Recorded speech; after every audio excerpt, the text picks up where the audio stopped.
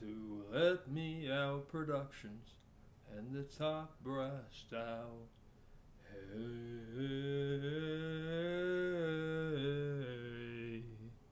Ooh. Ooh, the soul in that one. Yeah! What kind of fan do you know sing their own jingle? Heck yeah. What's up? In the fisheye up there. You're in a 90s music video. What's good? We are here to discuss an itinerary. Yes, we are. And let me go ahead and pull that bad boy up.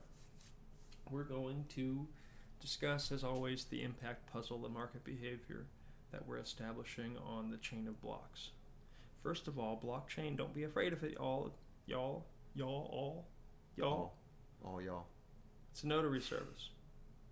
Public notary service, peer-to-peer. Responsibility over authenticity as a network. Yeah. If you are a millennial like I am, you probably downloaded things on LimeWire at a certain point in time, completely legal things that you were supposed to download. Nothing you weren't supposed to download. And what would happen on LimeWire is all these peers would share different parts of the thing, so no one person was responsible for sharing the whole thing, and that's how the file would be delivered to the person who was downloading that completely legal file without breaking any laws. And now we share responsibility over authenticity much the same way, using a network of simultaneous user transactions that are stacked in what are called blocks. And then those blocks are recorded in a chain. And they're recorded by peer-to-peer systems. So when we pay that system to notarize, to register, to transact information or value, that information is then recorded permanently and publicly for all to see in a programmable way, which means that you can use that data as conditional ecosystem information to then build layer 2, layer 3, layer 4, layer infinite amount of response, build, community, function, utility. All of it. On the information that now exists on the public notary. We have an infinite window, and I didn't notice, so I'm sorry about that. Let's go to,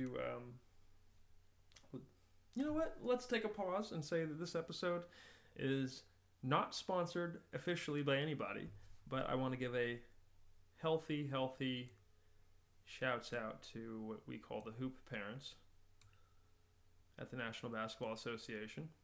Ooh. Because here you have their official wallet, the Ethereum Wallet, a verified account on OpenSea, and I airdropped them an episode of Lens Face a couple months ago, episode number 44, Joker's Last Laugh. And when you airdrop somebody or an address something on OpenSea, they have to choose to display it, and otherwise it won't show up in their wallet. And here, we will prove it, because I want people to learn at the same time. Is this already functionally? Yeah, this is Q's bear, right here, whale bear. And whale bear. This is the notary. This is the notarized file. The title to whale bear. It has a contract address on the Ethereum network. This is the contract that defines what this intellectual property is. It's Tranquil Garden. And this is the 22nd title on this contract. It's the 65th title overall in the puzzle, which is a split contract puzzle. Thanks, OpenSea. You know what you did. All right, so this is Whale Bear. You can't mint him; he's sold out. But this is where he is. And when I click on Q's wallet, who's never logged into OpenSea in his life. Never. He hasn't named his account. He has no profile pic, and you can see all of his bears and his notarized proof of origin tokens for the games that we've created are not in his wallet. You have to choose to display what is sent to you. So when we go to the National Basketball Association and we let this play for a minute, and my face shows. Welcome to Lens Face. It's the Kings versus the Nuggets tonight here at Golden One It's a big Center. win Stay for the tuned. entire collective, I think. I'm here with Great. the team from Cowbell Kingdom. Hey, what's up, Kumani? Shout out Kumani right here. Big win for Manny and Leo. Vlogger, wow. That's how we do it. Okay. Well, let's have a lot of friends. And big win for all of Sacramento and all of Sacramento Kings fandom. The whole community. I mean, really, everything that I am as an artist and as a producer is community. And I try to put that forth in everything that I do. So, For a game. I don't know what he did against the Lakers. in that output, I don't necessarily perform to decorum, but there's a rhyme and a reason to it, and it's a functional aspect of the product. So, anyway, also shout out to Bogdan. This is my guy here, right here. This really weird art of him. Who you know can say that they've done this? But Bogey, brate. Okay, Lens face. yeah. So there's a. Y'all can check it out. It's just OpenSea.io/NBA. You can't miss it. We are distributed by the NBA. So I'm not going to say front page. First item. Yeah. So super shouts out to the NBA. We appreciate you. So this episode, the stream is not necessarily endorsed by the NBA. However, I'm going to celebrate this, and I think we all should. Yeah. It has nothing to do with me. It has to do with everybody in Sacramento. This is our accomplishment. Yeah. So, and beyond, everybody in my hometown of Forest Hills, Santa Cruz, my people in Buenos Aires, the few New Yorkers who hold on to me near and dear. So we'll get into impact puzzles. I'll use this tab. Thank you all for, go check that out. I just think it's cool. In case they hide it again or whatever, I don't know. I'm nervous about that. I don't think they will, though. They're good. That's a seed of a mockumentary sitcom that they are ultimately... I'm not going to say nothing's official, nothing's endorsed. I want to be absolutely clear. The NBA has never endorsed Press Pass. They've never endorsed Lens Face. However, they're openly distributing an episode of Lens Face from their official account with no qualms. And that's means the world. That's the public. That's pretty cool. They're distributing our content on the public notary. That's pretty cool. That's dope. Yeah, that looks. Yeah. So we'll go ahead and put this publish paper. We're not going to spend too much time on the paper because you can read it. So I'll go ahead and put it in chat. What's up, chat? If there's anybody here. What's up, chat? In fact, let me go ahead and tweet that. Let's get this tweeted out. And let's get this sent to Q as well. Yay. I love it. Whale bear. And Tom, if you end up watching this, Q is not British. He does do a good accent though. I do a couple. I do a few. I do a lot. There we go. Impact puzzles, music bears, and pedal bear flag with my number 53 red spot token. Oh, that's a nice. Pokemon. That is a nice photo. Let me get my Instagram chat off of the stream. It's okay. Not that there's anything to hide. It's just that's my habit. So here we go. It's not about me. It's about all the people I talk to and that they don't consent to anything being shared. But past that, I'm very... Yeah. Also, Pokemon. Yeah.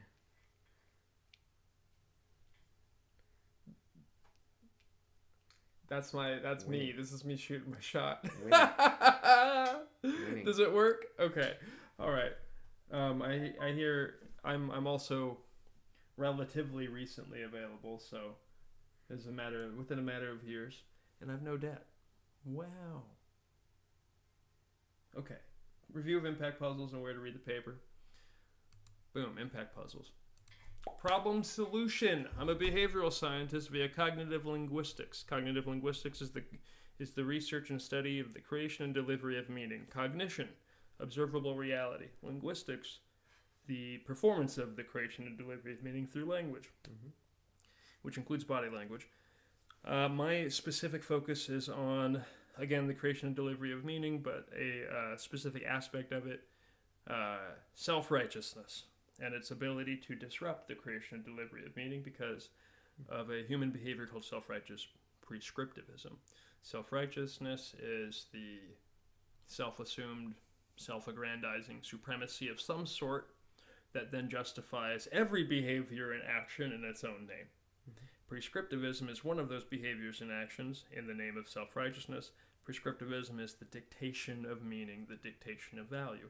So here, in the transaction of the economy, we participate in a very flawed behavior in the creation and delivery of value, which is a form of meaning. And we also do this in language too, but we're proposing this is the solution in the creation and delivery of value. When we create an idea to wrap a market activity, that idea, that concept, is intellectual property. That is traditionally transacted as one unit, which wraps all of the contribution. What a bad time.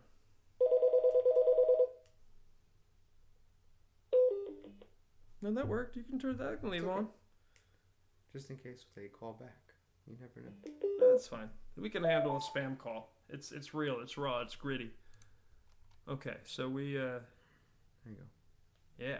So we are so yeah. Impact Puzzles on Blockchain. You can read it on the chat link there.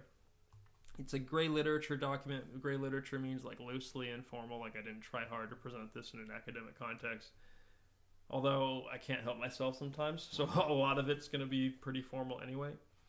The problem, again, is the creation and delivery of value is flawed by that self-righteous prescriptivism. This is nobody's fault. Every human on the planet exhibits self-righteous prescriptivism. Even me, and you will catch me doing it from here on out. I'm just saying, it's a natural human behavior, but we all must hold ourselves accountable for when it is exhibited and when it does apply. So I'm a flawed creature, as is everybody, and mistakes can be made. So I've certainly at times and will at times in the future be subconsciously or consciously dictating the meaning and value of other people. So it's not an excuse. I'm trying to hold myself accountable while also trying to hold everybody and get a language of accountability built into our behavior. So when we transact that intellectual property, be it a brand, a product, a service, an experience, a distributed asset, the logistics of distribution, when we transact that intellectual property, it's traditionally wrapped as one unit, one box. And that box wraps all of the contribution required for this thing to exist as one unit. And then it's sold from the merchant, the creator, to a customer, which is usually a publisher or a finisher of some kind, finishing entity that then launches it to its maximum market potential. That maximum market potential must produce a fiduciary result that leads to the customer who purchased the intellectual property being very, very happy with returns. Multiplied compound value. So there's an issue with that because at some point in this equation that goes beyond economy into human behavior, where at some point, maybe there's nobody's fault, but it's just a natural behavior that we're all participating in, there's a dictation of value of of all contribution to this box for it to exist, and that dictation of value is that your contribution is flat value. But I'm allowed to then turn your contribution into compound value that I, as the customer alone, will enjoy. And the customer is usually an entity, and the entity is beholden to shareholders, which then share these profits. So what we're saying is the contributors that are building these boxes is say, okay, why don't y'all slow down for just a minute and share instead of leaving us on the street to die with crumbs? That is objectively what you're doing. Now, I want to be absolutely clear of what I'm about to say. I'm not a threat at all in any way, shape, or context. I'm explaining behaviorally the reason why a Luigi-type situation happens, okay? This is the objective result of that dictation of meaning and value being flat. It's a behavioral flaw. We all exhibit it all the time. Think everybody's guilty of this. When you walk by that person on the street who's like sleeping on the cardboard and they piss themselves and they're struggling and they smell bad and you just have that thought in your head. Maybe it's like what WTF is up with this person? Yeah. Now you're dictating that value. I even feel guilty thinking about it because, like, you know what I mean? Like, we've all done this. This is the problem. And you can't say, oh, I haven't done. Yes, you have. In some context or another, you've done this to another person in some way, shape, or form. Well, how do we solve it? Well, we try to hold ourselves accountable for one. There we go. Yeah. Self-language, self-respect. Exactly. Learn where that's coming from. For me, it's all chemical reactions in the brain. This is dopamine and adrenaline that cycle together. You become behaviorally addicted to this rush that is produced from the dictation of meaning and value. The power, so to speak, that is produced from this behavior.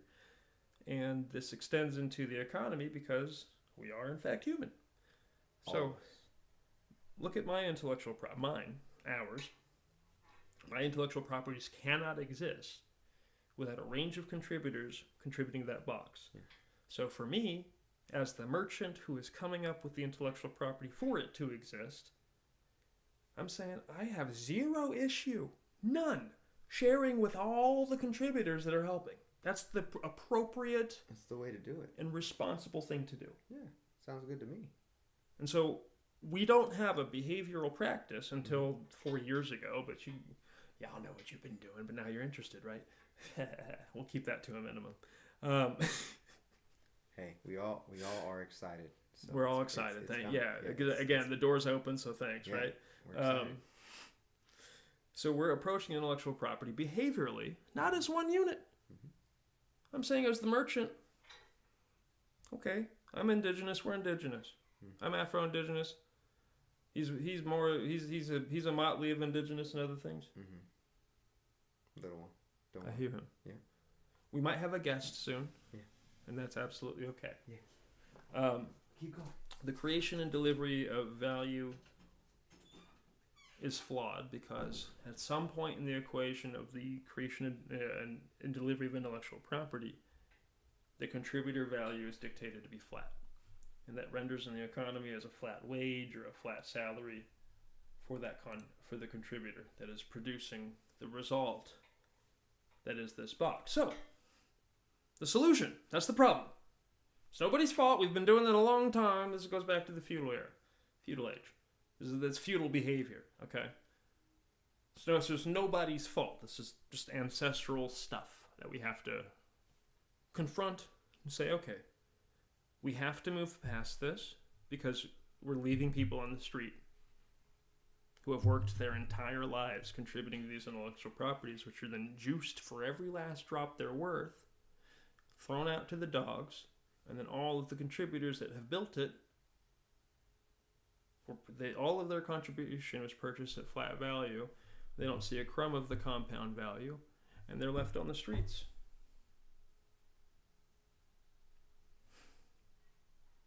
And that value, the compound value, is squeezed out of us in so many different ways. So that's why the healthcare thing, that's why that conversation is large. So we're not going to approach the intellectual property as one unit, as the merchant. That's the solution. We're going to say, okay, let's create a system of account for that contribution, and we will transact the intellectual property that way. A system of account is an impact puzzle. Impact is a capital I material good.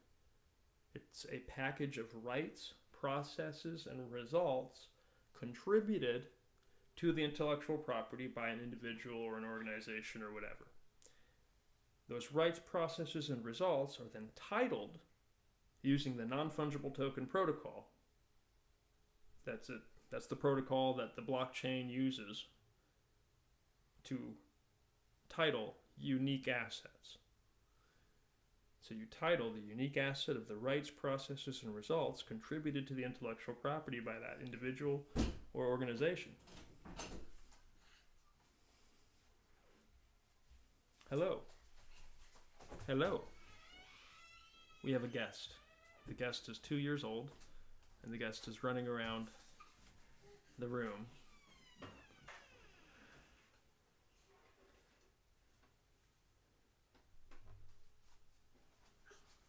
Causing ruckus.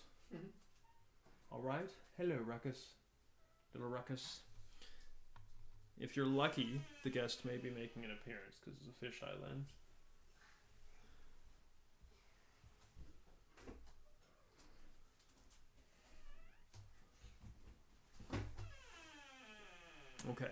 So impact is a package of rights, processes, and results titled as property of the contributor. Every contribution, no matter what it is unique to the intellectual property because the individual who contributed is unique. There's the uniqueness.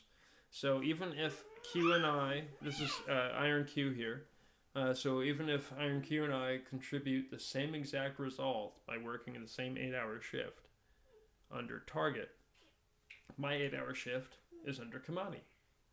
And Iron Q's 8-hour shift is under Iron Q. And there's our guest. Right on cue. What?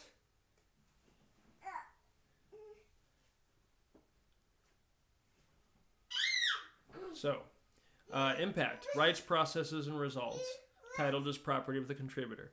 This is arranged in the intellectual property ahead of production using an impact puzzle. So the intellectual property is declared and defined as property using a deed. A deed is a document that defines a property using fixed points, measurable distances, and impartial witness.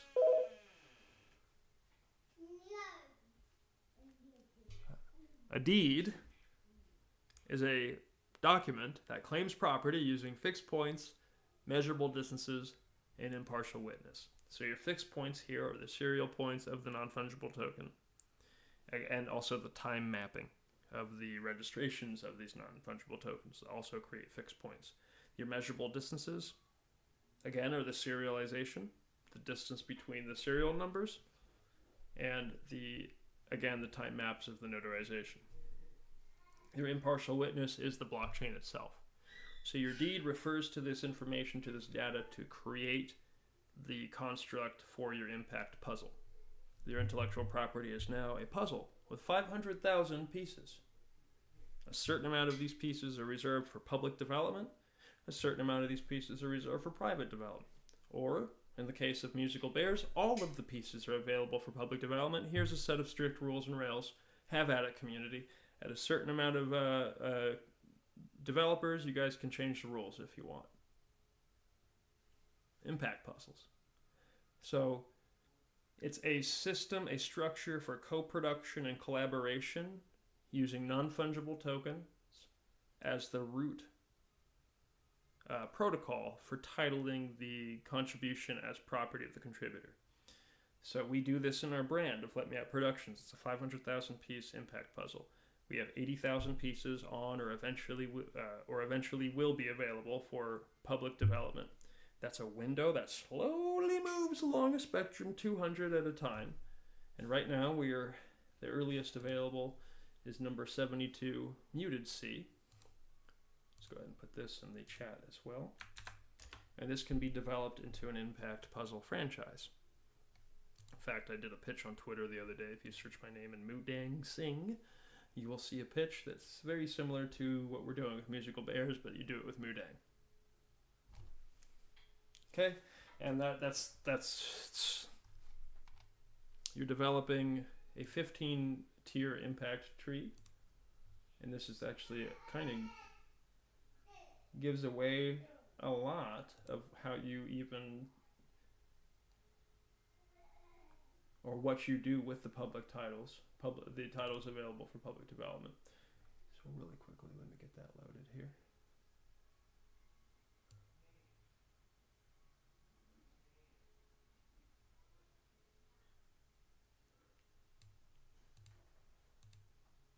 Our special guest, may yet return.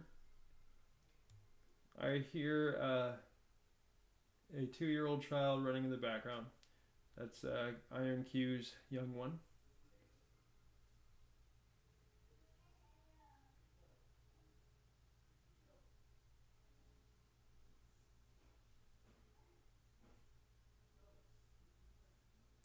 Huh.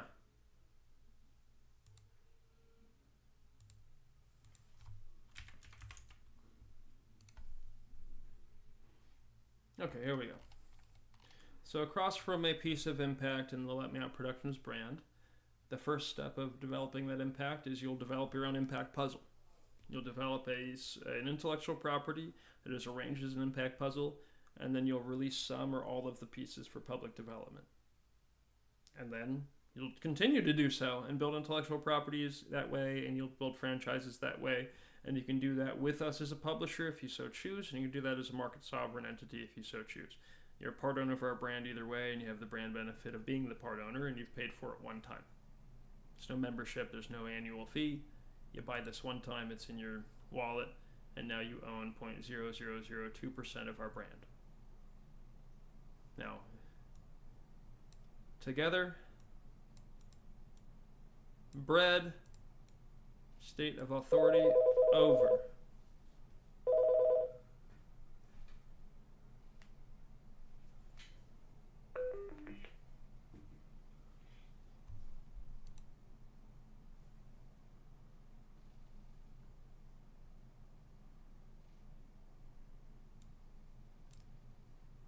Read together, state of authority over, and token is proof. So proof of state of authority over, read together, and you're responsible for developing number 72 Muted C in the brand. And we hope that you develop it into Moo Dang Sing, a social media musical with 2,500 baby hippos that people can sing on and launch limited edition merch lines from. So there you go, 280 for that guy, maybe 285 with the notary fee, and I put it in chat. Thumb to the nose of OpenSea. Let us sell these on your platform again, you goons. All right. Going back to the impact tree for Let Me Out Productions. So after you get started on developing your impact puzzle, you can do this with one of us. We have a team of creative producers that work for the brand, and we are on standby to help you, guide you through a 56 benchmark process in developing your impact puzzle. I will show you, give you a sneak peek of what that process tree looks like. There's our special guest. What's up, little one? Hey now. Okay.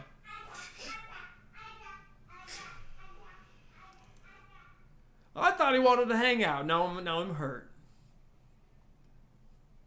Okay, so Voyage of Legacy is what we call the impact puzzle development.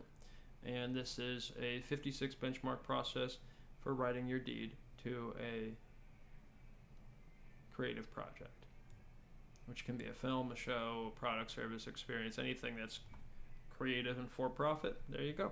You can write it. You can use this benchmark to write your deed.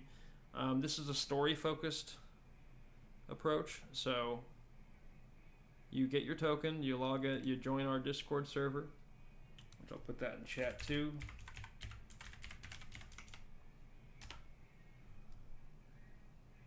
Did that not work?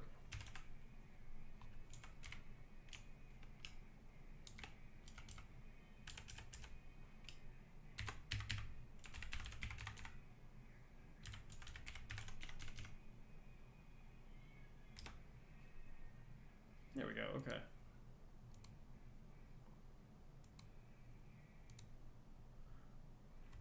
We'll go ahead and pin that. That's the pin message is the Discord link, so go ahead and click on that and join the Discord. And right now there's a couple of different verification layers because we are heavily protected against bot overruns.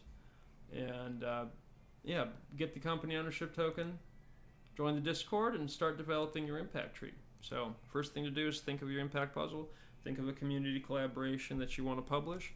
And if you need us as publisher, you can pitch that to our creative board and our collective, and we vote on what we're publishing twice a year.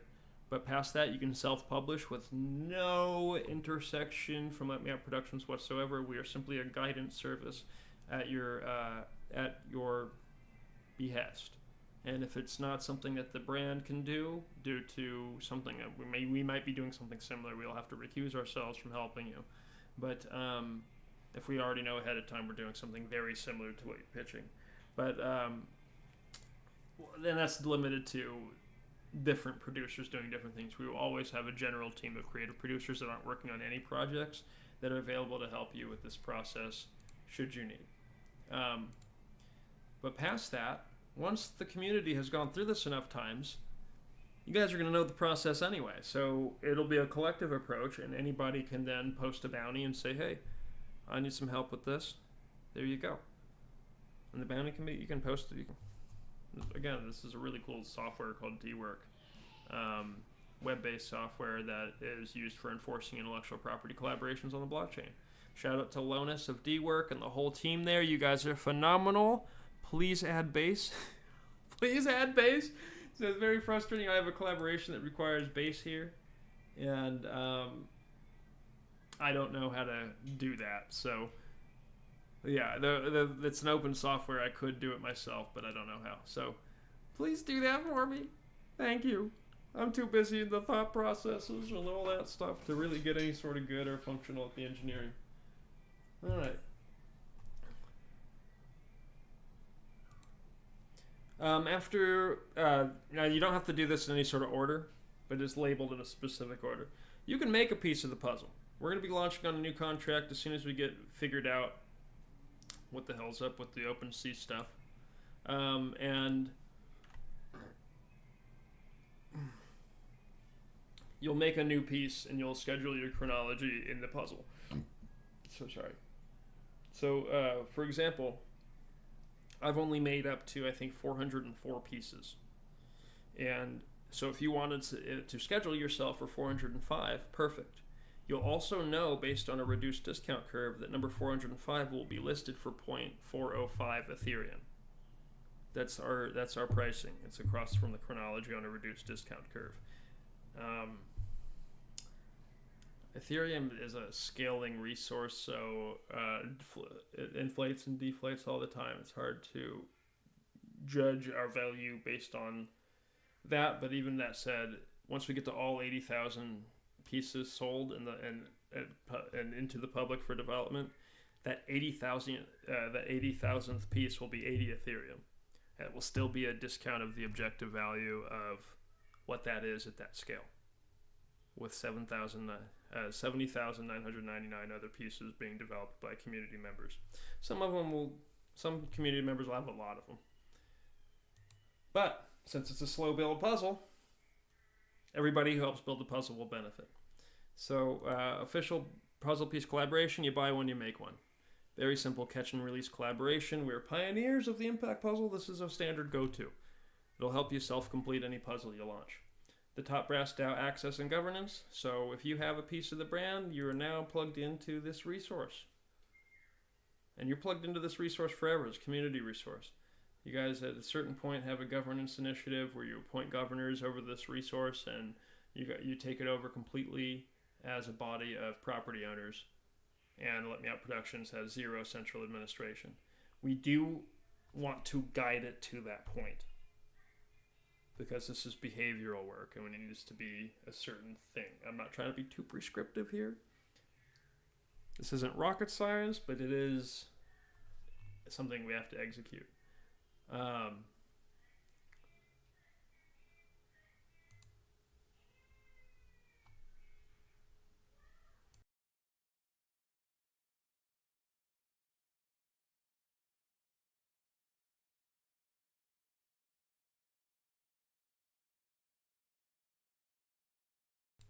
Okay, we're back. So you can make a piece. You have access and governance over the top brass DAO. You have limited content access. I need to go do some maintenance here, but here's a piece of content that we have hosted at beam.xyz, our friends at beam.xyz.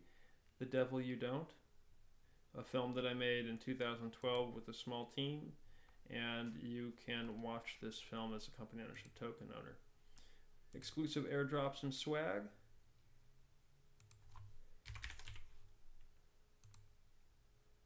This is a great example of some of the stuff we all get, the swag, the airdrops that we've done for our community members. It's the Lore Logo collection, so everybody who is a property owner in the collective will find one of these in their airdrops, so make sure to unhide it and celebrate this piece. It's a great, great party mechanic. Instructions. Develop an impactful story to tell using the 7 elements of a well-told story as randomly generated and mapped through a color element system to our Let Me Out Productions storytelling logo.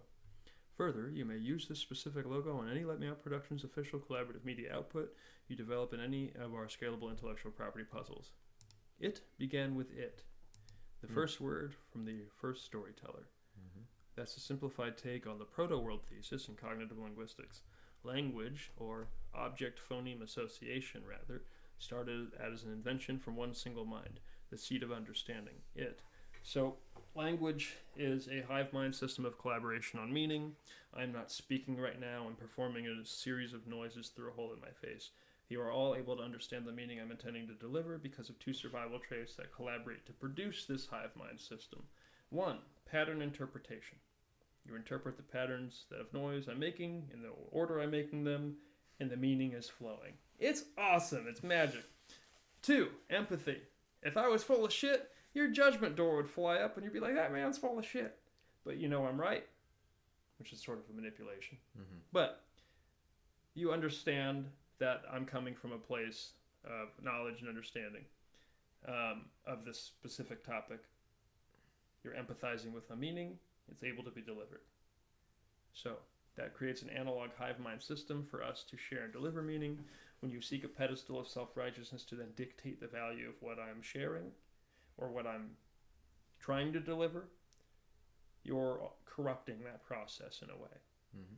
Now, the only time that you should do that is in appropriate places, conditions, areas, surgery, rocket science, military, executions. Look at the pillow monster. Okay, our guest is back, a 2-year-old, and he's bringing 2 pillows with him. Pillow's bigger than he is. Thank you. Now he's probably going to go get his screen, and we will do our best not to get copyright struck. Okay. So the lore logo is part of the stuff we all get. It's part of the impact puzzle that you're getting with the Let Me Out Productions brand. You also receive assignment of 0.002% intellectual property ownership of Let Me Out Productions. That's Indeed. And you can look at that deed of partnership on the blockchain. Yes, you can. Not on OpenSea, though, because they've censored it. But that's okay. Oh, man. We have angels on our side at a high level, and we'll be fine. As you guys can see, yeah. Professional basketball. Ow. Professional basketball seems to be excited to affiliate with myself and the team and this wonderful 2-year-old baby in the background. So, shouts out to pro basketball. So here's the deed of partnership. Let's put this in chat too. We can just put everything on the notary service directly in chat so you all can be the impartial witnesses. You, the person viewing the thing, are part of the impartial witness structure of notarization. So you can read the deed to the brand as last updated October 3rd, 2021. I'll update the deed at a certain point, and this will be a relic token at that point, but this is the last official notarized update to the brand, and you can see how the brand is defined as a puzzle and how it assigns ownership. Oh, actually, I can just put that on the down here.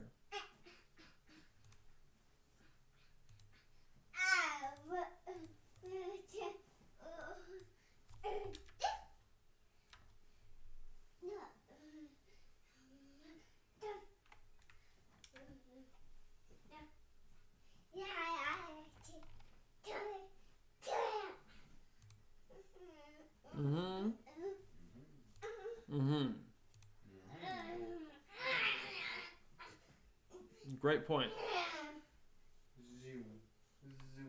I do agree with your take on the environment, child.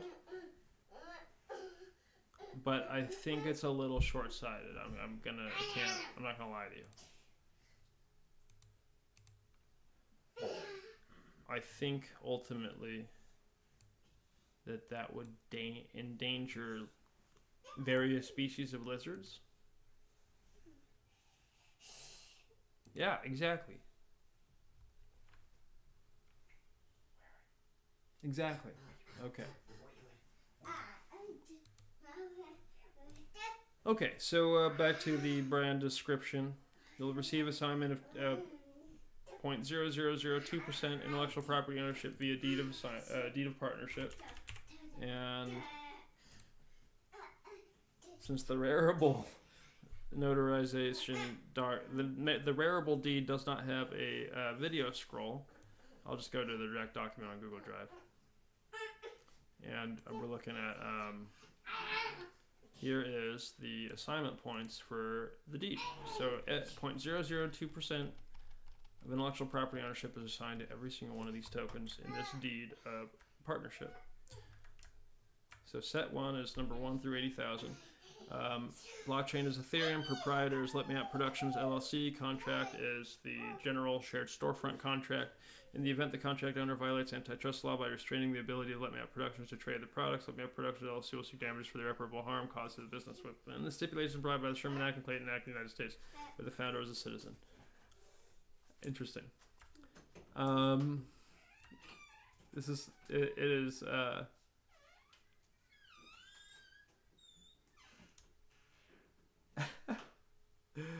I forgot I dipped this in sauce during the last upload. Love y'all. Okay. So there you go. You have assignment of to all the token IDs we've put on OpenSea so far, number 1 through 360, and then we'll just continue the puzzle from a different contract. And we'll keep on updating it as we go.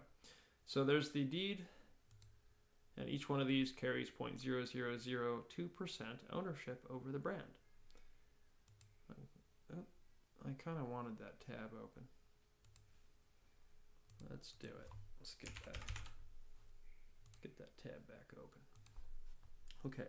Official merchandise collaboration. There's a slight merchandise collaboration here where you can use the ownership token that you bought to make merchandise and fashion.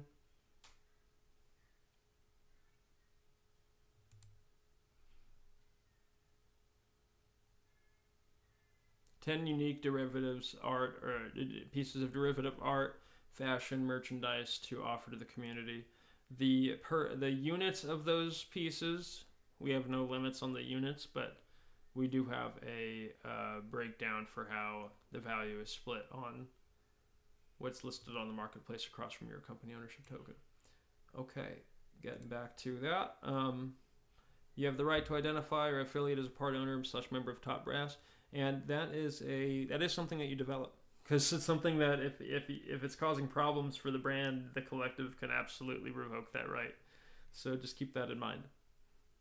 We as a collective, we can choose who we affiliate with. Even at some point, I'm at a certain scale of customers, I'm subject to that as well, which is a good thing. Even though it's my central concept to begin with. Once enough contributors build it up, it's no longer mine, it's everybody's. You feel me? And you have contributors that are going to buy a bulk of the property and develop a bulk of the property that's publicly available. You have contributors that buy minor pieces and develop their own little chips. And all of them will anchor the compound value of what they develop to themselves within the terms of what's defined in deed. And you have the right to the Story World seed for intellectual property puzzle development. This, like I said, it's a straight up orange square, right? We were first to do this too, apparently. Who knew that would be a thing? If you're super Web3, you know exactly what I'm talking about. But yeah, who knew that would be a thing? I'm gonna eat a couple, what are these, pedal bears here?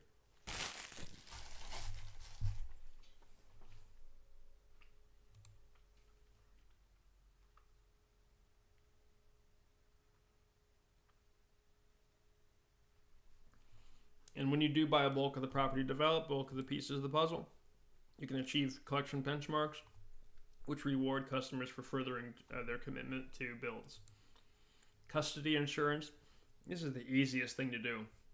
If custody of a piece on the blockchain is authentically lost by the customer, when you're not trading value positions, it doesn't matter.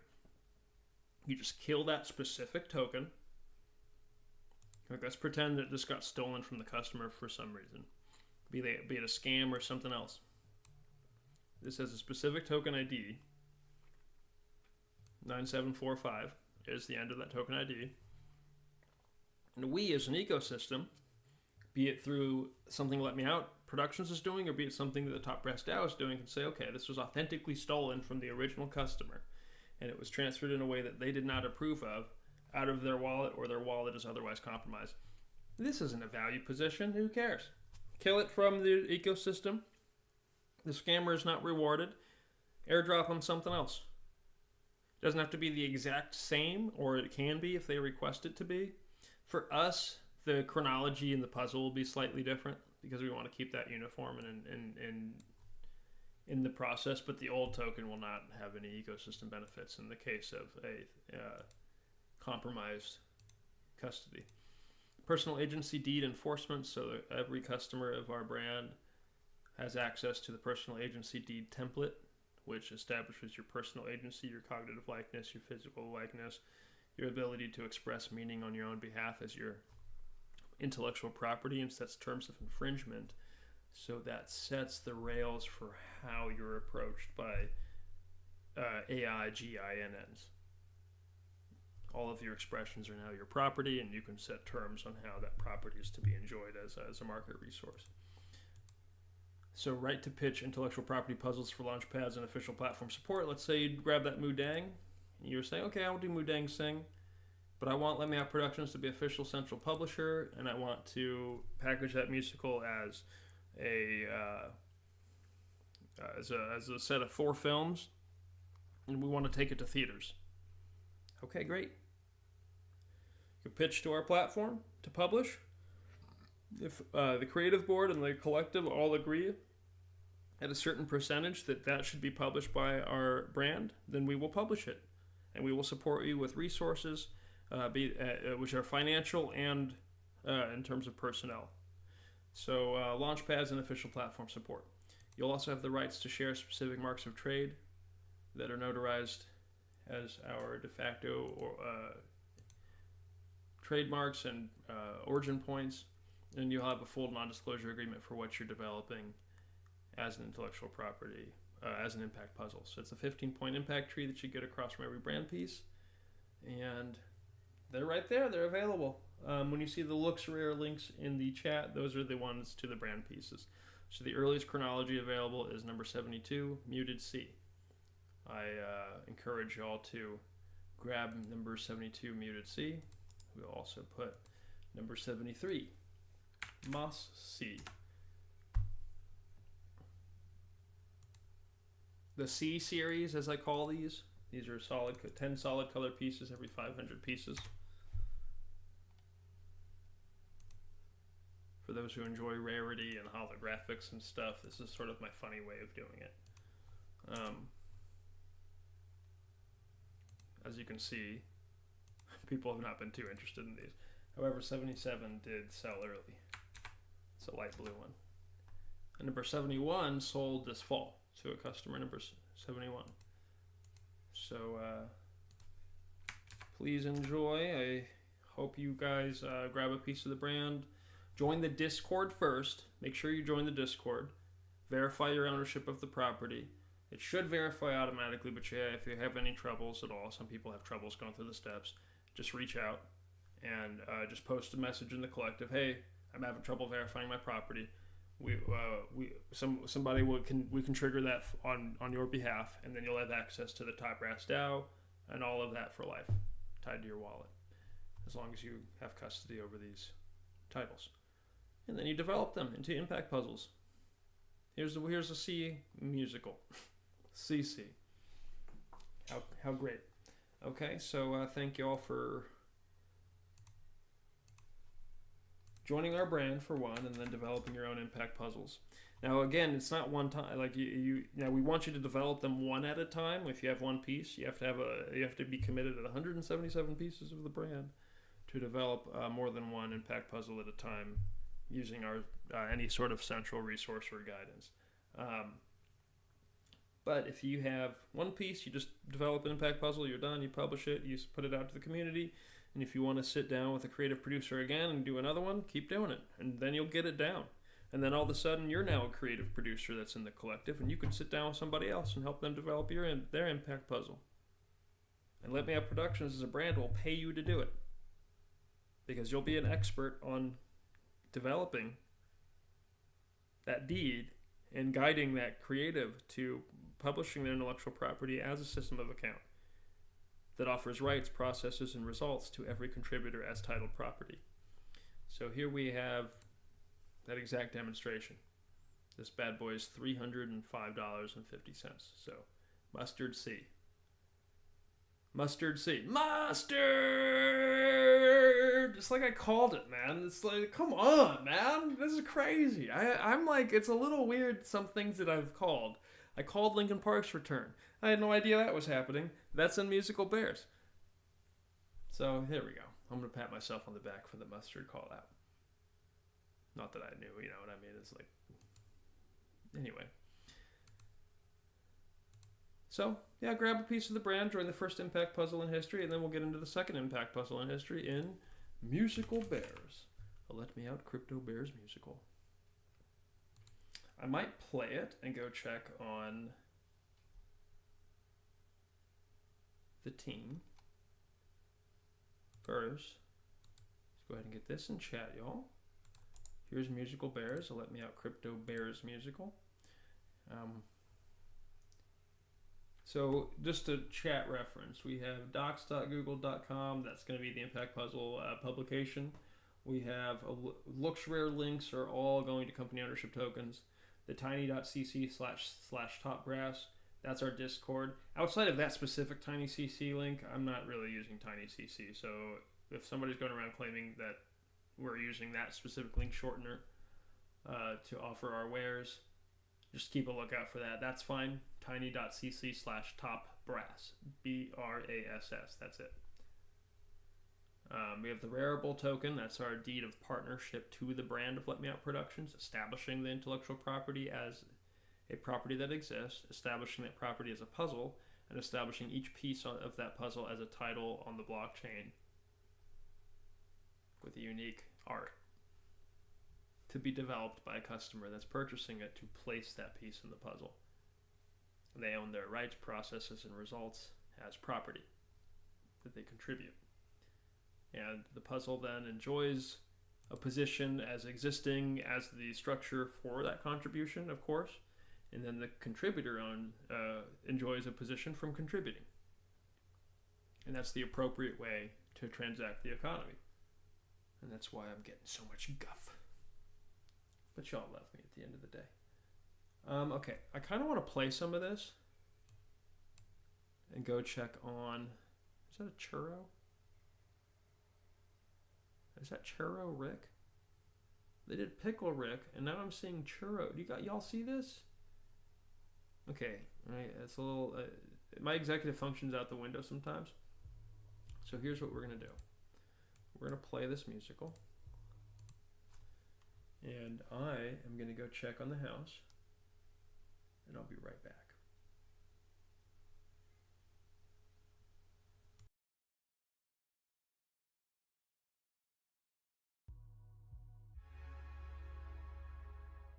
All the things that we can do, freeing crypto bears from the Ethereum zoo. They want to be with you.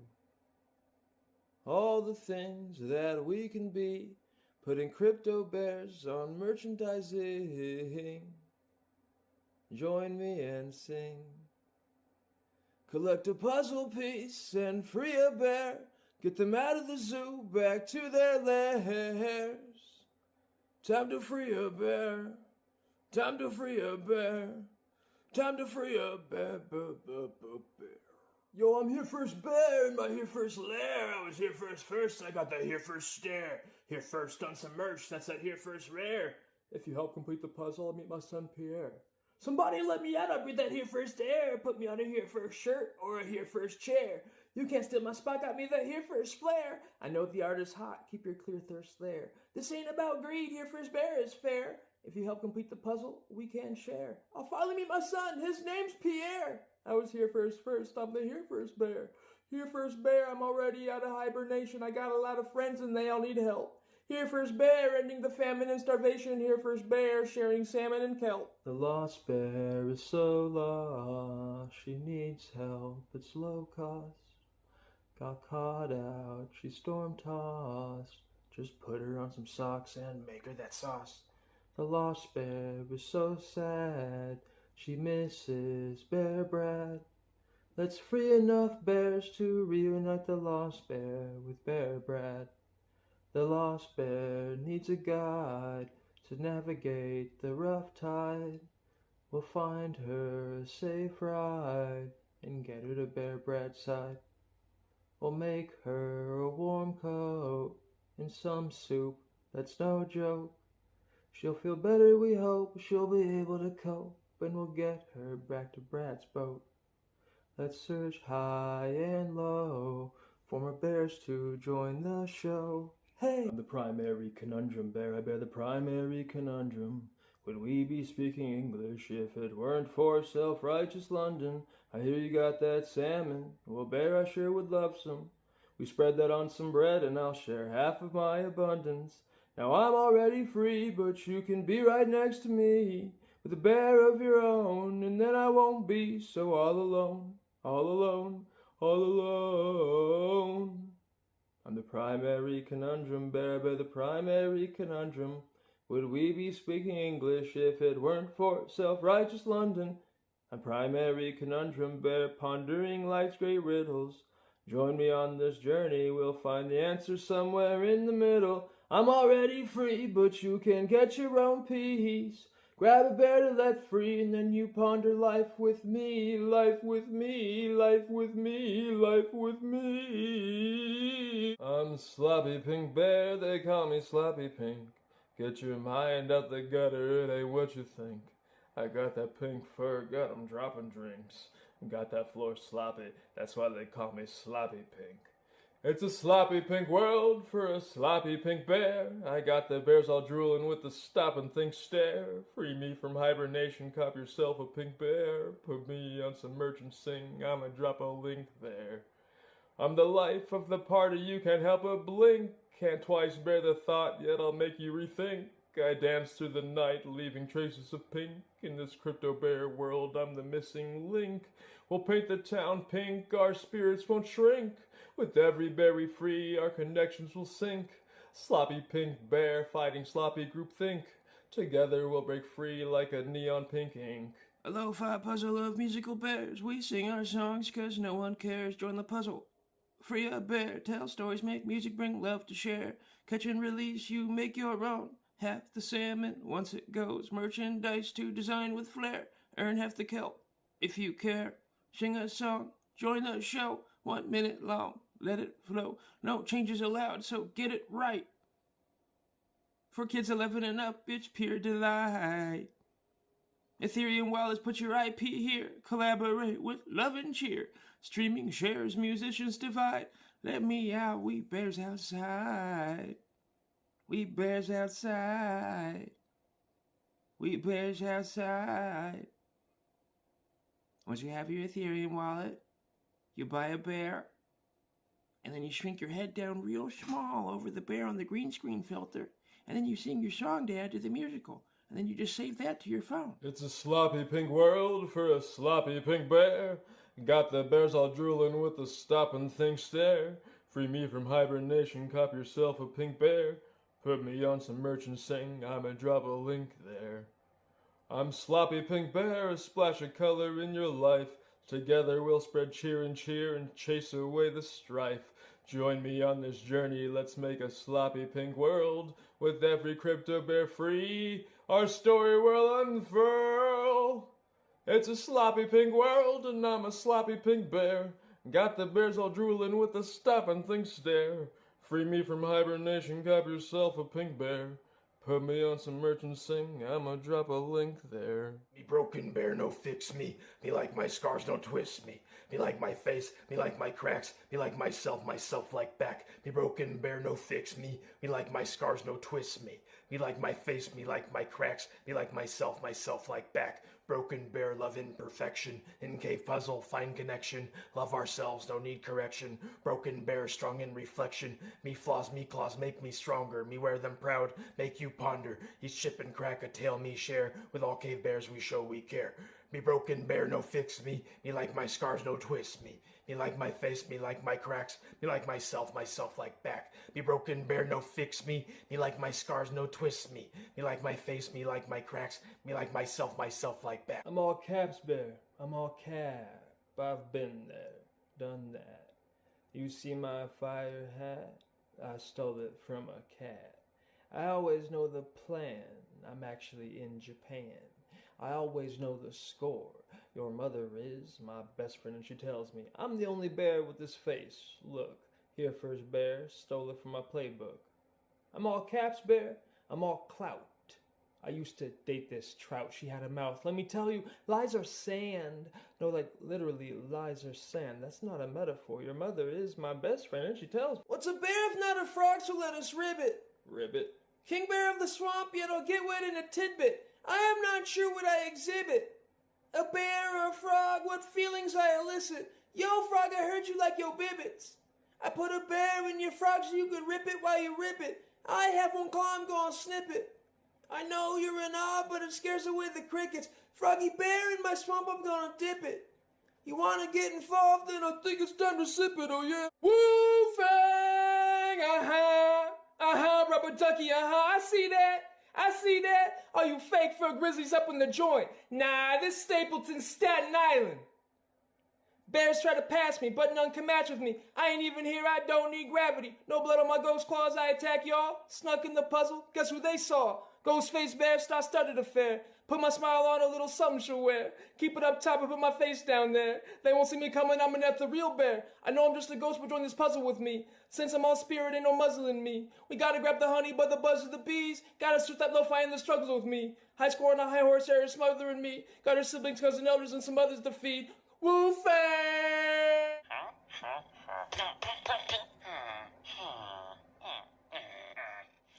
I'm Craftmine. The history, that's mine. Y'all know placing pieces is my pastime. But that's fine. I give flat pine. Benching all the bears who need exact rhymes. Wearing me around makes you mad fine. Make yourself merch like I craft mine. Steady staying steady on a slack line. Cross the wrong bear, it's a flat line. Blocks are everywhere, I'm a stack mine. Number 9 should be 1, I guess that's fine. On ETH before the apes, I'm a landmine. On ETH before the apes, I guess that's fine. Help me play some pieces, it's my pastime. I'm Craftmine, the history that's mine. Y'all know placing pieces is my pastime. Epilepsy and headache warning. The following song has a slow flashing background with bright colors. If this is dangerous to you, please look away while listening or skip this song.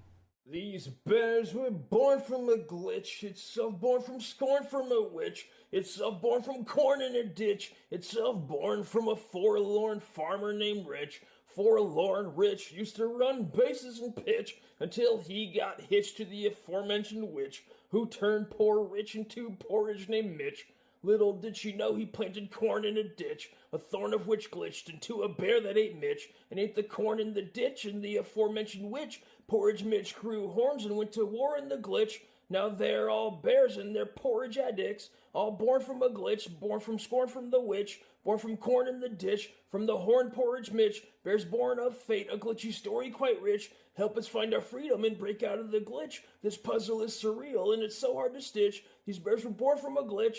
No, not again. They were just born from a glitch. I'm confused.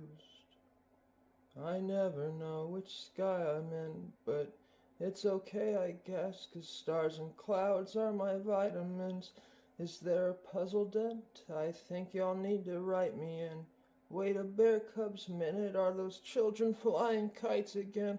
Oh, woe is me, oh, woe is me, oh, woe, I have to fight again. I paw and claw and jaw and maw with swipes I disguised as when they got them on. These strings, you see, they fly them up and slice my skin, and I just want the kites to die so I can enjoy life again. Until the eagle-seagull war livens up my skies again. An eagle-seagull piece, you say? I think I ate that pie again. Me got a quadrant, me got a goatee. If you got a problem, you ain't gotta know me. You want smoke? He looking smoky. The way that me walk, they callin' me coyote. Oh gee, oh hi, oh me, oh my. Floating as high as me hopes be. Do Jerry play, put Jerry in, need Jerry in like Osi from Lagos, see, he obviously good hosting. Teach Jerry how to sing, while all me bears get toasting. We don't know what this accent is, and Jerry is me goatee. Me eyes are haunted sins, Kimani should get banned for posting. Me sigh, me cry, me wish, me fly, floating as high as me hopes be. Me got so many friends that pretend they do not know me, but in the end they gon' be a music bear like they're supposed to be. Bears in the cave living underground, mining for metal in the puzzle's crown. Then came catastrophe, chaos, dismay. This chrome wasn't spilled in a day. This chrome wasn't spilled in a day. Static in air, the ground flooding gray. This chrome wasn't spilled in a day. Chrome still bare, he knows the pain. He's been here before and now he's here again. Soaked up the chrome spill into his veins. This chrome wasn't spilled in a day. This chrome wasn't spilled in a day. Static in air, the ground flooding gray. This chrome wasn't spilled in a day. Down pours a torrent of toxic rain, washing away chrome spill bare just a stain. Will he reform with chrome in his mane? This chrome wasn't spilled in a day. This chrome wasn't spilled in a day. I'm a bear stuck in a haystack, stuck looking for that payback. And when it all plays back, maybe I should have cut some slack.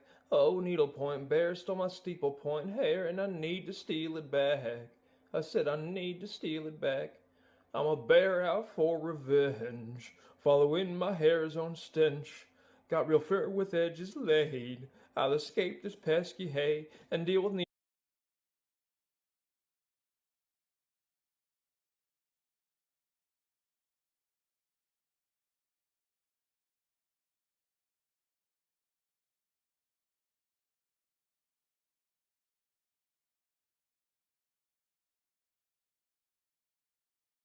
needlepoint bear in our legal affair. I'm on a mission. This chrome wasn't spilled in a day. This chrome wasn't spilled in a day.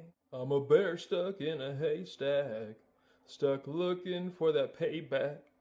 And when it all plays back, maybe I should have cut some slack. Oh, needlepoint bear stole my steeple point hair, and I need to steal it back. I said I need to steal it back. I'm a bear out for revenge, following my hair's own stench.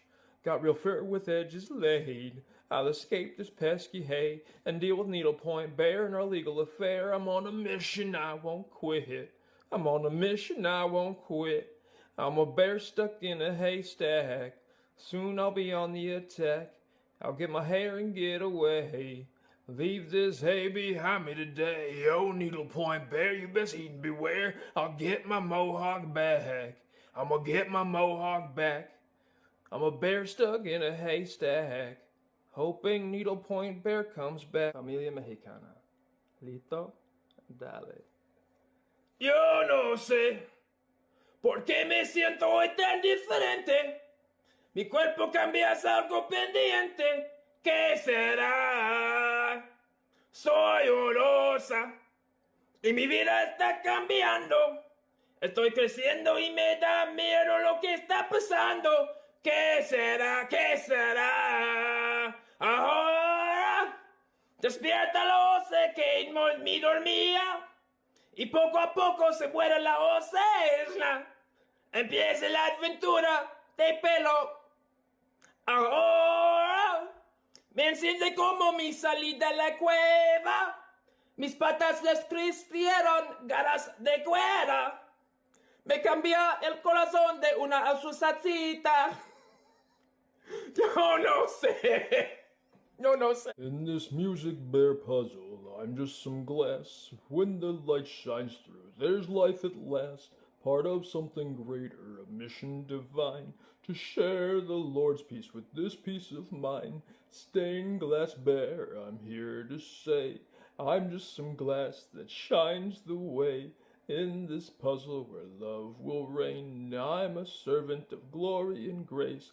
Each piece of the puzzle, unique and fine, together we sing a song divine. So I'll sing my praises and my voice will ring. Through my beliefs and deeds, God's love I bring. Stained glass bear, I'm here to say, it's okay to sing with faith. Love the pieces all around us, a part of the plan and our joyous sound. Jesus was lo-fi, simple and true, and in his footsteps I will walk through. So let me be like him, walking upright. I keep my stained glass from blocking his light. No matter your faith, you're welcome to sing. Stained glass bear, I'm just doing my thing. In this puzzle of music, we all have our part. Let's uplift each other with love in our heart. Stained glass bear, I'm here to say, in this world of colors, I shine Jesus' way. Peace is his message, we have pieces to place. Let's build this puzzle with spirit and grace. I'm number 17, Prince Ugly Bear. If you don't like my face, don't hug me there. Get up off that pedestal, that's musty air.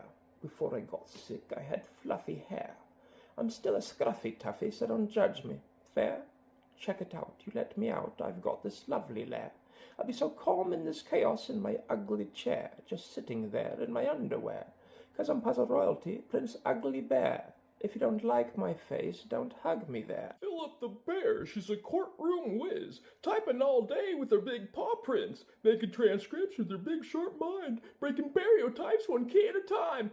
Philip the Bear, she belongs in the puzzle, breaking all the barriers and stabilizing struggle. She loves the puzzle, it's her home sweet home, a musical cave bear sing and roam. She's got the skill, the fill, and she's got the lip. She's got the moves, the moxie, and she's got the drip. She'll keep typing, she'll keep grooving. Philip the Bear, she's always improving. So let's raise a paw to Philip the Bear, a stenographer bear beyond compare. Clickety-clack.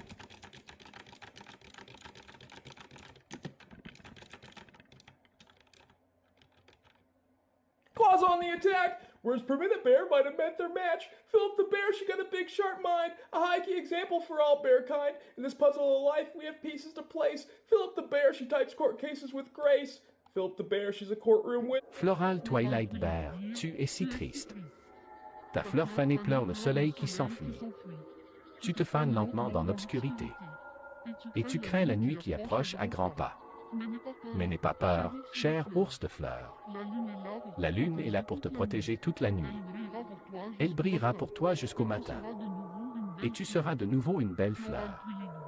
Floral Twilight Bear, la vie est un cycle. Le soleil se couche mais se lèvera de nouveau. Et tu seras encore plus belle, plus forte. Une fleur magnifique sous la lumière du jour. Alors, ne pleure plus, mon cher ours de fleurs.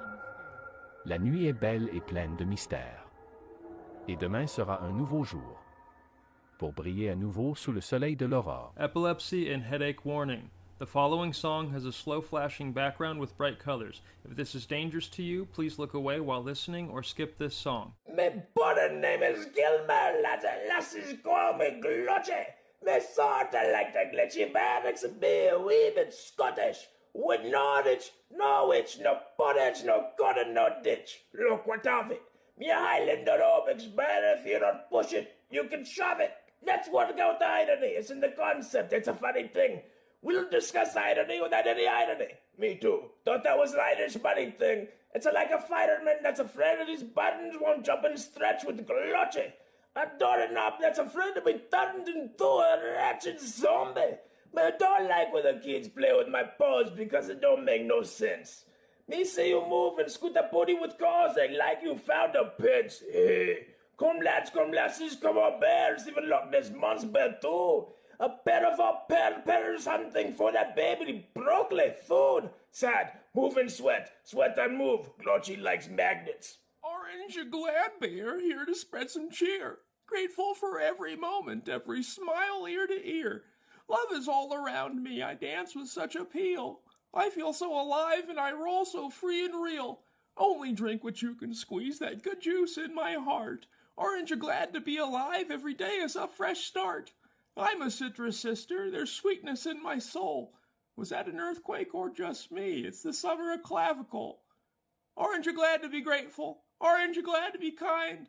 Orange, glad to dance through life and leave your worries behind. So let's dance together, under the sun's warm glow.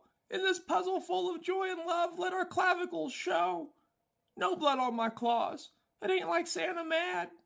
My sister gonna let me out. I need a fanny bed. I'm igloo rave bear raving in my igloo. Igloo rave bear raving in my igloo. Wait, there's a raven in my igloo.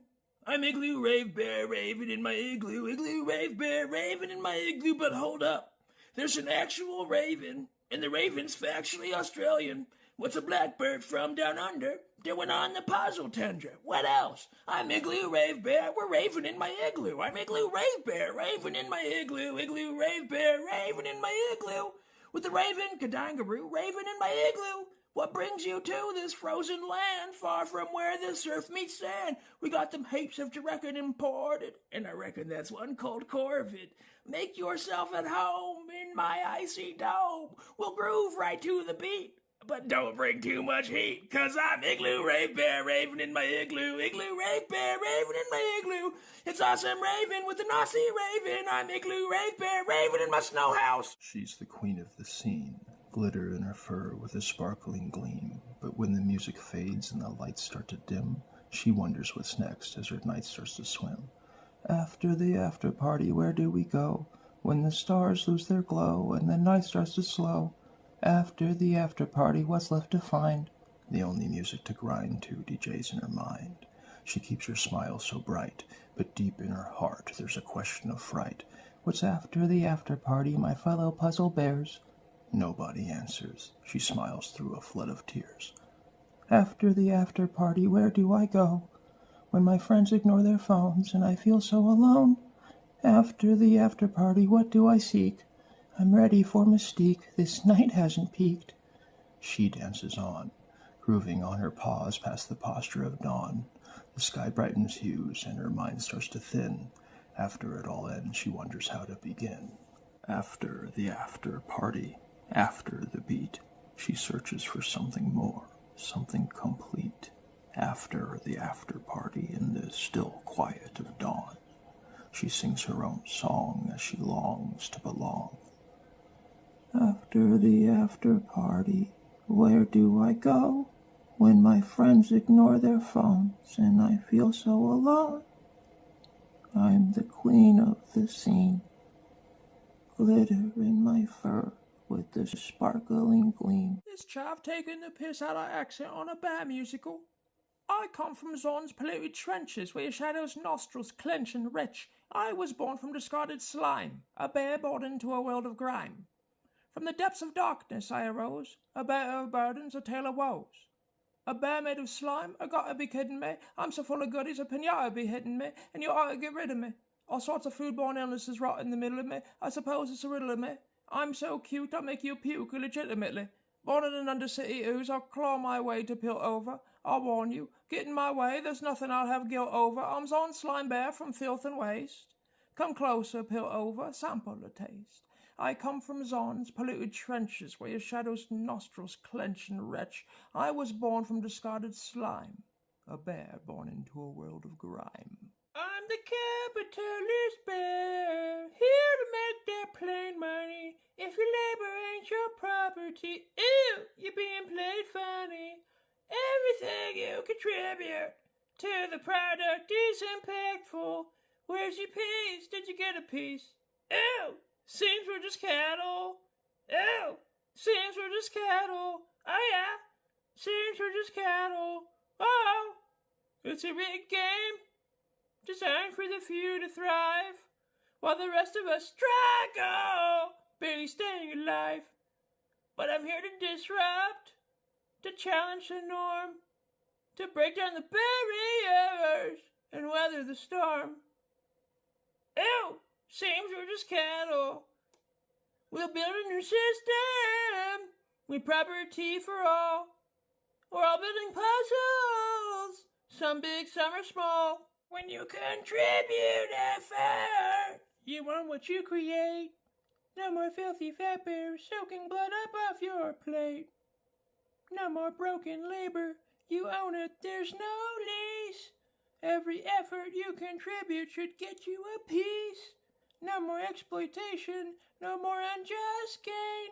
Together we'll rise and break free from the chain with a chain. Seems we're just cattle, yeah. So stand with me, fellow bears, let's make a change. Join the puzzle, every bear can thrive, even me, and I've got no range. It's time to reclaim our power, let's claim our rightful place, and build a future where justice and equality embrace.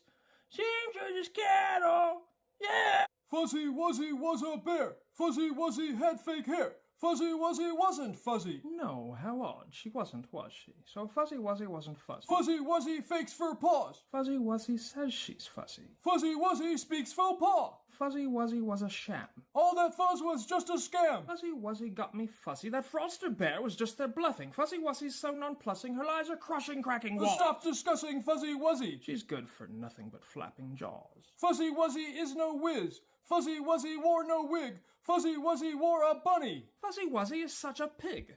Fuzzy Wuzzy's fuzzy bunny, be free to hop to me with glee. Poor fluffy fuzzy hustled bunny, was your fuzz always meant for me? I've been sneaking through the shadows, tearing papers, bears, it's how you be a rock star. All my claws tear through that trash and they be shredding like a monster. Paper messing with the rock stars, better call up reinforcement. When my paws roll up in your spot, they make that page go rip, rip, rip, rip, rip, rip, rip. They say rocks lose to paper, so I'm ripping in. I can see through you, see your thin fibers. Now inside you're torn up like me. I will rip paper, rip all the paper. Maybe I'm the one, maybe I'm the one, maybe I'm the one who is a paper-ripping rock star bear.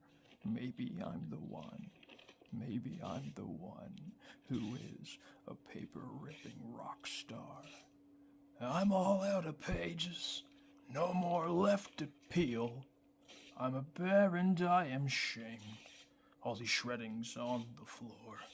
My mission never changed. Revenge is something real. Rock stars won that Rochambeau. The paper now is torn. They can bring their paper cuts. Fold origami until they go nuts. The rock stars had our rip. The paper now is torn. Rip me up inside. Tear me up. Rip me up inside. Tear my page and save me from all I rip me up. Cause my fur to rise. Can't rip up before I tear again. Rip me from the paper I've become.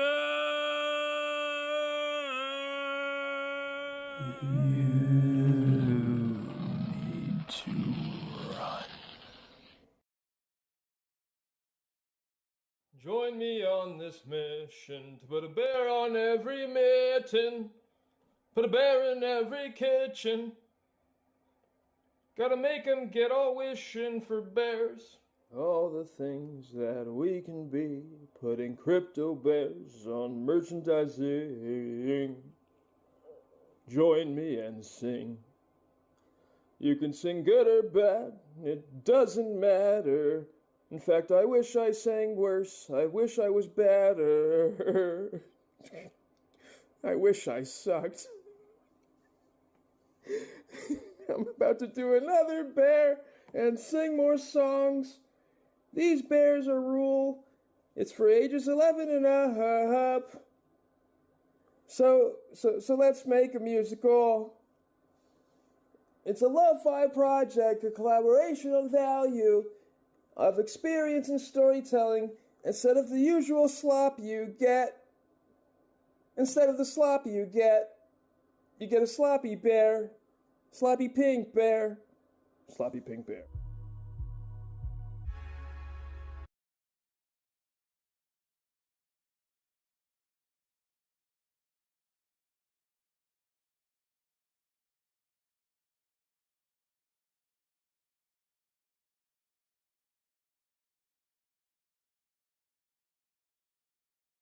Okay, I'm back on stream just for a second. I'm gonna rest in power to my granduncle, James Earl Jones. That's the post you see there. Yeah, if you didn't know that, mind blown. Doesn't make me any more important than anybody else, and I'm sure your granduncle is just as cool. Okay, so I'm going to play from the OG upload bubble on my Instagram, the reel, so I can go finish making my coffee, and I'll be back. Free encrypt.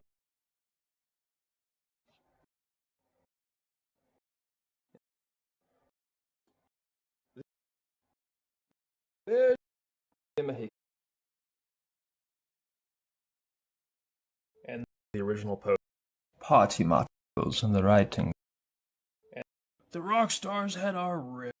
And thus ends the pilot episode, the Bobby Olive Ginny pilot of Musical Bears, Let Me Out Crypto Bears musical, also known as Don't Care Bears, is something else we're gonna workshop. Don't Care Bears. Okay, anybody can join this musical and launch their own bear merch line as a part of our collaboration with Let Me Out Productions. The intellectual property of Musical Bears, Let Me Out Crypto Bears musical is a puzzle, and the only way it exists. That's right, a puzzle. And you grab a piece, you buy a piece like you'd buy a font, or a Photoshop template, or any other digital file kind of thing.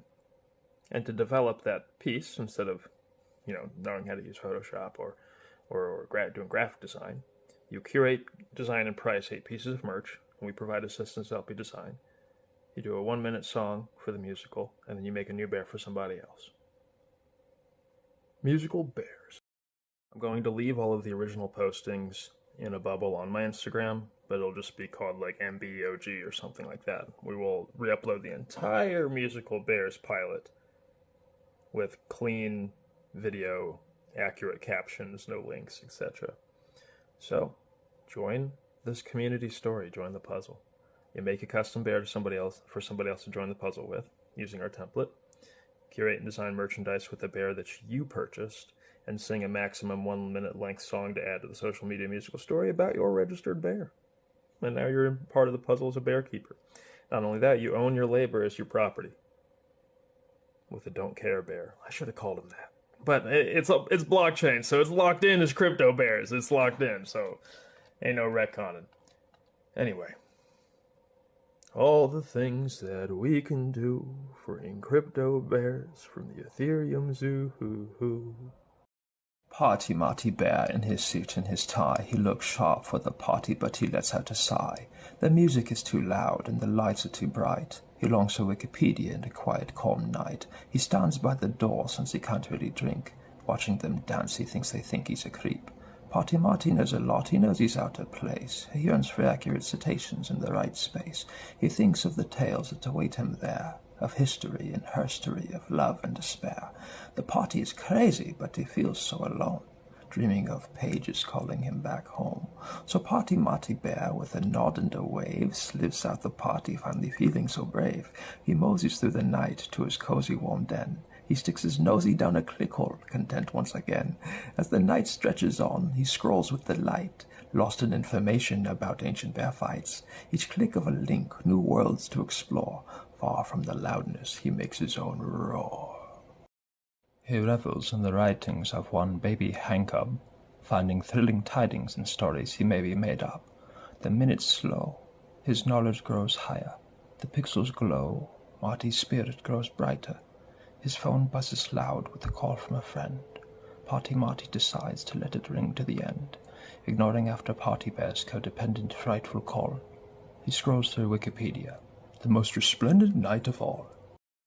I'm Curtains, a real bear, and I'm certain that's my real hair. When the cadmium canines attack, they'd best come in packs. The cubs are loose, the cubs are juiced, with claws and paws we maw and aw. I'm absolutely certain that's my real hair.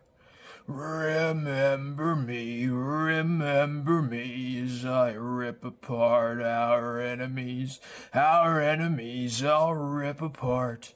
We're cyborg bears and we need new parts. Those robot dogs aren't even real. They weren't made to last, so is my hair real? Are the cubs lying to me? Did they replace my hair? I'm dying, see. A cadmium K9 bit, my armpit, my armpit, my armpit, my armpit. It bit me in my armpit. Everybody knows that's my weakness. Curtains here, I'm a real bear. Some parts replaced, to be fair, but certainly not my real hair. I'm certain that's my real hair. I'm dying, and my last wish is to welcome in that bear Brad Pitt. It seems he'll be in anything, so grab a puzzle bear and sing. I'm on my way to Paula. Bear Brad Pitt, did they replace my hair? I'm dying, I'm dead. Oh wait, it's just gas. Y'all ain't shit but faint blips, debris to bounce right off my spaceship. Goal to stay nameless and famous, just trying to animate the paint drips. But about to be your favorite, Banjo Boy ball so hard he Naismith. Deploy radar and trace him, nobody need him in the system. Engine spitting out the flames, quick! Let's go warp speed, let's ditch him. The industry's a freight ship, I'm a smuggler on a mission. Y'all big guns are aimless, y'all can never focus my position. It's just my navigation operates with such precision. Y'all radar can stay lit, stay concerned about collisions. Radar sweeping all over the stars. I hope you find what you're looking for. Illumination creating the dark. You'll only see what it's searching for. We all just really ain't shit, make the ancients all go ape shit. We welcome our enslavement every time we go to pay rent. Every mind needs entertainment. They tell us we ain't adjacent, light 'em up for exploitation, disguised decay with fragrance. New brief for the mission, gotta fix up our condition, gotta regulate insane wealth, gotta dump these politicians, gotta give aid to those who need help, gotta uplift our position. Gotta realize that our leaders want us focused on permission. But let me be the one to tell you that our mental aggregation amounts to one aspect. Pattern interpretation. Radar sweeping all over the stars. I hope you find what you're looking for. Illumination creating the dark. You'll only see what it's searching for. Can't see me, 'cause I've got the skill to. I'm hiding. We've got a big mess on our hands tonight. I've got that secret skill. Well, everything I do is hidden and awkwardly still. I'm seldom known and barely missed. I always put myself in destructive situations. I need oxygen to be exposed where no one goes, where no one's been. They can't see me. Yeah, we've got a big mess on our hands tonight. Sing it. Yeah, we've got a big mess on our hands tonight. And who's going to hide me? I'm a bear from Montana, that's big sky country. Ain't nowhere like Montana, that's big sky country. Big sky country, Blackfeet country. Please don't hunt me in big sky country. I roam Montana as free as a bear could be. I whisper my secrets to the tallest trees. Big sky country, Ojibwe country. Just let me be in big sky country. I taste the honey from the wildflower blooms. I'll stay running from human wildfire fumes. Big sky country, Plains Creek country. Please don't hunt me in big sky country. So if you see me, just tip your hat, and I'll mosey on by, you know where I'm at. Big sky country, Cheyenne country. Just let me be me in big sky country. I wanted you to know that I am ready to go, my heart, bah, my heart, bah. I wanted you to know whenever you are around, I can't bleed, I can't bleed. I know what my bleed's like, sharp hooves on my weak thighs. I stare in the mirror, my reflection getting clearer. My soul's broken. In a pasture of sorrow, I can't escape from my stares. I can't see tomorrow, nobody buying my bears. I start running, I start climbing. Look at myself, ain't no use trying. I can't find what I lost. Shit. Did I lose it? Did I toss it? The love in the glass to the crack and die. Should I let it pass? Should I pack and fly? My reflecting stares are shattered there. Fear nothing, for nothing's fair. I avoid the new herd. Why y'all still believe the shit that you heard? So I bleat to the moon in confusion. All the dreams that I thought were illusions. I'm the goat and I know this. That's why I broke the mirror in the first place, cause...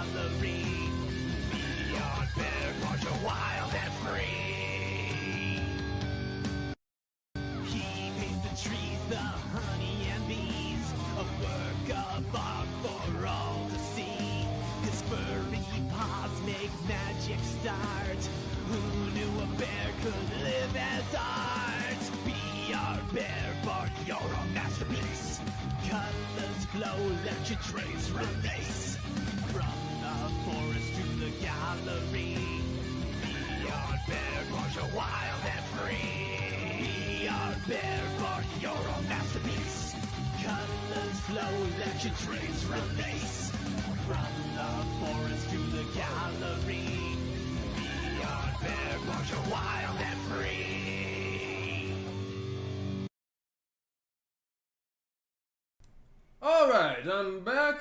Like Shaq with a brand new attack. What's up?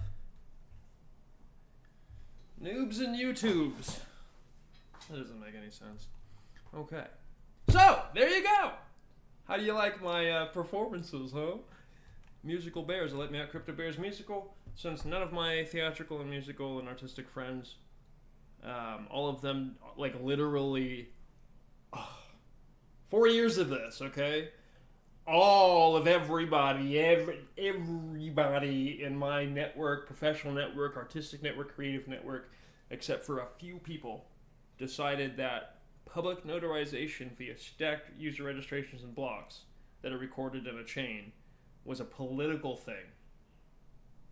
Because they were flooded with propaganda against using that tool and service. So... I'm not in Austin, by the way. I'm in Sacramento, California. But shouts out to the great city of Austin. You've always been extremely hospitable to me when I go to Austin. And I anticipate maybe being not an ego thing. I know the strength of my work. I'll probably have to eventually talk about this on Rogan's podcast because this is right up his alley. Intellectual property, shared compound value with all contributors. In a way, the Wall Street accounting firms are in awe of my work because it essentially turns socialism into a product. And if you're a capitalist, you'll love it. If you're a socialist, you'll love it. It's apolitical. Let's just work together and collaborate on compound value and share it.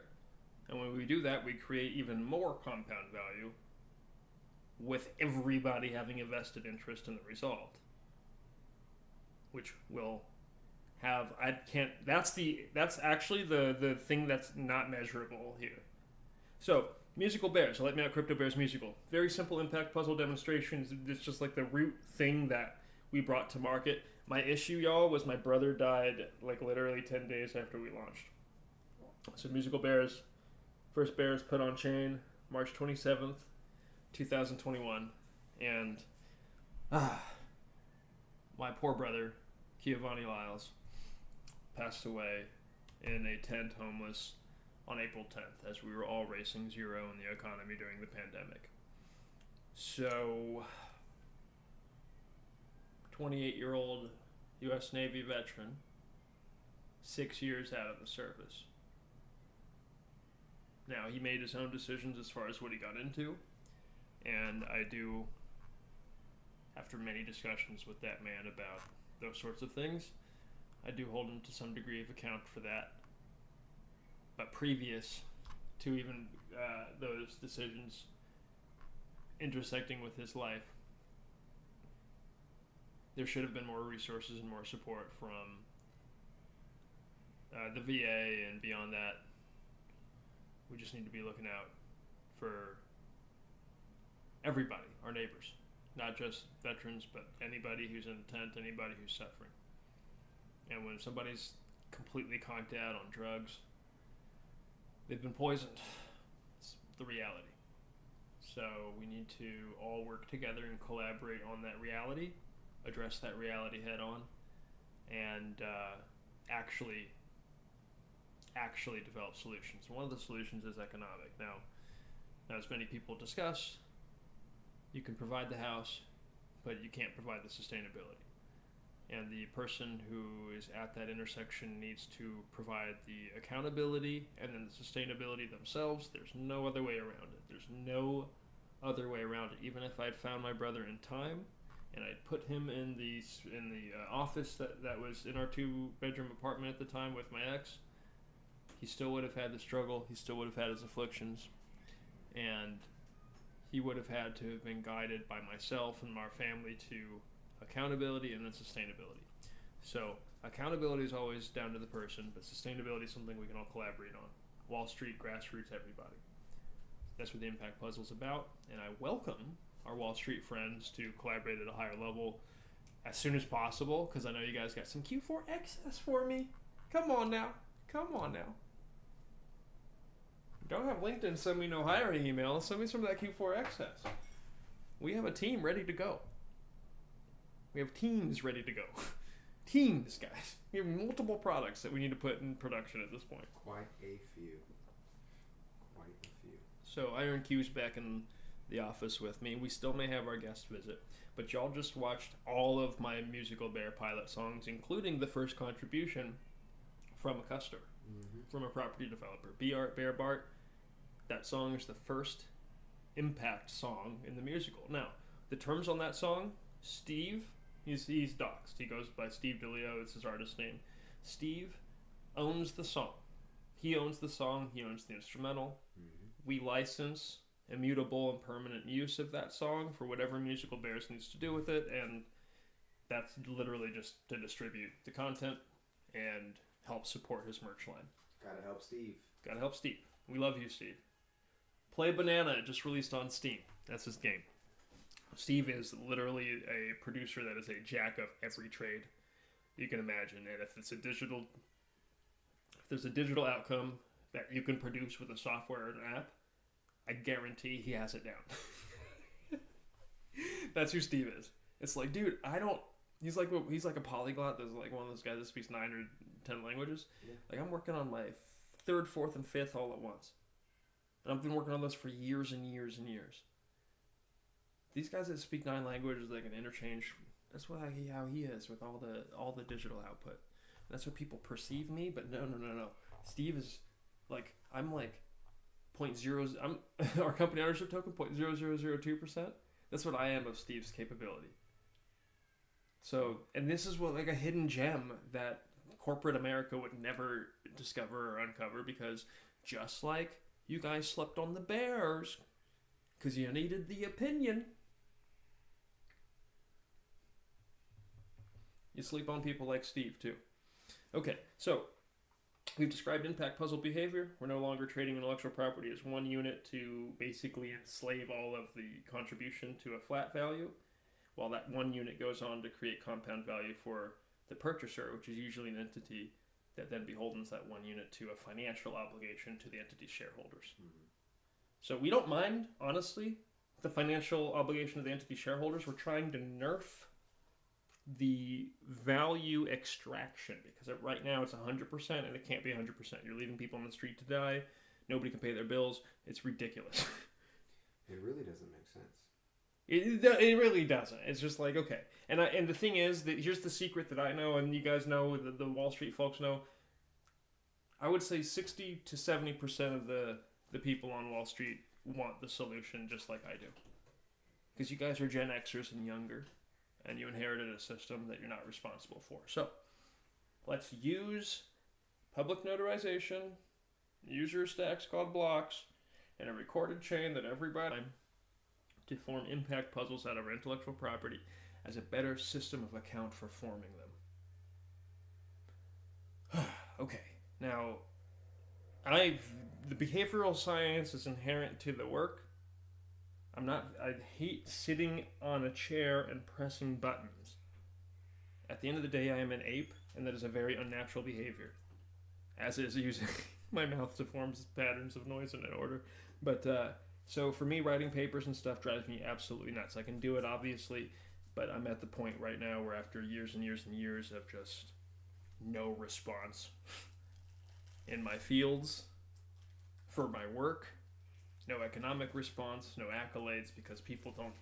It's just a weird kind of soup, the esoteric of it all. So that's something that we're all confronting right now. It's great.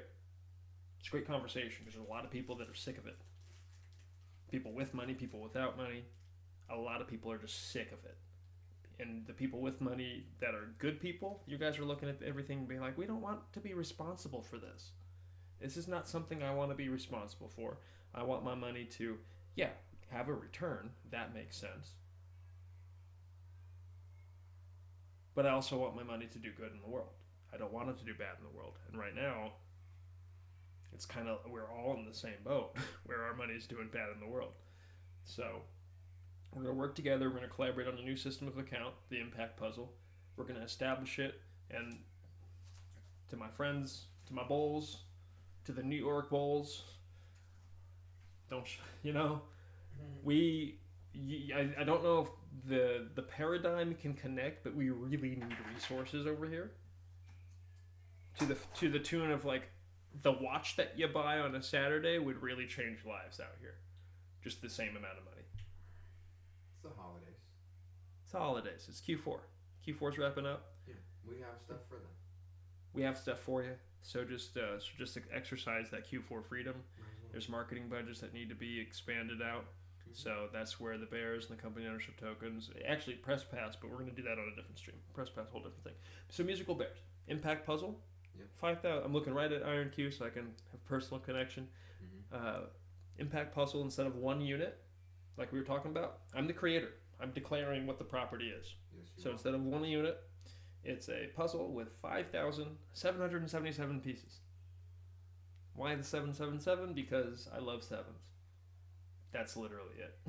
So my demonstration, I knew I needed 5,000 pieces for demo, and 777 just was the tag on there.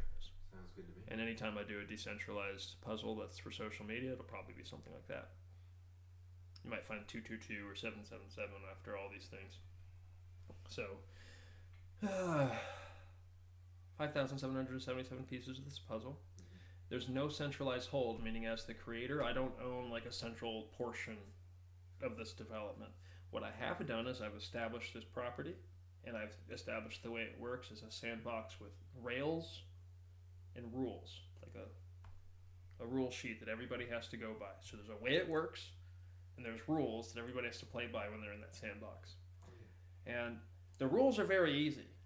I made it so Bored Apes is a great example of a sister property in the space. I love you guys.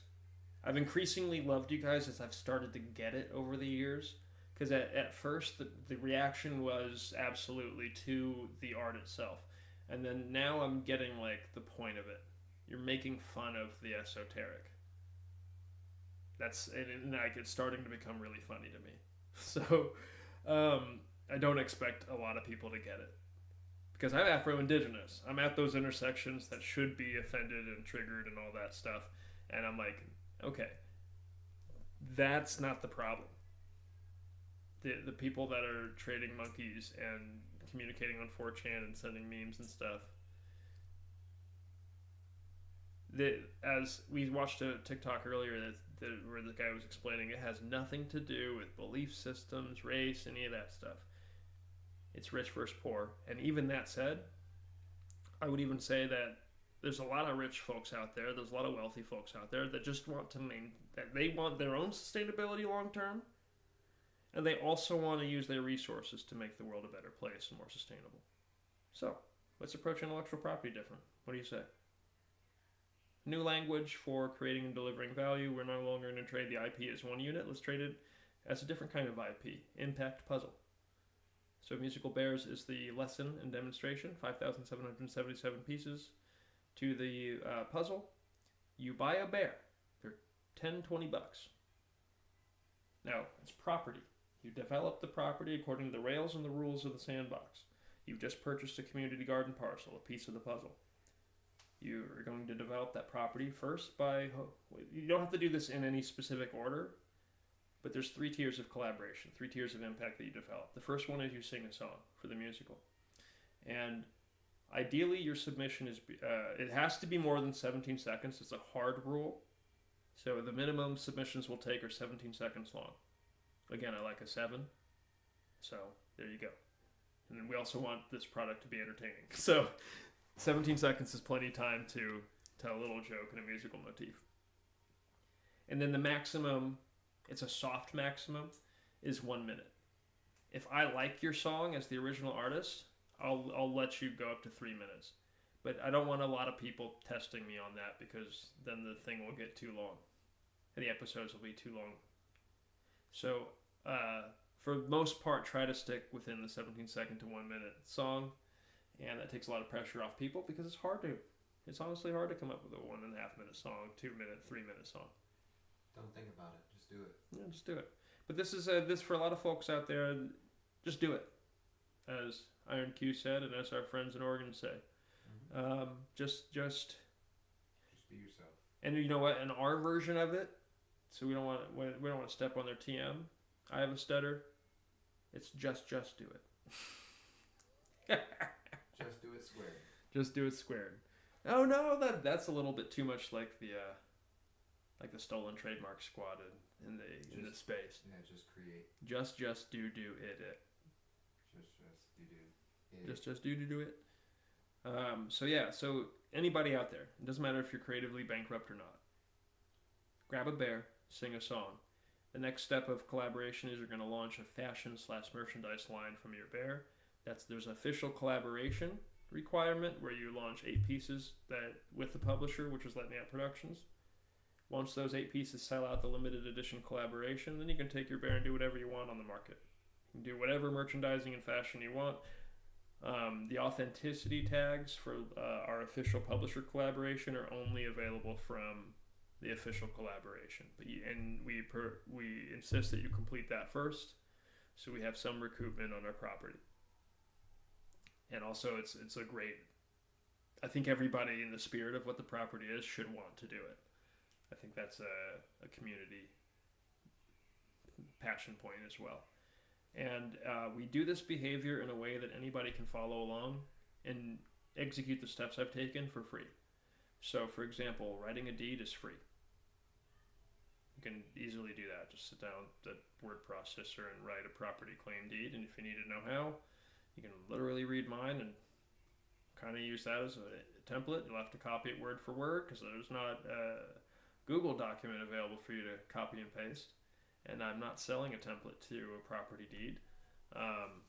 Although if you're a legal eagle out there, you're a lawyer, I would suggest doing that. I would suggest putting together some property claim deeds and selling editions to templates on the blockchain. So we can all buy an edition, swap out the language that you've created for us to swap out, and easily write intellectual property deeds and notarize them on the blockchain.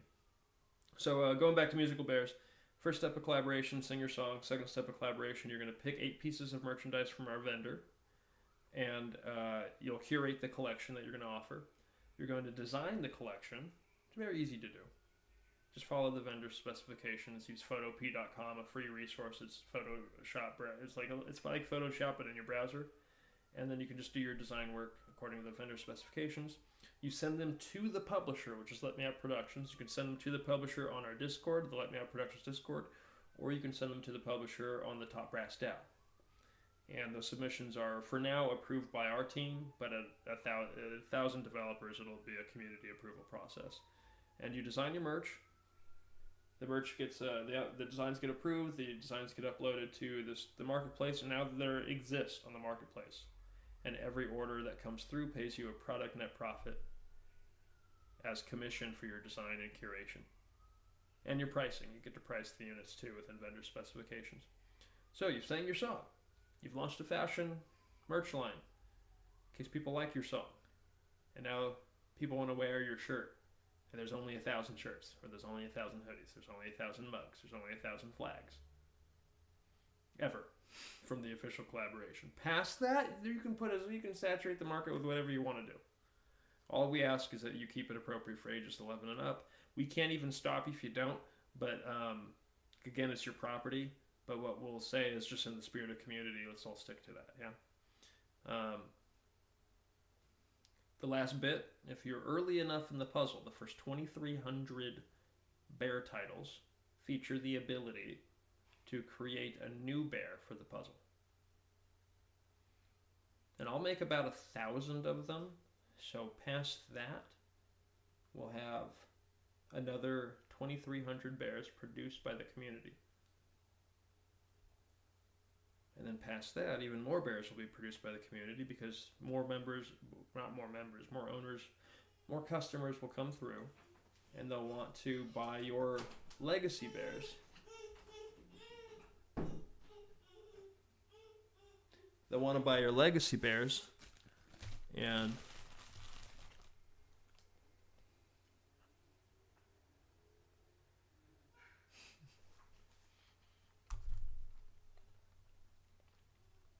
a legacy bear that's contributed by a customer is sold out of the puzzle at 100 times the Ethereum registration of the bear that they bought. And that's just the simple rule of the sandbox. So if there's no market demand for a bear that's 35 Ethereum, for example, that kind of sucks for the person who has it listed in the puzzle for that. But that's just the way the puzzle works. Now, if there is a market demand for a bear that's 35 Ethereum, great. It's a split position with the puzzle. Everything's a split position with the property, the publisher, the contributor, everything. Now, the contributor can be a customer that buys the property off the shelf to develop, or it can be a laborer that is hired to work for the property and now earns chips of the property to anchor residuals from success-based net profit treasury based on the property's performance. Now, it's funny because this market's been so rough, dirty market.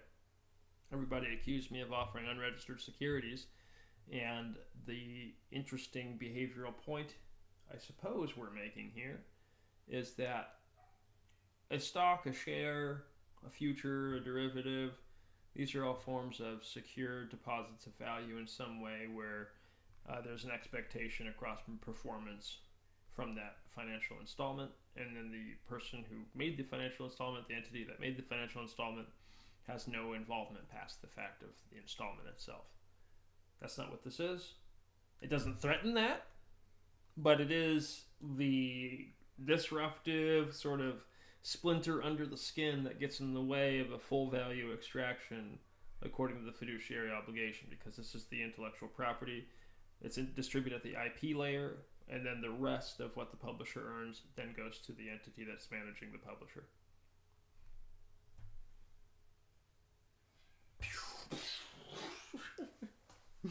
Yeah, well, that's the problem with seeking an opinion over everything. You miss out on these things.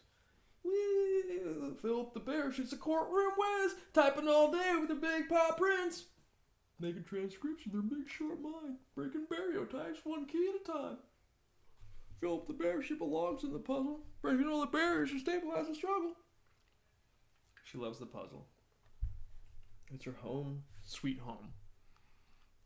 A musical cave where bears sing and roam. Yeah? Okay. Musical Bears is a very interesting community developed property, and it's also interesting because we have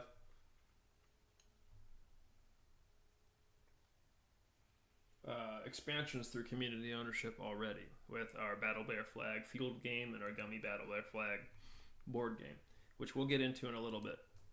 So if you're watching from the gallery that's not familiar with Web3 or blockchain or anything like that, we're going to do a little bit of a tutorial here on how to get on board. So here I'm going to load up my other browser, which is called Vivaldi.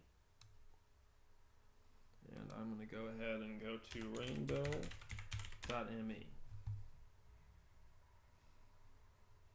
This is a wallet that is friendly with Let Me Out Productions as a platform. So Let Me Out Productions is a brand and Rainbow Wallet is a brand. We are very cross-network supportive of each other. They've gone above and beyond to make sure that everything we've ever minted on blockchain is visible in their wallet. And Rainbow, y'all mean the world to us. So I'd love to work out something official. So when I'm pitching, we can exclusively pitch you. But this isn't the only wallet out there. It's called a self-custody Ethereum wallet. All you have to do is search for self-custody Ethereum wallet. There's all sorts of options.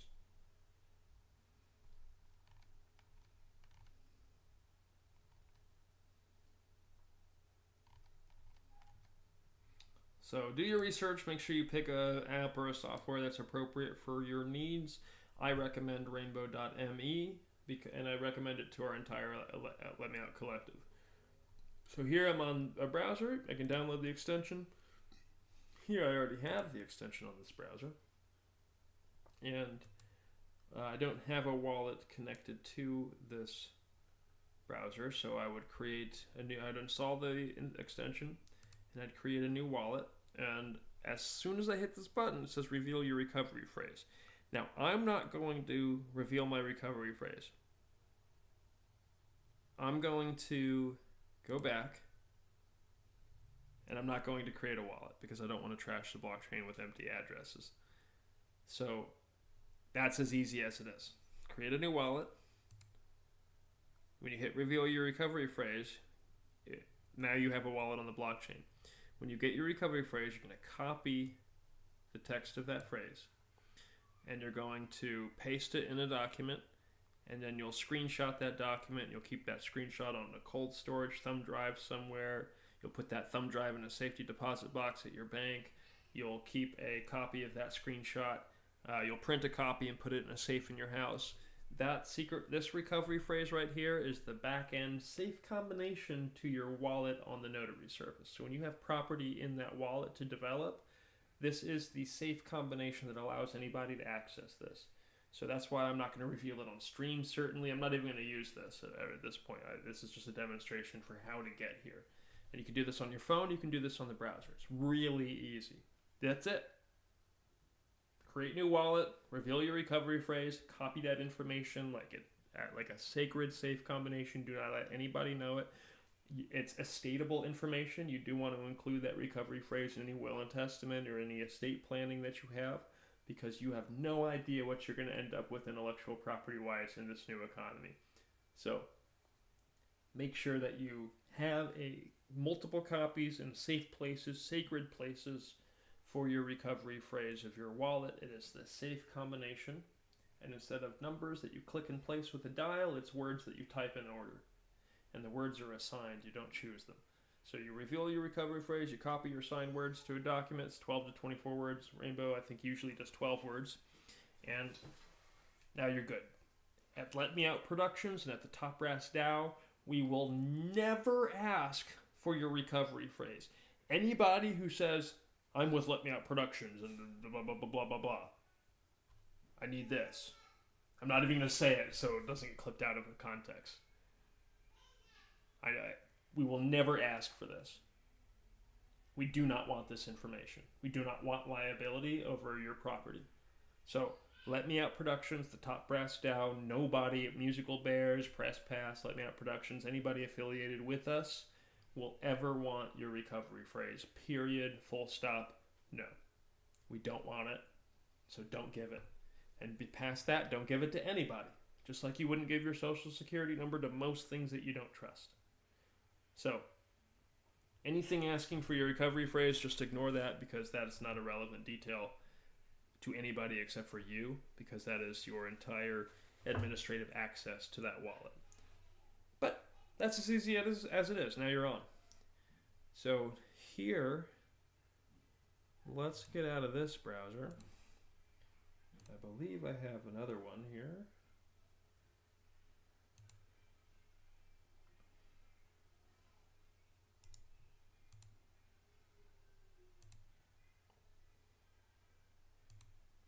Sure, we can use this one.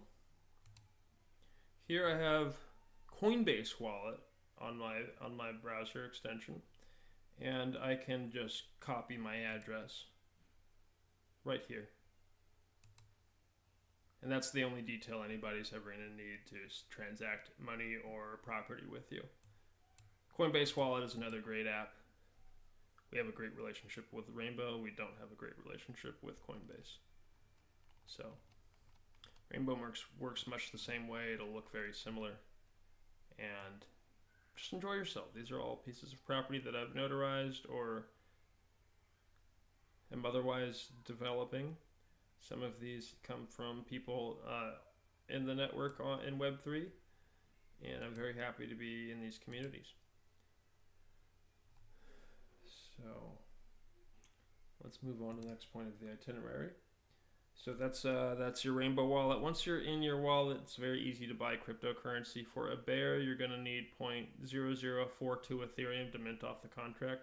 I know they're 0.0035 Ethereum, but you're going to need enough Ethereum to cover the contract mint, because we want to support our friends at layer.xyz. And then you'll also need a little bit of coverage for the notary fee. So all in all, expect $20, $25, maybe $30 for a bear. And then you register it on the server, or you can go straight to the Top Brass DAO if you get one that's 43 or later.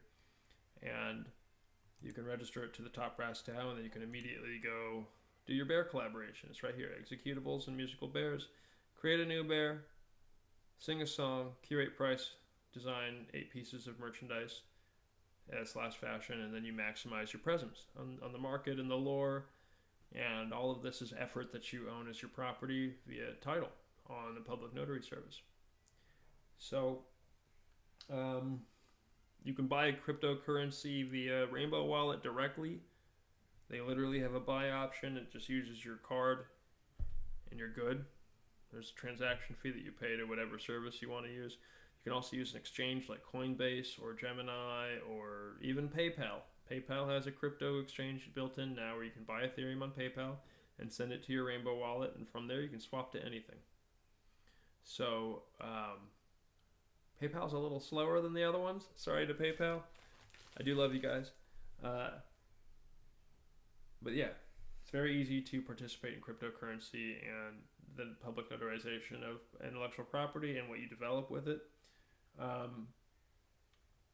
Don't ever become discouraged, and don't click on random links. When you click on the link, sometimes you're asked to sign things. Like when you mint a bear, for example, you're going to be asked to sign the transaction to send 0.004, maybe it's 01 or 4041 Ethereum to the contract to mint the bear. And then you'll have to sign that transaction by hitting a button, and then the value transfer will process, the property transfer will process, and then the transaction goes through, is permanently recorded for everybody to see. So when you're signing transactions, you're giving permission for whatever contract you're signing to execute what that contract's written to do. So don't go signing random things. If you're not making an intentional decision to participate in a community or buy a piece of property to develop, don't sign it. If you don't know what that community's up to, don't sign it. If it's a promise of like, oh, do this thing and you're going to win $10,000, don't sign it. If anybody airdrops you a thing in your wallet that says that, oh, you'll win $5,000 if you do this, just hide it and report it as spam, and it won't show up in your wallet anymore.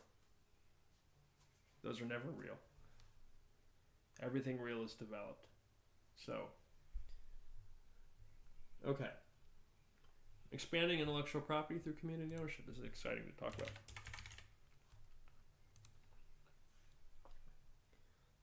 So Iron Q here is a co-author of both the field game of Battle Bear Flag. Oh yeah. And a primary author, a co-primary author. Well, we're both primary authors of the Gummy Battle Bear Flag game. And strategy-wise, we had same impact. I took primary author on the field game because I did all the typing, which was tedious work. And then on the Gummy Bear, we did co-primary author. And this is a great example of expanding intellectual property through community ownership. So, Josh and I go way, Iron Q and I go back. We go way back to a few months ago. Just a few. And, but a long few. Yeah, long few. Long. And he got the thing right away. A lot of people look at the Bears like, oh, this is stupid, and then he's like, no, this is great. He said that's the first thing he said. That was like the first thing he said about it. It's like, this is awesome. So, a couple weeks ago, maybe like a month and a half ago, we were talking, and I said, well, this is the musical aspect, but I kind of want to, there's got to be like a field, like a capture the flag. I've been thinking about doing a capture the flag style game and with musical bears for a while, but we want it to be something that's fundamentally different from what people traditionally do for capture the flag. Of course. And so, Iron Q here, we're talking about it. He's like, yeah, no, let's do it. That's how he is. He's a producer's producer. Of course. So Gotta when get somebody's when you talk ideas around him, don't even talk about it unless you're ready to come through with the result. That's how I am too. So it's the same page. So he says, okay, let's do it. I'm like, finally, yeah, let's do it. So he owns 4 Bears in the Musical. He's a title owning property holder, a title holding property owner in the intellectual property. He has, as of today, 4 of the 113 pieces that exist and 4 of the 5,777 overall that are scheduled. Here comes our guest again. So we sat down and brainstormed over the past while now, and we came up with a field game for Battle Bear Flag.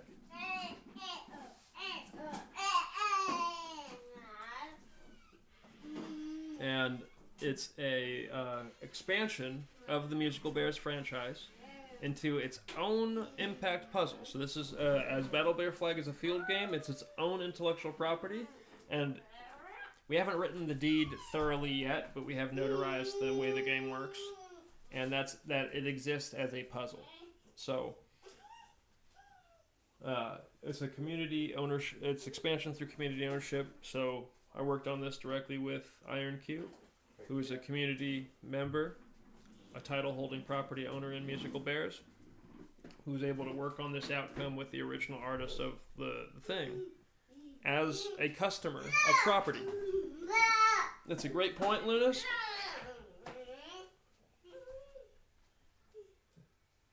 And I agree. Okay. So, the Battle Bear Flag Rulebook and Guide. Welcome to Battle Bear Flag, a high-energy, strategy-driven version of Capture the Flag designed to be played with 4 teams and enhanced by unique elemental roles. In this game, teams must work together to unite their flags in the Union Zone while uniting special abilities assigned to their elemental roles. Betrayal, teamwork, and strategic resets are all part of this thrilling experience. Let's dive into the rules and how to play. The goal of Battle Bear Flag is for allied teams to unite their flags in the Union Zone before the opposing alliance. Each team will earn points through resets, glorious sacrifices, and successful unions of their flags. In the end, only one team can win, determined by point totals or a final flag bear dash if needed, if there's a tie. So, rule-wise, think of like going to a park or a football field, and you set up a corner to center of the field. The Genesis zone is each corner. It's a 4-corner square. And, in fact, let's just load up the Gummy Bear map, because this is a good example of what the field will also look like. Okay, so this is what the field will also look like. This is the board game, but this is, use your imagination, transpose this to a field. So this is your Union Zone in the center of the field. This Genesis Zone is 70 yards from the Union Zone corner to the Genesis Zone entry point. Okay, 70 yards on that diagonal line, which I believe makes it, oh gosh, this would be 100 yards in length.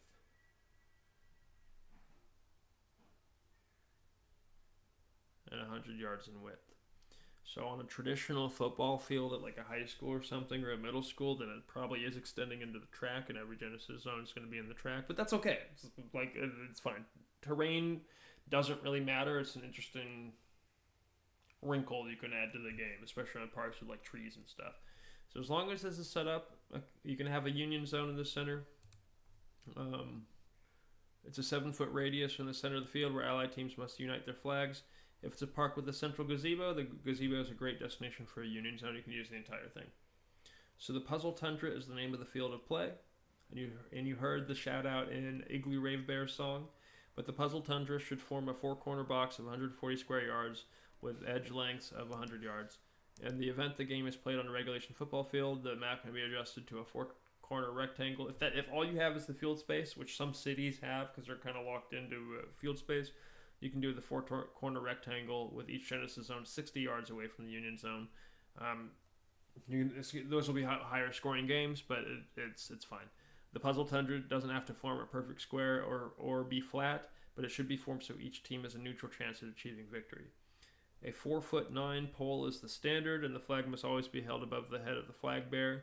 In the event small children are playing, attach an appropriately sized child-safe pole to the back of the flag bearer so they're able to run freely without worrying about their hands. The flag again should be above the head of the flag bearer, positioned on the back. Anybody older than 11 should really play the game holding the standard-sized flag unless all circumstances prevent them from doing so. In the event the flag bearer is in a wheelchair or a motor chair, the flag may be attached to the vehicle if it's appropriate for the player. And it's actually super interesting because this game works in a way where that could be a huge, huge, huge advantage for the team that has the flag bearer in a wheelchair or motor chair. This truly is an interesting sport that everybody can play together. And you can put your most powerful athletes in certain positions, but we have made it so there's advantages and disadvantages to how you move across the field. So, our guest is back with more commentary from the gallery. And let's go ahead and post Battle Bear Flag in the chat here if you want to learn about the field game. And if you're going to go play it and apply the rules, please record yourself. You can go to Goodwill and make the flags and make the flag belts. We're working on that tutorial system right now. And you can order the flags themselves off of our store. So let's actually do that real quick. We'll go to the... Let's get a flag here. Our guest has left the gallery. And I'm sure he'll be right back. I think I can link to the flags only. It's decor. If you select decor, then it highlights all the flags. Okay, so I'm going to go ahead and post that in chat for everybody. You can order the flags for the game right here. They're about $30 plus shipping and handling, so you can anticipate $35 to $38 depending on where you are in the United States. Some of these, remember the bear keepers themselves price these items. So they're priced within vendor specifications, and for the most part, our developers have chosen to price them at $30 flags, as our gallery member is super excited about. So this is the first expansion of the IP through community ownership into its own sub-intellectual property. It's another IP. So Musical Bears, Crypto Bears Musical, is a puzzle with 5,777 pieces, has a beginning, middle, and end. Battle Bear Flag is a separate intellectual property under that franchise that has been developed by myself as the original author and a community member, Iron Q, who is a property-owning developer. Not just a customer, not a member. He's a property-owning developer. And now we've established a second intellectual property under the main franchise. So the franchise shares that intellectual property to a certain degree. The creators share that intellectual property to a certain degree, and now we're able to sell impact in this intellectual property down the line when we need to facilitate community impact in Battle Bear Flag as a professional output, a professional product output. We do have plans for that. I believe they are sort of road-mapped into this description.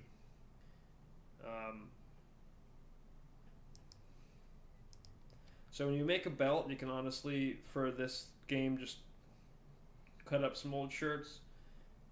It's best if you have them in the colors of the appropriate bear roll, and then if they are about 3.5 feet, 4 feet long, you can tie them around the waist in this loop format and sort of tuck it into the loop, so it's real easy to yank off the belt, off the person. As long as there's the standard should be 1.5 feet in dangle length, hanging directly from the middle of the back and hip of the individual.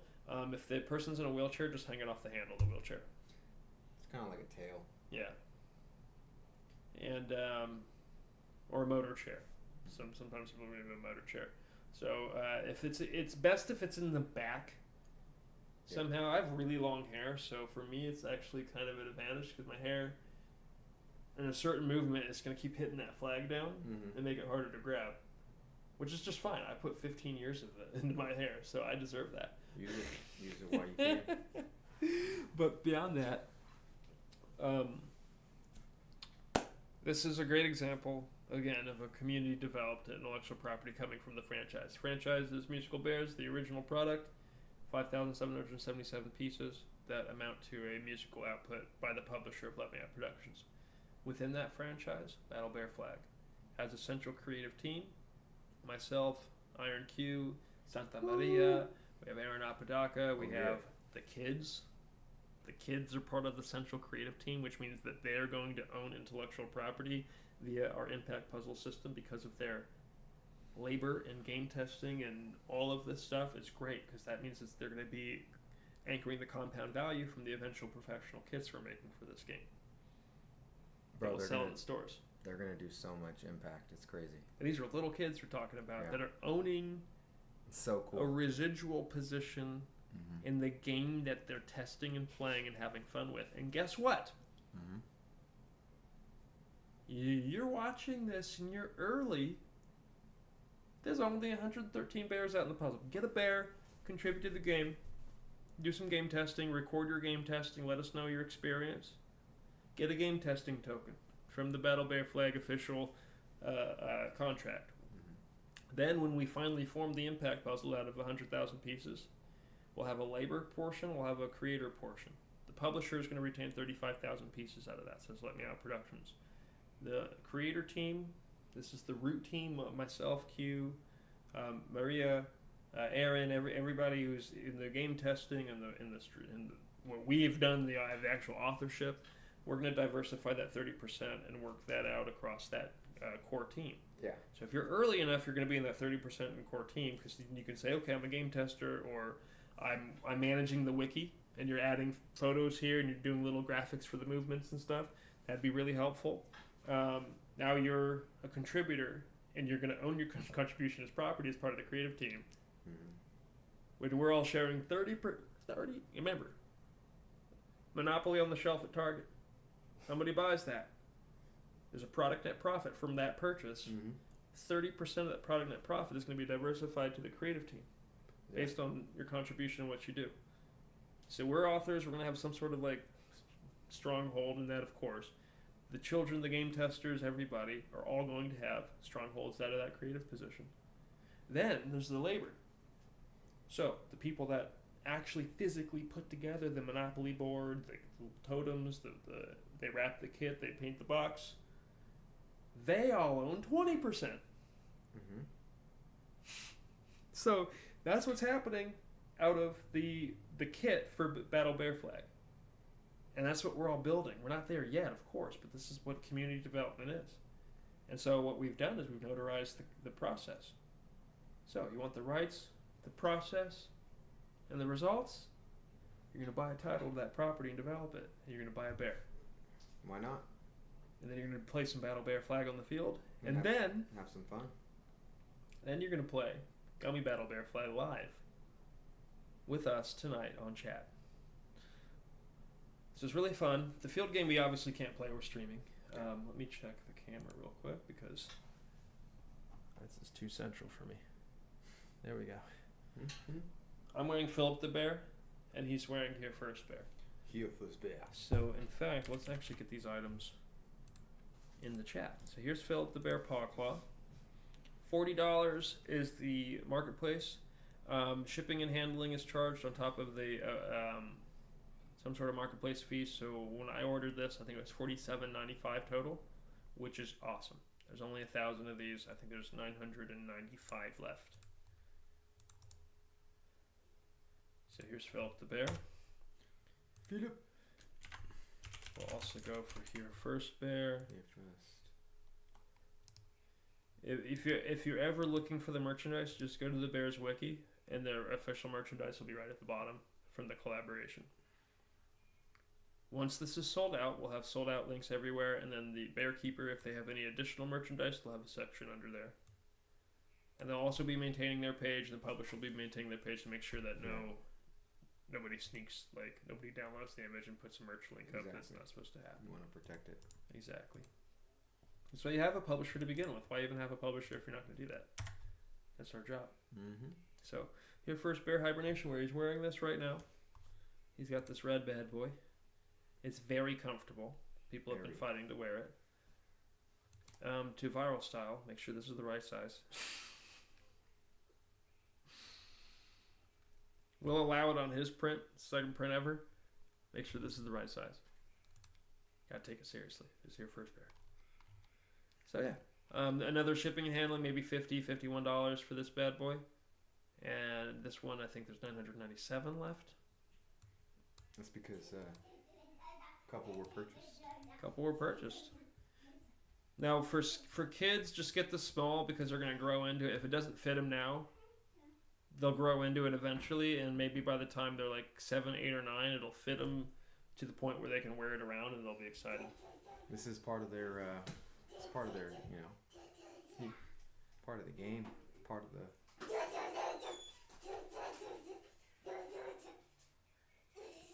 Yeah.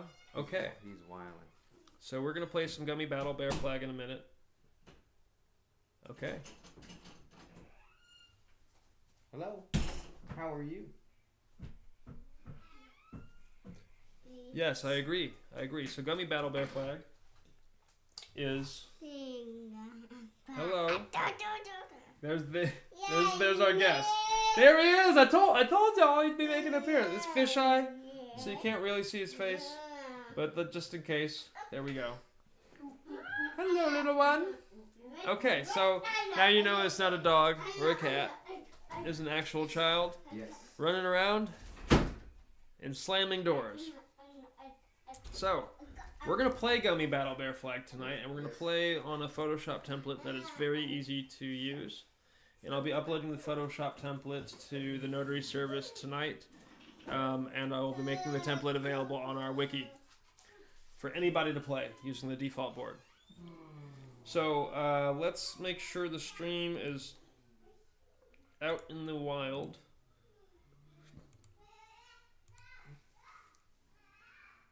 Goodness gracious me. I cannot stop eating gummy bears.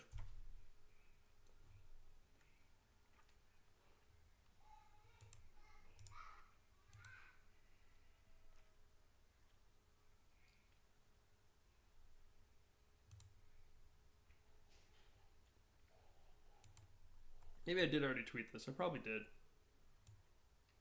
Yeah, I did. That's alright.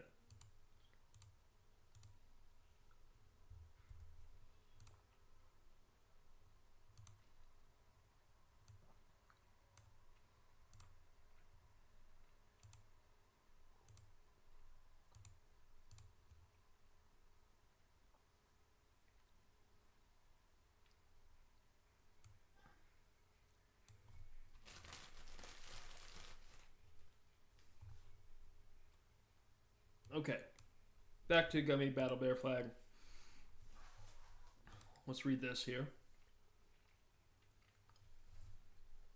Another property expansion out of the Musical Bears franchise. So this is going to be a separate Impact puzzle with a shelf kit eventually. But this is the free, like, guys, like, I love community access, so anybody can log on to this wiki, go print out this board on 2 8x11 sheets, tape them together, put tape over the whole board, and packing tape. Go get us some dollar packing tape from Dollar Store, put tape over the whole board, grab a bag of gummy bears, and then use the gummy bears as the pieces to play. It'll be really fun. And, yeah. So, this heavily strategic tabletop version of Battle Bear Flag brings all the action of the field game to your table, using gummy bears to represent players on the field. The game uses a grid-based tundra where movement is determined by dice rolls, with specific rules for each type of bear in the game. The goal is to unite alliance flags and score points through strategic tagging and sacrifices. Step 1. Arrange your board of play by drawing or printing our default printout on paper. This board is called the Puzzle Tundra. We will also eventually be making shelf kits, like shelf product kits you can buy from the store. And shout out to Josh Saleh, my fellow alum at UC Santa Cruz, for releasing Change My Mind, or Change Your Mind. Is it Change Your Mind?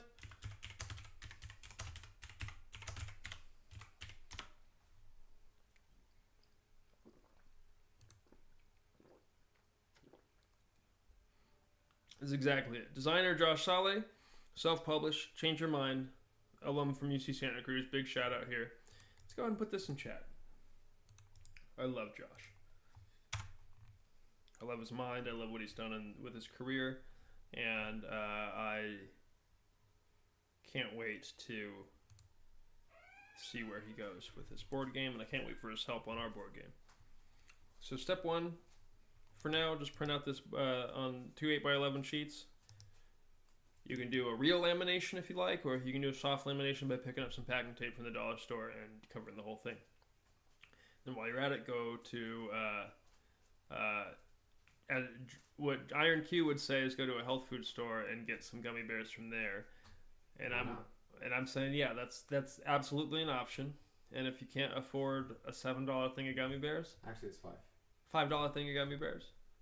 That's not too bad. Yeah, kill them. If you can't afford a $5 thing of gummy bears, then go to 7-Eleven and get the $2 thing of gummy bears. You just need the colors to play. So you need at least 24 gummy bears to play with the printout board. You'll need at least 4 red, pink, and/or orange bears. These are your fire bears. You'll need at least 4 yellow and/or golden bears. These are your flag bears. And we've already anticipated the argument. Sometimes orange bears will look like golden bears. It's subject to interpretation. So just work with your team and figure out what's best for the board. If the orange bears are better as fire bears, then use them as fire bears. If they're better as flag bears, then use them as flag bears. You'll need at least 4 blue bears. These are your water bears. And you can also use the aqua ones. You know, the aqua gummy bears, those are so tasty, but they got the dark blue, they got the light blue, they got the aqua. And then you need at least 4 purple, black, white, and/or silver bears. These are your wind bears. And then you need 8 green bears. Traditionally, these gummy bear packages come with a ton of green bears in different shades. They got apple, they got lime, they have lemon lime, so they usually have 3 different greens. So you need at least 8 greens out of the packet to use on the board. These are your flora bears. Now, step 3, thoroughly learn the rules, then play. And that's what we're going to explain to you today. We're going to explain thoroughly the rules, and then we're going to play a game. If nobody joins the chat or we can't get anybody on Discord to join us, I'm going to ask Rarball, actually.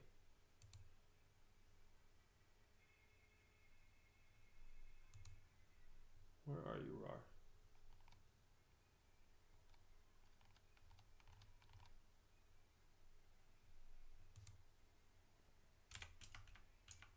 Now here it is.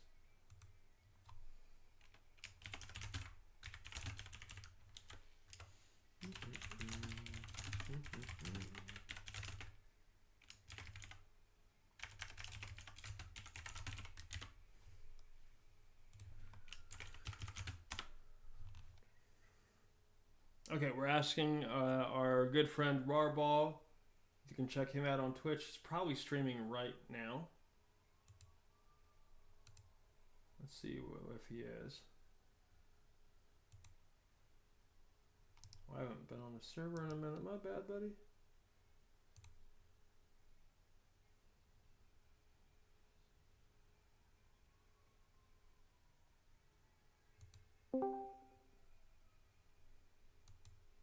Interesting.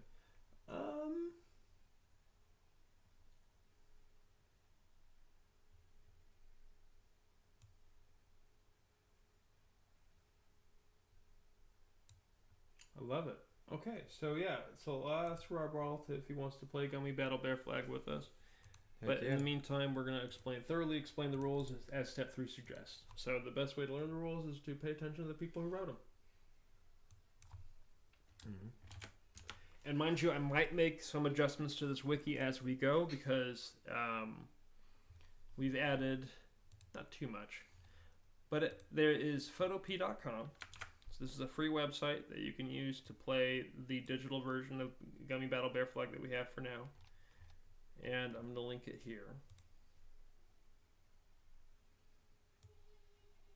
Here comes our guest in the gallery one more time for a visit and a run through.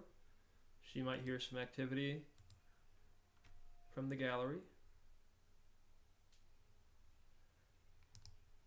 Thoroughly learn the rules and play. So it's a turn-based strategy game played on a grid-based board. Now these are 1 inch by 1 inch squares, but if you need to play with 1/2 inch by 1/2 inch squares, you can just scale this down to half the size and print it out on 2 8.5 by 11 sheets. Very easy to do. Anybody can do it. Go to the library and do it. Go to the dollar store, scrounge up some quarters and dimes, purchase some packing tape, tape that stuff into a nice sheet, nice flat sheet with a nice smooth surface.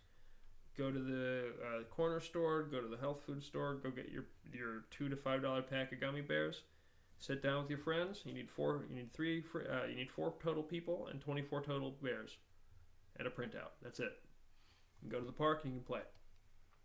There's a turn-based strategy game played on a grid-based board with the 1 inch by 1 inch squares. You can use smaller squares if you need. Each team places 4 bears every turn. So you place your 4 bears every turn. You declare your bears first. Let me actually put that in the description here.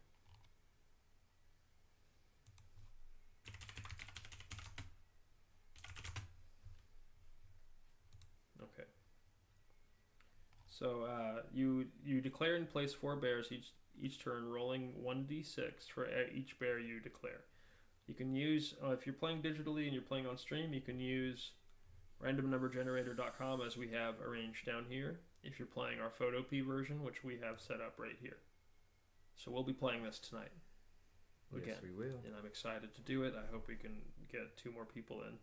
In fact, Santa Maria is almost here, so... We might have another one. We'll have a team spot, and then we'll see if anybody from Let Me Out joins.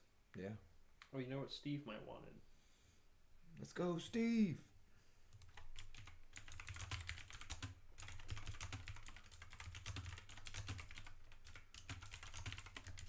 Okay, so 4 teams compete in 2 opposing alliances to unite their flag bears in the center union zone. Only 1 team of the 4 can win. So there's a point scoring system, and then there's the win condition of uniting your flags in the union zone. So Team 1's Genesis zone is in the top left corner of the board when you're looking at it from the standard top-down approach. Yeah. Obviously, I arranged the board so you can flip it. You can look at it any one direction depending on where you're sitting. There's no perspective advantage depending on where you're sitting on the board. So 4 teams compete in 2 opposing alliances to unite their flag bears in the center union zone. Team 1's Genesis zone is top left corner of the board. Any musical bear in the puzzle can be mascot for Team 1, but the default is number 1. Here first bear. Hooray! Team 2's Genesis zone is in the bottom right corner of the board. Any musical bear in the puzzle can be the mascot for Team 2, but the default is number 57. Do a barrel roll. Yeah. Do a barrel roll. Yeah. Do a barrel roll. I forget the song. It was good. But Team 1, Team 2, no matter what bears are in these rolls here, you can put any bear in the puzzle in these rolls. If you want to go edit the board yourself, you can do that. Especially if you're a bear keeper, because the only people that will have access to the board where you can swap out the bears easily are the people who are title holding property owners of bears. However, this is a JPEG. It's very easy to go in and put bears over these guys. It's not hard to do. Not hard at all. So, very simple. You know what I mean? Like, have at it. We're not gonna prevent. Like, I'm not. Who cares? Like, just have fun.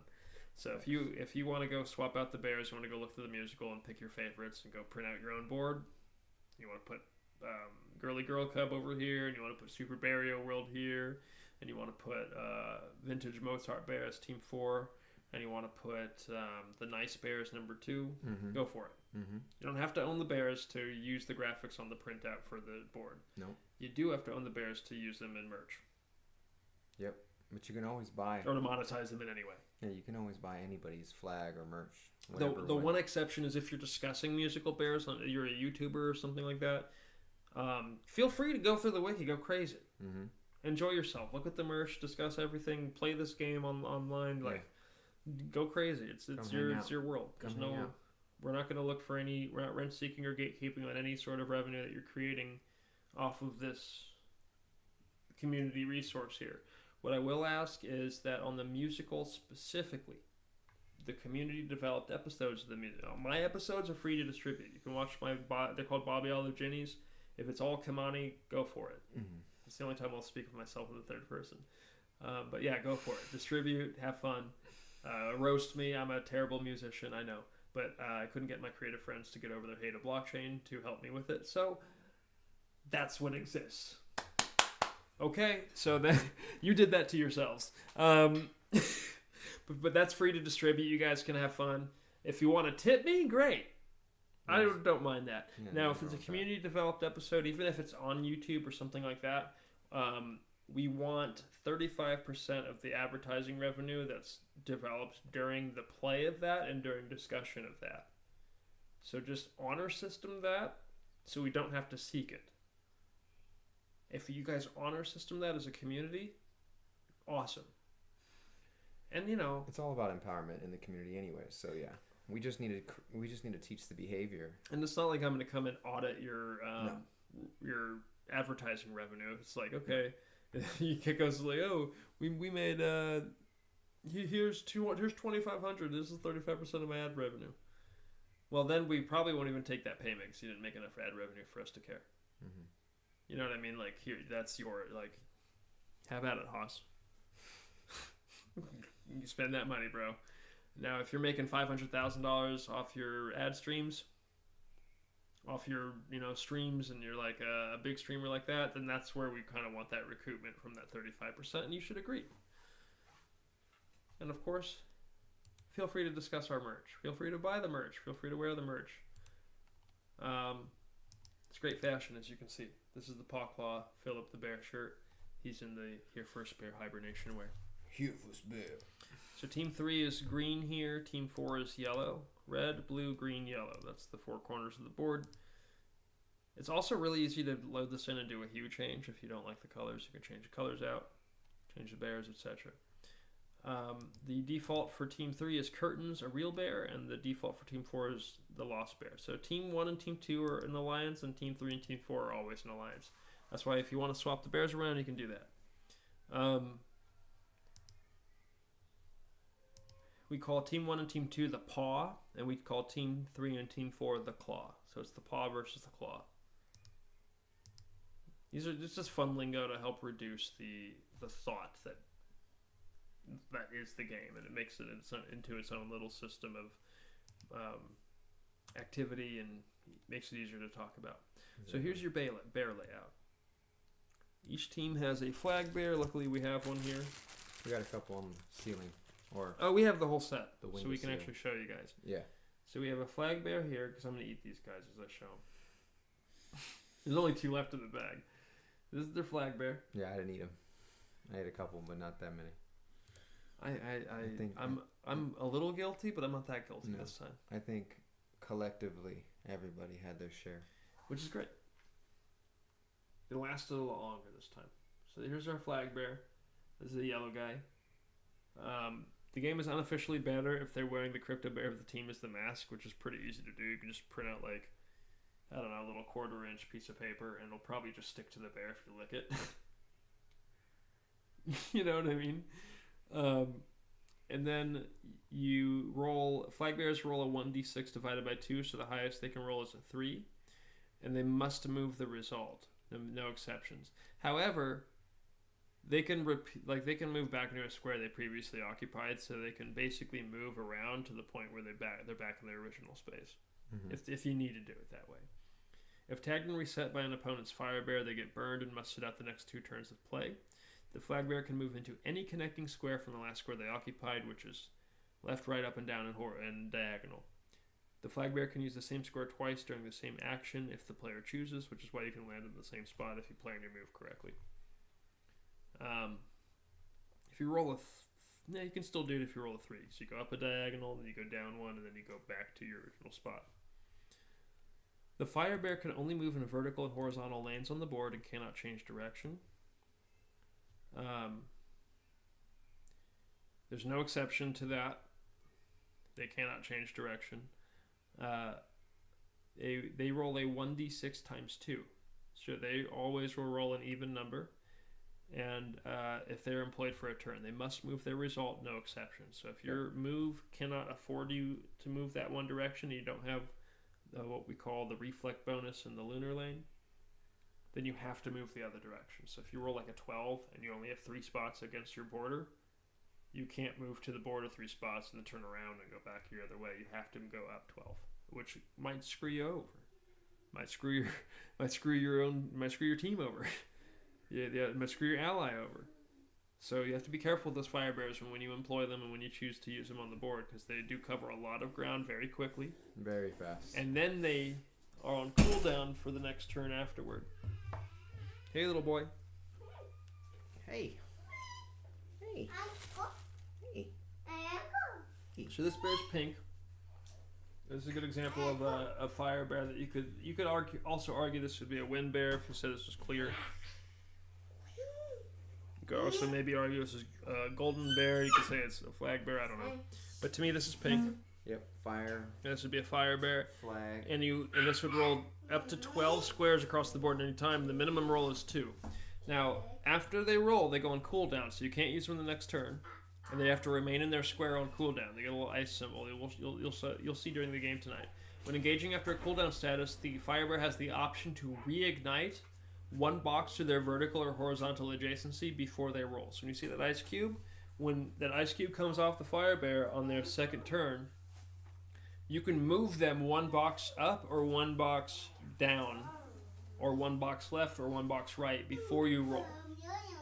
So it's a way to cheat your even odd movement and get into different pattern of lane movement as a fire bear, rather than always being locked into your even number lanes and columns.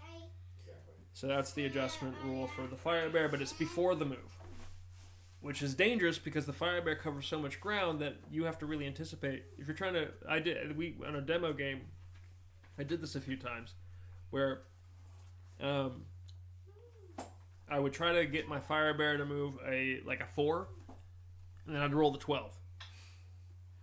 And I'd way overshoot my position, and now I'm sitting out. So it's a risky play. Every fire bear move is a risky play because you're rolling, unless you're trying to get that 12. Maybe you need that 12. Maybe you need that 10 or that 8. So if it's 8, 10, or 12 that you land on, then you're sitting on cooldown status the next turn. After you come off cooldown status, you can reignite and you can move 1 box up, down, left, or right. I could have prevented a game win with that reignite move. But I forgot. I forgot that adjustment. I put that adjustment in, and I freaking forgot. So the fire bear can only move forward during a turn. They cannot reverse direction unless occupying a lunar lane. So the lunar lane on the map are these L and M columns, the green space and the yellow space in L and M, and the 12 and 13 rows, the blue and the pink and the 12 and 13 rows. Those are your lunar lanes. So if a fire bear's in the lunar lane and they roll a 12, let's say they roll a 12 from L6, you could actually take that 12 and go 1, 2, 3, 4, 5, 6, 7, 8, 9, 10, 11, 12, and end up at L12 instead of, where did I start off at, L4 or L5? I don't remember. But yeah, so you could basically reverse your direction 1 time as a fire bear if you're in one of these lanes. So keep that in mind as you're positioning on the map. That fire bear being in those lanes is very useful. You also, I believe, Where did I? There it is. If you land in a lunar lane, you also don't have to. Oh no, they still have to cool down. There's never a time where the fire bear doesn't cool down. Okay, so water bear. The water bear can only move in vertical and horizontal lanes on the board, but must change direction after every 2 squares. So think about it as like the knight movement on the chessboard. That's how they have to move across the board. They can go up 2, then over 2, or up 2, then over 1, then up 2, you know? Or up 1, over 2, up 1. They can go up 1, over 1, up 1. There's all sorts of combinations you can... Woohoo! There's a very happy 2-year-old running around. The water bear, again, is sort of the knight movement. They must change directions after moving 1 or 2 squares. They cannot move the same square twice in a movement. If they are employed for a turn and on their team's side of the board, the immediate white space in their 50% in front of their genesis zone, sliced diagonally by storm lanes, they must roll a normal 1d6 and move according to the result. So these diagonal lanes right in front of the genesis zones, we have basically like a brick... I don't know what to call this. I really don't know what to call that, because that would be a blue lane, this is a red lane, a green lane, and like a purple lane maybe. These 4 diagonal lanes, these are your storm lanes. So let's say I'm moving my water bear out of team 4, x1. Everything x21 to d1, that diagonal strip, is my cutoff line outside of the union zone. So any of that white space outside of the union zone, including the lunar lanes, I'm rolling a 1d6 with the water bear. As soon as I get in the union zone or in the storm lanes, including the half mark spaces, now I'm rolling a 1d9. So you multiply a 1d6 roll by 1.5, and that's how you get your outcome. It's very easy to do. You just multiply the roll by 1.5, and then you roll up. So that's your water bear. They get a bonus if they get into the storm lane or beyond. And just to look at it one more time, in that storm lane or beyond, let's go team 1. We're at A1, and I get to, what is this, K11. Now I'm in the union zone. I have that Sploosh Town bonus, and I can move a 1d9. Or if I go from A1 and I end up in H15, I am in the storm lane. I'm in the opposite side of my genesis zone, and now I have Sploosh Town status. I can move 1d9. And 1d9 allows me to move broader movements and be more aggressive on this side of the board with my water bear. Now, the water bear also has a movement bonus in the lunar lanes, no matter what side of the board you're on. If you're in a lunar lane, while you're moving, you can move 3 squares in one direction. So use that as a strategy to move your water bear and cover more ground quicker. The lunar lane quickens the water bear's movement. Checking the phone.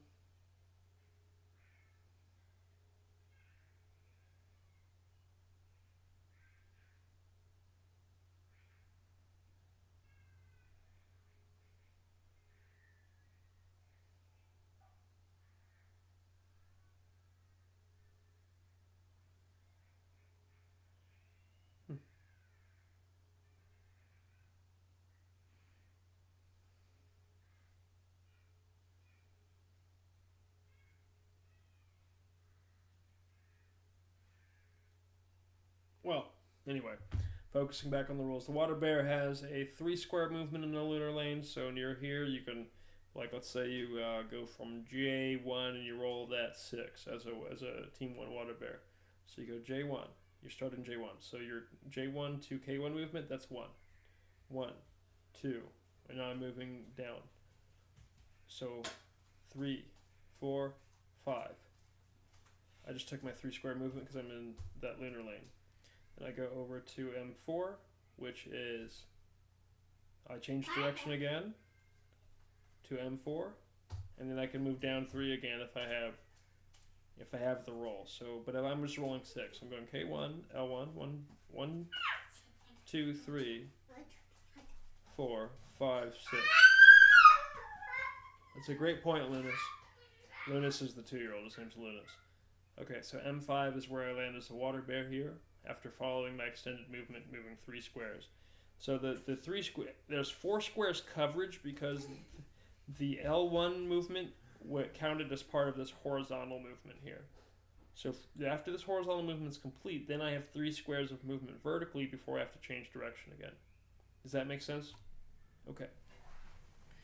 So every time you change direction, that's when the rule applies. But so 1, 2, 3, 4, 5, 6. That's how I'd go from K1 to M5, and I would not be able to do that without that 3 square movement. I'd have to go 1, 2, 3, 4, 5, 6. And I'd be M4. I'd end up 1 square short. So that lunar lane extends that movement by 1 square. It's really nice. The water bear takes out the fire bears and the wind bears. So your blue bears on the board take out the red bears and the purple bears. Well, I guess this is purple, white, and black, and silver all at once. But this is your wind bear. And a water bear takes out the wind bear. So if a wind bear sitting in, like, let's just say the wind bear sitting in J2, and Team 4's water bear comes along at L1, and they roll a 3 the next turn. So they go 1, 2, 3. They've completed their movement. They went L2 to J3 on this path. So that path tags out the wind bear returns to spawn. Returns to that Genesis zone. The water bear now occupies J3, and Team 4 scored 5 points. And you add your point tally in these little half circles over here. And you can do it domino style. Every 5-point score is a line, every 2-point score is a 0, and you can tally it up that way if you're playing old school.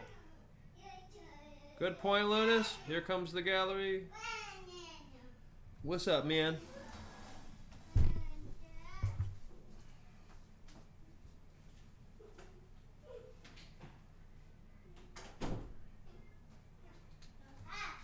Okay.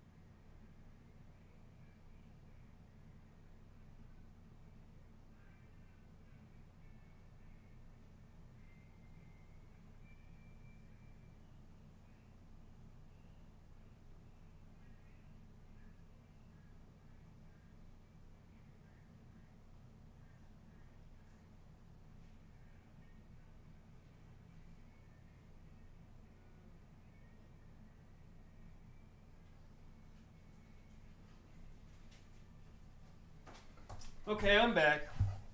And we're going to talk about wind bears as well. No, child. Okay.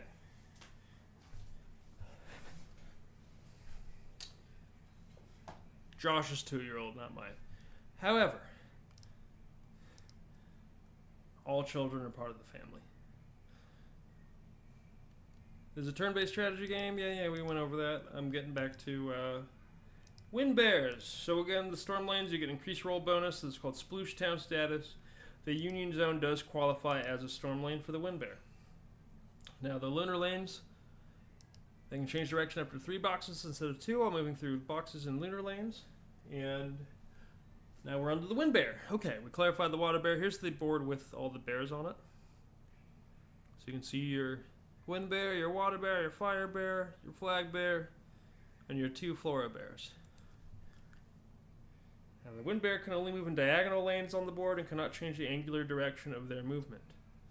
They can move forward and backward during a turn, having the ability to reverse direction and use the same squares twice or more during a movement. So you can literally just kind of on the diagonal line with the wind bear and go. It's a crazy bear. When the wind bear lands on the box in the storm lane or in the opposite territory beyond, they have the option to roll a 1d6 times 1.5 rounded up. Again, so it's a 1d9.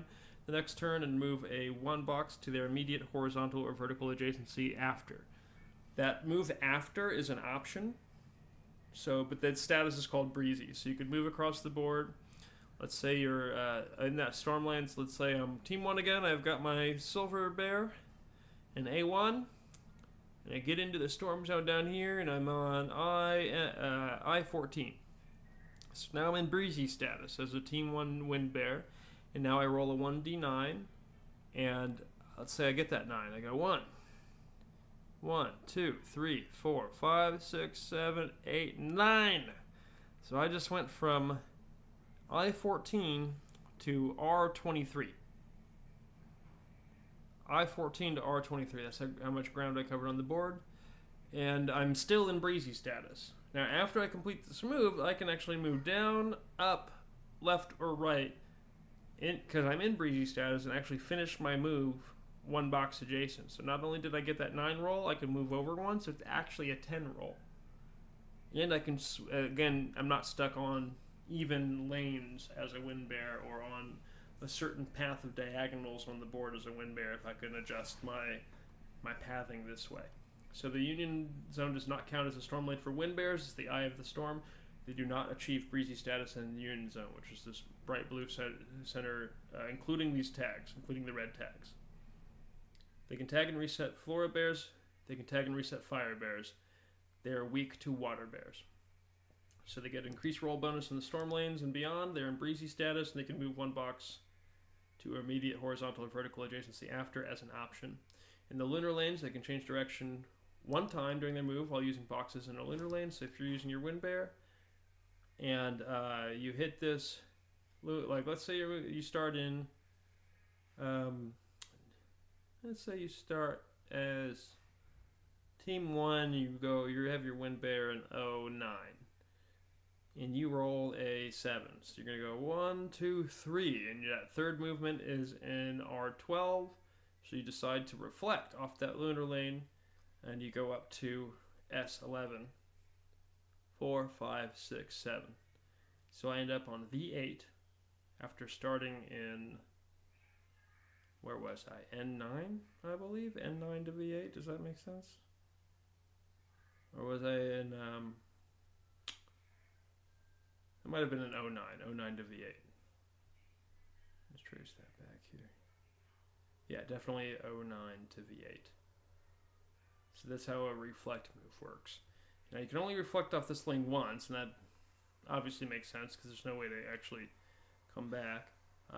But in the Union Zone is very interesting. So let's say you're in that storm zone as like a team 1 wind bear, and then you roll a 9, and you go back this way. And you reflect off this one here, off the LM10 lunar lane, and you go down to the 1213K. You can't really hit that. Oh, you can actually go up here and do it. Okay, so you can go from 011, you go all the way up to L8. 1, 2, 3, L8. I reflect. I go 4, 5, 6. 7. I reflect again. 8, 9. I just did a nutso breezy movement with my wind bear. So not only did I preserve my breezy status, I also was able to move in a way that threatens anybody along that pathing as a wind bear. So you can really move around in interesting ways and cover that cover that Union Zone with your wind bear in ways that other bears cannot do. So they can change your direction once during their move while using boxes in a lunar lane. And it's per lunar lane. I should clarify that, but it's per lunar lane. So you can change directions off every lunar lane in the move if you have the roll for it, but only 1 time per lunar lane.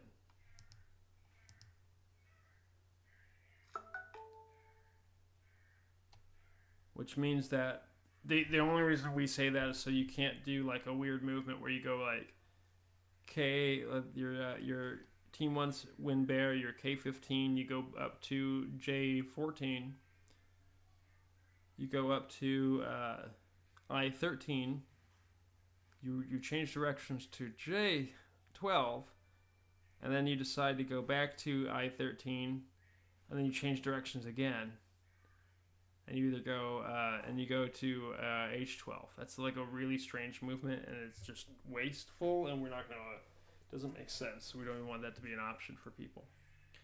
And we also, we want the game to be quick. That's the other thing.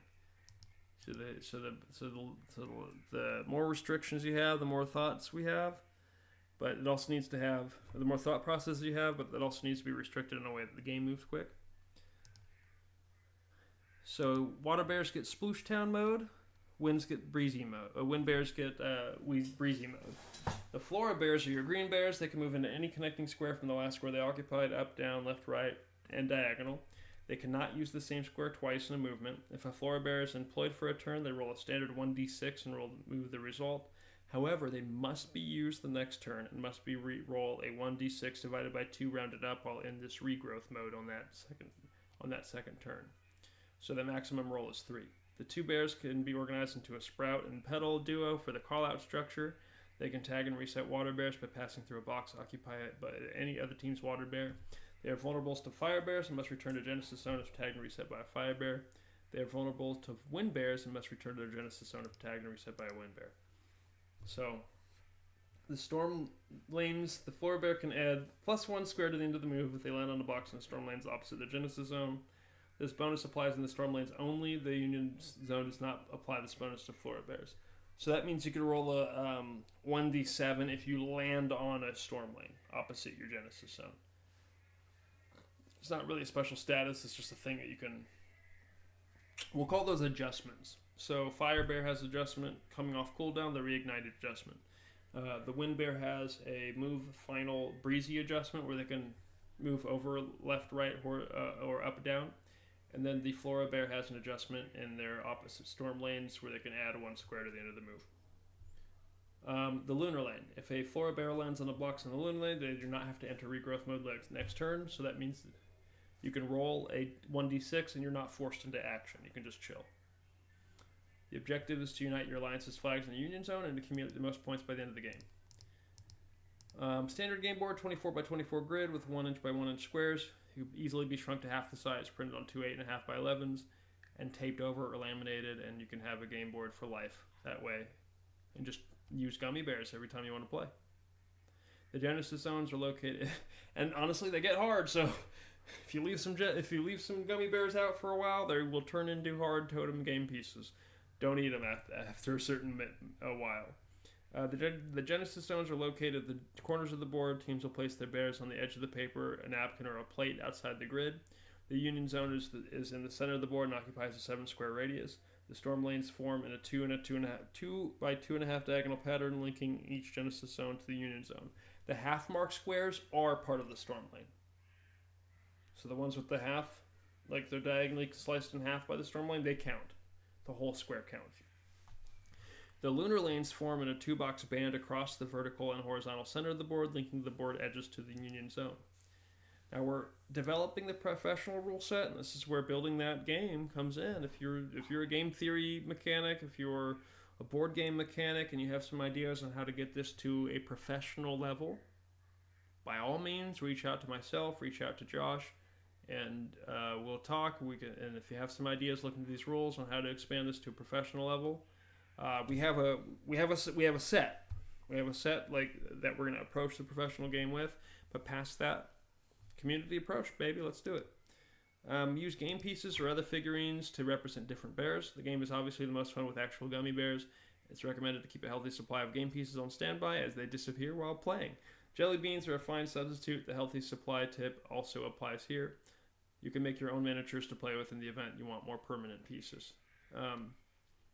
Each type of bear should be color-coded or marked distinctly. Your standard set is fire is red, pink, or orange. Water is blue, aqua, cyan.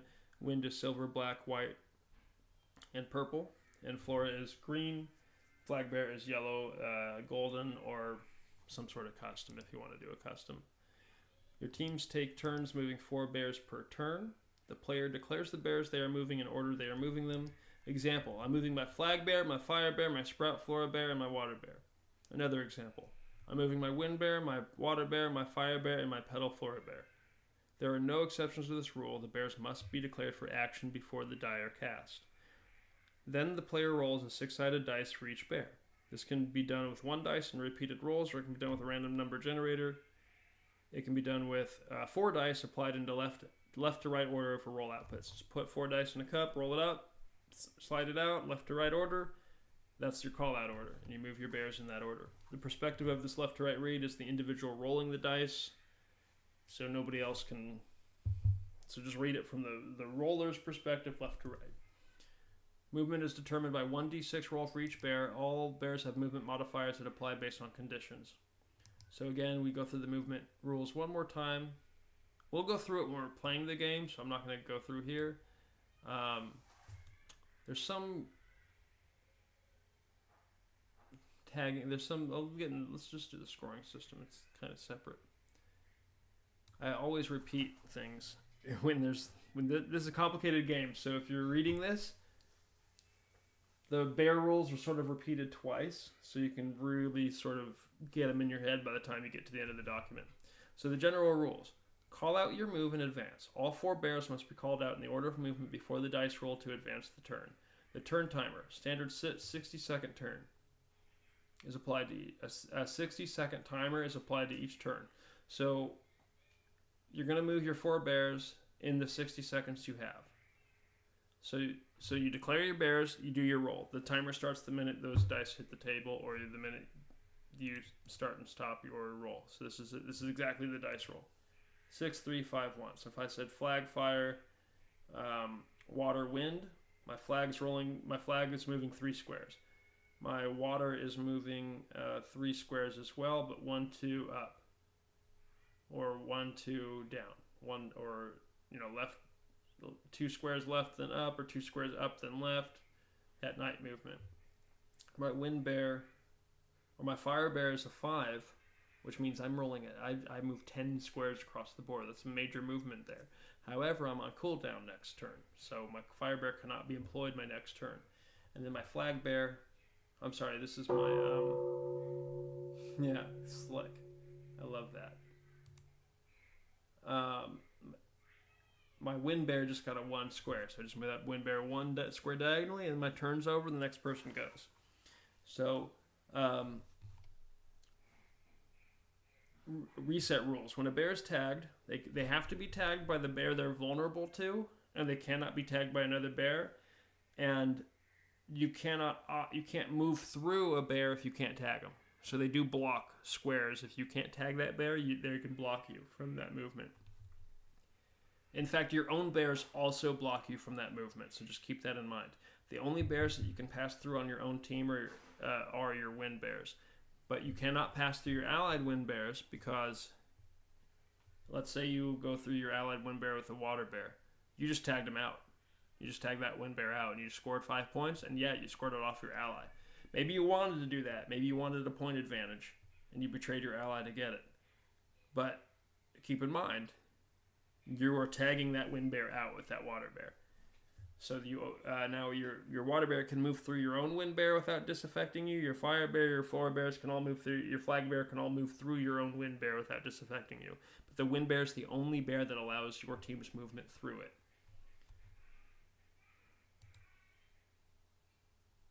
Now, bears can only pass through bears they're able to tag. A water bear cannot pass through a floor bear during their move. The square is blocked. Fire bears impose a burn on the flag bear, forcing a 2-turn sit-out. So if your flag bear gets tagged by a fire bear, the flag bear is now on timeout with a burn. You can put the red sun on it if you're using the Photo P template, and that burn is applied for 2 turns. So the next turn you can't get your flag bear out of the Genesis zone, and the turn after you can't get your flag bear out of the Genesis zone. But then the turn after that, you can move them out. So that fire bear can really, really mess up the game if you're using him correctly. Now, the victory conditions, you want to unite the alliance flags in the union zone for an instant game end, with both teams who've achieved this condition scoring 250 points apiece. The individual team with the most points wins the game, followed by the runners-up. Scoring system. Tags. 5 points for the tagging team. The tagging team can tag and reset any elemental bear on the other 3 teams. They can only reset the flag teams of teams. They can only reset the flag bears of teams in the opposing alliance. So you cannot reset your opponent's flag bear You can't troll your own teammate. I don't know why you would, but you just can't do it. So we just made that not be a thing. I've played way too much League of Legends. You don't need your win condition trolled by your teammate, okay? So there's a tag and there's a sacrifice. The only bear that can score sacrifice points are the Flora Bear. And the Flora Bear, we didn't go into this. The Flora Bear, if they're within 2 squares of the Flag Bear, let's say a Wind Bear, a Water Bear, a Fire Bear, or another Flora Bear comes along and moves through your Flag Bear, and you notice the movement before or while it's occurring. And you say, root, root, root, right before or they hit your Flag Bear. You've just sacrificed your Flora Bear for the Flag Bear. So here's what happens. The tagging bear, the bear that was in the movement, they return to their Genesis zone. Your Flag Bear stays put. Your Flora Bear also stays put. Now, if the move takes out your Flora Bear first, you cannot root for the sacrifice. But if the move takes out the Flag Bear first and you catch it in time, you can absolutely make the sacrifice. Now, the root has to be called out before the opposing bear crosses through the Flag Bear. As soon as that bear touches your Flag Bear, you can no longer root. So you have to catch it. You have to catch the movement. Sometimes people won't catch it. So you can't apply it after. If that person finishes their move or even is on your Flag Bear and you're yelling root, root, root, it's too late. They've tagged out your Flag Bear. Now, if the Flora Bear does sacrifice themselves, what happens is they immediately enter an extended regrowth mode. So they have to sit out the next turn, and then the turn after that, they're in regrowth mode, rolling basically a 1d6 divided by 2, which is essentially a 1d3. So you're sitting out a turn, and you're rolling a 1d3 the turn after that, and that's what happens when you roll, when you sacrifice your Flora Bear. But you remain in the square that you sacrificed from, and your Flag Bear also remains on the field. So there's no field position disadvantage to sacrificing outside of your bear your Flora Bear sitting out the turn after, and then re-entering the turn after that on regrowth mode. Okay, so that's your scoring system. Tags are 5 points for the tagging team. There's no elemental bonus for tags. Fire tags out Fire and Flora. Perfect. Thank you, sir. The Wind tags out Flora and Fire. Water tags out Fire and Wind. Flora tags out Water. And all of them tag out Flag Bears. Flag Bears cannot tag out other Flag Bears, but they can block their position. Tiebreaker rules for tabletop Battle Bear Flag Gummy Bear version. If the game ends in a tie, follow these steps in order to determine the winner. You can count the number of bears remaining on each team, including the Flag Bear. Teams receive 5 points for each bear still on the field. The team with the most points for remaining bears wins the tiebreaker. If there's still a tie, determine which team has more bears closer to the Union Zone. Bears within 4 squares of the Union Zone count as 2 points each. All other bears count as 1 point each. The team with the higher total wins. If 2 teams from different alliances have the same number of points, then proceed to the next step. It would be from the same alliance. I need to fix the language here. The sudden death dice roll, you just both roll a 1d6 until you have a higher number, and that team wins. So if you're on the 3rd tier of tiebreaker, that's what the 3rd tier is. And now we've gone through Battle Bear Flag. So we're going to play this in a minute. I'm going to take a break from talking, and there's some food we're going to enjoy. So in the meantime, let's figure out something to play here. I'm thinking some lens face. But I don't want to get copyright stricken for anything lens face style.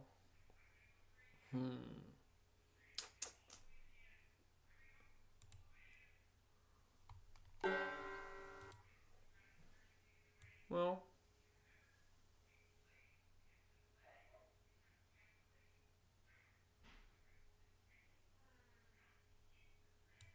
Yeah, we can watch this. Okay. I'm going to take a break.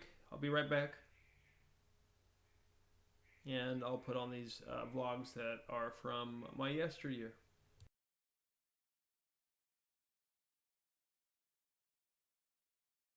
Alright,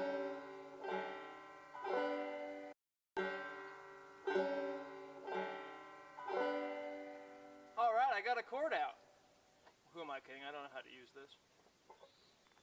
Hi team, my name's Kamani Okira, and I'm here to talk about white supremacy and just what that concept is. So what is white supremacy?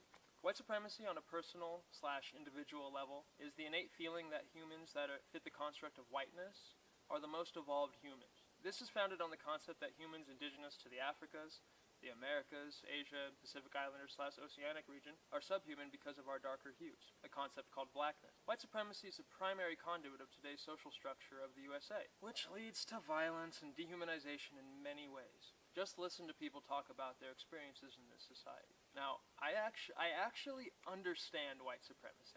The artificial feeling that our self-titled white ancestors are more advanced than other generalized groups because of an intense cultural purpose of dominion and destruction.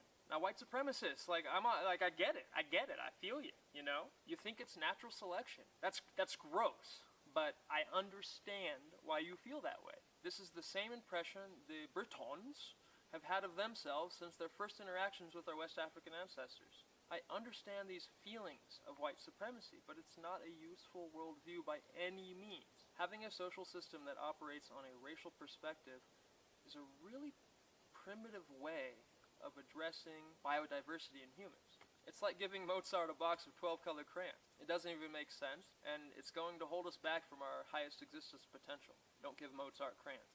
So, this is complicated, folks. So bear with me, okay? Just hang in there. Going back to the feeling of white supremacy, the feeling that humans fitting the construct of whiteness are more evolved. This has essentially been programmed into how we approach history and discuss race. The basics of my position here come from a linguistic approach. When I was a kid, I was taught that a human's use of tools set us apart from other creatures on this planet. This is simple to prove incorrect. All sorts of creatures on this planet use tools, and some in ways that we can't contextualize. My position is that the foundation of what we consider to be sentience is our most advanced survival trait, pattern recognition. Think about it. Everything a human relies on is based on pattern recognition. I'm actually just making a bunch of pointless noise out of a hole in my face, but you're able to understand what I'm communicating because you recognize the meaning intended in my noise patterns. Written language is the same. Patterns of symbols with intended meaning. Mathematics is a language that we've developed to discuss patterns and discover new patterns, and is one of the most compounding developments of our nature. Science is a healthy blend of human curiosity and patterns of success and failure. Feelings themselves are developed from patterns of emotional response. Behavior is developed from patterns of human interaction and communication. In the same sense that we have these awesome developments for our application of our pattern recognition, we often give power to concepts that misapply it. This can cause great harm to our existence potential as a creature. Our racial perspective on society is one of those harmful misapplications. We're reducing the concept of human biodiversity to categories based on visual appearance. That's not useful for discussing cultural origins and lived experiences. Our perspective on culture and technology is another one of these harmful misapplications. In the USA, we're taught with a historical perspective that celebrates military empires, reducing other great cultural developments throughout global history to a position of weakness. In that sense, the society is trained to see greatness as founded on two principles: the ability to cause harm, and the ability to heal from it. All of this stems from a foundational misapplication of our pattern recognition. Perspective is everything. If we agreed to use our pattern recognition to transition from an exploitative and primitive community of humans to one that is focused on sustaining the conditions required for our life and any we can bring with us, we'll reach our highest potential as creatures. We can stop the infighting, y'all. I probably won't see it in my lifetime, but I really hope for a massive social paradigm shift. Okay, let me summarize. White supremacy has two aspects: that burning fire, the innate feeling of white supremacy in the individual, and the system of violence and dehumanization that results from those feelings. We saw it in the last election. People vote their feelings. So if you feel that a group of people is subhuman because of their visual appearance, you're going to vote that way. It's not a useful way to arrange society, and it's not a useful way to discuss human biodiversity. I'll get into the history and origins of white supremacy from a British/USA perspective in another video soon. My position is that the foundation of what we call sentience is pattern recognition. Race and racialization of society is a harmful misapplication of pattern recognition, and a disappointing, primitive way of addressing human biodiversity. It's turned our basic visual appearance into a language. The social perspective on cultural advancement is also a harmful misapplication of pattern recognition, causing people to be disinterested in the vital contributions of our ancestors throughout the globe. It's complicated, but I have a solution, and I think y'all will love it. Alright, you ready? You ready? White pride. Or rather, okay? A conscious decision of people that consider themselves now to be white to discard that term altogether. There's a strange duality to it. You're both erasing the long journey of your own ancestors, the ethnic journey of your blood, in favor of a claim to a higher class. So stop calling yourselves white. Call yourself a Bavarian Celtic American or a Welsh Italian American. Show some pride in your history and a conscious choice to eliminate white supremacy from your worldview. By identifying as white, you're buying into white supremacy. You maintain white supremacy by calling yourself white. So that's the first step. Identify by your ethnic origins. Take those DNA tests and figure out what your cultural ethnicities are and what contributions those ancestors have given to sustainable living. I think there's a healthy point of pride in that for every culture on the planet, and in that sense, a healthy way to celebrate our differences. Again, my name is Kamani Okira. Thanks for giving me your time, and if you feel I've made an impact on your thinking, please share this video. I'm also on Twitter and Instagram @TheKamonsta, and in 50 years, that may not make any damn sense. What's the meaning of life? Hello team, my name's Kamani Okira. I hope to be adding my voice to whatever's going on right now. I feel like it's needed. I don't really want to be in front of a camera, but you know, we got people talking about coffee tables and walls of coffee tables, and let's have an intelligent, logical discussion. Now I actually have an answer for you about what the meaning of life is, but I'm going to ask you to follow along with me, okay? The first question I have for you is, what is human sentience? Think about that for a second. What is sentience? What is that? What does that even mean? A lot of people would say that sentience is the ability to be self-aware. Sentience is the ability to live in service to another thing. Sentience is cognition. And yes, that's part of it. Linguistically, the way that we use sentience as a word is to claim dominion over every other animal on this planet and the planet itself. Because we are claiming that the human being is the sentient animal. We're at this end of the spectrum. And all the other animals have sentience, but they're lesser than us on a spectrum. You know, bacteria, human being. Now, we're taught in school, I'm not sure this is true for every country, but we're taught in school that human sentience, or what sets the human animal apart from other animals, is that we use tools at a high level. And after thinking not very hard, I decided that was complete bullshit. It's just not true. Because there's all sorts of creatures on this planet that use tools at high levels that we can't even contextualize or comprehend. Bees build beehives, right? You can put me in a room with you for 3 months. You know, we're not going to be able to build a beehive. Not in the same way bees can. So are they not using tools at a high level? A beehive to a bee is a skyscraper to a human. There's no real tangible difference. Taking materials from the earth and building something grand that a community can share. So why are we putting a value of sentience on the skyscraper over the beehive? You see what I mean? Okay. Linguistically, the way that we use sentience as a word is to actually lift ourselves over every other animal on this planet, saying that we are sentient beings, more so sentient than every other animal on the planet. That's just not the right paradigm to be approaching the world with. Now, don't get me wrong, I'm not calling you stupid. I'm saying that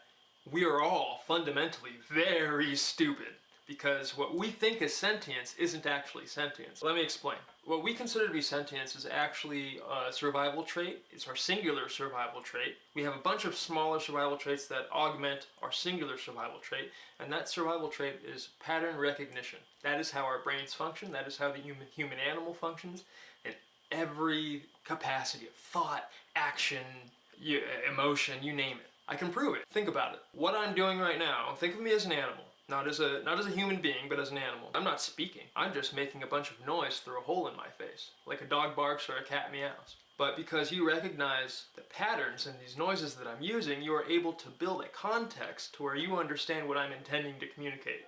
You follow? Whoa. Yeah, you know, that's pattern recognition. It's simple. It's right there. Okay, let's extend that to the written language.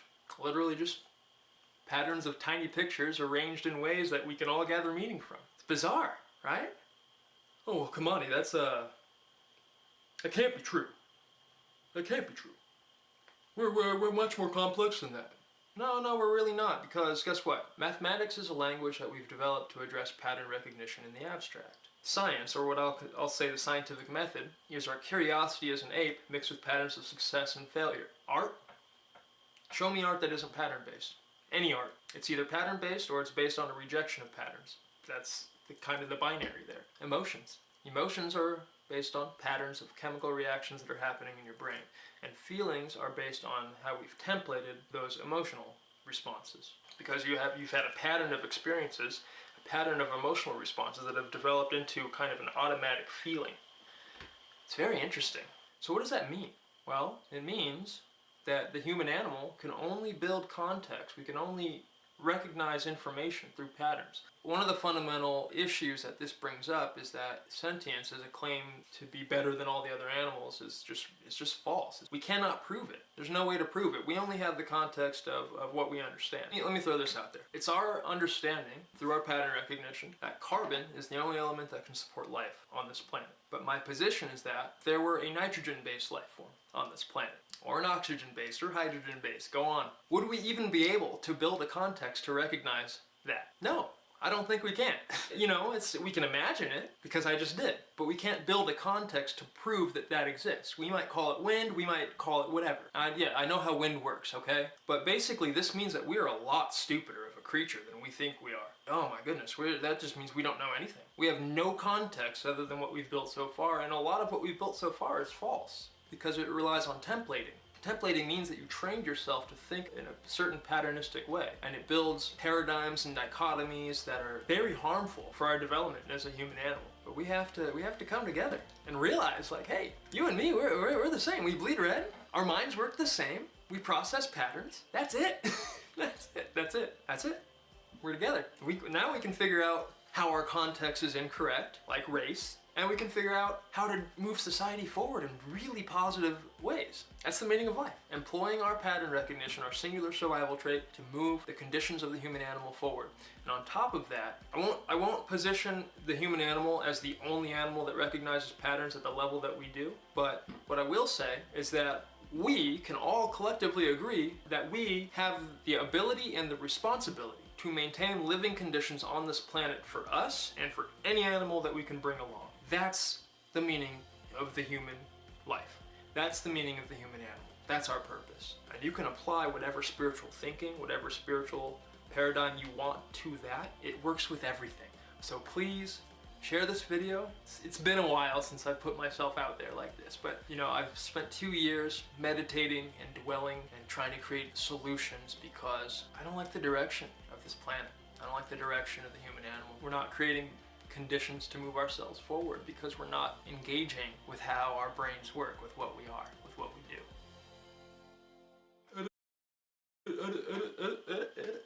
It's very hot. It's midnight. It's midnight 30 and I'm sweating because there's 2 lights.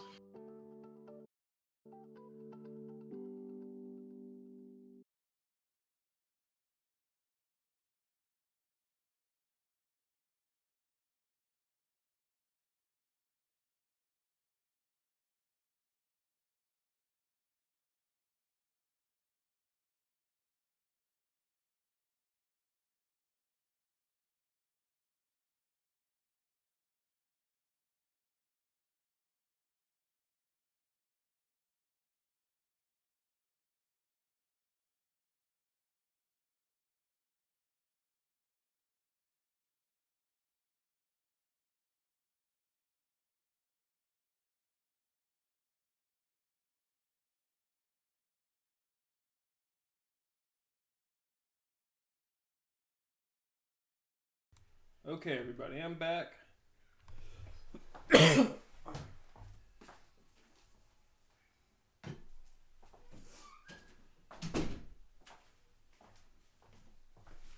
There may yet be interruptions from the gallery, but we back at it.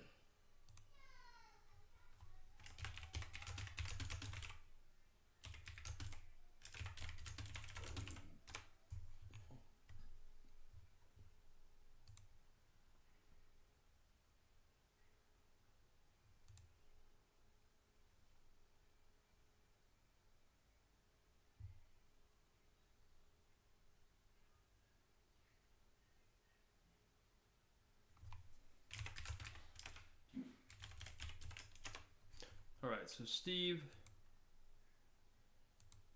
says he's a bit busy. And ain't nothing wrong with that. Alright.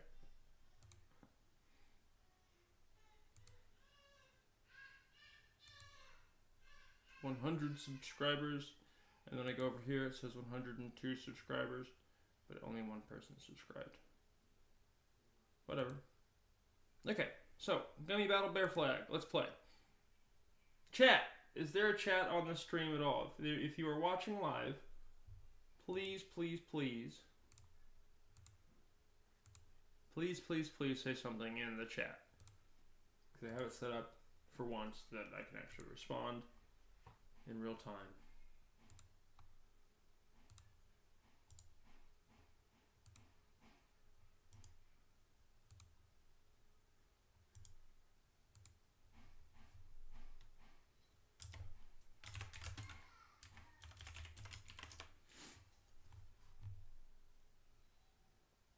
Okay. All right. Oh, I didn't turn my friggin'. I'm still. Yeah, there I am. Okay, I'm back, everybody. Hilarious. I'm wearing Philip the Bear Paw Claw. I'm also wearing Philip the Bear beanie. So let's. Okay. Let's go to Philip the Bear. I'll link you guys directly to the hibernation wear with his drip kit.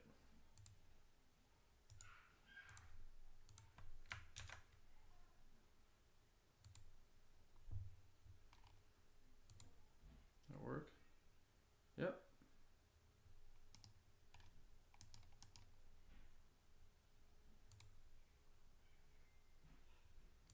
It is actually got discontinued.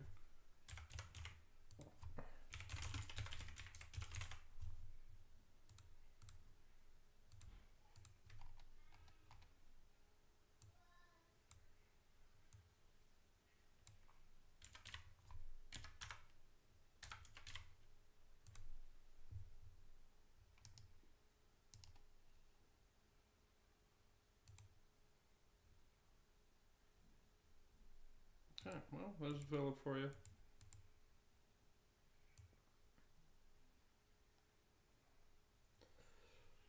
If you're playing the field game, buy one of these flags. They're incredibly inexpensive for what they are and what they'll do, and they'll anchor years of fun. So, and you're supporting the person who designed the flag. You're supporting the publisher. You're supporting the vendor. Okay, Gummy Battle Bear Flag.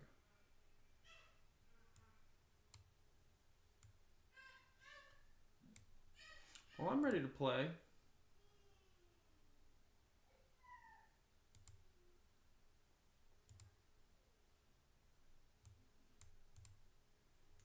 This is what the board looks like normally. I added a layer of,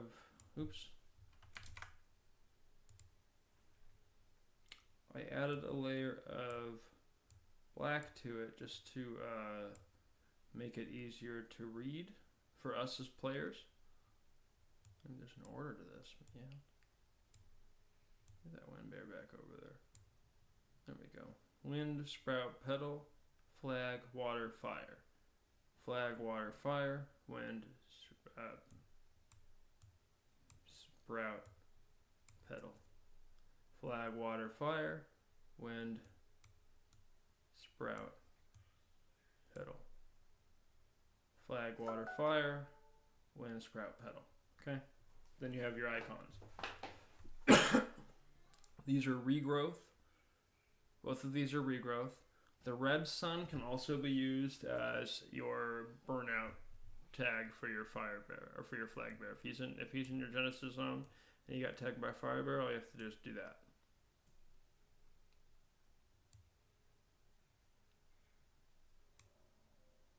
Chances are you won't need both of these at the same time, but if you need to, you can also import a little flame graphic, and you can import your own emojis if there's not enough emojis on the board. I don't care. I feel like there's enough emojis to play the game, and label the conditions of the players as you move through the board. So, we want a game. And we may actually stop the stream and do a new stream for the game, because I like this stream a lot. I feel like we covered a lot of great ground. We covered the impact puzzle. We covered what the brand does. We covered musical bears. And everybody's starting to get the blockchain as a public notary service. We're at the forefront of that. We've been at the forefront of that for years now. And we've just been looking for people that want to collaborate on the property, not collaborate on creating financial positions in the property, not creating any sort of passive value expectations without putting anything in terms of rights, process, and result.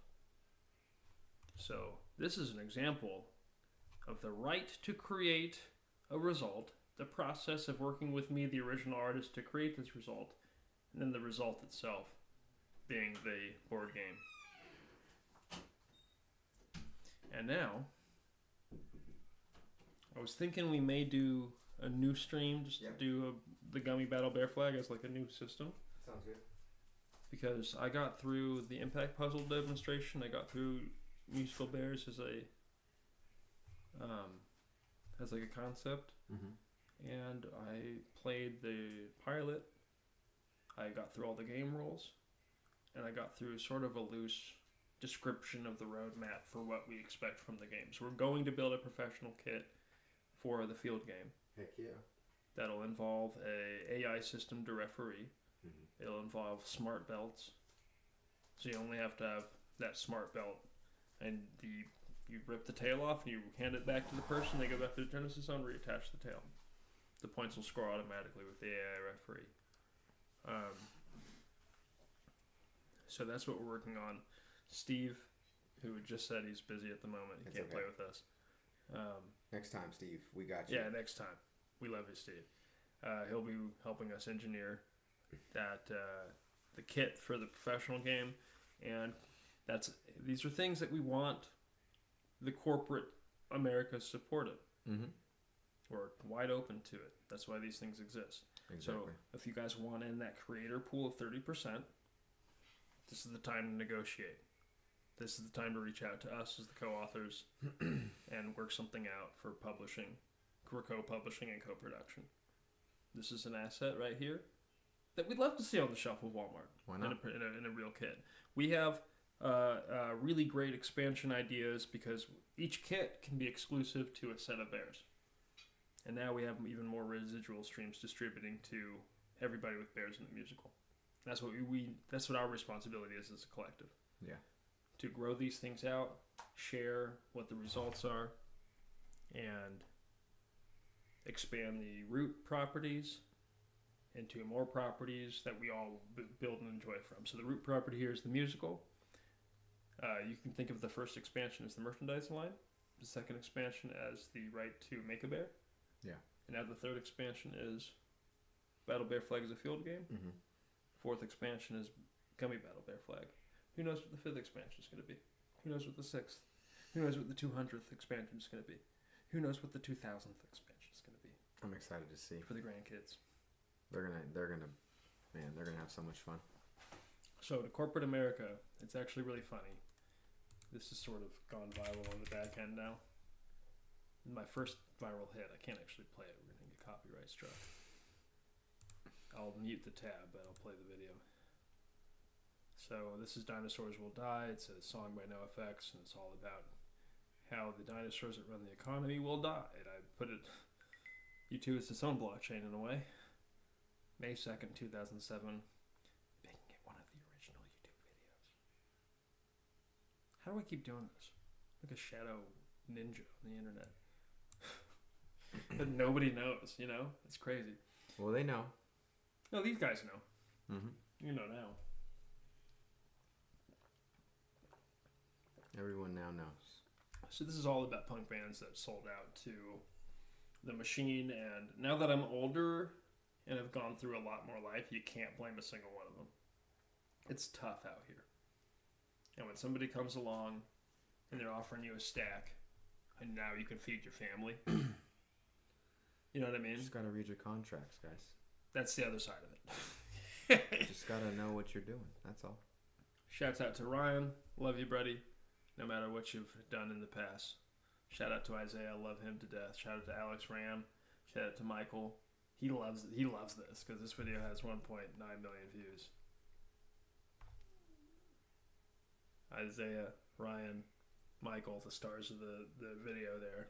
2007. Mm-hmm. We filmed, it was my high school senior project. That's all right. One of the first things I ever produced as a producer, and it's actually, I love it. The audience loves it. NoFX loves it. They actually just use this as their video for their song. That's good. Like, it was on their website for years. That's really good. And that was my first honor. It's kind of like, you know how the NBA has got that one thing in theirs? Yeah. Exactly. This is the same. To me, it's the same level. They're piling up. It's the same shit. Oops. Same. Sheet. I said sheet, everybody. Like a sheet on a bed. Bed sheet. Same bed sheet. Yeah, so... different bear. Yeah. I was doing really good up until that, and that's a small one. So that's okay. It's okay. Yeah. We're working on it. Yeah. No, bear that's words. perfect. Bear words, everybody. Everybody bear words. So yeah, you can watch this video. You know what? Let me put it in chat because you guys can't listen to the song. I don't want to get copyright struck. I'm sure Fat Mike, if he understood what we were doing, he'd let me play whatever we wanted from NoFX. But there it is. Isaiah did a wonderful job playing the record executive. Ryan did a wonderful job playing the emo punk rocker. There's a lot of found footage sewn in. And this is my principal's office in my high school. That's great. I was dating her daughter at the time, so that was the most punk rock thing you could do in high school. Oh.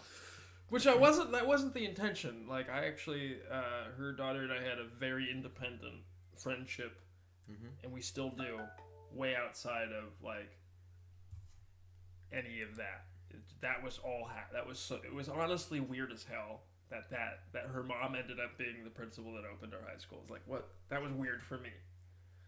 And for everybody else, they knew her as the principal, but for me, I'm like, wait, no, that's my crush's mom. Wait, you're opening the high school in my hometown? Mind you, it's a town of 4,000 people called Forest Hill, California. So that became a bigger deal than I ever wanted it to be. And that's why I never want to be famous. Got a nice lesson in that. Okay, let's get NoFX off the thing. That's great.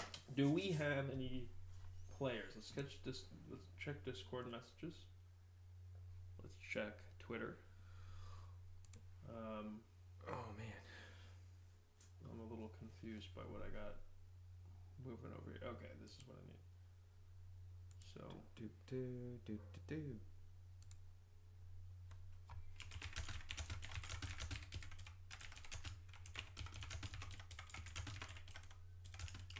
That's 9. I'm not gonna ask her. Who would be down for this? David might. You think he's up right now? What's his location in the world? You're David Hameluk. Oh. Yeah. You can message him. See what's going on. No way, that's the YouTube video. I need the Gummy Battle Bear flag. Gummy Battle Bear flag. Yeah. Typically we don't have physical dice because then Lunas can play. He can still play, actually. We just play for him. Because we could actually do a whole nother roll window and roll 1 through 24 for the letter and the number. Or whatever his move is. I don't know. That would be super random. Sounds cool. I'd also ask ChatGPT to play because it understands the game. That'd be cool too. Chat might be an interesting option to observe. I kind of am curious on how they're going to use some of the lanes, or what their strategy is. Because we have a minute timer. I think we can get them to process a turn in a minute. Yeah. Okay. All right, everybody. It means ChatGPT. Probably for 2 of the teams. I'll feed them the game conditions, and then we'll go ahead and do their board input.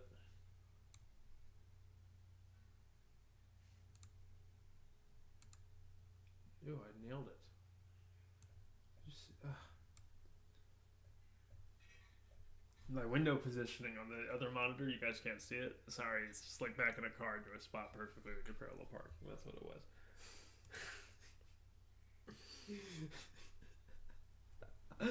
Alright. Alright. I kind of want to use Elon's. Oh, yeah? Yeah, you want to try Elon's? Because he might appreciate us running the game on it. Do I need to subscribe? Oh, I don't want you to draw anything. Interesting.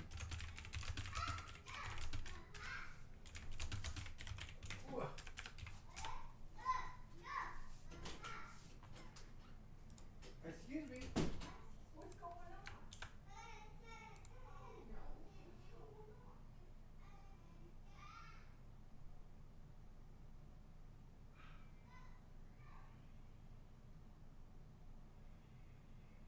Okay, I think we're definitely going to play with Grok.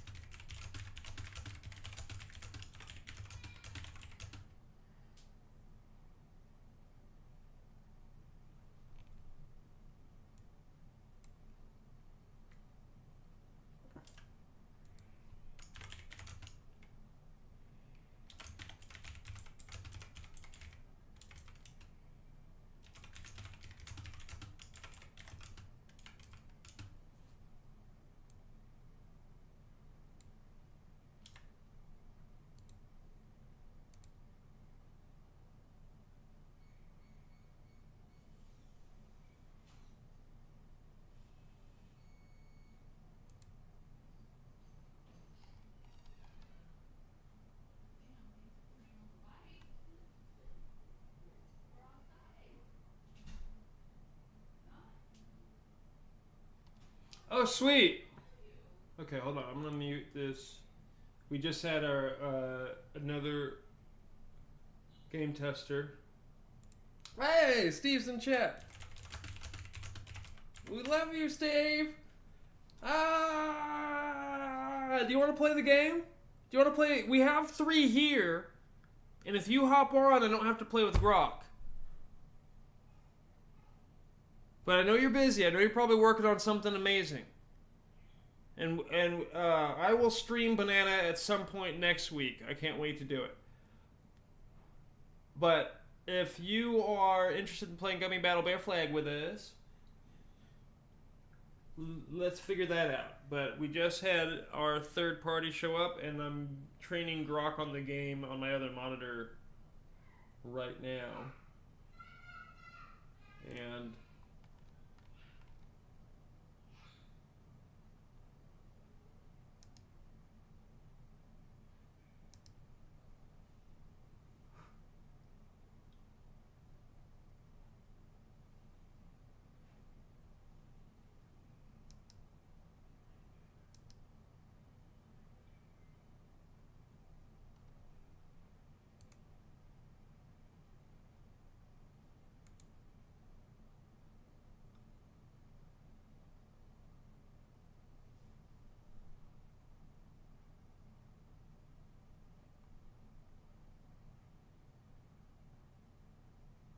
wow, Grok really has us down, guys. This is cool.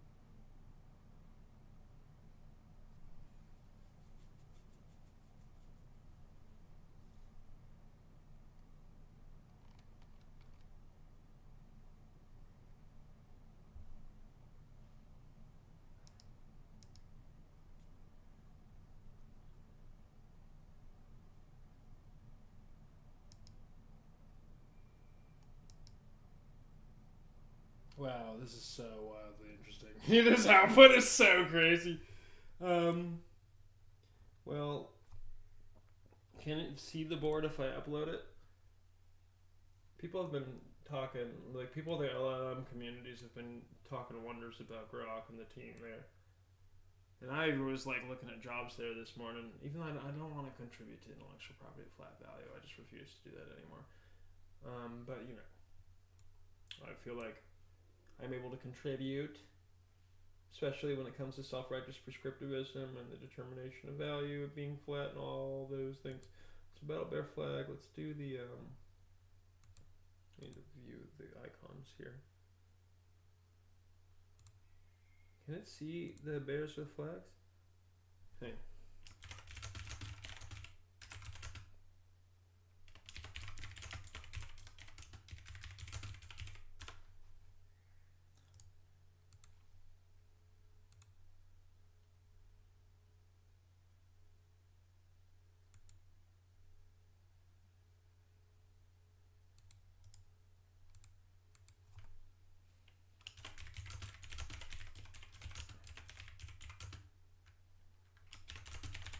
We haven't. So Grok's is basically, I showed Grok what the puzzle tundra looks like, and it's telling me its strategy. So I don't really care about that.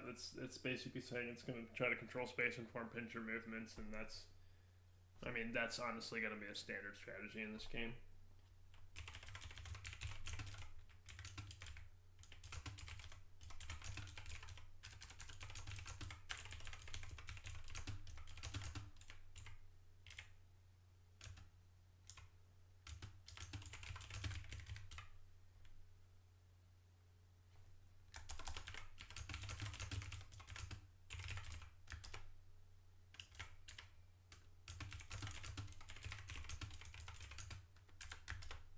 So this is good because I'm actually gonna use Grok as a move tracker as well, even in instances. Can I fit it over here? Because I'd love for you guys to see what's going on. So if I go to, okay, let's get out of there. If I go to Photo P here, and I move the side panel, and I shrink this down, and I go over here, I have just enough space play the game.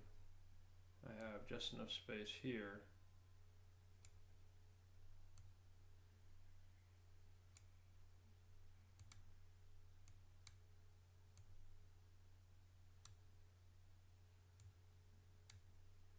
See if I have enough space here to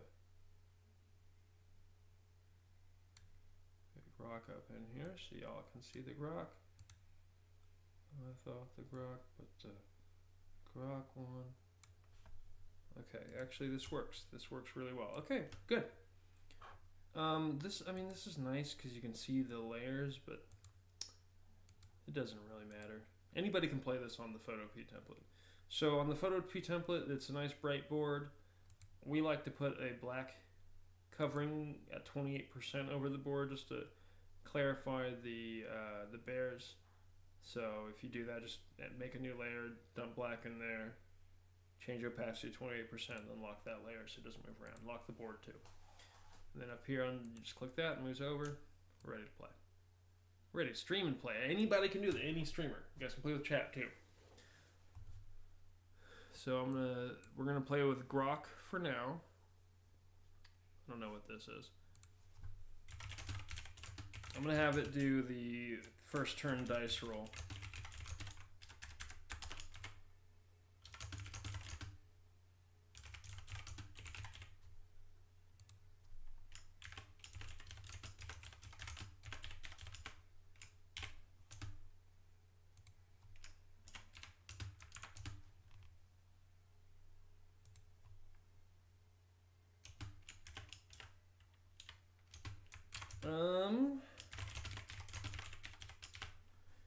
Also, when you ask Grok what the intellectual property rules of Twitter are, they're actually great. They're actually really great. So be careful what you wish for out in the wild. Team 3, this is number 57. Do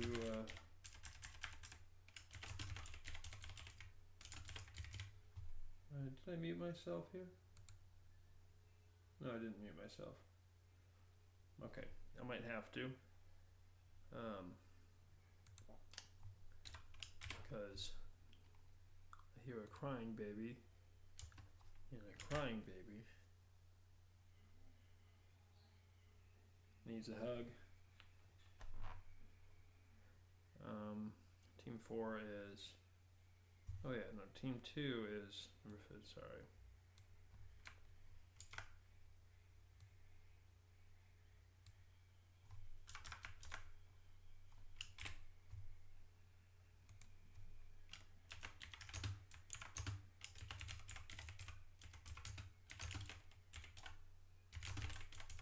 Curtains is great. Y'all heard the song earlier. Y'all know Curtains. Oh my gosh.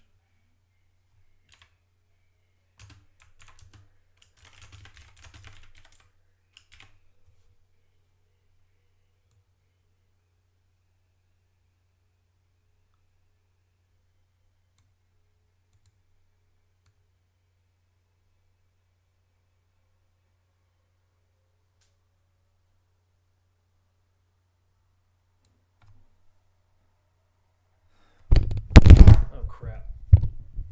Down goes the mic. Okay.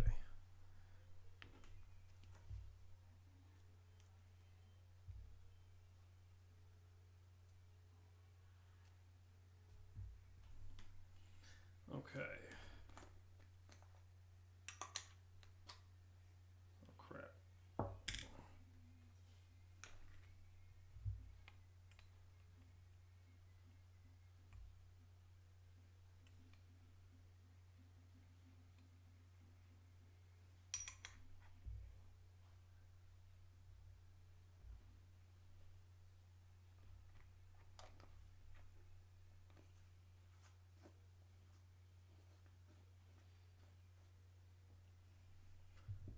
Okay, so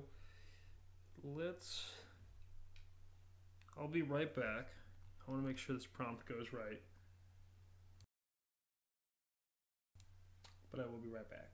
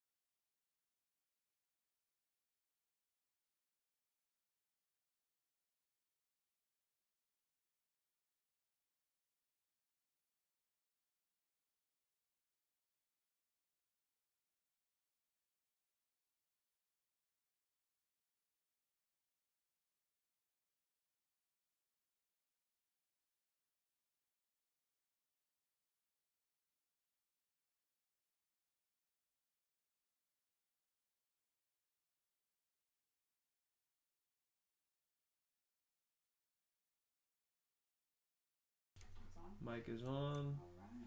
And Back on. profile pic is gone. I'm back, y'all. I'm back, y'all. I'm back like Shaq with a basketball.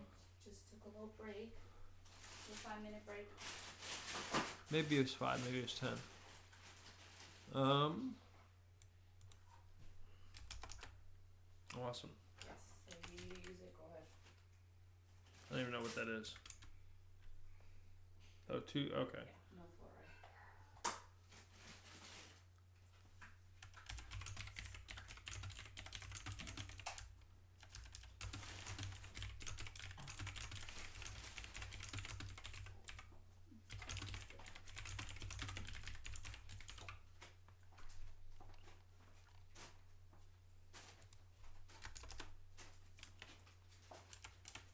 Okay, so we're gonna roll the game start dice. Team 1 bear I have is to use the restroom, so we'll be back. okay. Team 1 is here first bear in the red corner. Team 2 is do a barrel roll in the bottom right corner. Team 3 is curtains, a real bear in the green corner. Team 2 is in blue. Team 3 is green. Team 4 is yellow. That's the lost bear. So Grok will be playing for Team 1. I will be playing for Team 3. Maria will be playing for Team 2. And Josh, aka Iron Q, will be playing for Team 4. However, Josh is tending to a 2-year-old, his 2-year-old, and he will be moving as that allows. So I have leeway to make moves for him within the 1-minute timer if he's not able to make the move on his own behalf, just to keep the game moving, because the game always ends in, I think it was 120 minutes. It's a 2-hour game. All right. So here's the first roll, and boom. Okay.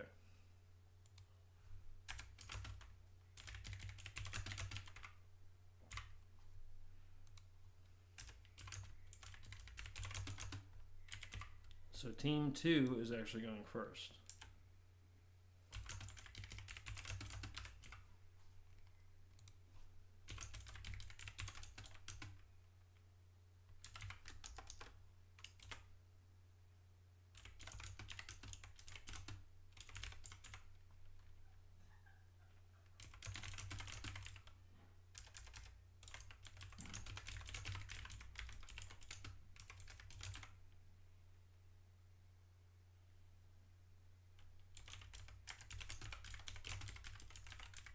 Alright, Elon and team, let's see what this does in the game. I hope it does better than GPT.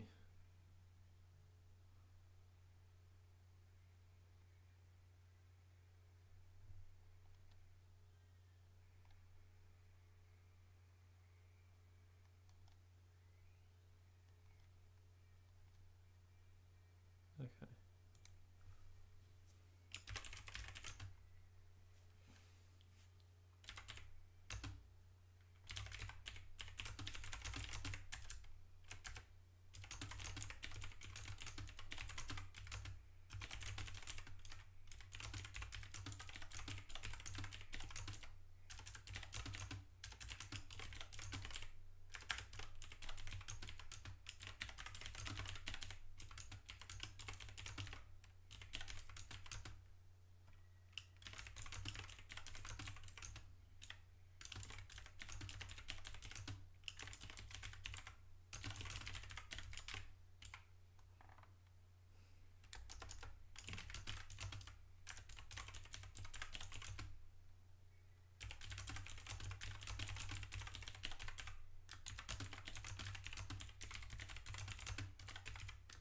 Okay, so I'm asking it, before we proceed with the game, we want to make sure you know that each team has 1 flag bear, 1 water bear, 1 fire bear. So 1 flag bear, I'm pulling out from Team 4. 1 water bear, 1 fire bear, 1 wind bear, and 2 flora bears. Sprout and petal.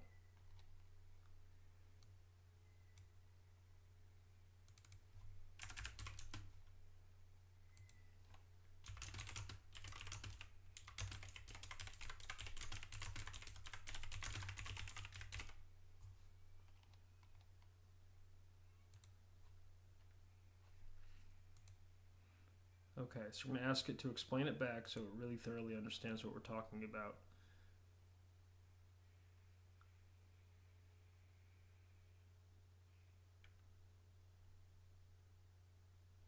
See, it's making up its own rules just like ChatGPT. That's what happens to ChatGPT too. Okay, let's grab the actual text from the wiki page and we'll do it that way. That's what we're going to have to do.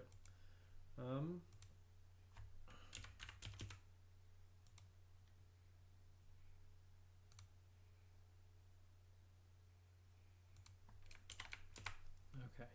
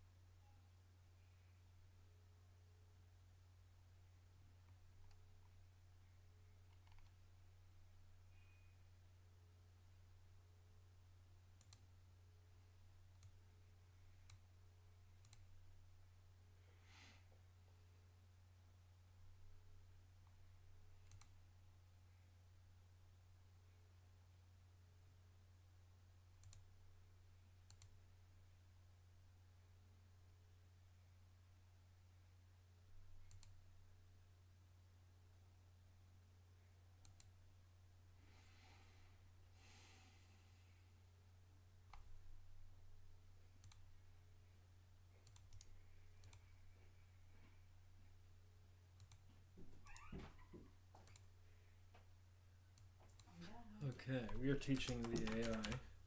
What?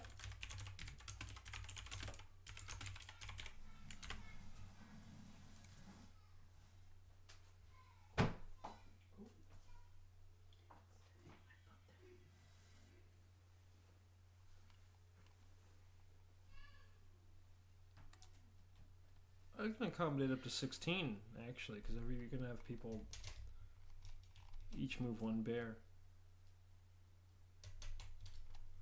Yes. Okay. I don't want to share any of this. I need to regenerate them. Okay. What's stormed? What? No, it's making things up, man.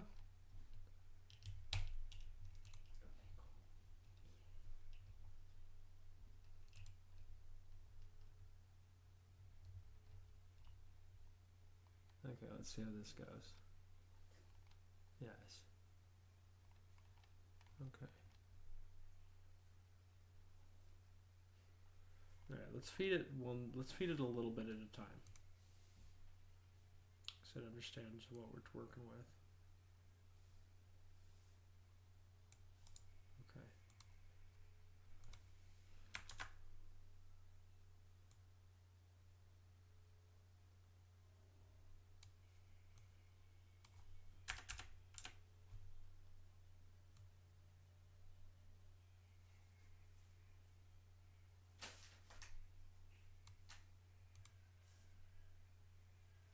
I have to make sure that.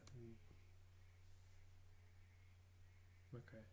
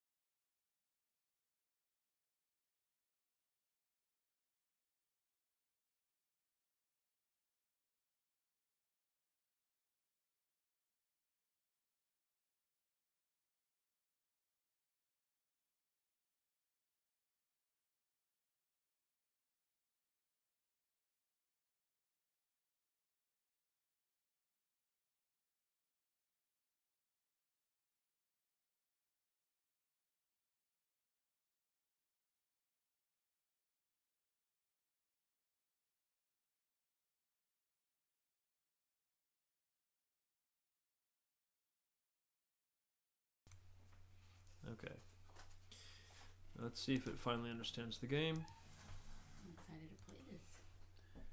Yes, Maria's never played this. Yes. I'm Okay. excited. So there is. Santa Maria here, aka Agent M. Check out Solly G, aka Solicitor Solly General. G. Where is she at? Number 87, Solicitor General Bear. Where is she at? Half of her trip kit is on the marketplace. So we're gonna feed Grok the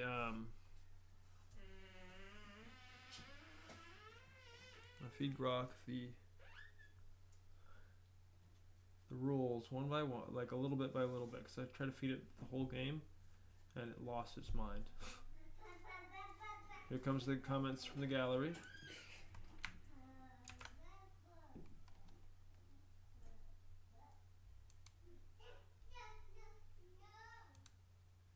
Okay, let's regenerate that, because this is doing this. Elon's doing the same thing ChatGPT does. What? It like cuts off if it's too much information or too complicated.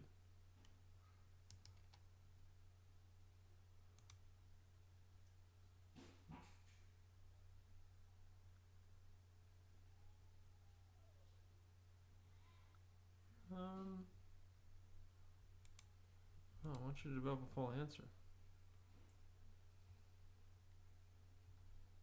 Okay, I'm gonna open the rules and stuff on the fandom. Am I saying that right? Fandom? We have the rules open over here too. Oh, okay, I just want to see it right here, like closer to my view. Okay, you send them to me. Josh has sent it to me. Closer to your moon's view. Okay, is that one okay, or do I do the other one? That's the field game. You have to. You can go here to find it. Easy to find. Oh, I think you had to send it to me, and Joshua will send it to me too. Okay, so. Did I already paste Joshua this? literally send it to me. No, don't look for it. Just go to the one. Yeah, go to that one. It's very easy to link. Just go to the field game and then go to categories. That also works. So this one is the one we're looking at, right? Yeah. The other one was for the field, like outside. Yeah, that's the one you need. Okay, perfect.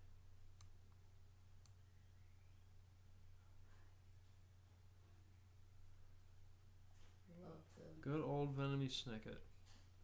Only one team can win.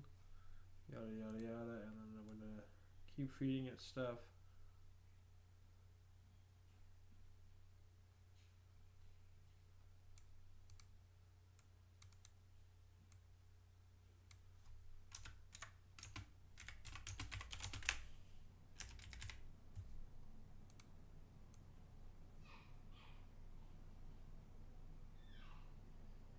Flag bear.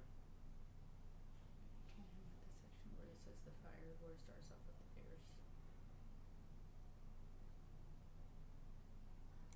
Well, and we went through the rules very thoroughly on stream a little bit, so we're gonna do it as we play the game too.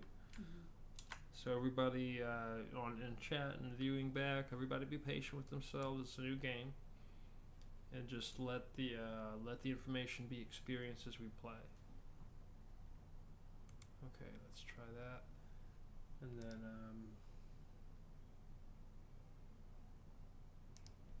let's do the general rules. Boom.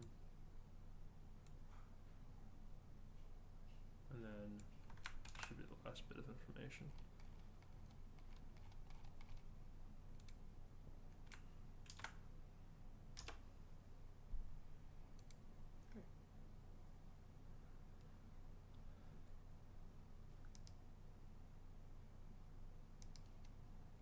Okay.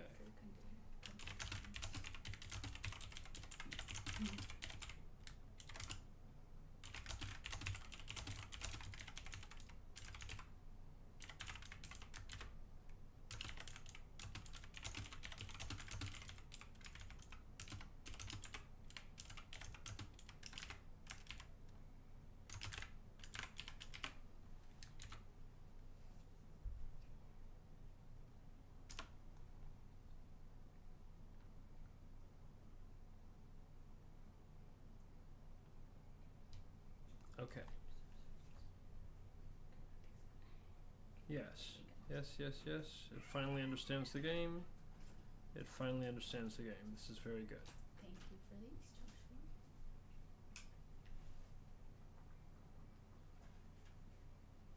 Joshua. For viewers back, Joshua and Iron Q are the same person. Yeah. Yeah, he's back. Yeah, yeah.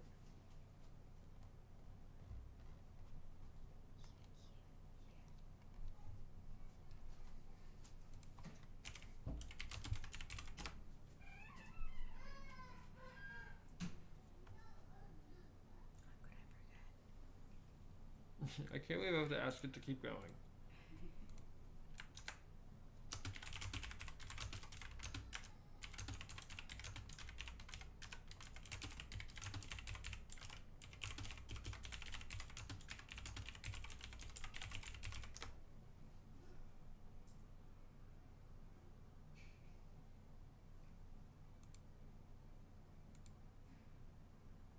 Oh. It says I have to sign up for premium. For what? You've used your 25 Grok 2 questions per 2 hours for now. Please sign up for premium or premium plus to access more. Check back later. Okay, well then fine. What? Let's go to GPT. It wants your money? Yeah, that's alright. We already have a game bot here. Is this the one?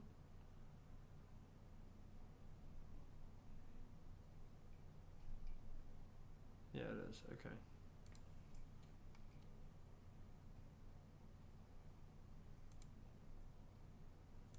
Okay.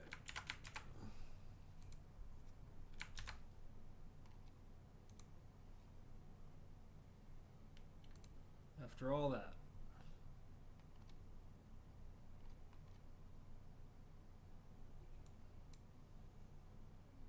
Okay.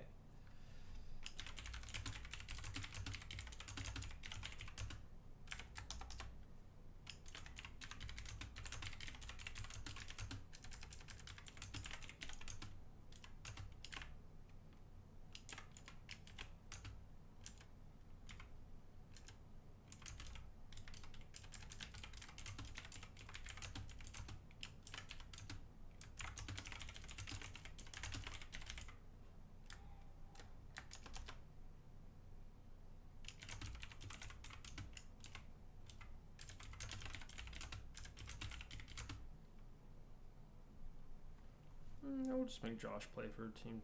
I want to play against you though. I'm gonna ask my cousin and see if he wants to join us and play. I don't know what he's doing right now. Well, you can play with Josh. Yeah.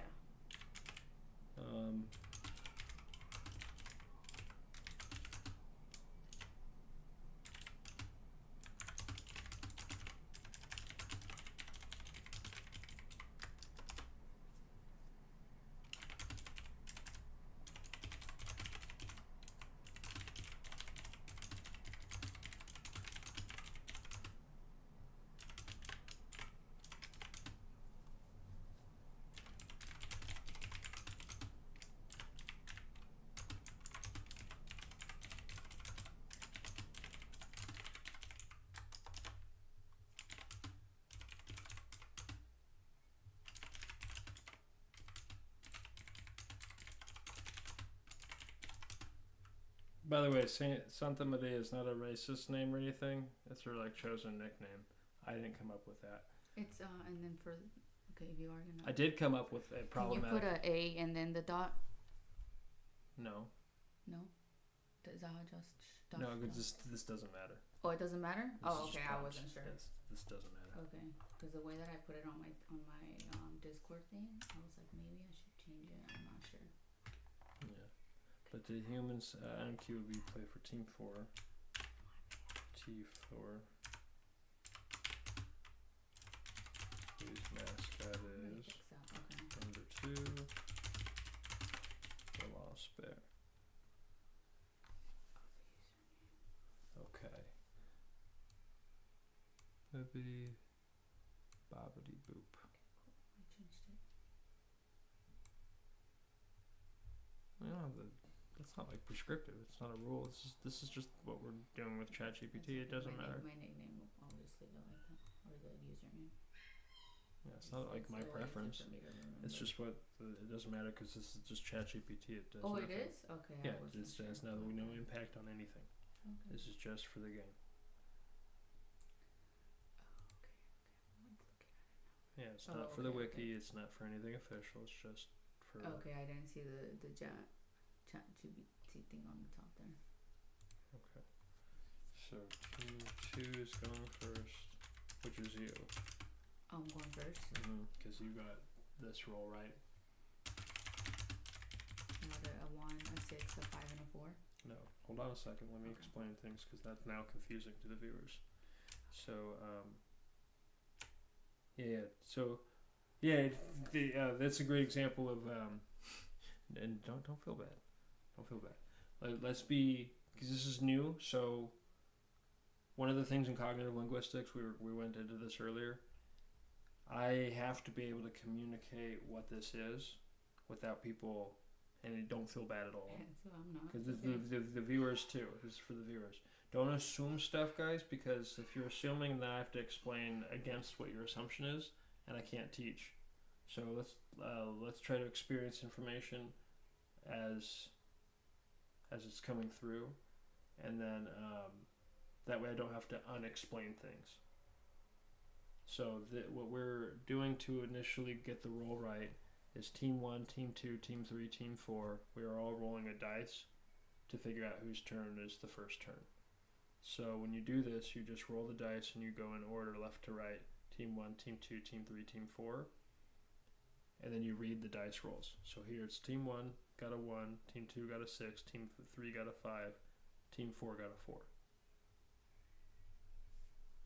And I did not mean to cut you off, but what you were saying that all of these apply to Team 2, and that is confusing. Okay. So no, I was that's one of the things myself. that we cannot. That's one of the things that I'm just saying. Like, we're messaging to an audience, and I have to be able to teach this. Okay. And if anything, that was more of a question. So my bad if it didn't come up. No. So I'm not trying to it's again for the viewers too. Mm-hmm. So. You're looking at the rules. No, you're good. You're good. This is just how you establish who goes first. Okay. So Team 1's the first number. Team 2's second number. We already did the roll. Team 3's third number. Team 4's the fourth number. Okay. You got the highest. So you're the first move. And which team is mine? You're blue. Blue. Cool. Yeah. So this board, when printed out, you're sitting at the board, so it's kind of like on the computer. It's a weird look. It's like, how would you be? I don't know if you could think if it's like, I don't know, I'm like on camera, so if you could think like, imagine this like as a flat plane sitting in front of us. Like a flat board? Yeah, and then you're Team 2 here, I'm Team 3 here. So we're actually sitting in the right positions. Okay. And then the AI is up here. Team and then 1. Josh is where the camera is. Okay. And then when Josh comes in, he'll move, and then if he doesn't show, I'll make his moves for him. Okay. So now, this is exciting. Okay. This is exciting. So now you declare what 4 bears you want to move first. Okay. So you have flag, fire, water, wind, sprout, and petal. And here, I'll move them out to the board so you can see what we're talking about. Yeah, and I have them right here. And here, check out where you are on the board. So here's your bears. This is your flag bear. Okay. This is your water bear. Water bear. This is your fire bear. Fire bear.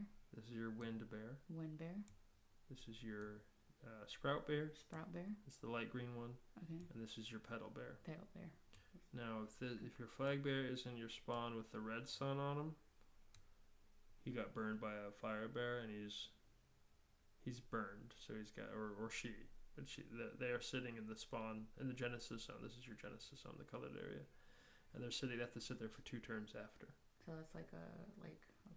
So if you see this on, that means the flag bear cannot enter the field. It's like a timeout, pretty much. Yeah, like exactly. You're on timeout. Exactly. Okay. Exactly. Good job. Cool. And there's the you flag. If you're on timeout, you got to stay there. Exactly. the flag bear, and so if, like let's say Team 4's flag bears in this square, and they roll like a 6, so it's 1, 2, 3, 4, 5, 6. They just tagged you out. You go back here, and you got burned. Oh. Yeah. Okay. And, These are great examples. Yeah, and Team 4 scored 5 points. Oh. Yeah. That's one of the aims here, is to try to tag out bears. Now, different bears are weak to other kind of bears, but so there's your flag bear. The sun. The flag bear cannot take out any other bear, and it can only move 3 squares at a time. Okay. So your goal is to get your flag bear in the center of the field at the same time as the AI that's playing for Team 1 gets their flag. And anywhere in this blue center counts, even on these red. So are those the linear lanes? Well, hold on a second. Okay. Hold on a second. I'm not sure. That's fine. Hold on a second, because I'm explaining flag bears. Okay. Yeah, hold on a second, guys. There's an itinerary here. I want to do this in a process. I will explain everything in order. My brain just... I know. I'm the same way. I'm the same. It's relatable. So thinking of a million questions now. No. Yeah, let me go in order, because we're gonna do the bears and movements first. The bears here and the movements. Cool. Yes, and then we'll get into the lanes, so we can explain this to. Remember, kids are gonna maybe watch this back, if we can manage to. If I can manage not to swear. I already dropped the sheet word, but I didn't say sheet. You said shoot? Yeah, I said shoot. Like shooting a basketball? Sure. I said sure. So the flag bear can move 3 squares at a time, and it can move any direction. So if you are in 20, like let's say you are in your spawn and you want to move out of your spawn, and you roll a, let's just go with the 3 right there. Let's just say you roll that 5. So you divide that 5 by 2, which is 2.5, and then you round up to 3. So now you have 3 squares. That's 1, that's 2, that's 3. If you want to move diagonally, you can go 1, 2, 3 if you want to go horizontally. You can go 1, 2, 3 if you want to go vertically. You can do weird stuff like 1, 2, 3, 1, 2, 3, 1, 2, 3. You can also go 1, 2, 3, and you can return back to your original position. Hey, check it out. I'm showing you the move real quick. Yes, I'm just over here. Where does it say it on there? Anyways. No, just like the best way to learn this is not to read it, is to watch it. Okay. But it can pretty much go anywhere, right? Yeah, it can move in any direction. So okay, that's what I meant. 1, 2, 3, 1, 2, 3, 1, 2, 3, 1. So like I'm in spawn. I roll a 3. I roll that 5. 5 is divided by 2. Equal, and then you said you round it up to 3, right? Yeah, I'll just do a 1 number so we can do it. Okay, so 4 divided by 2 is 2. 2. So now I can move my flag bear 2 spots. 2 spots, and then you can 1, move 2. it. Okay. 1, 2. Whichever. 1, 2. Okay, direction. Okay. You can also I'm gonna try to get a.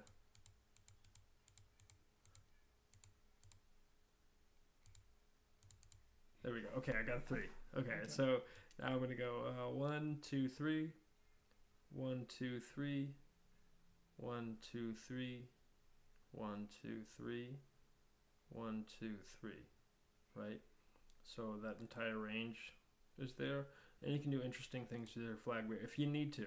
Check this out. You can go 1, 2, 3. Oh, you can reverse it back 1. Yeah, you can get back. You can. So a flag bear can use a square they've used during their move twice.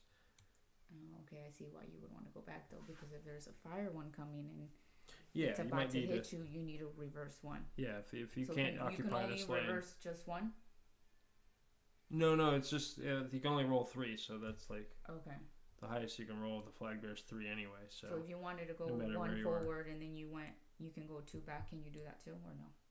We can move it whenever direction. Like it's not really forward and back necessarily. If you consider this your starting point and this your goal, then that would be progressing this way, would be moving forward. But the real thing is about timing and positioning. Okay. So it's not it's capture the flag and that you want your flag to go from here to there. Right. But flag bear. You also have to time it so this team's in there at the same time. Or that way your team's here, my team, this team 3 goes, they can't take you out, and then this guy's over here and he gets to move in on his turn. So that's the goal. It's all really. We took 37 turns to play the first round, and it took 2 days because we didn't have a turn timer. And that wasn't my fault. Josh, I know you're watching this right now. That was your fault. My fault? No, Josh. No, not your fault. Goodness. I said I'm joking. I'm joking around. JK. Because he was sitting there thinking about the moves, like, whew. And so that's when I'm like, okay, we need to do a turn timer. Is that what that is up there? Yeah. Okay. Cool. So this is our dice rolling website here. It's called randomnumbergenerator.com if you ever want to play this with anybody else. And you just put 4 numbers in for your 4 dice from 1 to 6. It's your 6 sides. And then you declare your bears to move them. So you say at the beginning of your turn, which is your turn, you say, okay, I'm team 2. I'm moving my flag, water, wind, and fire. So 2 bears are sitting out that turn. Here are the 4 that you said are moving. And they're moving in that order. So flag, water, wind, and fire. It's really actually helpful to have a notepad nearby so everybody can keep track of their moves. Because as soon as you say it, it's kind of hard to... We'll actually use ChatGPT to keep track of it. So well, we could bring something, or I can bring something. No, this is fine. We're doing it on stream, so the solution's already here. We don't need to find another solution. But we have... Yeah, so he's ready to play, or they, or ChatGPT is not a gender. I don't know. It's ready to play. It's pretty stupid, so it's probably a man, right? I'm participating in misandry, everybody. Is that what it says? A human? No, just a man. Okay, so 4 numbers. This is set up correctly, or turn timer set up correctly. We'll go through the water bear movement next. Okay. So I'm going to return the flag bear to spawn. He's ready for you to move when your turn begins, but we're going to go through the movement. So anytime you roll a 6 with flag bear, that's only a 3. 6 and 5 is 3. 4 and 3 is 2. And 2 and 1 are 1. So if you roll a 6 or a 5, you're moving 3. If you roll a 4 or a 3, you're moving 2. If you roll a 2 or a 1, you're rolling 1. Okay. You're moving 1 with the flag bear. That's the flag bear set. So for water bear, on this side of the map, you roll a 6. Let's just get this back to 1 so we can test the movement. So water bear is a 1 to 6. I just rolled a 5. Okay, 5. So I'm gonna. So that's a 3. Right. No, hold on a second. That's gonna confuse people. Okay. Yes. Okay. Yes. My bad. Yes, that's exactly. So just please, everybody in everything. When we're handling information and teaching an audience, it's a very delicate process. And don't beat yourself up, but just work with me here, because we have to experience information, and making an assumption and me having to now defend the information against the assumption does not work. It's very confusing. So going back, just to clarify, the flag bear rolls a 6-sided dice, and then you divide that roll by 2. So just to clarify, hold on, just 1 second. Just to clarify, because I want this. I've worked so hard on this stream for hours. Okay. The flag bear. You roll a 1d6. I'm going to roll it right now. And then you divide this roll by 2. So if I get a 1, I would divide by 2 and I round up. So 1 equals 1. If I'm in my Genesis zone, I just move out 1 square and then I'm done. I rolled a 6 this time. So now I get a 3. And if I'm in my Genesis zone, I can move 3 squares out. 3 squares horizontal, 3 squares up. 1 square up to the diagonal, etc. There's a zone of range. And then on 3, you can also do what we call like a slingshot return, where you go like 1, 2, 3. As you said, you can kind of go, as you said, kind of going backwards, but it's I will reverse. Well, reverse. Yeah. If like you take a step back, you go in reverse. Yeah, we want everybody to think about this as like positioning and strategy. So one. Yeah, these are more of just like angles. So the flag bear is the 1d6 divided by 2, which means the maximum movement range is 3. Now, the water bear is what I'm explaining now.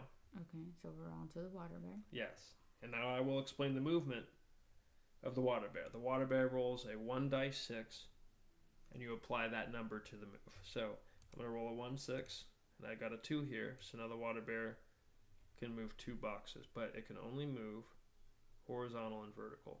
Okay, So if I'm horizontal and vertical. And it Now. must change direction after every 2 boxes it moves.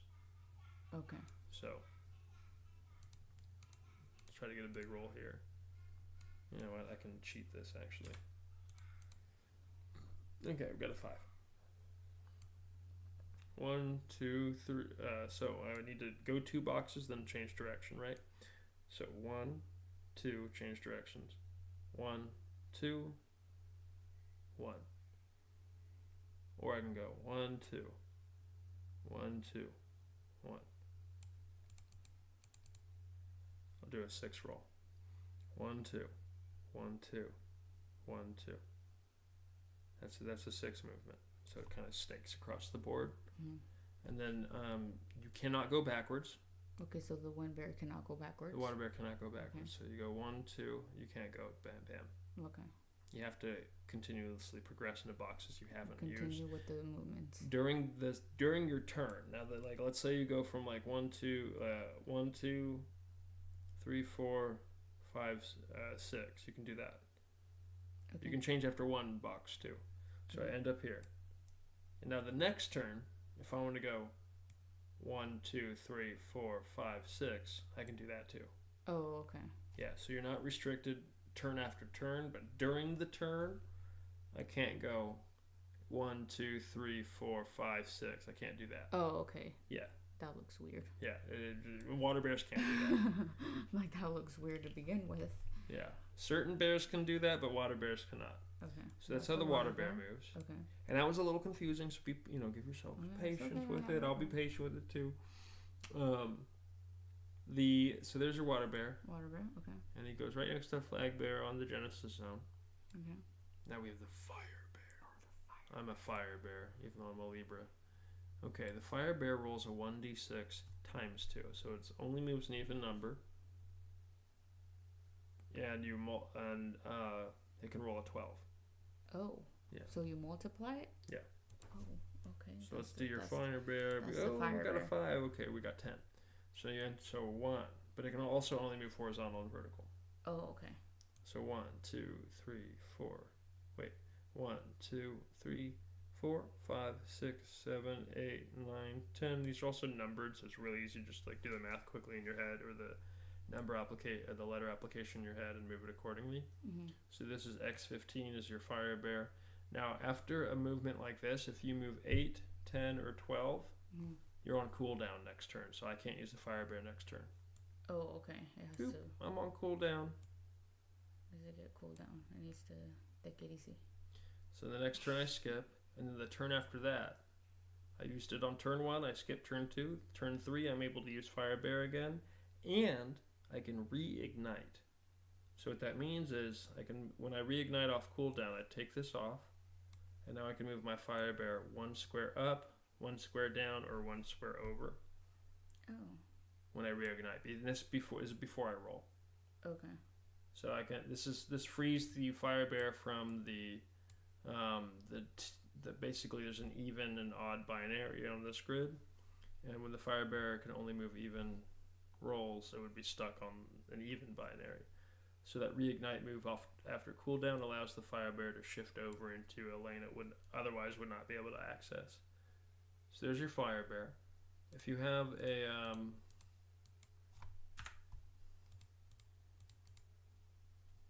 that's an 8, so that again results in a cooldown. 3, that's a 6. That would not result in a cooldown. Okay. That's a safe roll. So 1, 2, 3, 4. I can't change directions. Fire bear's a straight shot. Like 1, 2, 3, 1, 2, 3, 4, 5, 6. So I end up in S24.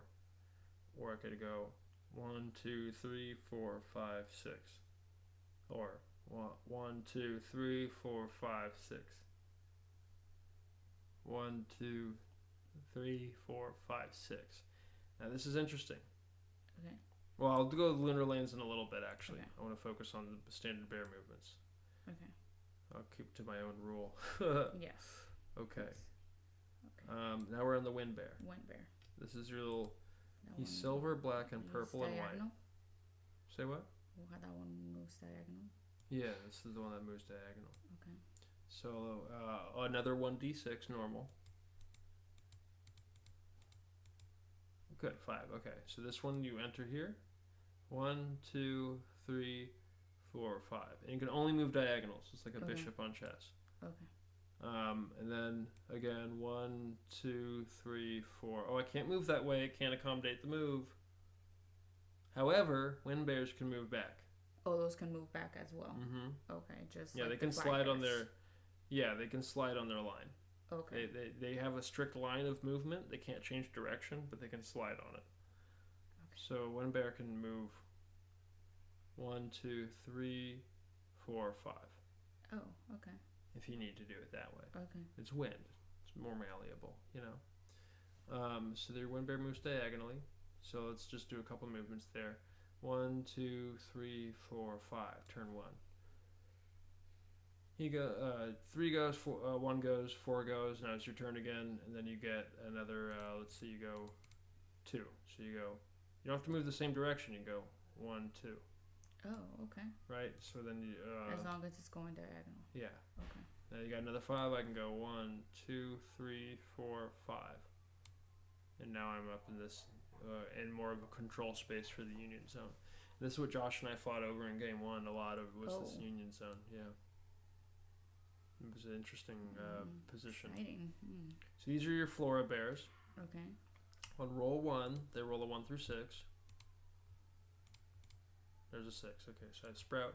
And these guys can move any direction.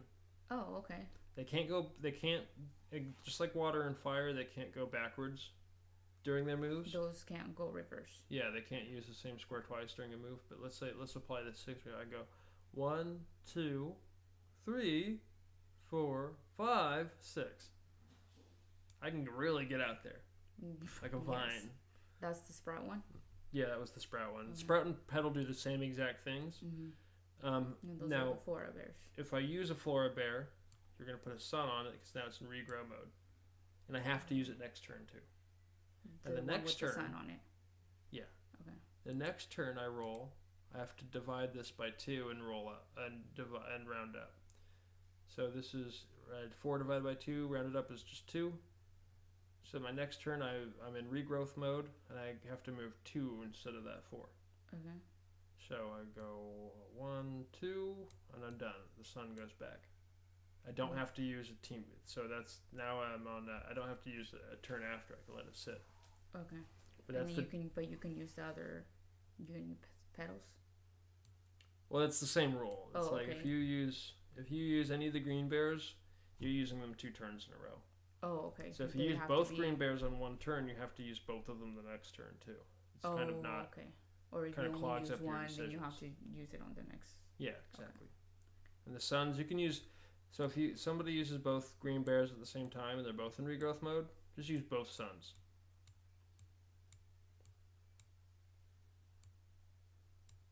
Like that. So they're both in regrowth mode. If your flag bear is tagged out and both your suns are in regrowth mode, just remember that your flag bear, because you don't. I could have put a little fire icon on here, but honestly, it's not. We figured it's pretty rare to get that burn. You'll be able to it's pretty rare to. When we plan through, it's pretty rare for somebody to position their flag. It's pretty rare for somebody's flag bear to be vulnerable to a fire bear like that. It requires a lot of luck and short rolls on that fire bear's part. Okay, so now we've explained all the movements. Okay. And next step. Oh, you know what? I think I made coffee. I'm definitely gonna go grab some. Hey, I'm down. I think I already made some. And I think I already made a cup, and I think there's still some in the croft. All right. We make coffee in a croft, people. That's right. It's good. Croft coffee. Croft coffee. Croft tea. Amazing. It's pour over croft.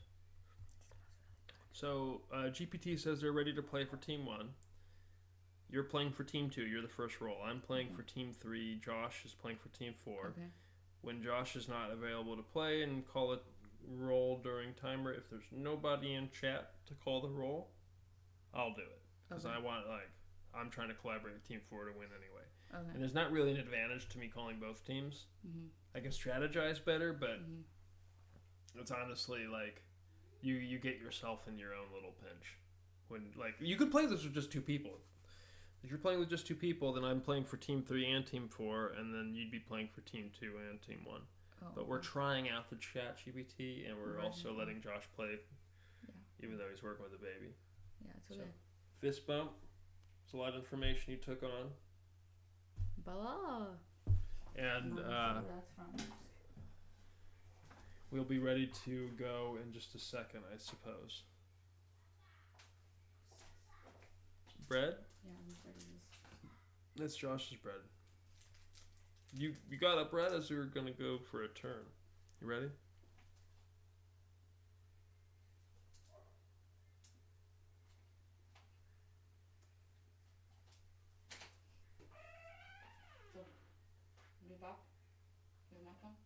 Huh? I can't hear what you're saying. Okay, well, the coach for Team 2 departed. I don't think it was clear that we were communicating that it was Team 2's turn. But I need to get up and stretch my legs anyway, and I will be right back. So enjoy Vintage Mozart Bear, and enjoy my...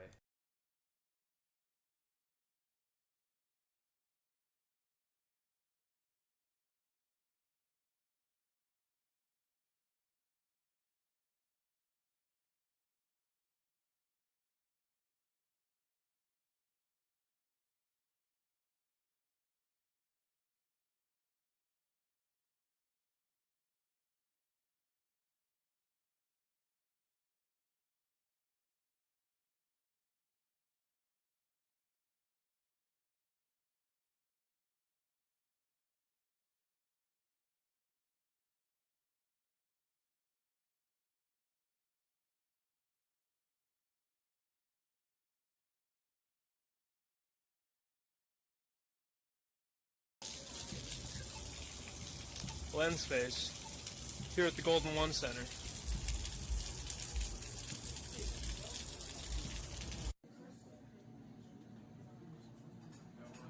My hair leveled up. When the Kings first moved to Sacramento, a lot of the fans went to the first game wearing tuxedos because they wanted to celebrate such a big thing happening.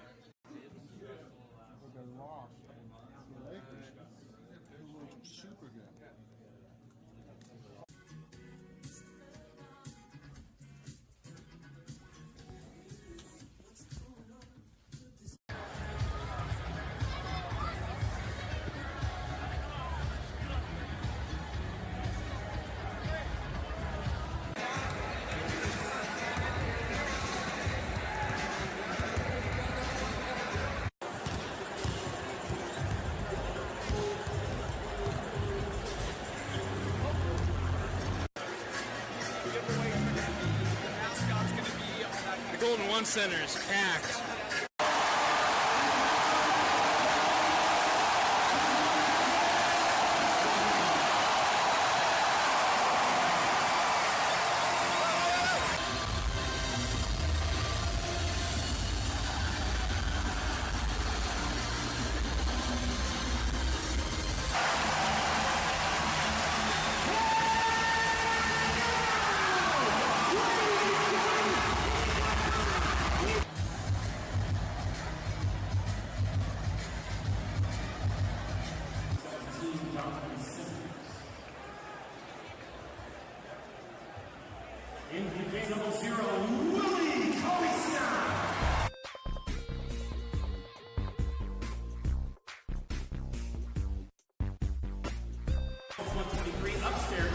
I'm having a great time.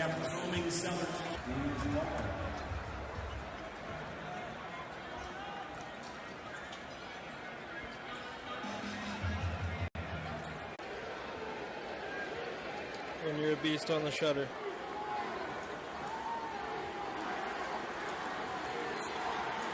Ladies and gentlemen, the second guest continue here tonight. Please welcome.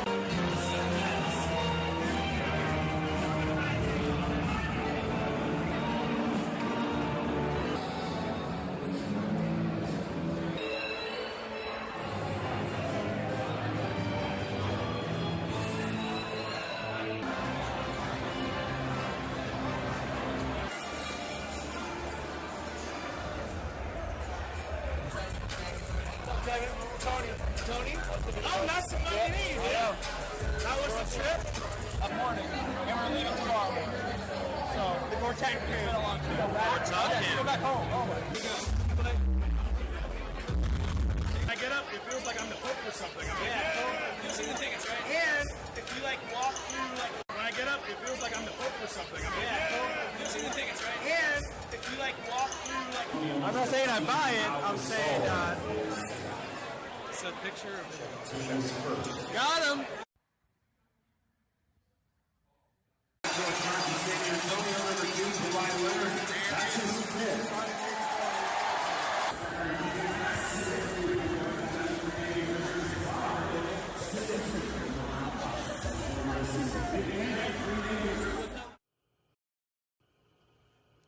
Just dressing up the Raws.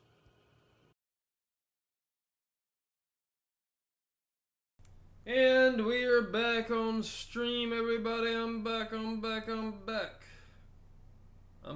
We're gonna be playing here as soon as everybody's back in action, back in the office, back in the seats, back in the sweet seats of the game testing. And we went through the movements. As we get through the game, I will explain the storm lanes, which are these diagonal colored lanes here, and the lunar lanes, which are the horizontal and vertical colored lanes on the board. Most of the bears, as they cross the center storm lanes across from their genesis zone on the diagonal, get some sort of power up. And I'll wait for Maria to come back so we can walk her through those movement changes as well. For wind and water, it's a roll bonus. So you basically roll a 1d6 and then you multiply the result by 1.5. So basically you're rolling a 1d9, and they get a bonus move. So let's say it's for water bears in the storm zone over here. This is the storm zone that would apply Sploosh Town. Water bears in Sploosh Town mode, everybody. So now water bear can move 9. Let's say they roll 9. They go 1, 2, 3, 4, 5, 6, 7, 8, 9. That's good movement for a water bear. And when a wind bear is in this lane, let's put them in this because the half lane counts as well, the half line. They get the breezy mode. Oops.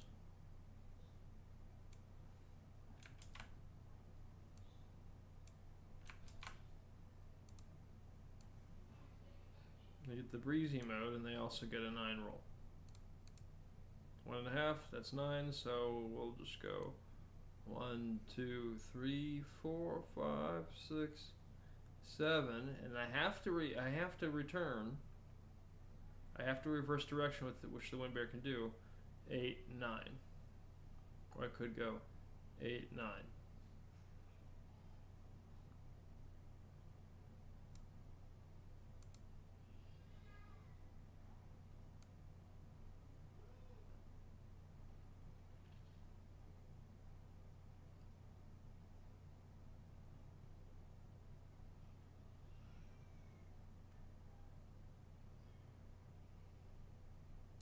Okay, yeah, I was right. Yeah, they can use the same squares twice or more during a movement if the move can accommodate. So on a 9 square move, you can...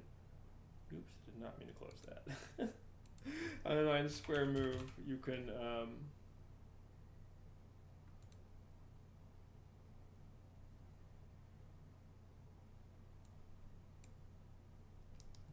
awesome. Gummy Battle Bear Flag.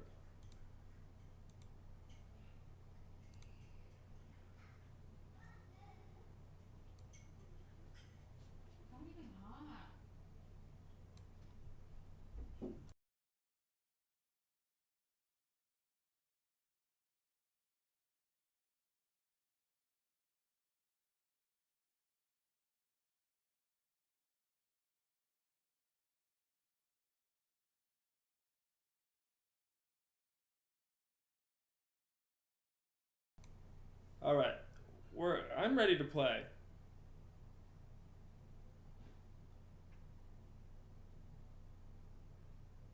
I'll just sit here and wait.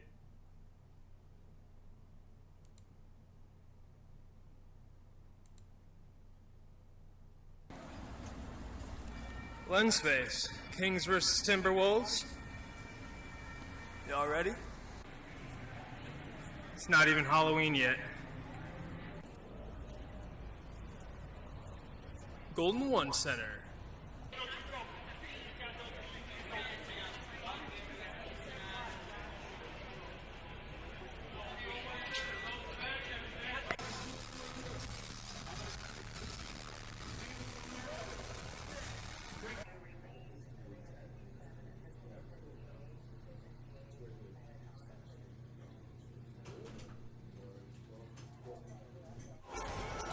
Thank you, good sir.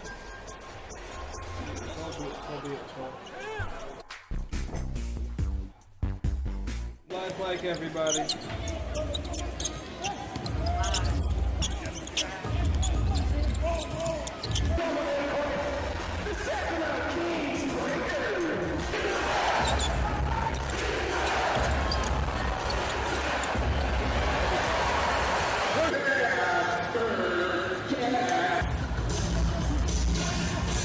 My leg fell asleep. It happens all the time. Alright, it's halftime, so I'm just going to go through a couple of almost every selects game. and get some in the folder for the Sacktown crew so they have stuff for post game.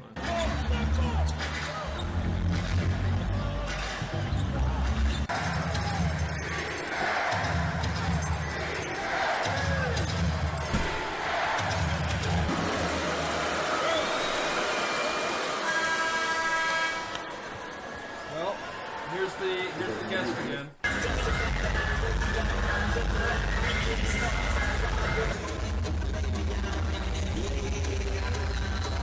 We're all ready to play some Battle Bear minutes left in the fourth quarter. And we have a guest, an observer who will be learning the game as a youngin. Alright, this is just an intermission. Avant-garde style art from a rare Sacramento Kings win back in the day.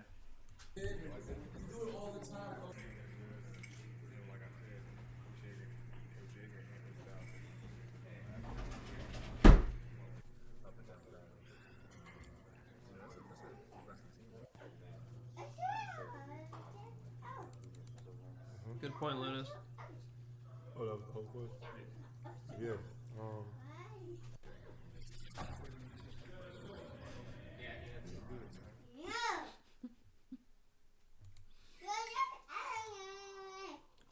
Okay, we're back.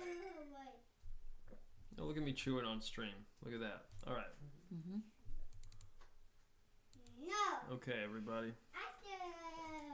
We're playing Gummy Battle Bear Flag.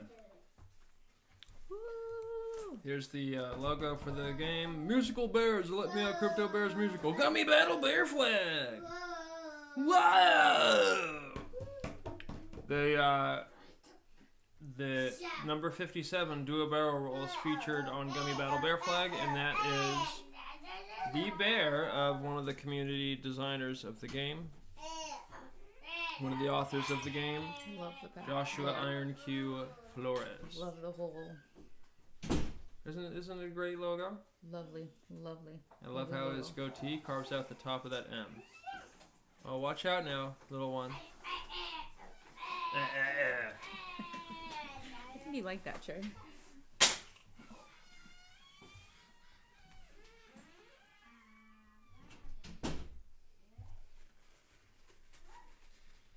I'm glad it's a fisheye lens. You can't even see anything. So, all right. Maria's going first. All right. Santa Maria's going first. And you're gonna call out your bears. I was giving a demonstration on movement, actually. Oh, cool. I'll explain them again when we intersect with the condition. That might actually be a little unfair. Okay, so these are the storm lanes here. The diagonal lanes. The ones that now your team too. Make an X. Yeah, exactly. So those are the storm lanes, and the ones that make a plus symbol are the lunar lanes. Okay. Now for the water bear, the blue zone in the center also counts as a storm zone. Okay. or storm lane. For the wind bear, it does not count. Okay. Now, the water bear, the wind bear, and the flora bears all have a bonus when they land in this storm lane. We're from your Team 2 perspective. So we're going from Team 2's perspective, and you guys can apply this to the perspective of all teams as you rotate the board. So for Team 2, when a bear hits this line or it goes beyond that line, they are in the storm zone and they get bonuses. So the wind bear enters breezy status. That's this little cloud puff emoji here. Okay, love it. So now the wind bear is breezy. Oh my.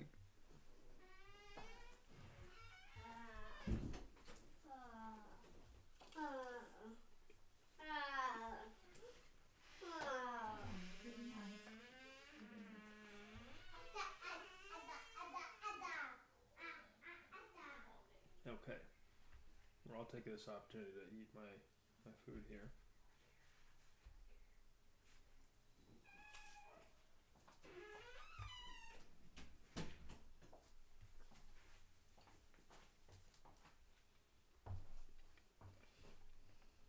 Okay. So this line here, from Team 2's perspective, when you're on this line or cross it, your wind bear is in breezy mode, and now you roll a 1.5 times the number. So if 1 at 4 is 1.5, so now it's a 6. If I roll a 6, yeah, if I roll a 6, it's a 9. So my maximum movement is 9 when I'm in breezy mode. Because you add 3? Is that how it makes it a 9? No, hold on a second. Okay, I just don't get how it goes from that number to that number. Hold on a second. It's 1d6 times 1.5. So 1d6 is a 1 through 6. 1 through 6. Okay. That's your roll. So whatever the result of that is times 1.5, and then that's your movement. Right? You understand? Not really. So 1 through 6 is your roll. 1. 1 times 1.5 is 1.5. You round up to 2. So now that's your movement. Oh, okay. Yeah. So I'll do it again. 3. 3 times 1.5 is 4.5. I round up, that's 5. So 5's my movement. Okay, I was like, how did he? Okay. You see how I thought it was 3 though, because no. Anyway, hold on. Don't do that, because you're now going to confuse people by explaining yourself that from a wrong perspective. So we don't need to do that, because it's going to confuse people. Okay, if anything. And for anybody out there who's thinking of being a bit harsh, this is how education has to work, and we have to correct. Sorry, it's not you. It's okay. It's like this extends to a whole behavioral issue beyond. I'm guilty of it too. We all have to experience information, and we don't. And you don't have to. No, it's okay. If anything, I'll write down questions and then I'll ask you after, if that's okay. You don't have to do it that way. You can ask questions live, but the thing is, don't assume stuff and then jump off a cliff with an assumption, because then I have to explain against the assumption, and it's going to confuse people. They're going to think your assumption is part of what we're talking about. Oh, part of the rules. Yeah, it's just okay. not. That makes sense. Okay, so I don't want to confuse anyone. So on the math side of things, if there's any questions, feel free. Like if you have the question, everybody has the question. So the result here for a wind bear in breezy mode is the roll times 1.5. 3 times 1.5, 4.5, 5. 4 times 1.5 is 6. So I move 6. 5 times 1.5 is what is that? 7.5. Yeah. So I move 8. So I round up. You can't move 7.5, so you move 8. If I get a 6, I move 9. So the maximum move for a wind bear is 9. 9. Okay. 1, 2, 3, 4, 5. I can't keep going, so 6, 7, 8, 9. And since I'm still in the storm lane and beyond, I'm in breezy mode. But let's say I have the wind bear over here. And you get that 9 roll. You're in breezy mode, so it's 1, 2, 3, 4, 5, 6, 7, 8, 9. You're no longer in the storm zone, but you're still beyond the storm lane from your genesis zone, so you're still in breezy mode. So everything from this line on for wind bear is breezy except this blue zone in the middle. This does not apply the breezy zone to wind bear. Okay. Alright, so is there any questions about wind bear movements? No stupid questions. This is how I'm gonna do it. I'm gonna pause and ask questions. I'm not trying to ask a dumb question over here. No, I said there's no stupid questions. Oh. This is how the information has to be structured. Because I heard that totally wrong. Yeah. I said.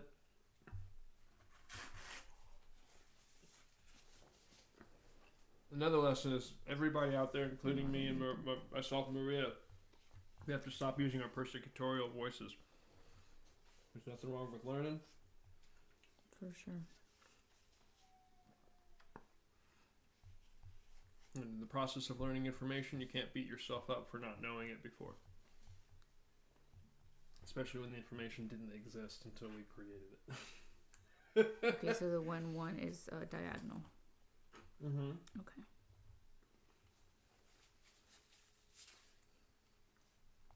And on this side of the board, how many spaces can it move? From Team 2's perspective.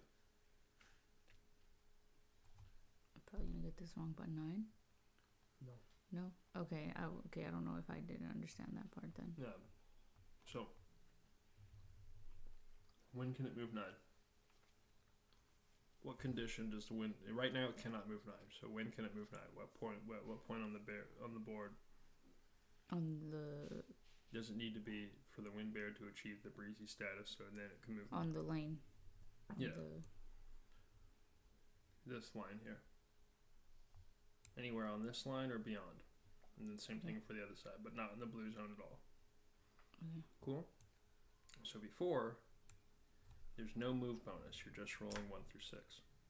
The maximum move over here for a wind bear is 6. Okay. The maximum move once you cross this line is 9. Okay. Okay. So like right on the. Okay, I see why you. Yeah, exactly. I put them all there to notify you that's where the line is on the board. That makes sense. And then there's the breezy mode. Okay, so. Once again, wind bear moves 6 all the way over here on this side. Once it hits this line and beyond, it can move 9. But you have to roll it. It doesn't automatically move what you want. Same thing with this wind bear. The line is here for the green side. So it changes for every team's perspective. Red line is right here. Okay. And the yellow line, which is probably where you're going to play most of the time, is right there. So once you get to this line and beyond, you can roll 1.5 times your 6 result. On this side, you just roll 1 through 6. You move 1 through 6. Cool? Okay. Alright. That's your wind bear. It's just one of them. Okay. The water bear is mostly the same thing. 1 through 6 on this side, hits here, can go 1 through 9. Okay. And it just has a different status. It's called Sploosh Town. What? Blue what? Sploosh Town. Oh, Sploosh Town. Okay. How Yeah. did I hear blue something? Sploosh Town. Sploosh Town. My water bear's in Sploosh Town mode, everybody. Everybody. Oh, no. Sploosh Town. Everybody. Sploosh Town. Okay, so now we're the water one, right? Yeah, that's the water bear. Now we're on the flora bears. We're explaining storm zones now. We're going to explain lunar zones next. I feel like compartmentalizing those two into 2 separate things is smart. So the flora bears are interesting. Once they get to this line, they don't really have it's not really a special mode, but they you can just add 1 square onto whatever you roll. Oh, you can add an extra. Yeah, so if it's, and that's applies to regrowth or not. So now regrowth is maximum of 4, and then your normal is maximum of 7. Josh and I didn't actually play with that rule applied last game because we didn't remember. Okay. I need to remember this. It's written down. And also, it's going to take a minute to get the... Experience is the only teacher. Right. You're right. Look at this. After 5 or 6 games of this, you're going to have it down sound.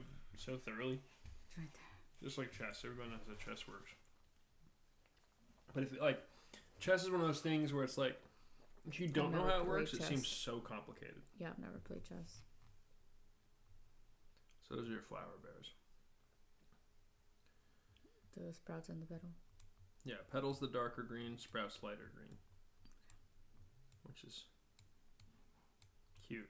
Just cute. Your petal bear and your sprout bear.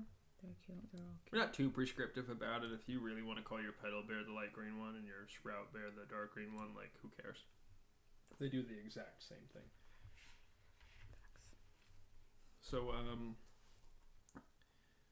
we went through all of these. The fire bear doesn't have any bonus in the storm zones. They just move around like normal. Because they can get over here so fast, it doesn't make sense for them to have a bonus. So, also it's storming. Like, they're lucky to be on at all.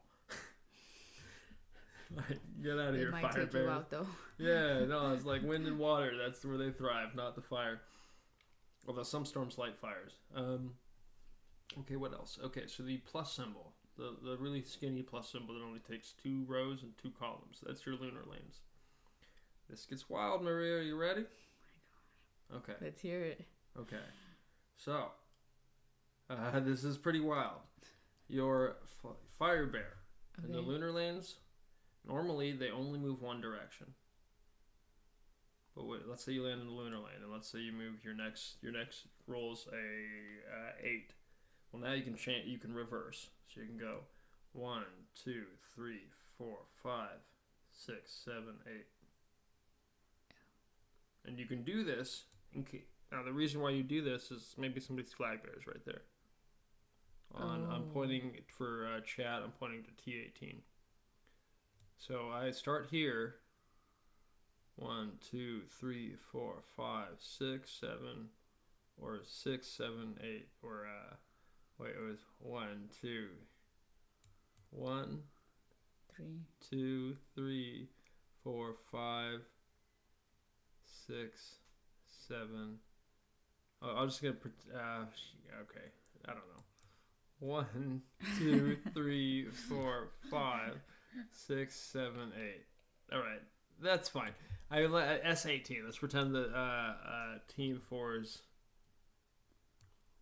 flag bear for some reason is an S18, and you needed to land there to position yourself to take it out next turn. So in the lunar lane, you can reverse directions. You can position your fire bear a little bit more precisely if you plan your moves correctly. Maybe this would be more sense. It'd make more sense if their flag bear was right here. So if you started off here and you got a roll that allowed you to land here if you reflected, like 1, 2, 3, 4, 5, 6, boom. Okay. Whereas otherwise, if I didn't have that lunar lane, that would have been a 1, 2, 3, 4, 5, 6. I'd be stuck here. But instead, I reflected back, so 5 became just because, 6. Okay, so. And now I'm in position to take him out next turn if he doesn't move the flag bear. So that's how the fire bears move in the lunar lanes. It applies for all of them. This one, this one, this one, and this one. Outside of that, they have no bonuses on the board because they're pretty aggressive already. Fire. The water bear, when it gets in the lunar lane, normally it moves 2 boxes, 1, 2, and then it changes direction. In the lunar lane, it can move 3. So it can go 1, 2, 3, then it changes direction. So you can cross one around when you use the lunar lanes, and you can do it. Hello, little one. He wants me to go with him. Okay. Maybe he doesn't want you to go with him. What? You're live right now. Did you know that? Yeah. Say yeah. Okay. Oh yeah. You're live. You're live on air. Oh what? What? What? What? What? Okay. Nice. Nice. Pretty nice. Nice. I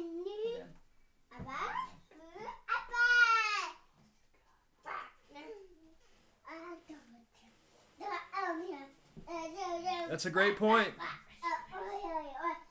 Well, we were talking about the lunar lane, so he knew it was about him. Yep, he heard his name. What?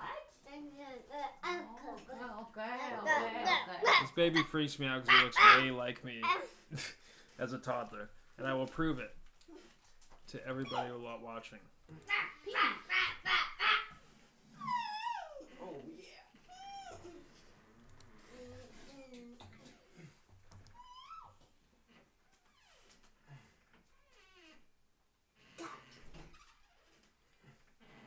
Who's that attractive man all over my Instagram?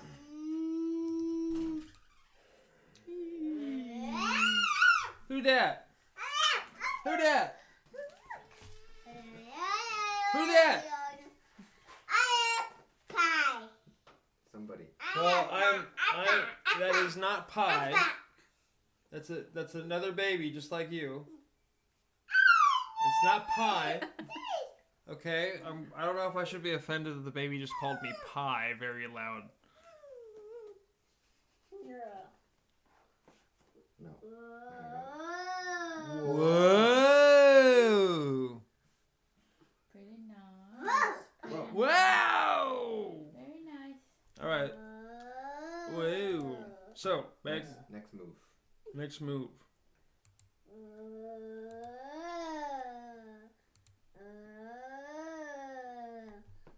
What?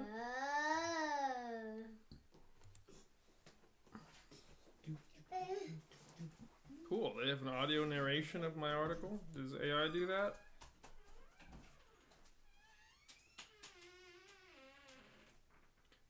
All right, little one. Okay, so back to game explanation. So the water bear moves, when it's in the lunar lane, it can move 3 squares instead of 2. So if, let's say we start off in X14, you roll you're just rolling a 1 through 6. Let's get a big fat roll here. 5. Great point, Lunas. So you're X14, you go 1, 2, 3, 4, because I moved 3. And then I got to change direction, 5. So now I've covered a lot more ground with that water bear just because I entered the lunar lane and I rode that row for 3 squares instead of my normal 2 square movement. Alright, hold on. Say everybody's.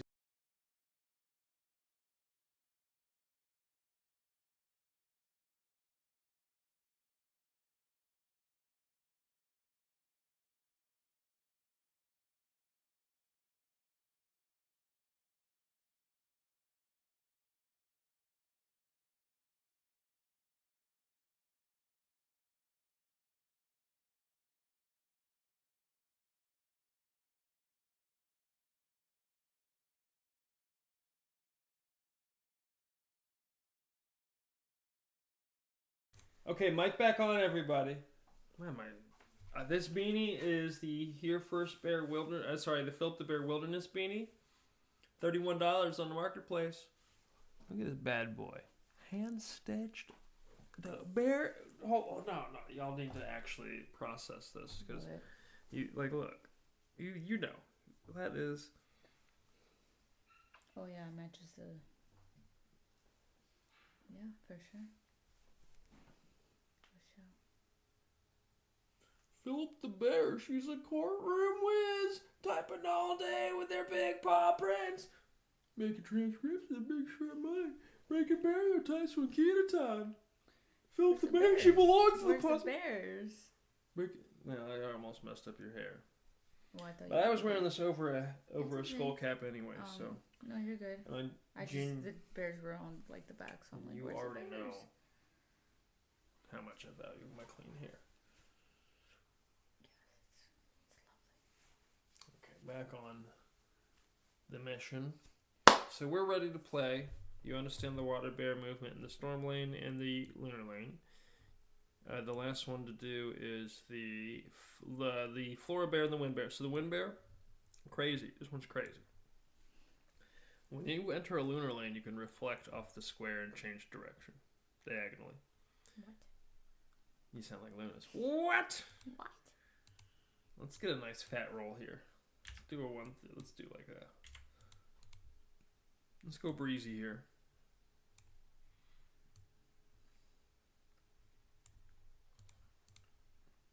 You rolled a 7. So now, Wind Bear can go 1, 2, 3, 4, 5, 6, 7. Whoa. What? Mm-hmm. Yeah, it's crazy with this bear. You can change directions in the lunar lane. Oh. You can also go, well, where do we start? 1, 2, 3.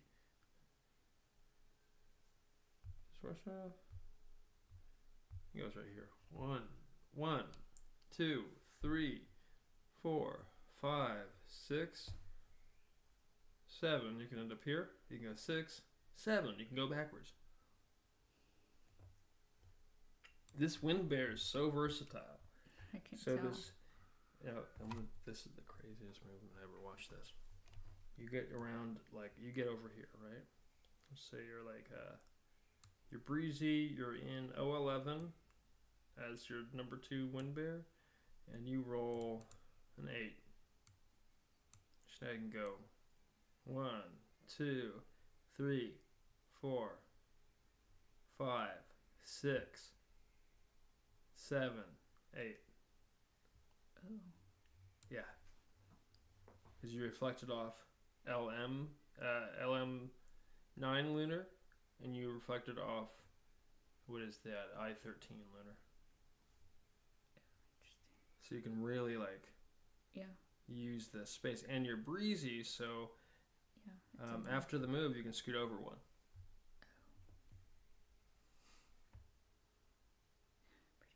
Yeah, pretty nuts. Pretty nuts. Pretty nice. And they're still breezy over here. That's what's crazy.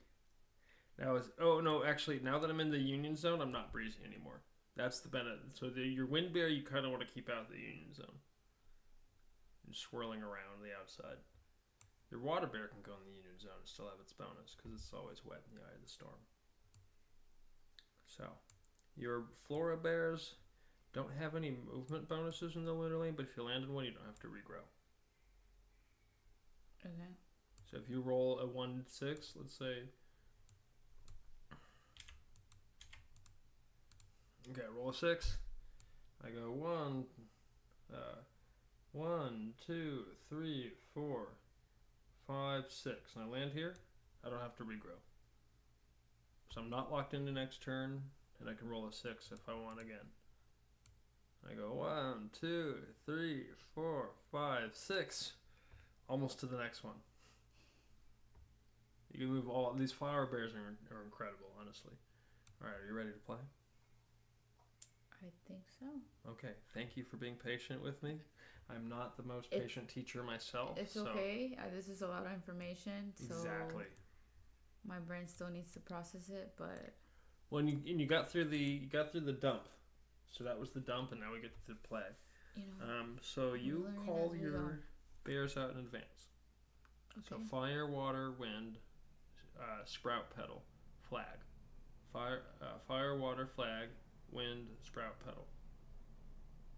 Alright, I'm going to do those 3 right there. I'll call them out. You have to do 4. Okay. I'm going to do the flag. Okay. Flag. Fire. Fire. That one is the water. Yeah, water. Water. And one more. Yeah, you have to pick one more. Wait, I just do that one. So you gotta say the name right. I can't say it for you. Wind, yeah. Do you know how to use a trackball mouse?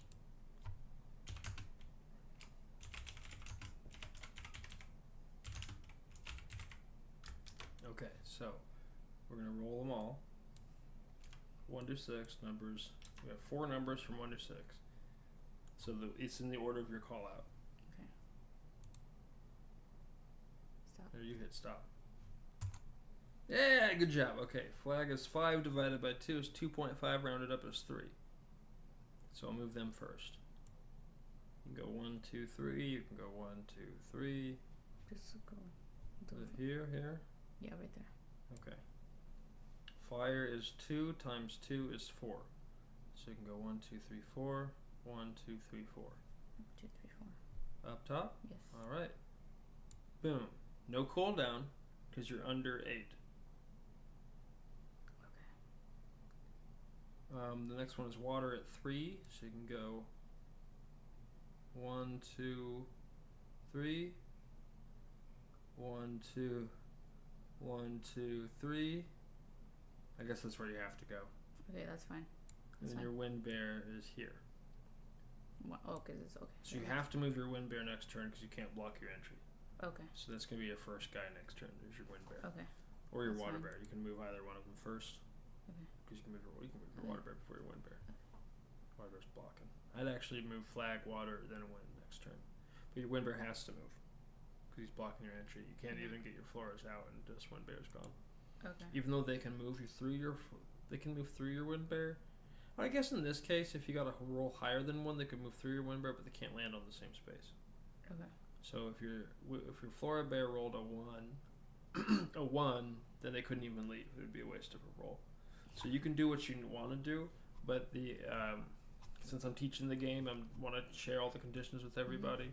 Yeah. That you're blocking your wind bear's blocking the entrance here. So unless the flora bear rolls a 2 or a 3.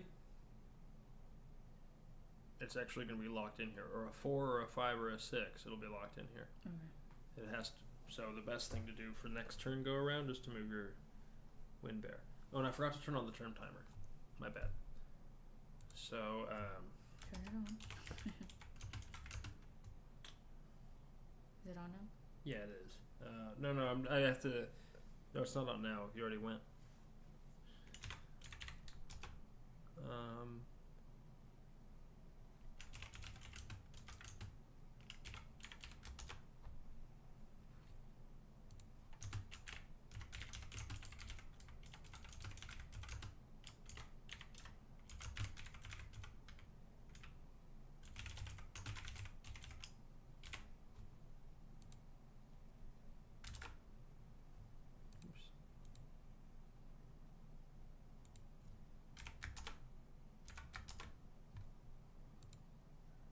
Fire X21, water to W23. If you're playing with ChatGPT, guys, this is how you're going to do your turn callouts. And then wind to X24.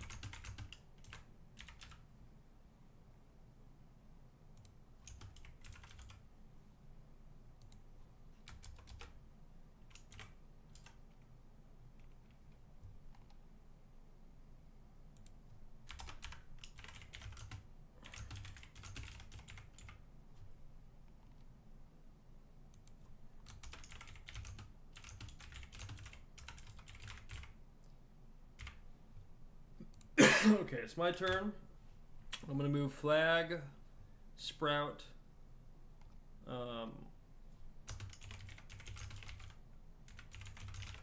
water, and I'll go with petal.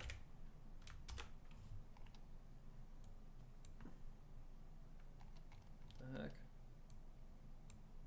And I can copy that.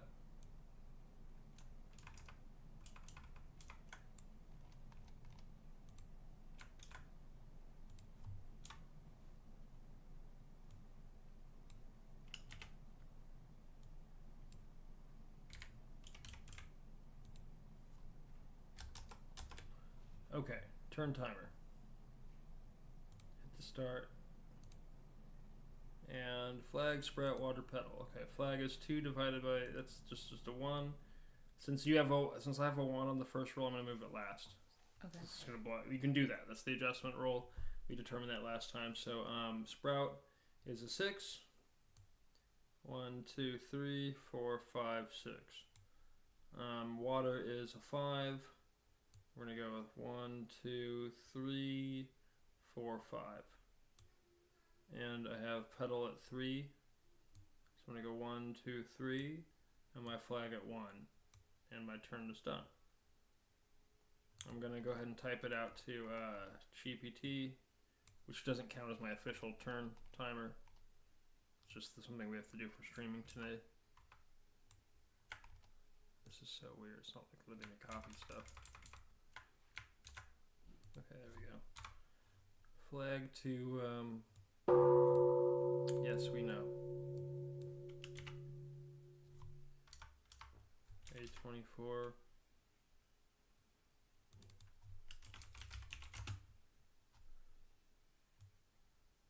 E21.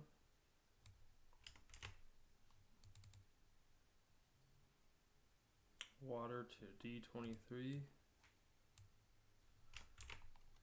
And this is pedal to B22. Okay, so since we have... The other thing I should have done before my turn timer is I need to apply regrowth to both pedals. So I have to use them to both flora bears. So I have to use them both next turn I go, which is great. It's fine. So now we're going to tell GPT it's his turn.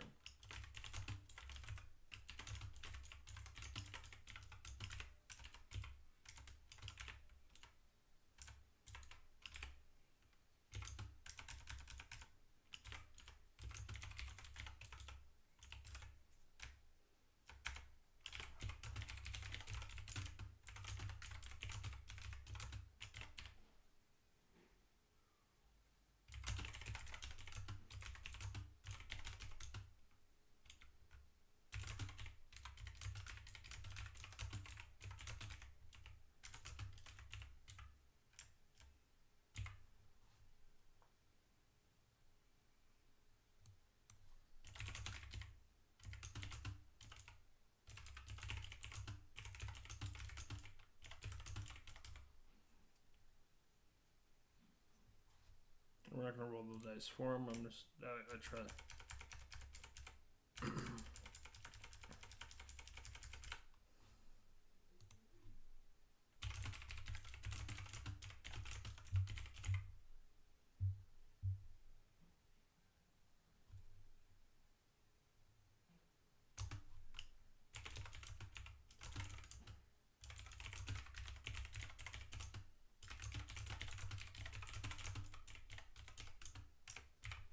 Okay, so there we go, team 1. Let's see if how this goes with AI.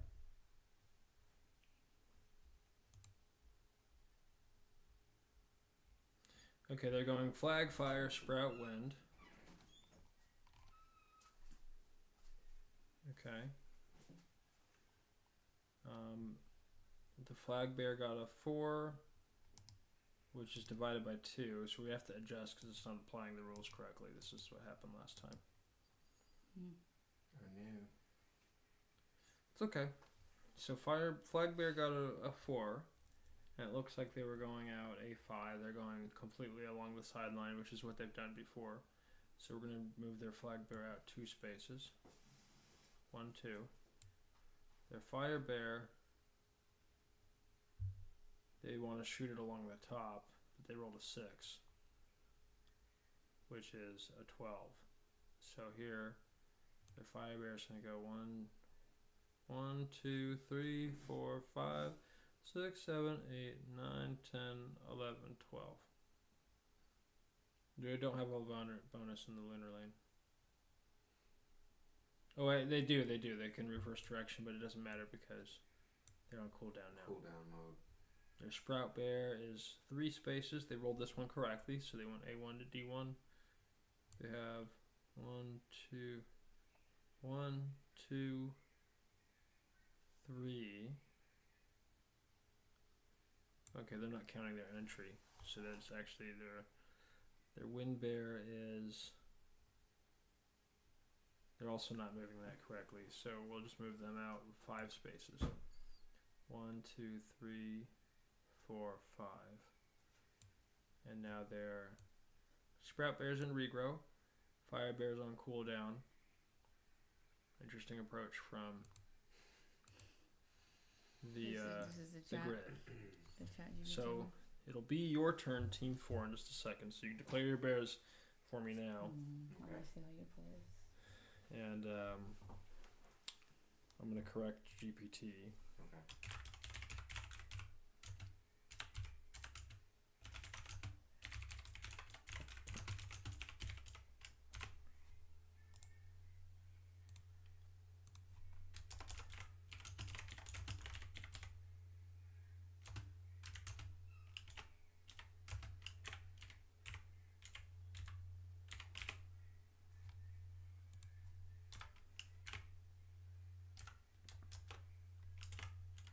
I'm explaining to GPT what it did wrong, so I'm trying to anyway. I've done this a few times with it, so It's okay. It's part of the process.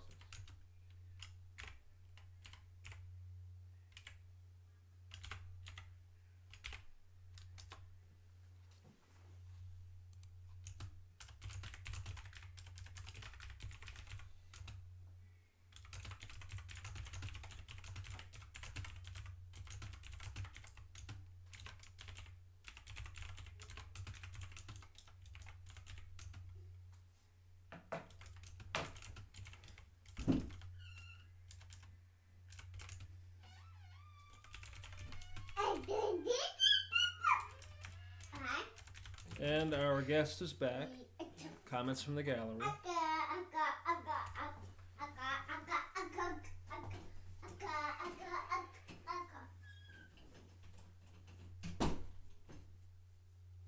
Okay. Well then. Well. He's like, okay. Yep. I know what He's you're like, doing. all right.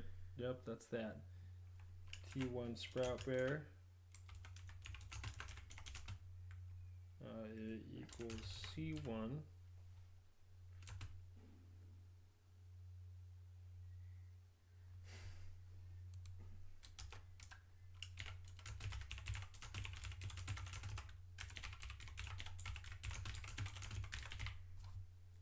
So the GPT did not count A1 as like application. Yeah. That was weird. So They thought it was a spawn count 1. yeah, that's they think they're starting on A1. It's okay. You start in your Genesis that entry counts. It's all good. Sprout bear equals C1. They rolled correctly, but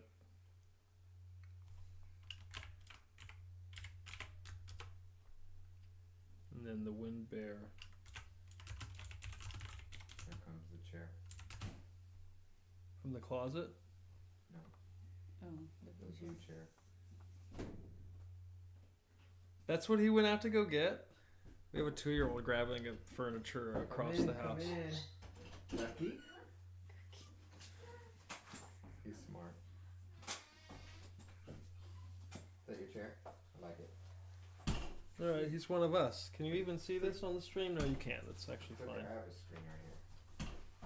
We're streaming on this one. I was hoping that people could see a 2-year-old dragging a chair in here on camera. That's hilarious. Yeah. Okay, don't do that now, Lunas. Alright, good job, little one. Okay, so the wind bear ends up at E5.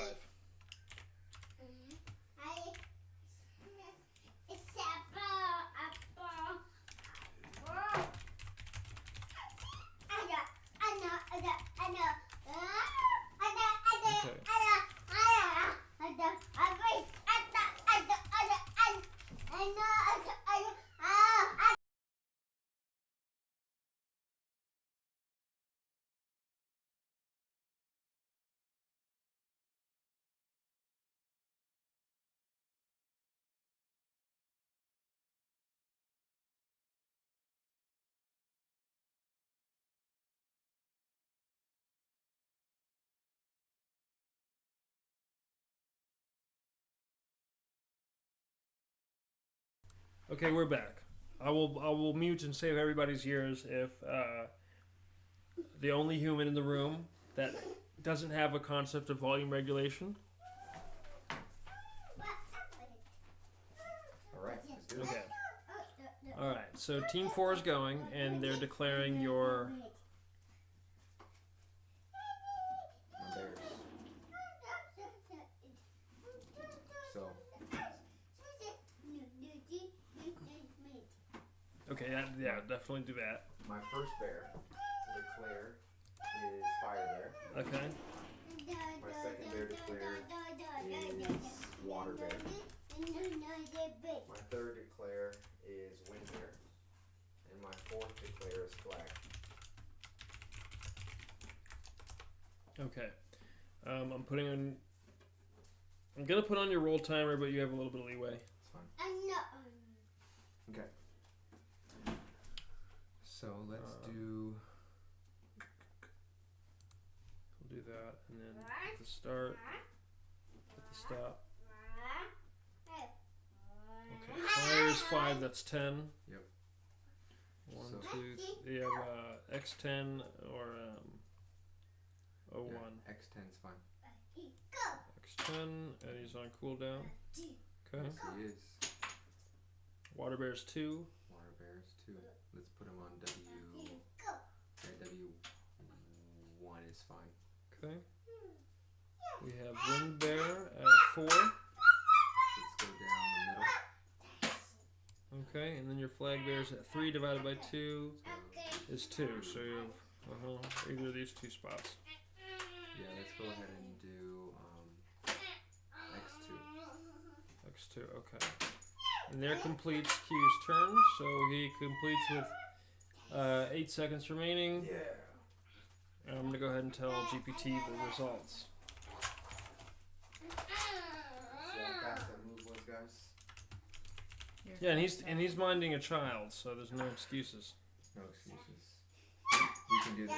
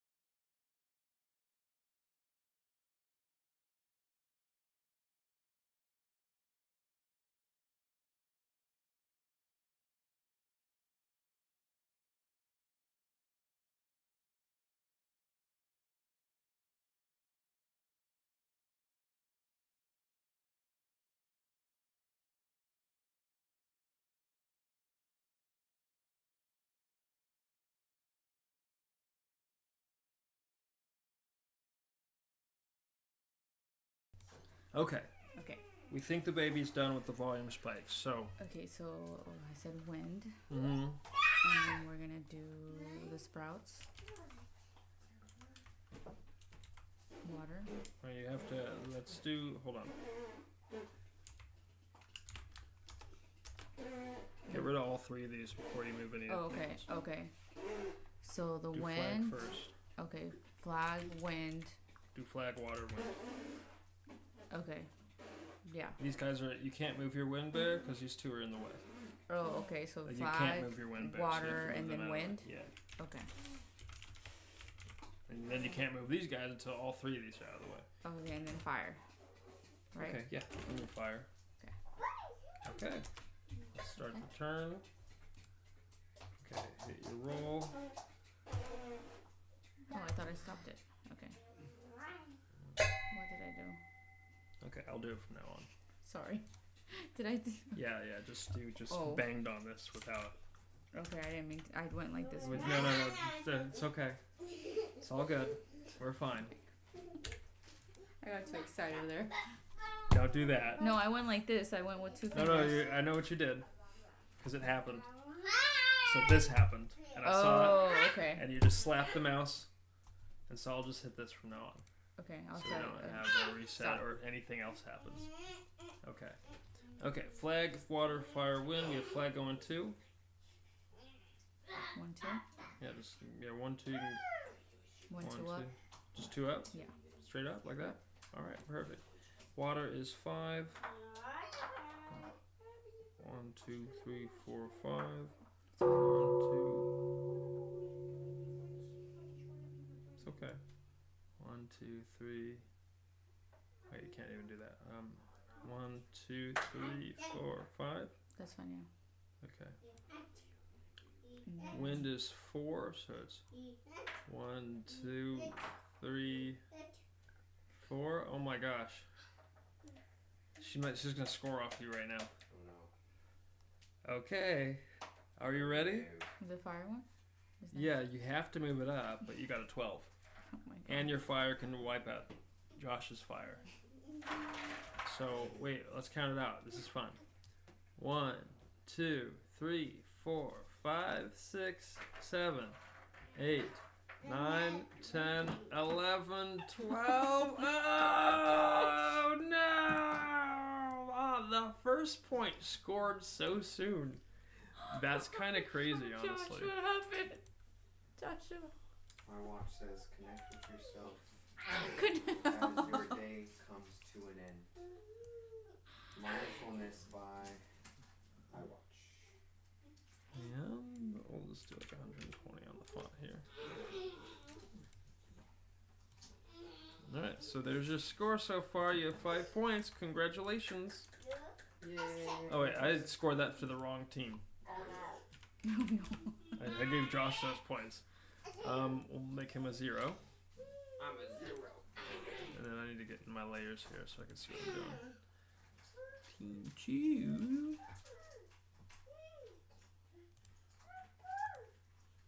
2. You're at 5 points. Good job, Team 2. Okay. Alright, so Team 2 just scored 5 points by tagging out Team Yellow's Fire Bear. See? You don't need... See? You're beating... First person to score! First person to score in the game! First time playing! Oh my god. Awesome. Yeah! Yeah. It's funny because Josh has been saying you're a fire bear this whole time, and what does she do? No, I am a little fire bear. She scores with the fire bear. So now you're on cooldown though. Which is so funny because... Oh, it has to cool down. Okay. Yeah. Yeah. It has to cool down now. Which is so... Josh's bear's still on cooldown. Oh, they're both on cooldown. He Cool. said even though he got taken out and returned to Genesis Zone, he's still on cooldown. How funny. Well, I God, burned this him. bean's killing me. I can't wear wool on my head. But I have to represent the merch, everybody. Okay, so Team 2 moved. Everything's moved, right? Yes. Good job.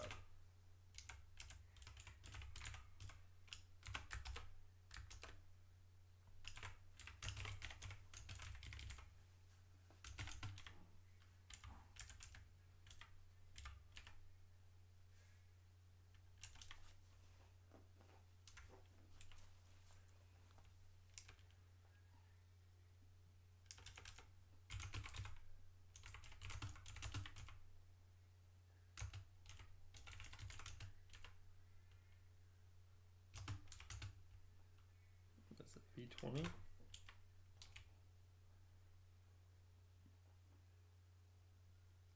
For which one? Oh, for the flag. Yeah. Oh, actually, that still works.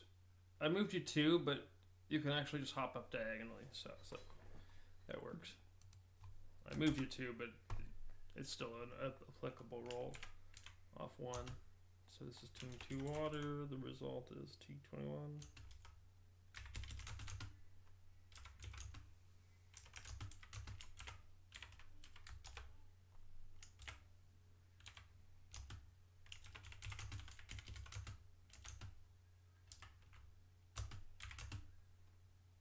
Is that T20? Okay, and then team 2 flyer rolls 6 times 2 equals 12 and runs up at x9, which is weird. Mm-hmm. 1, 2, 3, 4, 5, 6, 7, 8, 9, 10,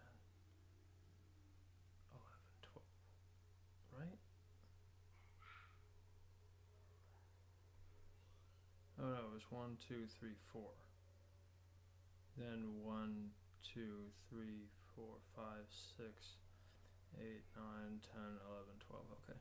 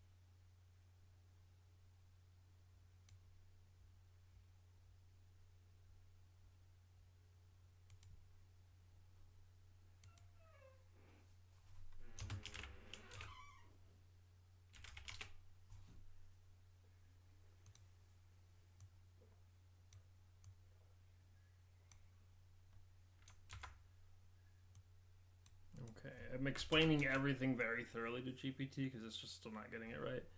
And then the Twitter one was limited, so Elon really wants me to pay for Twitter. I'm like, you guys pay me. Wait, what? Twitter wants your money? Everybody wants our money. Okay, so I have to go pedal and sprout, so I'm gonna do both of them. We'll go flag, and then I need to get my wind bear out and about. Saving my fire in case anybody brings somebody over to my quadrant. I learned my lesson last time. Okay, pedal, sprout, flag, wind. As soon as you have your flags declared, you start your timer and you start your roll.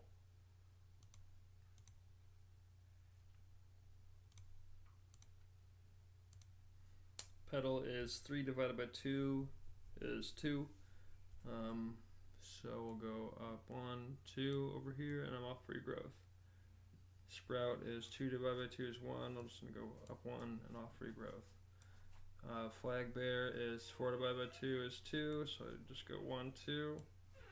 My wind bear is a 5, so I get 1, 2, 3, 4, 5. Great formation, great approach.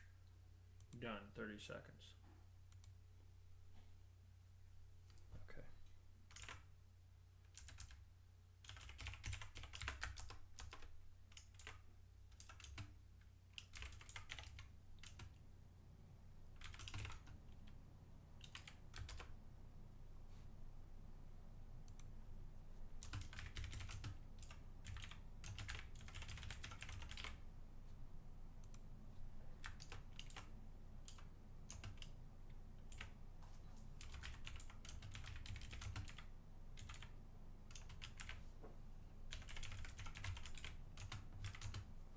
My F20? F20. Okay, T3 flag.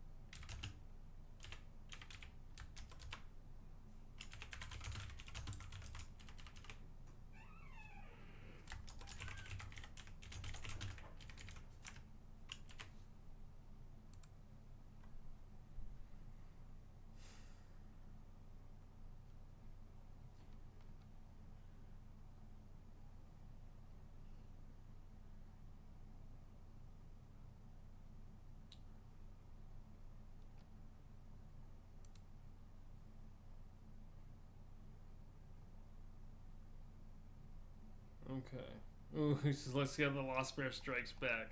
What? All right, Team 1 is ready to move again. Here's let's strategize carefully and roll for our bears. Here's the lineup for this turn. Flag bear. You can't move the fire bear because you already went last time. So what I'm gonna do is I'm gonna apply that to his pedal bear instead. Okay, but it got the flag bear right. You see that? Okay, so it's moving from A2 to A4. This is what it did last time too. It hugs the sideline with the flag bear, using it as a safety.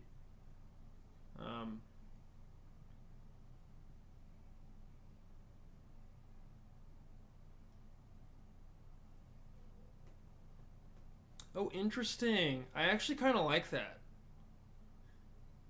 It applied its reignite on the cooldown turn.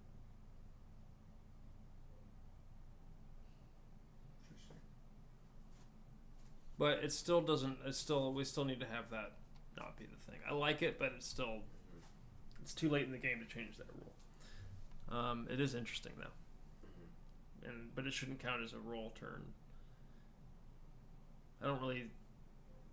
Strategy wise, it does change the game a little bit. I think I like the reignite before the turn still. Like it's still a decision right in that 60-second window. So what did I'm just gonna say that his pedal bear rolled a 1 and is now an A1 and on regrowth. Sprout bear rolled a 4 and was on regrowth, so it goes from C1 to E1 and now it's off regrowth. This guy's an idiot. Look at him. Separating his sprout from his flag, that's not smart.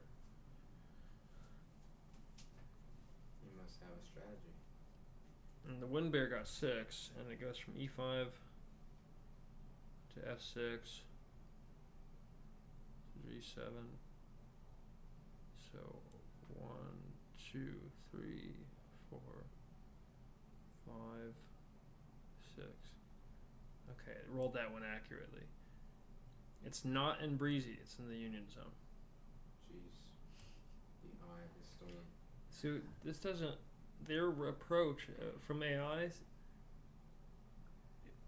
is very different from the human approach so far.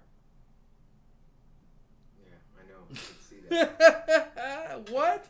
I can see that. They're literally trying to position themselves to. Yeah, it's very different. Okay, so that's interesting.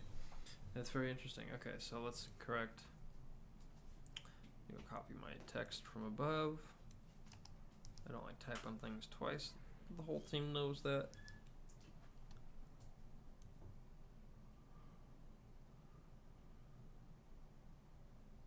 We'll just copy this whole thing. Yeah. Fill it back out again.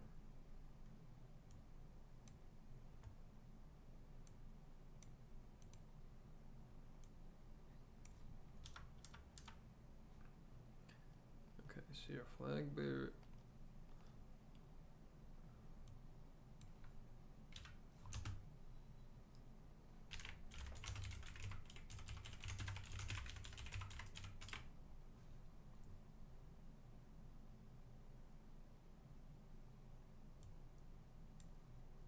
Oops.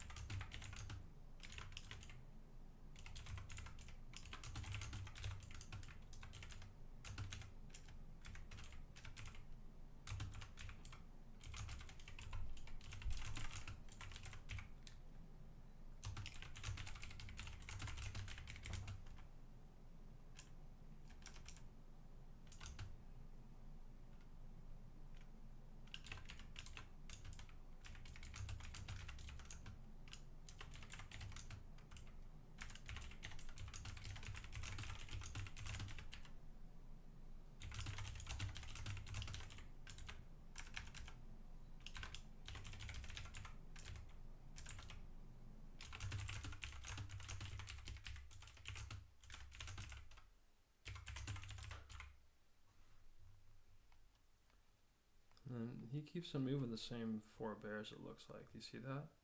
Mm-hmm. This is C1, this is G1. No, it's actually E1.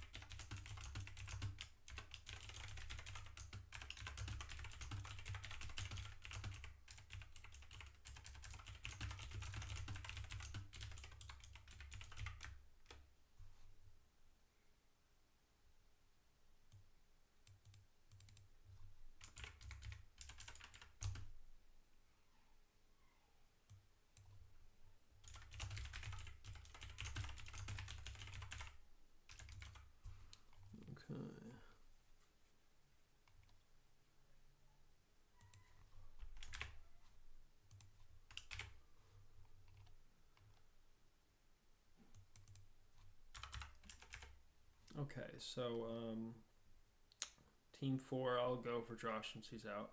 Okay. I'm gonna move it. Oh, he's back now. All right, your turn, Josh. Roll. You're declaring your bears. I'll call them right now. Water, fire, wind. This guy, he's still on cooldown even though he got reset. I won't use him. So we're gonna do wind, flag, pedal, and sprout.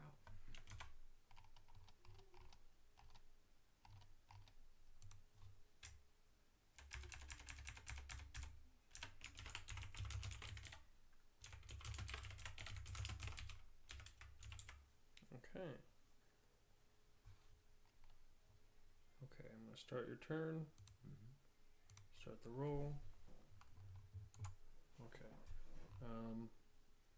Wind is 2. You go straight down. Okay, 1, 2. Boom. Flag is 1. You can follow that 1 as no. This one? There you go. Yeah.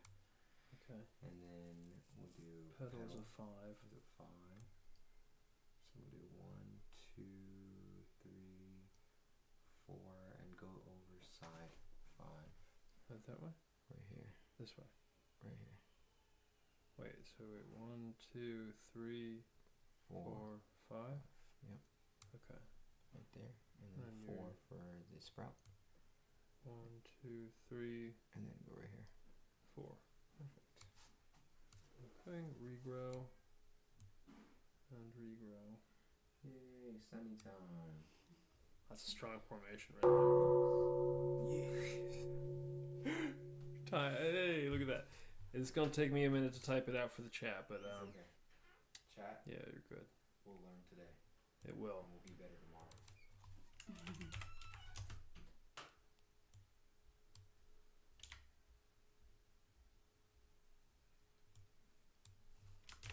If you want to do a whole lot of typing, you can play with the computer this way.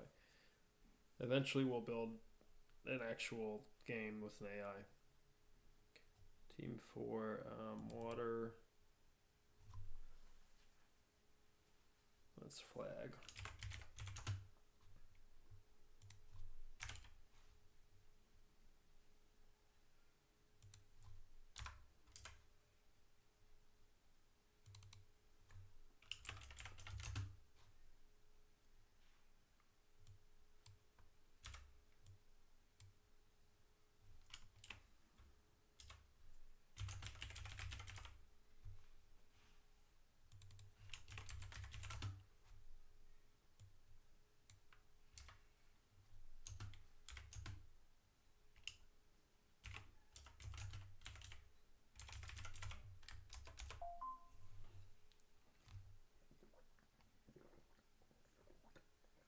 All right, your turn again. Okay. Thank you for being patient. It's You're okay. amazing. I'm doing what I can. I ran out of coffee. I'm all out. Oh no! Okay, well, there's other things to There's other foods and stuff, so if we can take a break, we can do it. But It's team two's turn. Okay. So you declare your bears, and we'll start the timer. Okay. Oh, I have to declare the bears? Okay, so I'm going to do... Your fire's off limits, but everybody else is chill. Okay, I'm going to do flag. Okay.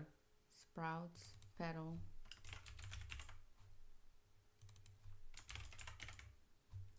And then I need one more, right? Yeah, water or wind. And wind. Ooh. What should we call this combo? I don't think Josh or I ever did this combo in a previous game. Flag, both floors, and wind. I don't think we ever did. Well, let's do it. Okay. Here, press this button right here very carefully with one finger. There we go. All right. Cool. Flag rolls a 6 divided by 2 equals 3, which you can move 1, 2, 3. Yes. Ooh, Perfect. That's aggressive. Perfect. I love it. Perfect. S17. 1, 2, 3. This guy better get his ass in shape. Ooh, I just said another non-bear word. This guy better put his bass Wait, fishing safe. I didn't even catch that. I was like, wait, what? Honestly, my brain just SH blocked it. and ASS, all, like those ones don't. My I'm just brain trying just totally blocked to it. get myself more in the mode of, hey, this stuff is for kids. Quack. Exactly. I need to quack less. So you end up in S17 here. Good roll. That's an aggressive move. Ooh, 17. I like the 17. So how many? You are just 2 rolls away from that union zone. Oh, okay. So if this guy gets his act together, if GPT gets their... Remember, you got to have his flag in there too to win. Oh.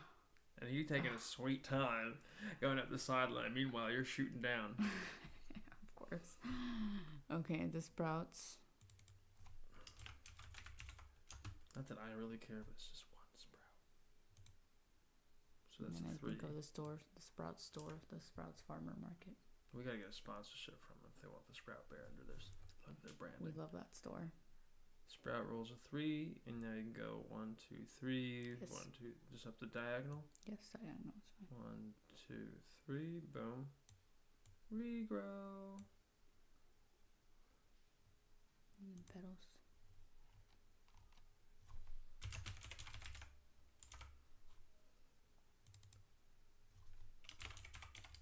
Petal rolls a 4. You can put them right here. Yes, please. Okay. Maybe a little parade of bears. This is U21.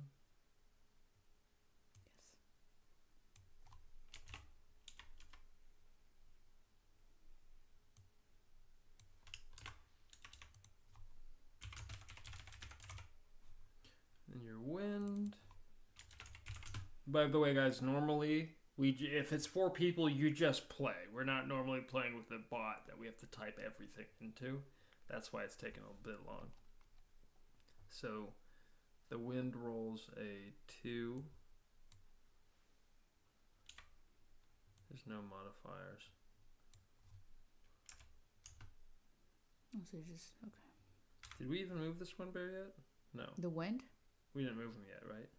No, we haven't moved in yet, and this turn up. Okay, so 1, 2, you can go that way, go this way, 1, 2, you can go this way, 1, 2. Diagonal.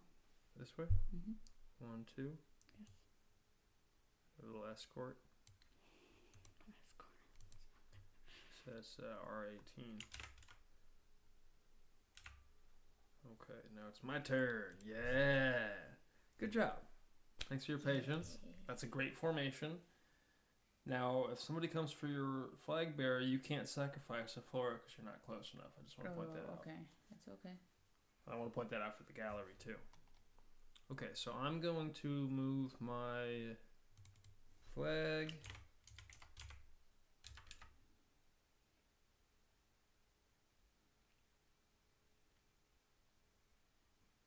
I'll move my wind bear. I'll move my water bear. And I'll move my petal bear. Okay, flag, wind, water, pedal.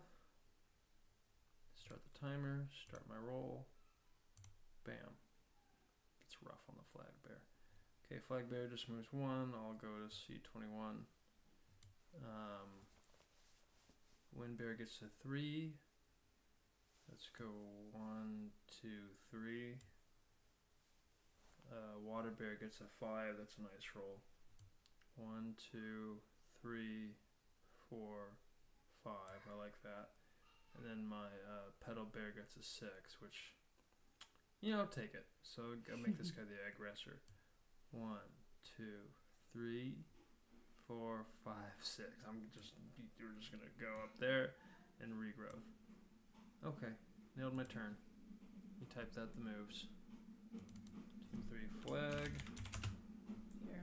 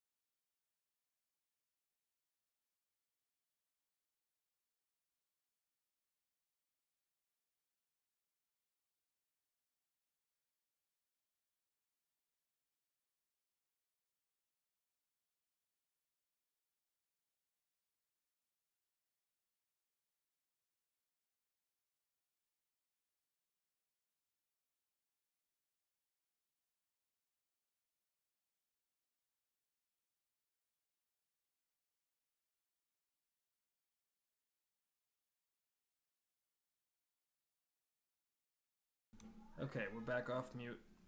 Okay, so I did my roll, but we had the child infiltrate again. Flag rolls 1 divided by 2 is 1, so we move him to C21. Wind rolls 3, so I went to B17. 1, 2, 3. I went up this way. The flag, the water. Sorry, I didn't finish this. My executive function does not function with distractions, so that's all that is. T3 water rolls 5. Okay, I did do that roll. That's E19. I moved all my bears, right? Okay. And then T3. Yeah, you did. You moved him. Pedal. Roll 6. Yes, and I didn't move that guy because I did a really aggressive move there. To I-14.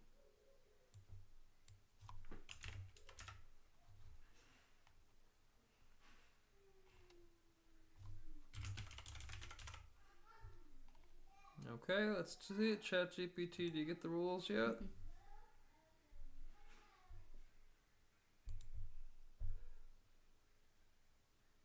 Alright, Team 1 is back in action. Time to strategize and roll for our bears.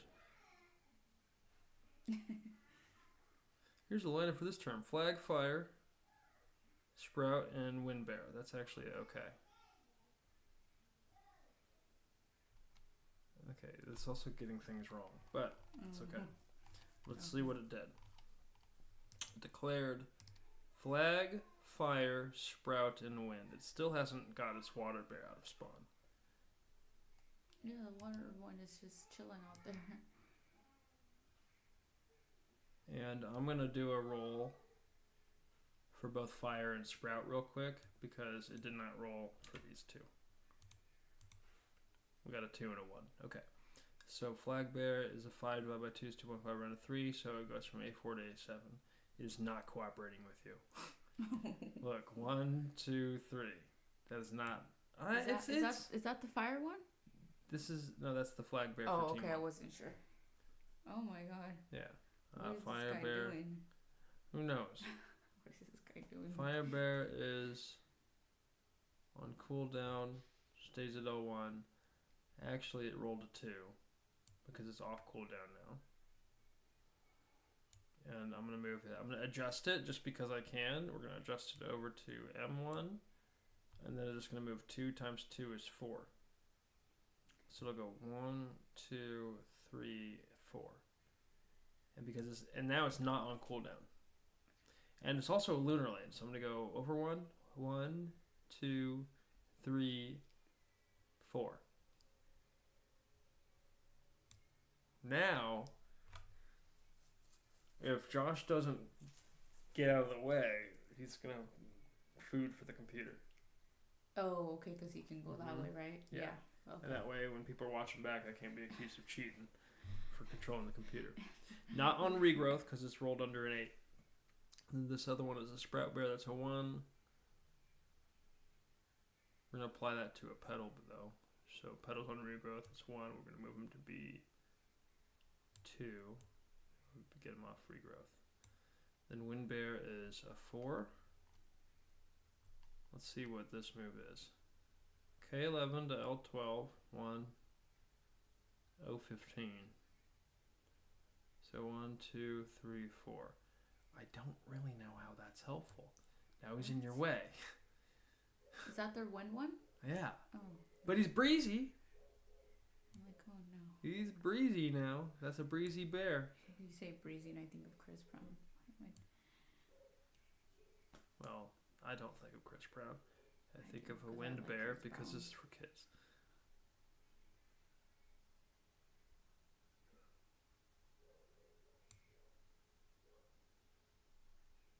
Is Chris Brown for kids? Maybe. What does that mean? Okay, Chris Brown. No. Chris Brown bear. No, never. No. Especially not now that it's said out loud. And I really need to be able to stop saying bear names out loud to me. Go make the bear yourself. That way I can make a bear if I'm inspired to make a bear. Because every time you guys tell me a bear name, I can no longer make that bear. Facts. Okay. I heard that. Okay.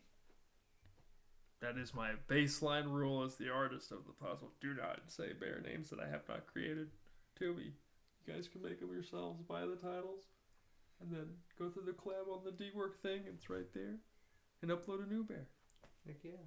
I'm shopping the collab. This isn't a rib at you. Okay. All right. So flag bear. It's doing this. I saw. Fire bear. I'm aware. It actually got this wrong, so we did our own custom roll. We applied a 2 roll to the fire bear. I watched it. I'm on it. Okay. Yeah, Reignited to M1. And then I did 1, 2, 3, 4. Yeah. Yeah, he's in position for both of my sprout and flag. Yeah, if he gets a 12, you're messed up. I know. That's why we gotta roll this dice. So that's a good pressure movement for Team 1, even though I had to make it for the computer because the computer's kind of dumb right now. It's okay, it'll get the game down. Okay, Sprout Bear. Petal Bear was in regrowth, so I applied the Sprout Bear roll as a 1 to regrowth. 1 divided by 2 is 0.5. Rolled up, I rounded up as 1. So now Petal Bear goes from A1 to B2.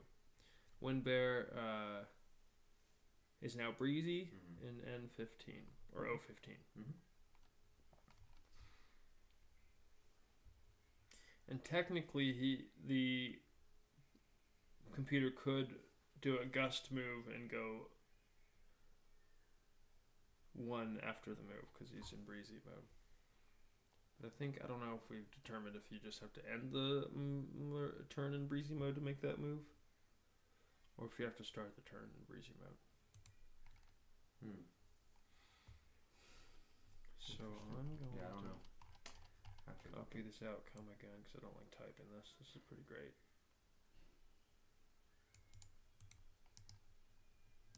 Okay, so correction with application of rules.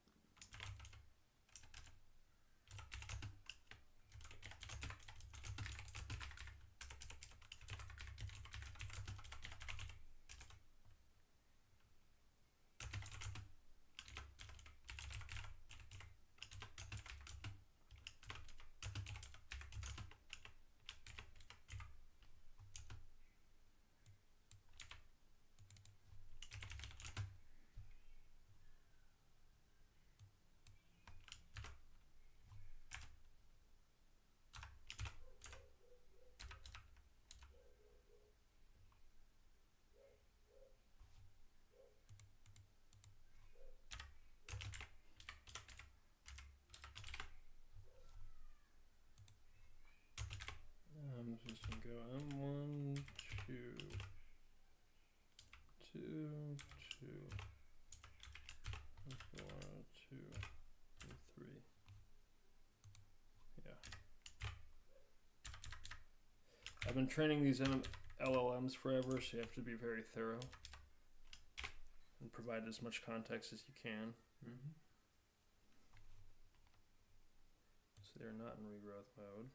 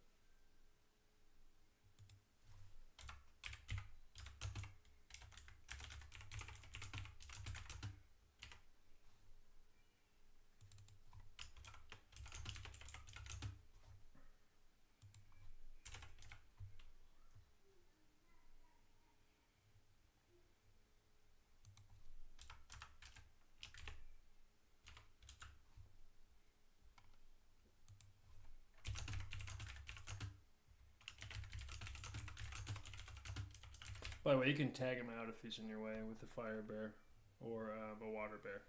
Oh yeah, I'm thinking of moving the water bear. Because you can if he's gonna be an idiot and like be in your way, you can easily just tag him out and score points. Okay. You know what I mean? Yeah. Like that's not helping you. It's not helping him. That's in your way. His win one. Okay. But it honestly, as a position, or can my win one knock him out too? No, it's just your water. Or just the water. Okay. Yeah. I was already thinking of moving that one on my next move. But as a position, it's not too terrible because now he has like angular reflections. Like, let's see, what does he do? No, he can't quite get to my flora bear yet.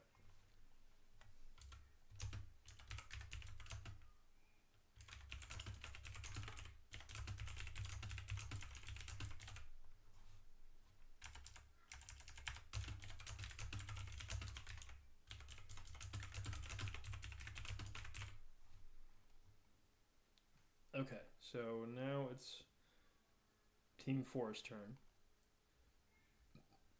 And Josh will be in here in a second because his will catch up. He's watching the stream. There he is. Flag. Sprout. He's ready. Look at him. I love it. You can take my fire off cooldown. Yep. Oh, is he going? Mm-hmm. Okay. Number 3. Fire's number 3. And then water will be 4. Oh, you're gonna score off. You're gonna score her again. Wait, what? Because you're on cooldown here, and if he gets a 12 or a 10. Oh my god, he's gonna. Okay.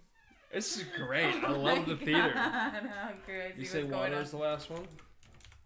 I think so, yes. Okay. He comes back in, we'll start the turn. Okay. We'll flip it. We'll start the flag, sprout, fire, water, just to confirm. Start. Flag. So 3. Oh damn, he's gonna. That's fine. 1, 2, 3.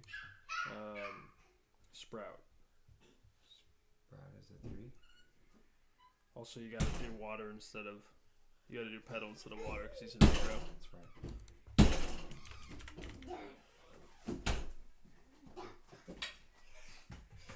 Okay. Wow, okay.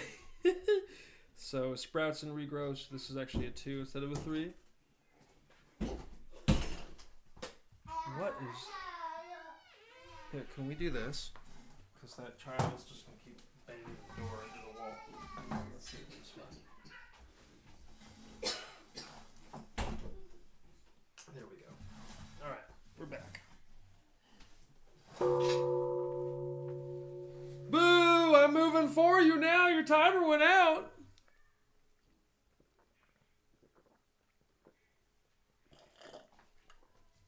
That's why we have a timer, folks. Alright, so Sprout, he's moving a 3.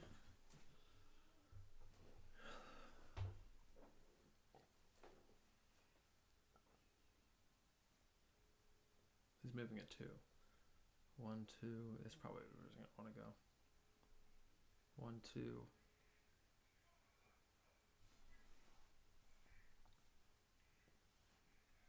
Where is this hero?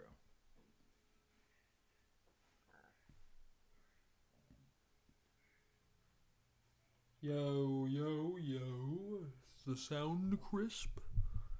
Is the sound crisp? Is the sound crisp?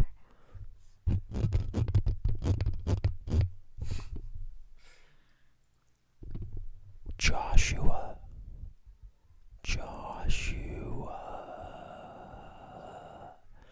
AirPod Joshua. Whoa.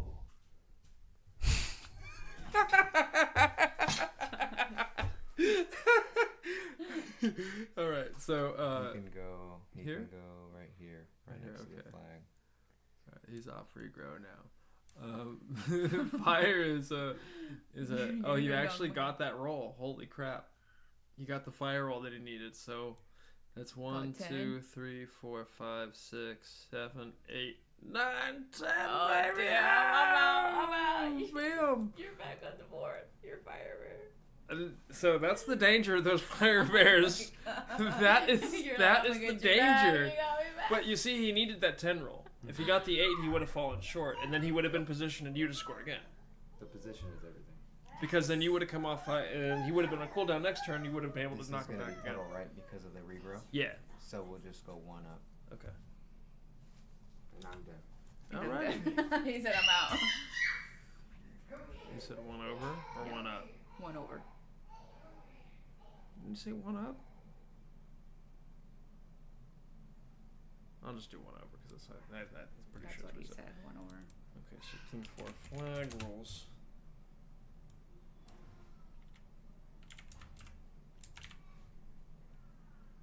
That's T9. Oh wait, no, is it T9? That's T6. For which one? That's his flag bear. I got the. I'm reading this. T9. It's a Rancho when you print it out. 6, yeah. Yeah, you can read it from both sides, but it's team 4 Sprout.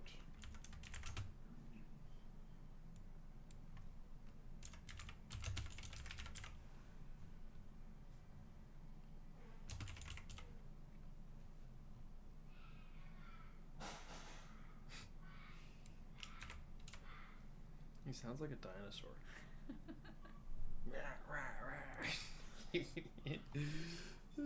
Okay, this is your fire bear. Fools 5 times 2.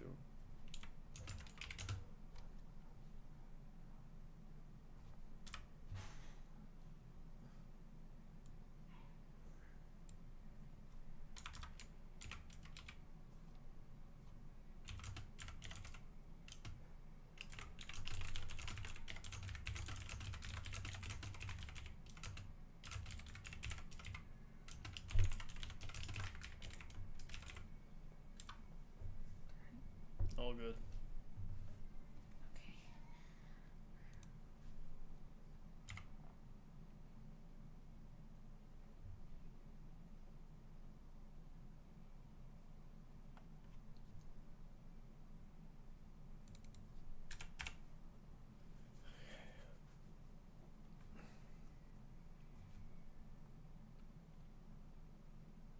This is pedal.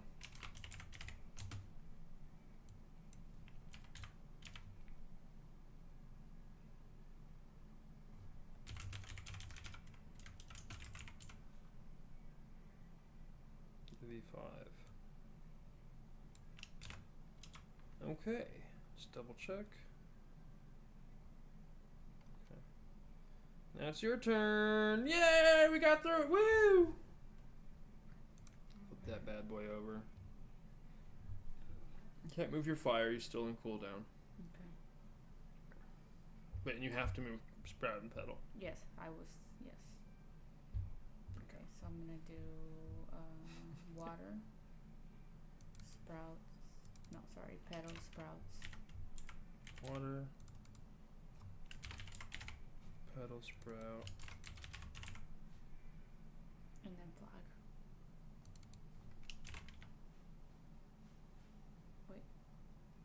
Just take Oh, out wait, his wind. Yeah, sorry. Oh no, you can't take out his wind. I'm sorry. You have to do that with the water bear. You're right. You're right. Maybe do your flag bear. Because your wind bear can only go this way. Because he's in the way. And you can't take him out. Yeah, with the water one, I can take them out. Yeah, so you do flag here. Okay. We're starting the timer. Start the roll. Go for it. Yeah, alright. Water's a 3. 1, 2, 3. 1, 2, 3. 1, 2, 3. First move. 1, 2, 3. Yeah. Okay. Boom. Pedal is a 4 divided by 2 is 2. So 1, 2, 1, 2. Yep. That one. Mhm. Okay, and then the regrowth mode is over.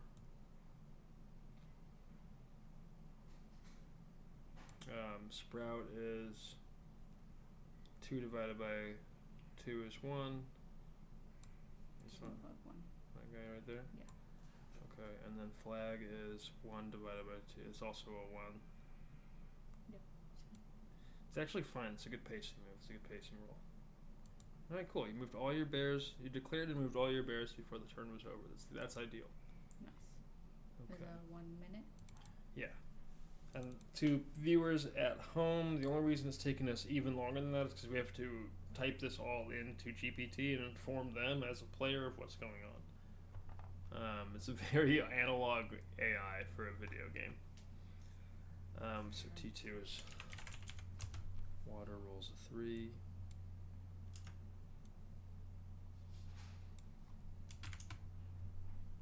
We're going to go S19. Team 2. Pedal rolls a...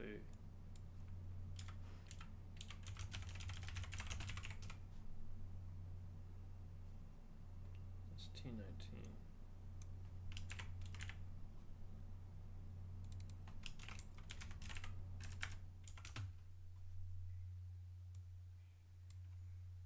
Just save me typing next time if you're doing a pedals. Like if this is the order, just keep that order. Oh, I don't have to switch pedal and sprout every time because it doesn't really matter. Oh, okay.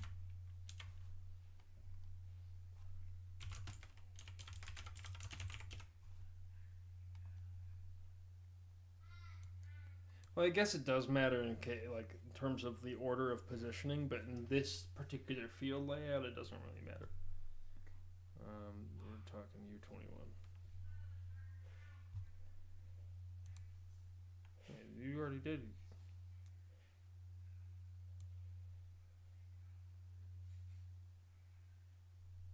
What? It says you were in U21 already. I thought you had typed that already. I thought you typed that.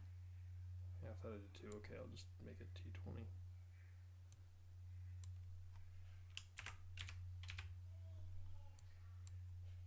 Oh, what the hell? Stop skipping to the bottom. Throwing me off. Wait, how did it end up in T20? Because apparently the last time we... Oh, you're right. Because I'm just confused. I'm like, no, you had already... I was trying to tell you you had already typed that little part. No. Oh, okay. I don't know if you got what I... Yeah, I see. I know it's just... yeah, I get it. You were Black on bear. the win one. It's a 1. Oh, sorry, the fly one. What about 2? And that is R16.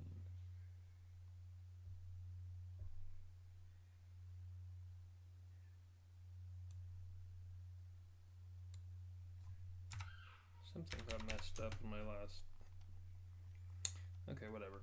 I'm moving, I have to move pedal. Which is great, because that means I get in my terrorist position here. Not real terrorist. Continue my flag. Let's do my wind bear now. And we'll do water. Okay, declared, start timer, start the roll. Pedal comes off regrowth and moves just to 1. I go down here. Flag is 6 divided by 2 is 3. So let's go 1, 2, 3. Okay, wind is a 3. So go 1, 2, 3. Straight A's, and then water is a 5. So go 1, 2, 3, 4, 5. Real strong. I'm gonna get there. I'm gonna mess this guy up. Okay, done with my turn. Type it out. Rolls 1 divided by 2.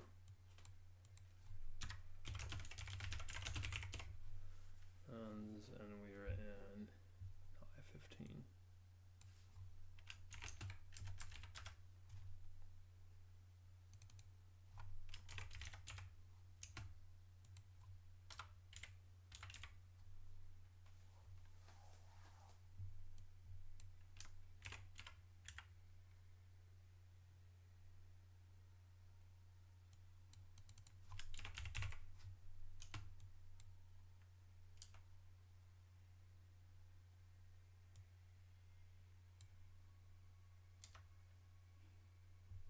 And what's the T3 water?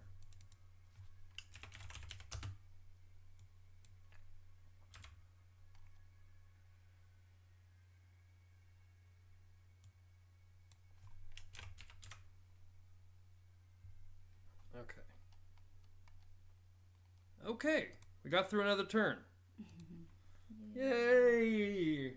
It's like 4th or 5th turn. And again, it shouldn't normally run this long, but... Alright, team 1 is back on the board. Time to strategize and roll for our bears. Here's the lineup for this turn.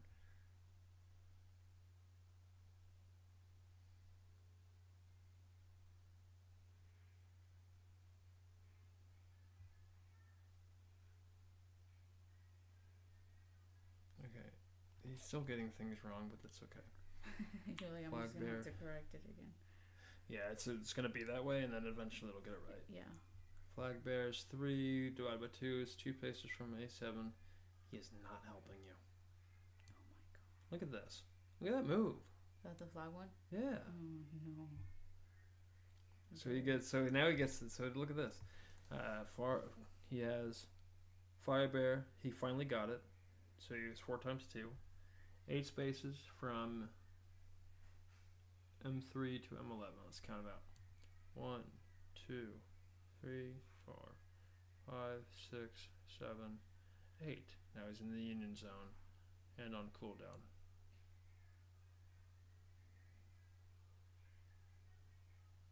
Wide open to me. That's so lovely. That is so awesome. I'm close to it too. Right? Oh wait, no. Yeah. Well, he's open to Josh, really. Yeah. You're right. Oh no, that's a good placement. That's actually fine. He's not vulnerable to Josh there. Okay. I thought the one breezy one was mine, but no. Regrowth cannot move this turn. We're not going to settle for that because their regrowth is ended actually. So they do a 1 through 6 and it's a 5. So we're going to go 1, 2, 3, 4, 5. And now you're on regrow. I'm making them play the way we want the game to be played. Okay, so that's a 5 for the Sprout Bear, and then the Wind Bear is 6. O15 to I21. What? Oh shit, he's fucking me. Oh, look at that. But now he's moving 6, and his time's 1.5, so he actually gets a 9. I'll just settle it for him though. 1, 2, 3, 4, 5, 6, 7, 8, 9. I'm just gonna move him all the way down here. He didn't apply his move right. Okay. So yeah, let's make sure we have.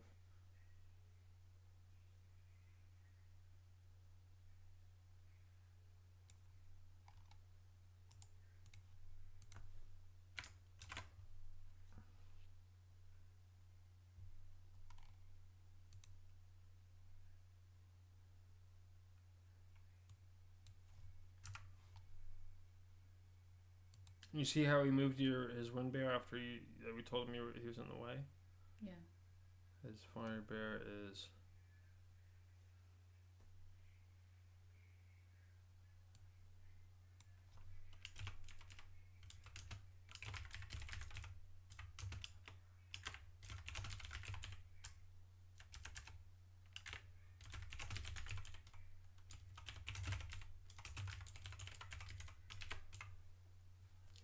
Process the Fire Bear correctly, process Fire Bear correctly. We don't have any problems there on training this thing. T1 Petal Bear is a Sprout Bear equals B6.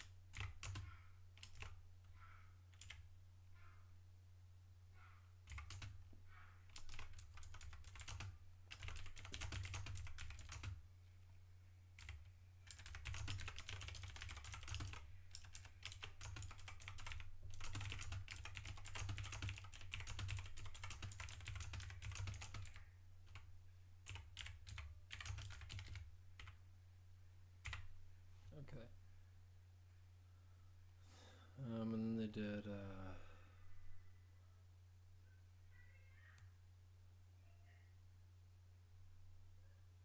wind bear.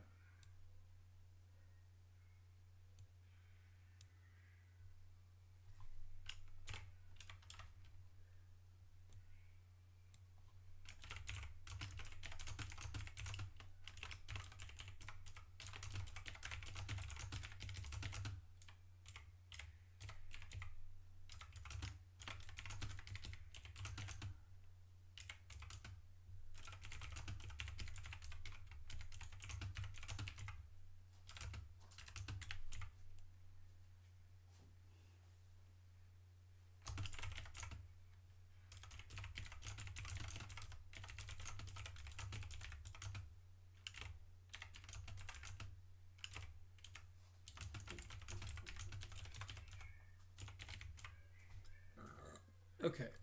It's now your turn, Josh. Sorry. Team 4's turn.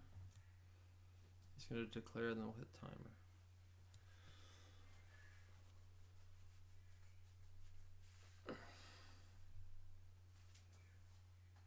Fire, flag, wind, water. Oh, your fire should be on cooldown. My wait. bad. It's all good. So we'll do wind, flag, pedal, water. Okay.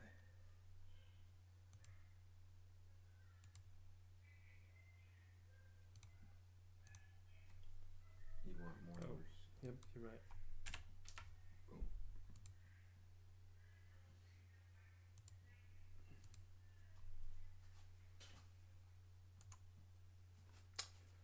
Okay, wind is a 1. It's okay. Uh-huh. You can keep going same direction. Flag is a 5. This is a 2. It's a 3. Mm-hmm.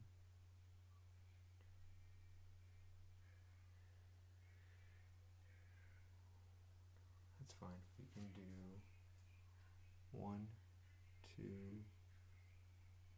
We can go 3 right there. Which one?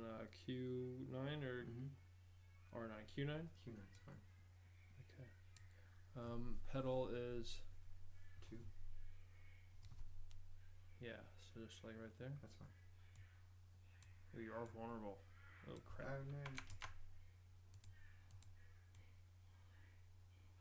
Okay, where am I? 1, 2. Yep. Okay. Then water's 3. 1, 2, 3. Or sorry, 1, 2, 3. Oh, night move right there. Cool. All right. Thank you, sir. Absolutely.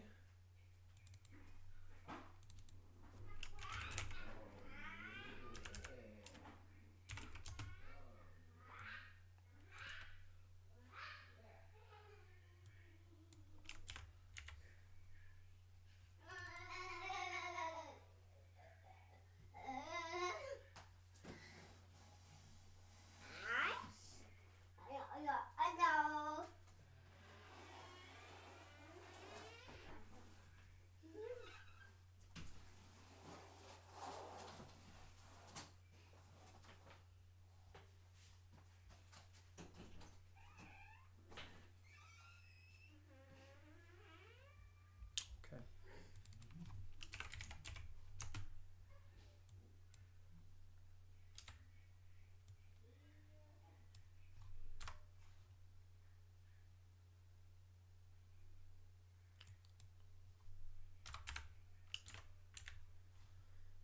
Okay, his pedal bear rolls 2.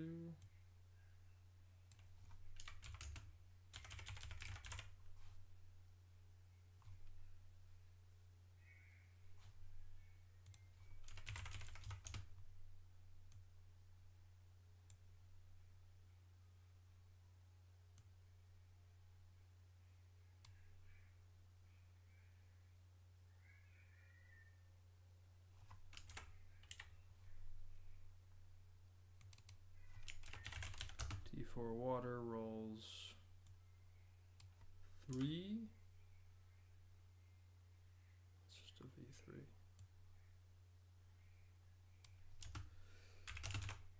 Okay, there we are. It's all now updated. He's got the trailing flora formation. It's pretty good formation.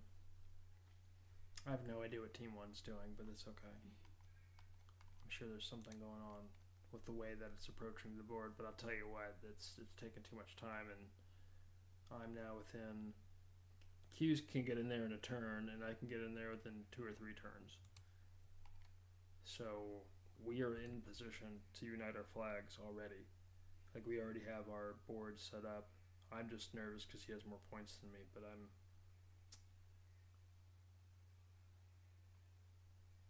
I'm about to have my water bear in Sploosh Town mode, so. Alright, your turn. Oh, my turn? Mm-hmm. Team 2's turn. You're gonna declare your bears. Okay, I'm gonna do... Oh, your fire bear's off cooldown now. I'm gonna do, can I do the fire one now? Yeah. Okay, fire, water, flag, and wind. Oh, like, that's the full frontal elements right there. Fire, water, flag, wind. Okay. Alright. Boom. Stop? Yeah. Boom. Fire is a 10. Oh, wow. Here, 10 this way or 10 up? Up. 1, 2, 3, 4, 5, 6, 7, 8, 9, 10. Damn, I was so close. He's probably gonna get me again. 1, 2, 3, 4, 5, 6, 8, 9, 10. Yeah, and you can't take it back. So he probably is going to get you again. But he could roll a 2. So if he rolls 2, he can only go 4 here.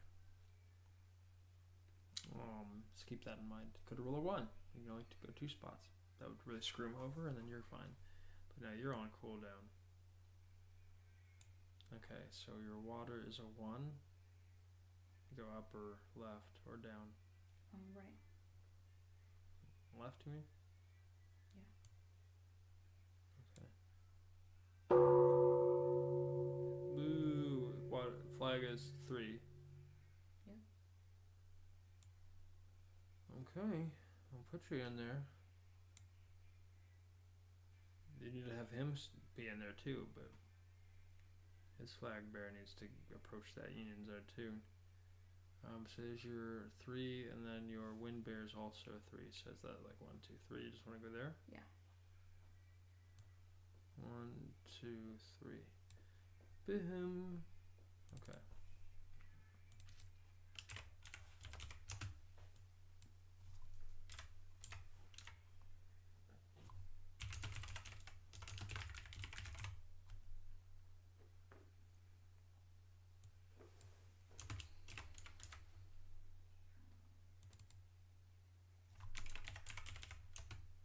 And your water bear's not rolling very fast. You know? It's not. Right. It's R19. It's weird. The last game we played, the water bear seemed to have it's like had a decent effect on what's going on here. Flag was a 6.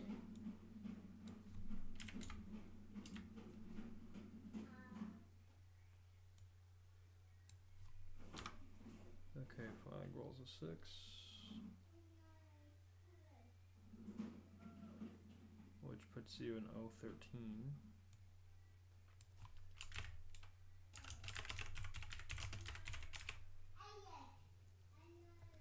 Then T2 wind rolls a 3. Which puts you in 015.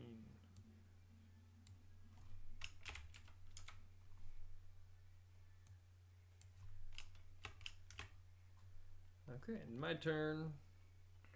I'm gonna go ahead and move. We'll go flag, we'll go water.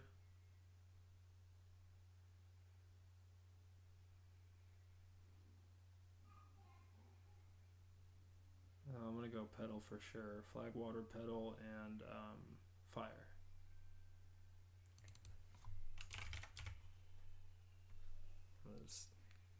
Oh shit. I can actually hurt that wind. Oh no. Flag. Oh sheet. I'm saying sheet. Flag water. Oh shoot. Pedal. Fire. Okay. Alright, flip the timer. Start the timer. Start the timer. Stop the roll. Okay, flag is at 2. Shall I go 1, 2? Am I vulnerable to anything? Not really. Okay. Water is a 5. That's perfect. 1, 2, 3, 4, 5. I'll go here. I'm not in Sploosh Town mode yet. I'm almost in Sploosh Town though. Pedal's a 6. That's exactly what I wanted. You're gonna hate this. What? What I'm about to do to you. What? 1, 2, 3, 4, 5, 6. So my flag bear is out? Your flag bear is out, and I don't have to enter regrow. Oh my goodness. Well, either way, look for that guy's flag is out, team 1. Yeah, so it doesn't really matter. Right, that's what I was thinking. And then my fire is an 8. Maybe I needed that, I don't know. So 1, 2, 3, 4, 5, 6, 7, 8. And now he's on cooldown. And then I need to put my points up here.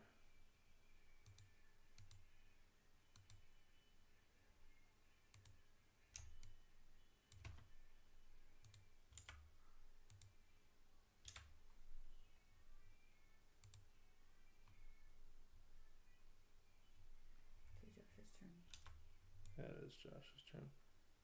If he can, he's listening, so he can probably track to see if he can hear the music in the background. Because I can hear it, but it's so faint. I don't think the microphone's picking it up. My audio meter shows it, but I don't think it's enough to get like copyright strike. Okay, so all the humans have scored. Okay. We all got 5 on it. Yeah, so I sent your flag bear back to the spawn. I'm and like, my fire maybe bear, I needed that. There's A17. So team 3 flag.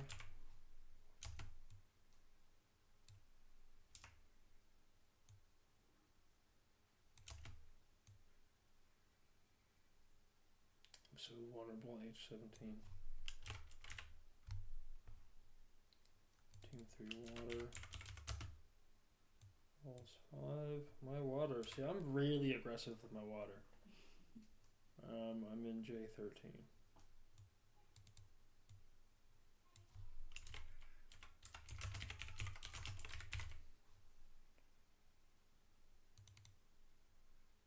T3.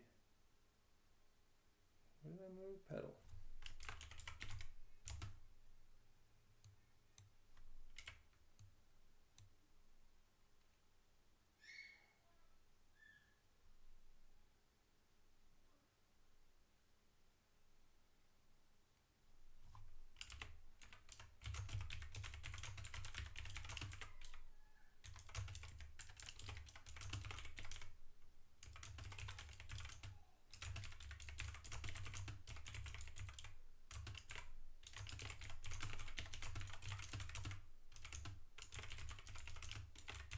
Yay!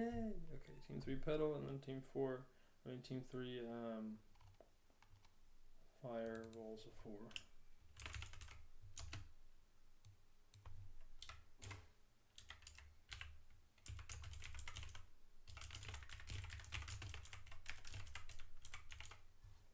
And we are in A17.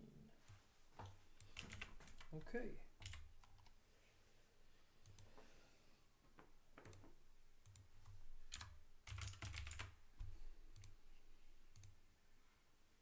Hope I didn't get anything wrong because I'm pretty tired now. You're getting tired? Yeah, but it's okay. I feel it. Team 1 is ready to make some strategic moves. I don't think it knows it has a water bear. Has it not moved it? Yeah, it hasn't moved its water bear. Why? That's so weird that it's not even moving that bear. Like it's still moving. It's weird. Okay, I'll move the water bear out instead of the fire bear because it keeps on like. I don't think it understands the rules. Okay, flag bear is a 5. So it's 3 spaces. A9, A9, A10, A11, A12. So A10, A11, A12. Fire bear. We're gonna roll a 1 number for fire bear for him. Or water bear is a 3. So 1. That's fine. I can't even. I'm gonna cheat it. 2. Okay. 1, 2. Your water bear's out there now. Alright, your sprout bear, which is here, needs to go. So it's rinse of 4. So it's 2. And you're going to B7 and B8. It's moving super weird. So B8, and then your wind bear is a 3. And it's going from F24 to E25. That's not even how the grid is shaped, but anyway, 3. 1, 2, 3. We'll let it go to C21. Oh, I'm so lucky.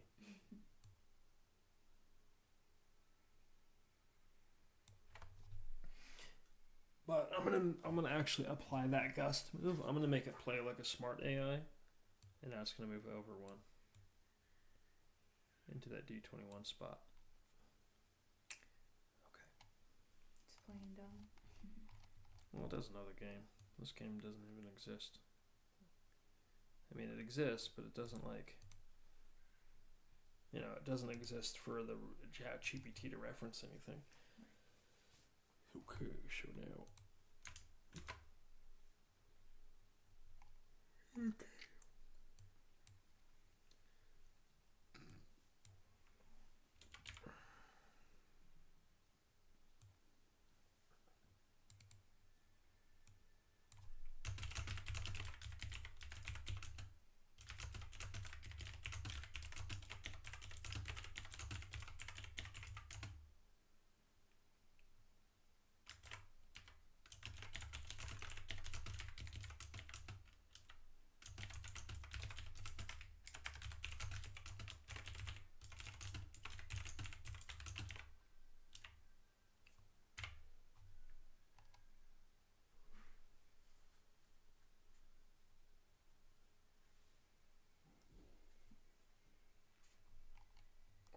B8.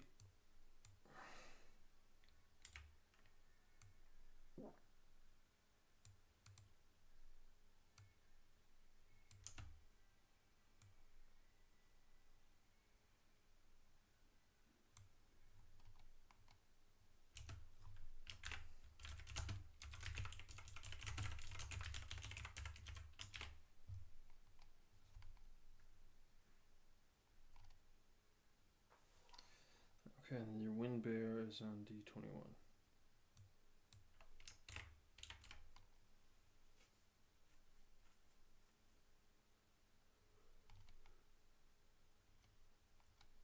It's supposed to be a 1.5, so 3 is 1.5 is 5. So it's actually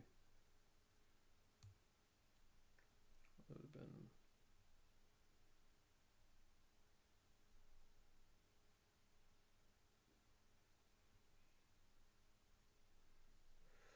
one, 2, 3, 4, 5. I'll still put it here.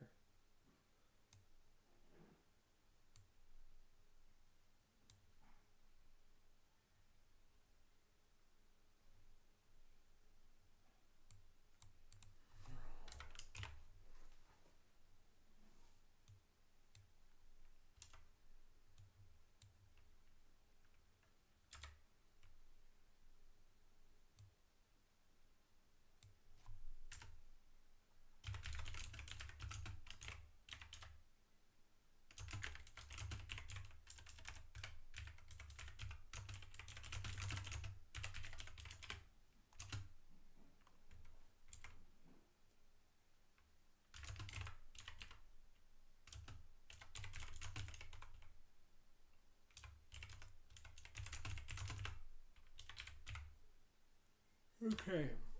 Okay, that's all typed up. It's now Team 4's turn. And that's Q. ASMR. ASMR. Alright. This is an interesting way of playing, huh? Mm-hmm. You can watch the baby and you can attend your turn. So I like it. last time when you guys played, were you doing the ChatGPT too? No. By the way, parents, keep an eye on what he's doing because the way he's playing, you can do. Yeah. It's fun. It's part of it. Yeah. It's all built in to what we're doing. Mm-hmm. It's designed for everybody. So he honestly has the best approach on the board so far. We'll use Petal Bear first since he's in regrow. Okay. We'll do Flag Bear. Actually, we'll do Fire Bear second. Yeah. Mm-hmm. Yeah, you see it because Maria messed up. Mm-hmm.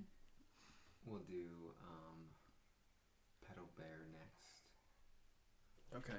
And then Wind Bear.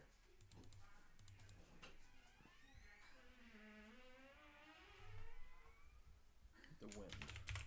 Okay. We will wait for him to come back for the roll.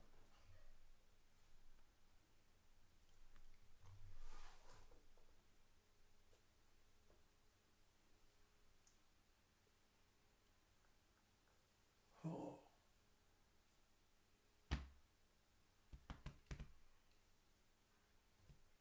Oh, he didn't move his flag bear. Interesting.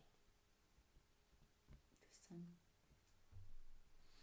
No, he didn't declare his flag bear to move. Yeah, I'm like this. He wants time. me to get closer. But I'm within a turn too. What does he see that I don't see? Is it your wind bear? I guess if he moves you right now, he could be vulnerable to your wind bear. Especially if he lands too. Hold on a second. One sec.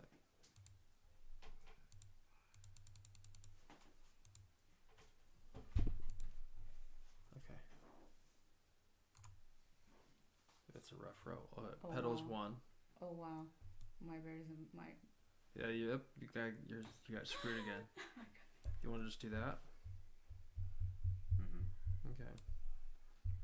Fire got a 6, so it's 12. 1, 2, 3, 4, 5, 6, 7, 8, 9, 10, 11, 12. Oh wow. Put him right here. Okay. He's not taking the points. Huh? He's not taking the points. I'm just pointing that out. So 1, 2, 3, 4, 5, 6, 7, 8, 9, 10, 11, 12. So L10? Mm-hmm. I like it a lot, actually. So the unifying move there. Okay. Sorry. 5 was flag. Or was it petal? Yeah, you're right. It probably is flag. I don't think I typed that right. Yeah, flag. There's a 2. That's correct. I would not go here. Right now. Okay. I'm gonna go right here instead. 1, 2. Yeah. Okay. And then wind is this 4.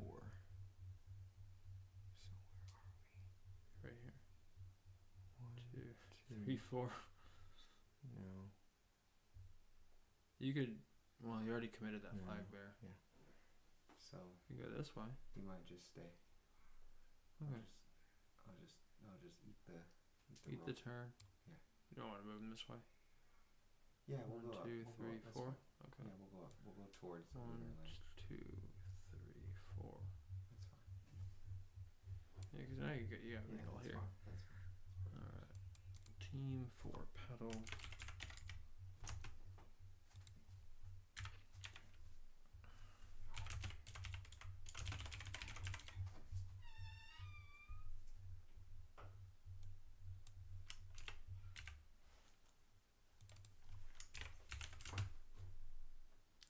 can't believe you didn't take your bear, but he's being nice to you.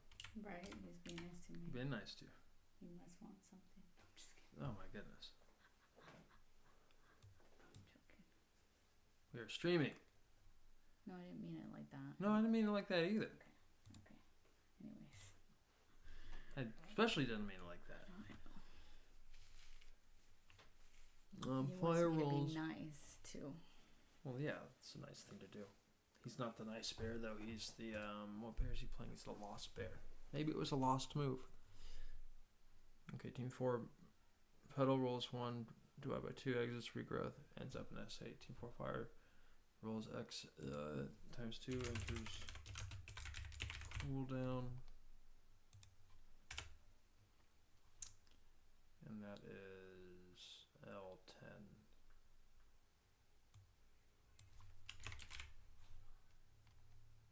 Okay, and then team 4 flag rolls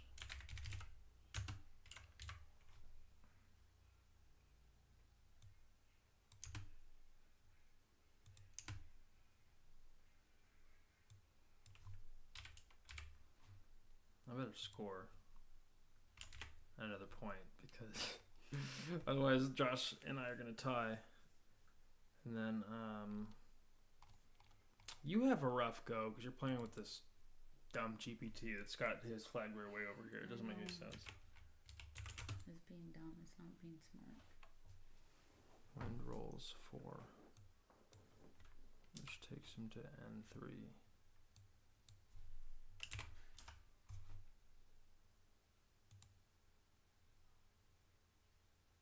Okay. He has not been. He's had such bad rolls with this water bear. He's just like left him there. He's like, I'm not gonna move it because Yeah. the last time experience. It's What Team 2's experience? turn. Now Team 2 is moving. You're gonna declare your bears, lady. Okay. We're gonna do water.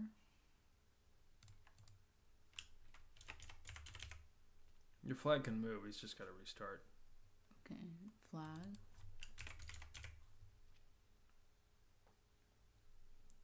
Wind and sprouts. Sprout. Just one sprout, everybody. Just It's one not sprout. multiple sprouts. There's one sprout. Did I say it? Yeah, you keep saying Okay. sprouts. Okay. One sprout. No, One- I'm not really one that flora bear, which prescriptivist is a with the sprout. language, but here it could be confusing. I think of the store every time. That's why. And you know, we shop there. We always shop there. Oh, absolutely. That's our store. But that store doesn't exist I know. most places. No, not in the game, Maria. Not in the game. Or in most places in the world. It's like a very much a local California thing. Yeah, you're right. People don't even know what you're talking about. It's a farmer's market. Not in the game though. Not really a farmer's market. It's just a That's what they. That's what healthy. it says it on the sign though. On their no. Anyways, that's how they advertise it as. It's a Trader Joe's. There you go. It's It's like a local Trader Joe's. but better.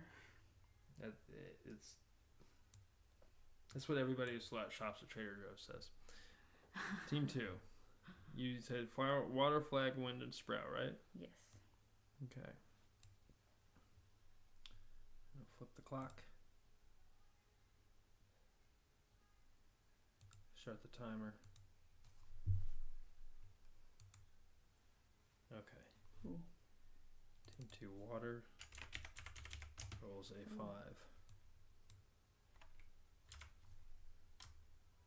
Where do you want to put that bad boy?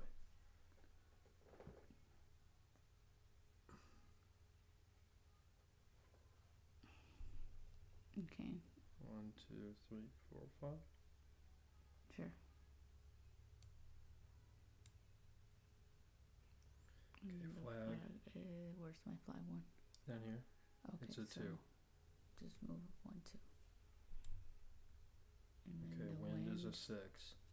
Oh wow. 1, 2, Do I want 3, it in there? 4, 5. You can go 1, 2, 3, 4, 5. Okay, sure. No, yeah, we don't want to do that. No. Okay. You No. can't hurt my water. 1, 2, 3, 4, 5. 6. Sure. Because you can hurt Josh's fire bear if you go hard enough. Be nice. 1, 2, 3, 4, 5. You could. Oh, you can't reflect again. It has to go 6 here. That's fine. Just leave it right there. You're 6, and you're in breezy mode. Yay! And then that sprouts is. Oh, where's your breezy icon? Oh, here it is. Breezy mode. I like that little. And your sprout is a 4. So 1, 2, 3, 4. Yeah. 1, 2, 3, 4. Okay. You hear that sound? I think it's Yeah. it's the train.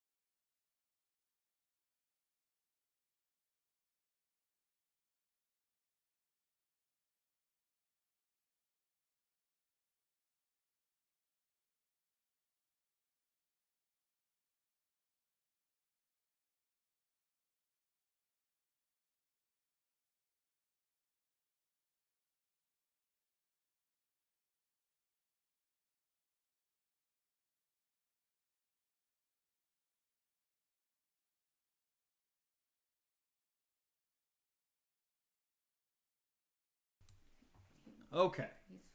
The gallery commentary is over. Partially my commentary and then partially a child's commentary.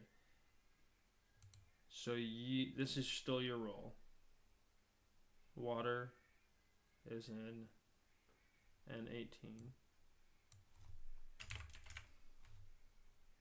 Team 2 flag. rolls a 3, 2, which is now W23.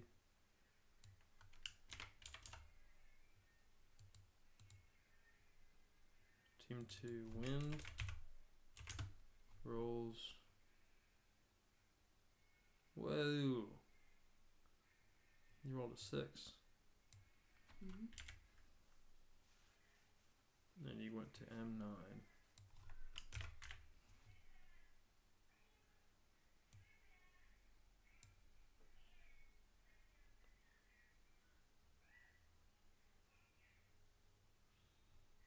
One, 2, 3, 4, 5, 6. So you were O15 to Q13.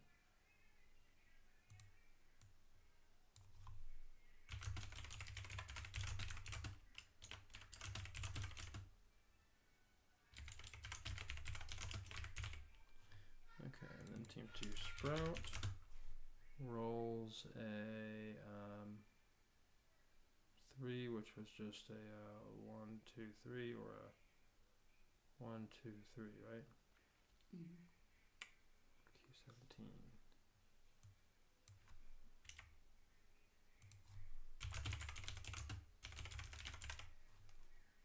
We enter regrowth.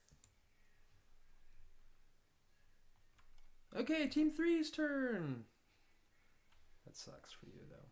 Okay, let me carefully consider the board. Oh, wait. So Josh got paused? Say what? Or is he... Okay. Nothing happened to Josh. I thought it was Josh's turn. No, it's my turn. I'm 3, goes this way. Oh, okay. Yeah. Okay, I got confused what you were saying.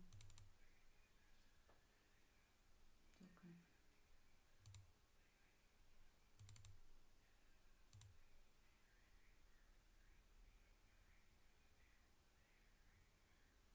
Okay, team 3.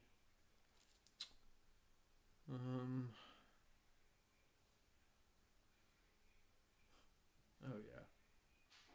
I need to move the wind. Move wind.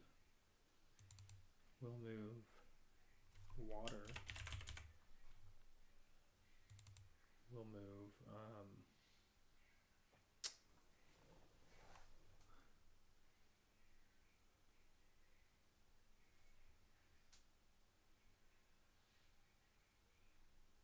oh right, because pedal is not. I'll move Sprout, get him moving, and then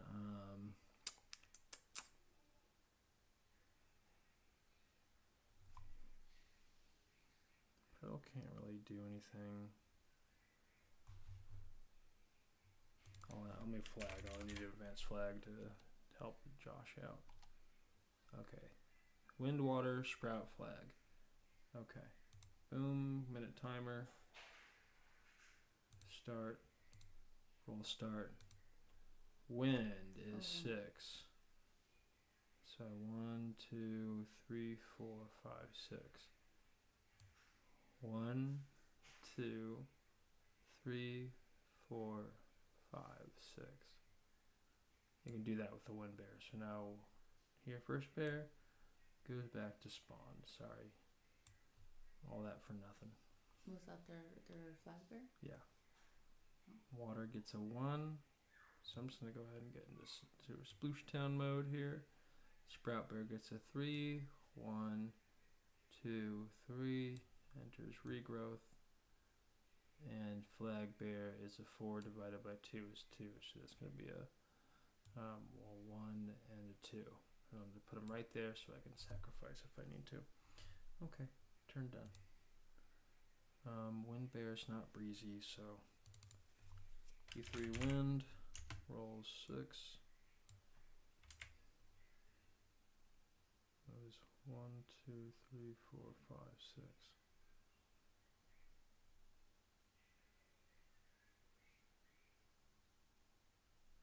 One, 2, 3. I explain this move to the computer. E14.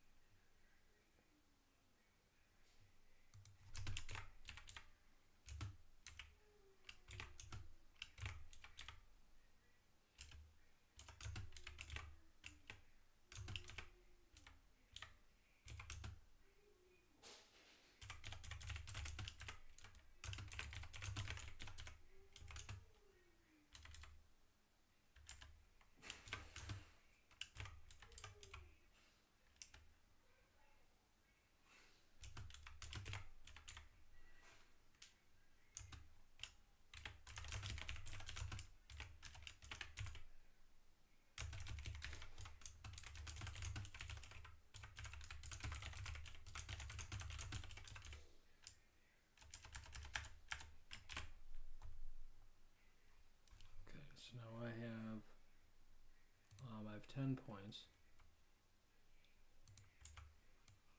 Which is great, but I also have a feeling Josh is going to score in the next turn. I don't know where. I don't really see it. I don't really see it.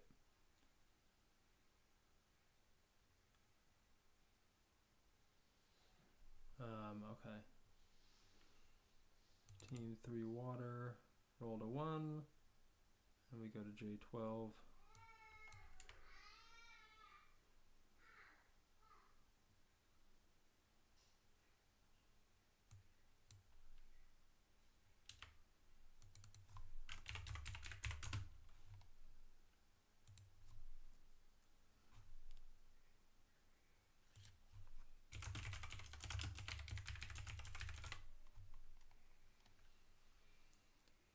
Team 3. Sprout. Ooh. Rolls a 3, which means I am I-17.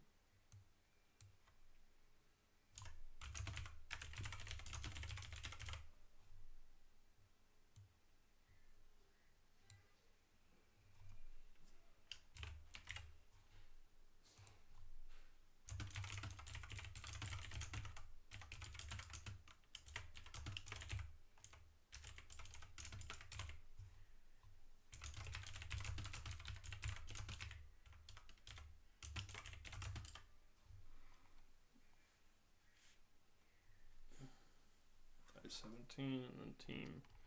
The last bear is the flag bear.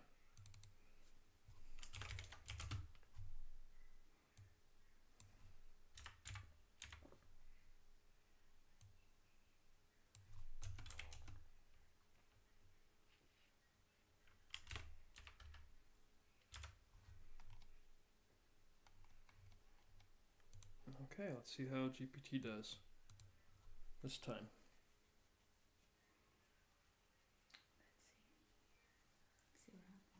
I'm very curious because it's really not playing this game well.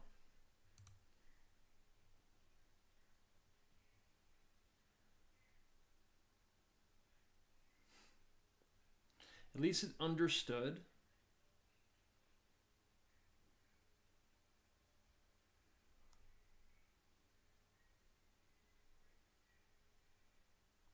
Okay, at least team.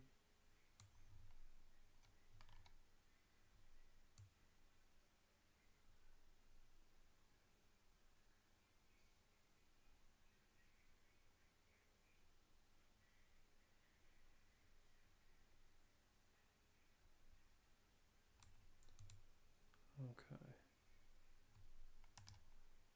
Copy this again.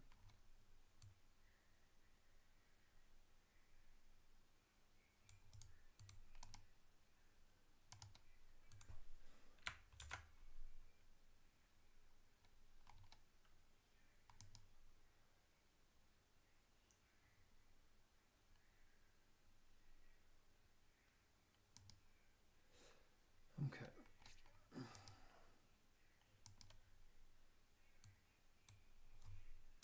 Three, that sounds like it's right. But it can't.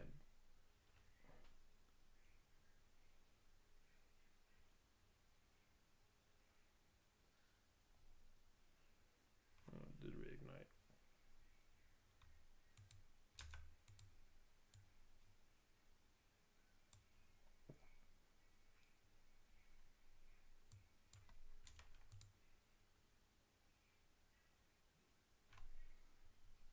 You take out your wind bear, that's about it.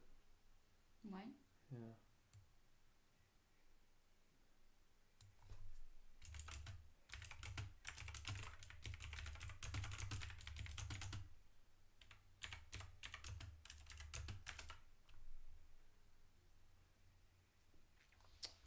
Let's move him.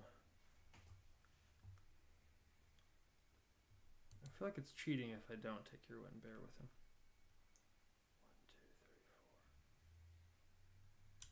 1, 2, 3, 4. This makes more sense though.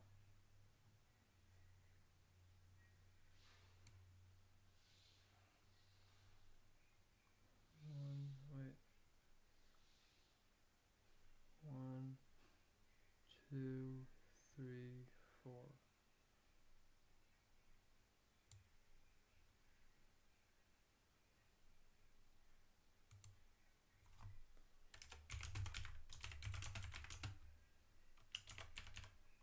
Okay, and that leaves us with Sprout Bear. This is a 6.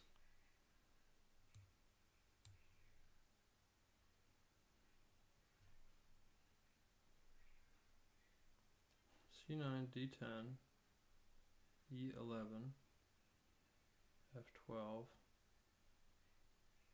G13, and H14. Oh, that was an aggressive play. Wow.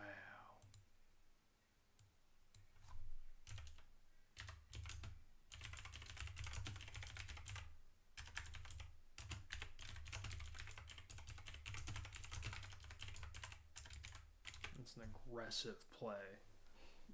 Wow. Okay. And then the wind bear's a 5. And it understands its breezy mode now. Thank goodness. So it goes 8. Still not getting the count right. So see, it's going D 22. And we have it go the other way. Oh shit. 8. He scored.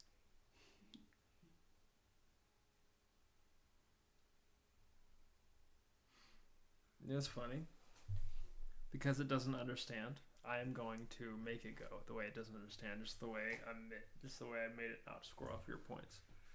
So if it goes C, if it's rolling 8, it goes 1, 2, 3, 4, 5, 6, 7, 8. That's what it chose to do. And I'm not mad at it. Now you're off breezy mode, you weirdo. Okay.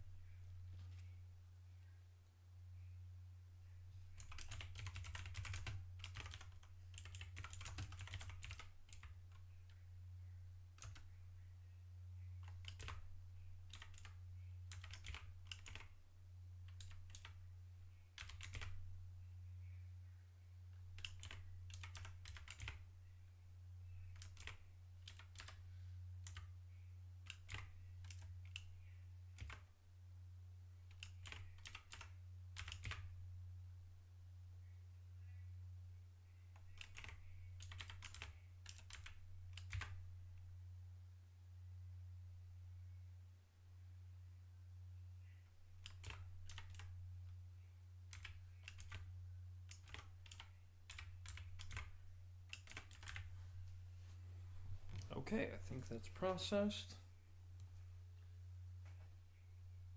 It's Team 4's turn. Team 4 is moving. ASMR. Iron Q. Iron Q.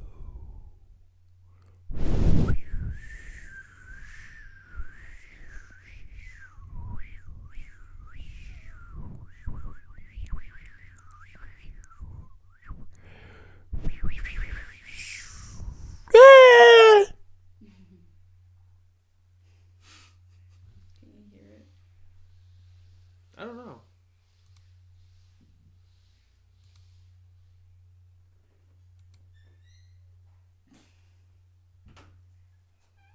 There he is. He's laughing at the ASMRs. Wind, Okay. petal, sprout, and flag.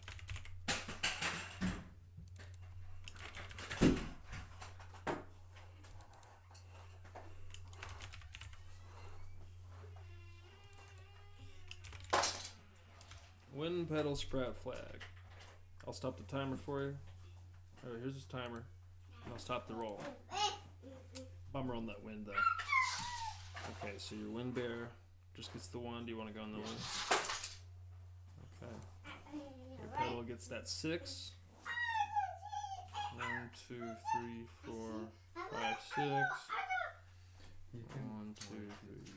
Come in front. 4.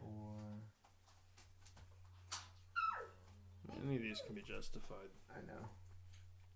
1, 2, 3, 4, 5. Right next behind. What's the 6? So it's right here? Yeah. Like 1, 2, 3, 4, 5, 6. That's fine. Okay. And then you have sprout as a 3. Like 1, 2, 3. And then your flag bear is a 2, which is a 1. Yeah. But here's the issue, though. I know. I see it. So the goal was to move him over 1. Okay. Right here. Yeah. I saw that. But hold on. Where's your? I haven't dropped it yet because you're giving her your flag bear. It's her wind bear. That's whose wind bear? Oh, that's her wind bear. Mm-hmm. Okay. Wait, what? Okay, just go back 1. Okay, this one? Yeah. Okay. Yeah, Team 1 actually made a good play. Mm-hmm. Okay, so let me populate the roles in the chat. Team 1 roll.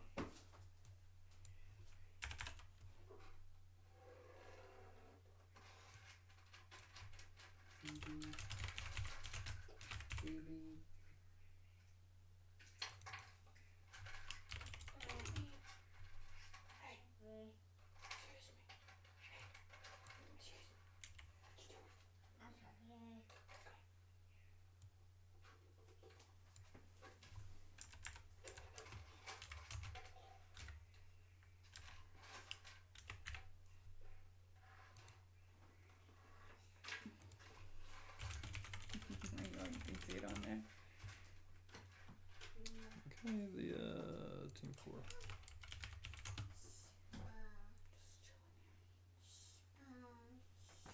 Bounce, bounce, bounce. Browse a 3 to Q8. Oh, both.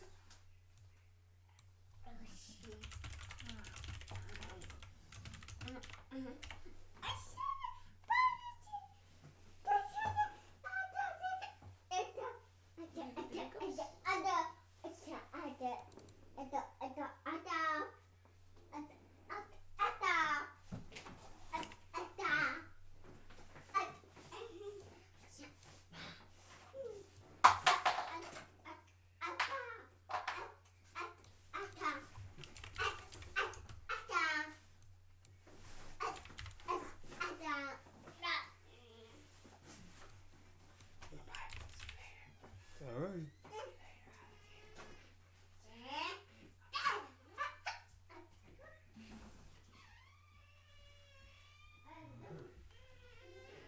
Okay. That's Team 2's turn. I believe I typed everything in correctly. He needs to use his water bear. Look at his water bear just sitting there languishing. Alright, so it's your turn. Declare your flags. Okay, I'm gonna do flag. And then which one is that one? And that's your petal. Okay, flag, petal. The sprout has to go. And then the sprout has to go too. Mm-hmm. And then fire. Can I move the fire now? Yeah. Okay.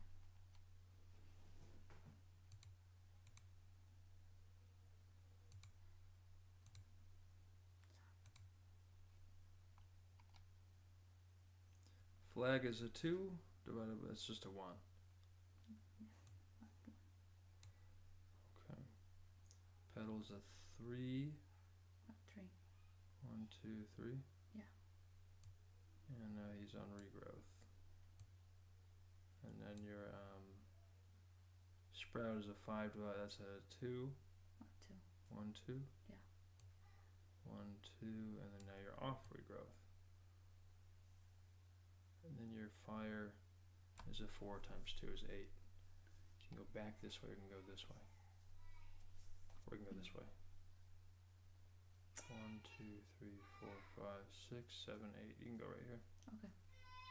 Now you're on cooldown again. Okay. But no, that's a good spot. My water bear might be able to get your fire bear. That's fine, just leave it right there. Okay. You're on cooldown now. Okay, we'll populate the moves. Flag rolls a 2-1, which is V22. Yeah, losing that flag bear is devastating, huh? Yeah. Team 2. Pedal rolls. 3. That's Q16.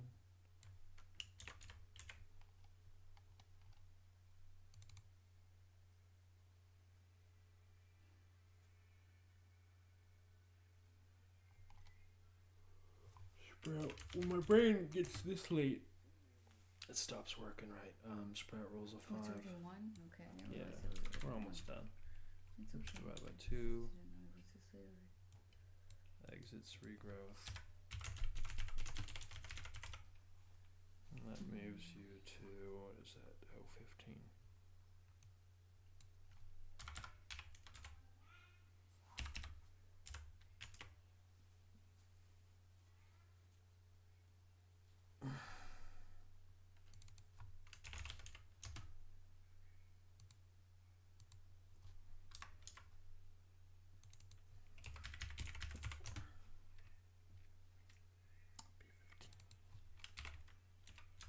Okay. Alright, everybody, I have typing anxiety. I will be right back. It's what I get when I sit on my butt and press buttons for too long. I'll be right back.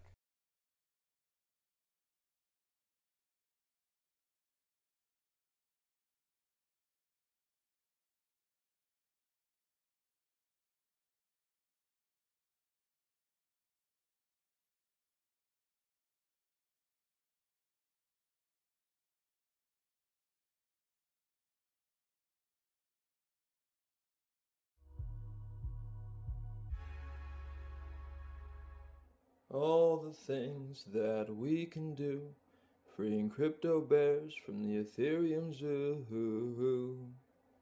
They wanna be with you. All the things that we can be, putting crypto bears on merchandising. Join me and sing. Collect a puzzle piece and free a bear. Get them out of the zoo, back to their lairs. Time to free a bear. Time to free a bear. Time to free a bear, bear. Yo, I'm here first bear in my here first lair. I was here first. I got that here first stare. Here first on some merch, that's that here first rare. If you help complete the puzzle, I'll meet my son Pierre. Somebody let me out, I breathe that here first air. Put me on a here first shirt or a here first chair. You can't steal my spot, got me that here first flair. I know the art is hot, keep your clear thirst there. This ain't about greed, here first bear is fair. If you help complete the puzzle, we can share. I'll finally meet my son, his name's Pierre. I was here first, I'm the here first bear. Here first bear, I'm already out of hibernation. I got a lot of friends and they all need help. Here first bear, ending the famine and starvation. Here first bear, sharing salmon and kelp. The lost bear is so lost, she needs help, it's low cost. Got caught out, she's storm tossed. Just put her on some socks and make her that sauce. The lost bear is so sad, she misses Bear Brad. Let's free enough bears to reunite the lost bear with Bear Brad. The lost bear needs a guide to navigate the rough tide. We'll find her a safe ride and get her to Bear Brad's side. We'll make her a warm coat and some soup, that's no joke.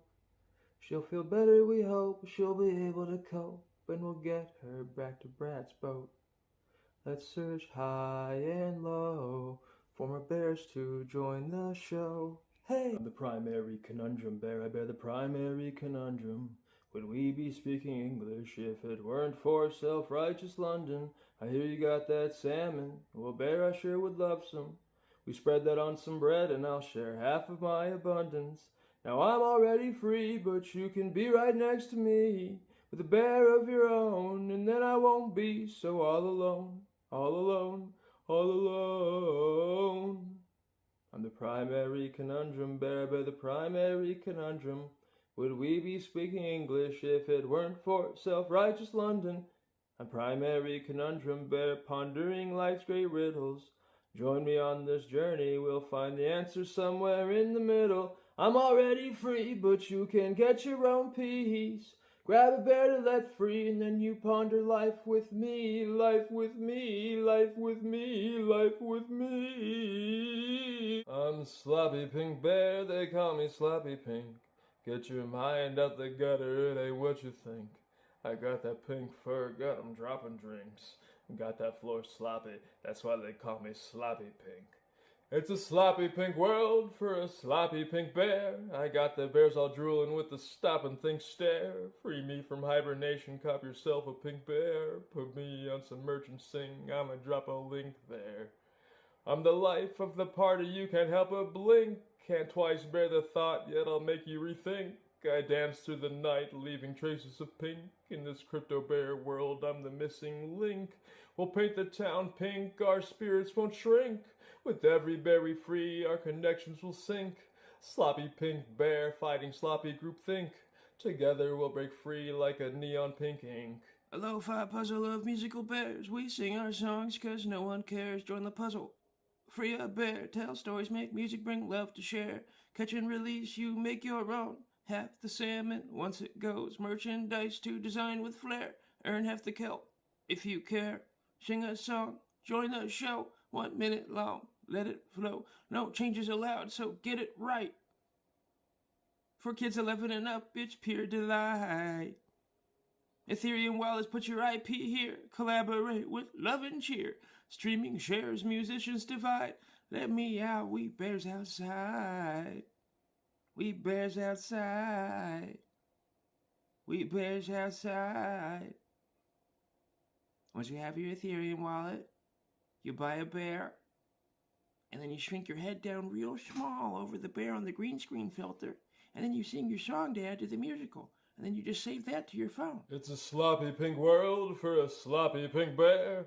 Got the bears all drooling with the stop and think stare. Free me from hibernation, cop yourself a pink bear. Put me on some merchant sing, I'ma drop a link there. I'm Sloppy Pink Bear, a splash of color in your life. Together we'll spread cheer and chase away the strife. Join me on this journey, let's make a sloppy pink world. With every crypto bear free, our story will unfurl. It's a sloppy pink world, and I'm a sloppy pink bear. Got the bears all drooling with the stop and think stare. Free me from hibernation, cop yourself a pink bear. Put me on some merchant sing, I'ma drop a link there. Me broken bear, no fix me. Me like my scars, don't twist me. Me like my face, me like my cracks. Me like myself like back. Me broken bear, no fix me. Me like my scars, no twist me. Me like my face, me like my cracks. Me like myself like back. Broken bear, love imperfection. In cave puzzle, find connection. Love ourselves, no need correction. Broken bear, strong in reflection. Me flaws, me claws, make me stronger. Me wear them proud, make you ponder. Each chip and crack a tale me share. With all cave bears we show we care. Me broken bear, no fix me. Me like my scars, no twist me. Me like my face, me like my cracks. Me like myself like back. Me broken bear, no fix me. Me like my scars, no twist me. Me like my face, me like my cracks. Me like myself like back. I'm all caps bear, I'm all cap. I've been there, done that. You see my fire hat? I stole it from a cat. I always know the plan, I'm actually in Japan. I always know the score. Your mother is my best friend and she tells me I'm the only bear with this face. Look, here first bear, stole it from my playbook. I'm all caps bear, I'm all clout. I used to date this trout. She had a mouth. Let me tell you, lies are sand. No, like literally, lies are sand. That's not a metaphor. Your mother is my best friend, and she tells me, what's a bear if not a frog, so let us ribbit. Ribbit. King bear of the swamp, yet I'll get wet in a tidbit. I am not sure what I exhibit. A bear or a frog, what feelings I elicit. Yo, frog, I heard you like yo bibbits. I put a bear in your frog so you could rip it while you rip it. I have one claw, I'm gonna snip it. I know you're in awe, but it scares away the crickets. Froggy bear in my swamp, I'm gonna dip it. You wanna get involved, then I think it's time to sip it, oh yeah. Woo!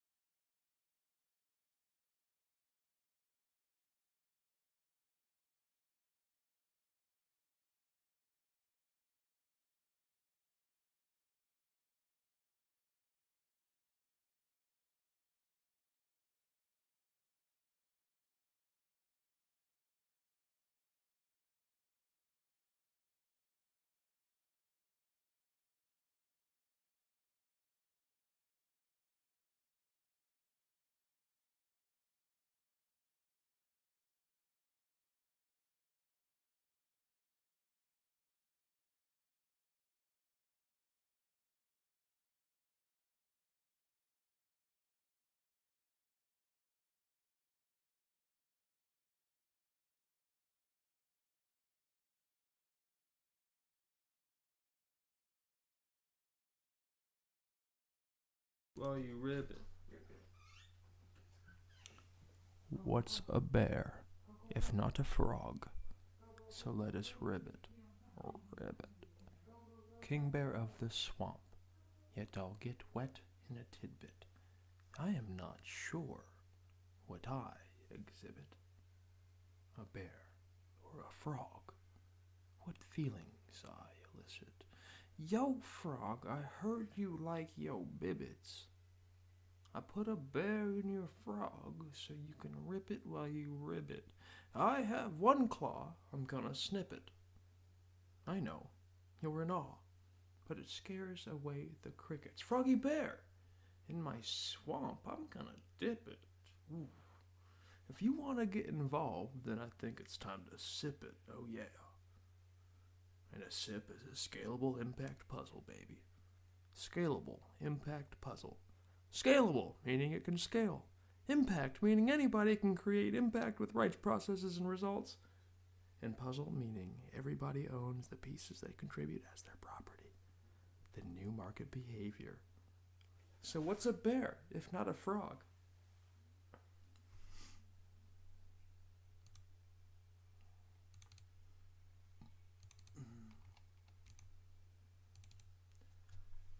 Flolal, twilight bear, tu es si triste. Tu fluer, flâner, plouer, le soleil qui s'enfuit. Tu t'es fané, l'homme dans l'obscurité, et tu crains la nuit qui approche à grands pas. Mais n'aie pas peur, j'ai hâte de faire. La horde de lune est là pour te protéger toute la nuit. Il brille pour tout jusqu'au matin, et tu seras de nouveau une belle jour. Pour le toilette belle, la vie est un cycle. Le soleil se couche mais s'est levé de nouveau. Et tu seras encore plus près, plus fort. Un flou magnifique, sous la lumière du jour. L'une plus bleue, mon cher hôte de flou. La nuit est belle et pleine de mystère. Et demain sera un nouveau jour, pour briller à nouveau sous le soleil de l'aurore.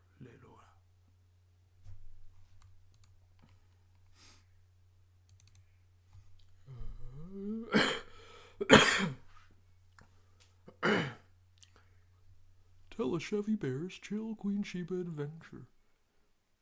I'm Tell a Chevy Bear, just chilling to the max. Kicking back in Sacramento and I need to relax. Got the sun in my fur, got a smile on my face. spreading joy like lentils all over my plate. Oh, I'm just vibing and I'm feeling so free, living that life in Sacktown, you see. With injera in hand, I'm feeling alright. Queen Sheba's Ethiopian food tonight. Queen Sheba's the spot where I love to roam. With Tibbs and Dora White, it's my second home. Flavorful, favorable sambucas that sing. For a bear like me, it's the ultimate thing. Oh, I'm just vibing, feeling so free. Living that life in Sacktown, you see. With injera in hand, I'm feeling alright. Queen Sheba's Ethiopian food tonight. So if you're ever down in Sacktown too, join Teleshow Bear for some Ethiopian stew. We'll chill and feast, just you and me. At Queen Sheba's where bears feel free.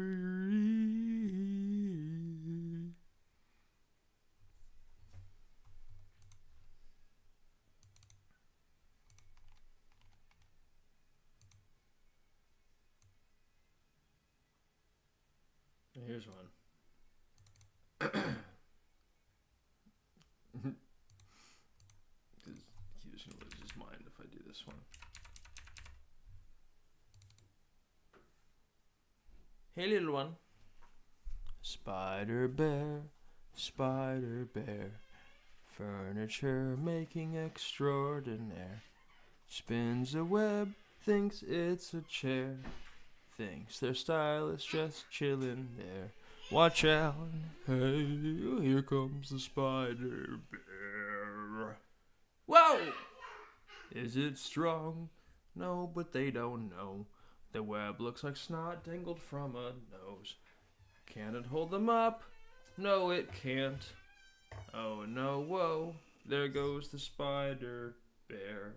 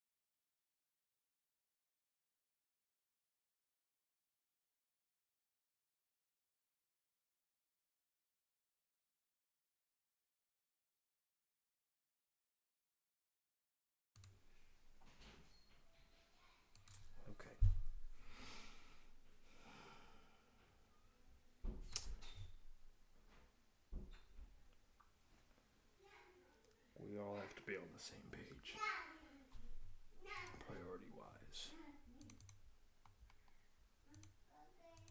And some things are just done to rebel.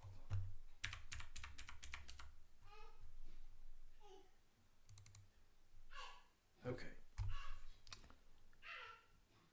Spider bear, oh spider bear, furniture making extraordinaire. Spins a web, thinks it's a chair. Thinks their style is just chilling there. Watch out! Hey, here comes the spider bear. Hey, is it strong? No, but they don't know. The web looks like snot dangled from a nose. Can it hold them up? No, it can't. Oh no, whoa, there goes the spider bear. In the gloom of night falls spider bear, weaving left and right, leaving cobwebs there. Spider bear, oh spider bear, furniture making extraordinaire.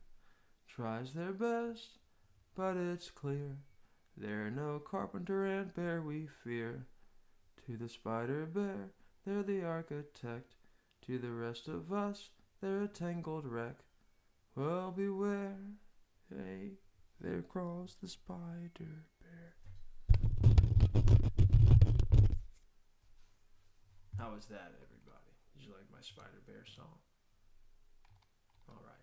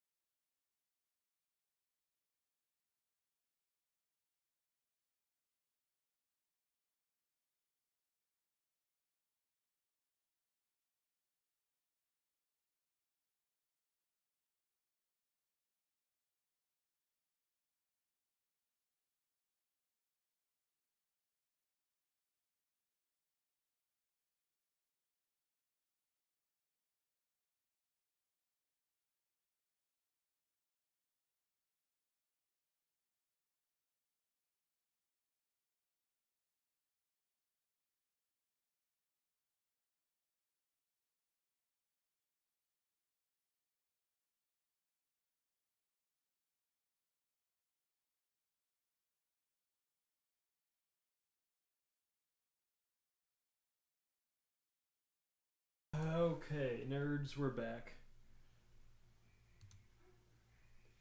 Let's kind of focus. Gracious me.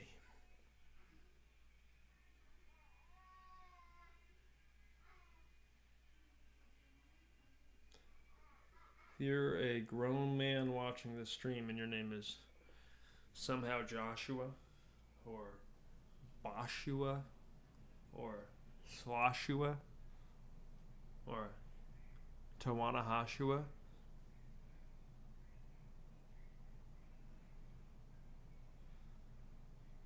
I'm too tired to say something insulting, but you get the gist of it.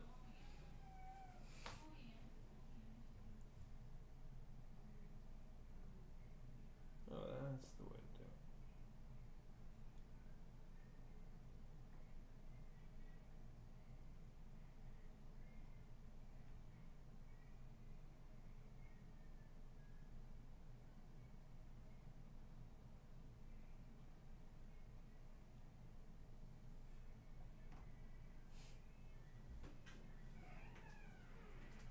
What's up, Tawanahashua?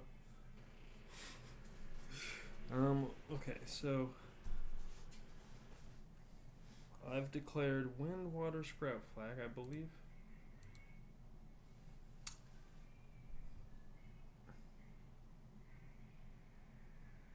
Or was that my previous turn? Yeah, it was my previous turn. Okay. So now I'm going to declare. Oh, my fire's off cooldown. This is great news. So I'll go fire.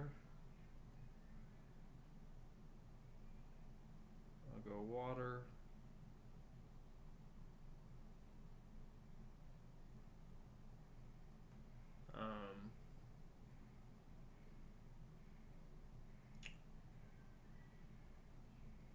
Oh, my water is actually Sploosh Town, so I get that 9 roll. Good, I was counting on that. Okay. Fire, water, sprout, flag.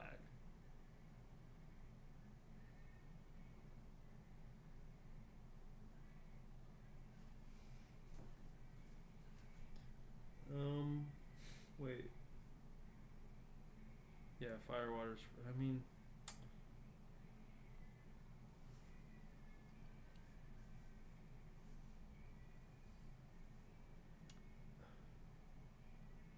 Just gonna take out pedal.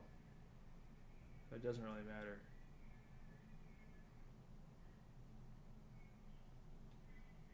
Because you go first.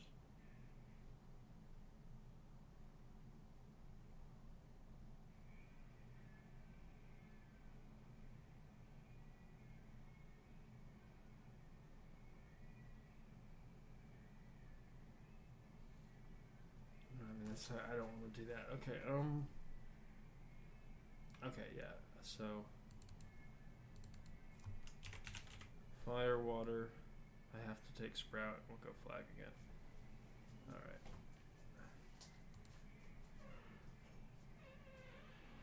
And start, step. Fire has a 6, it's a 12.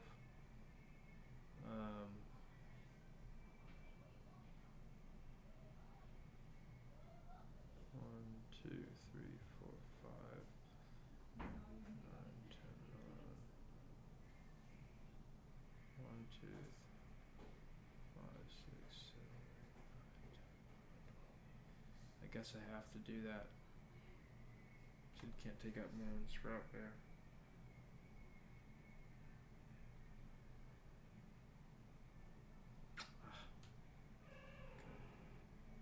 One, 2, 3, 4, 5, 6, 7, 8, 9, 10, 11, 12. It's a very vulnerable position. It's alright.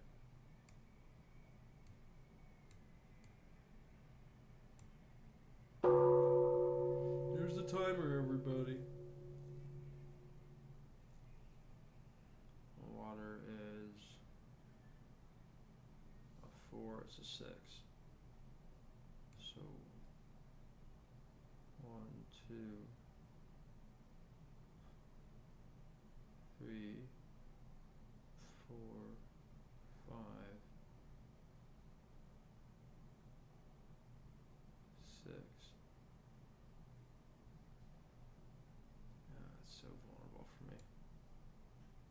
Still Sploosh Town though. Sprout is a 3. It's a 2. This is a regrowth. He'll go here and he's off regrowth. And then flag is a 1. That's brutal. That's a brutal roll. That's so brutal. I guess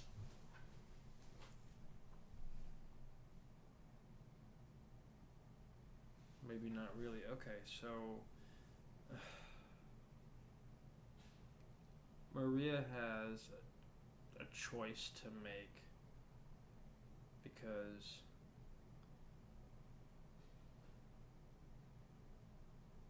we all have contingencies here. So let me inform chat what I did.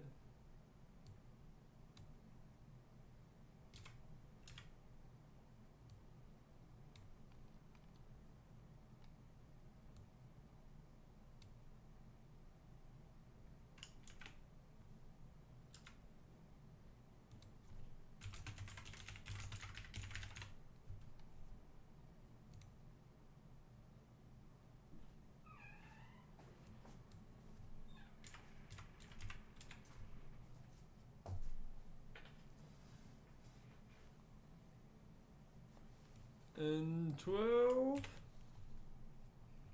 zone.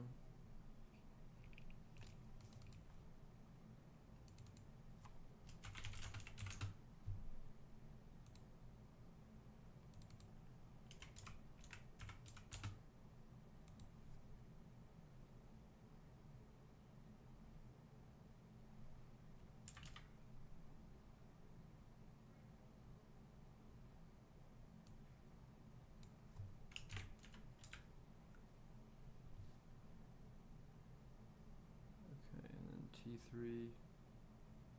My last one is my flag bear.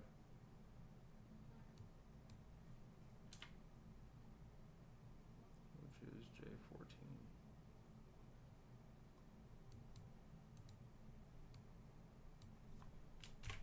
Okay, let's see what the chat GPD does. Are you ready, kids? Aye, aye, Captain. I can hear you. Oh, who lives in a queue?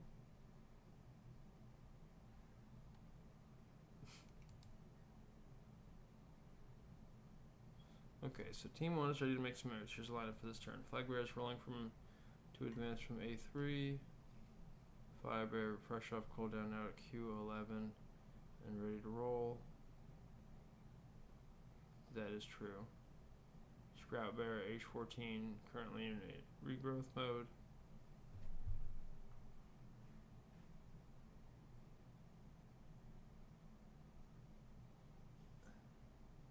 That does not look to be true.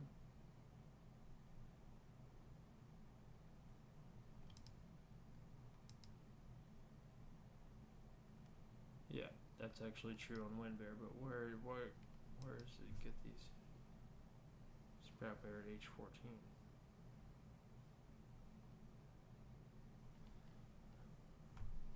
Oh wow.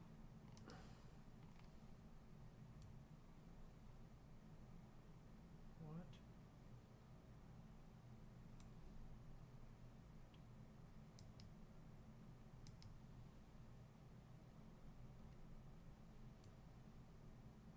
This is B8. Did I not move this? I didn't move it. C9. D10, E11. Oh well, okay. I would have made a different choice. F12, G13, and H14. Ugh.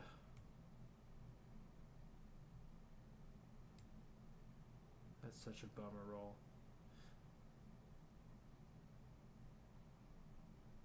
Okay, I did. Okay, that's fine. I just didn't apply its move. So flag bear goes from. What? Did I not give its flag bear?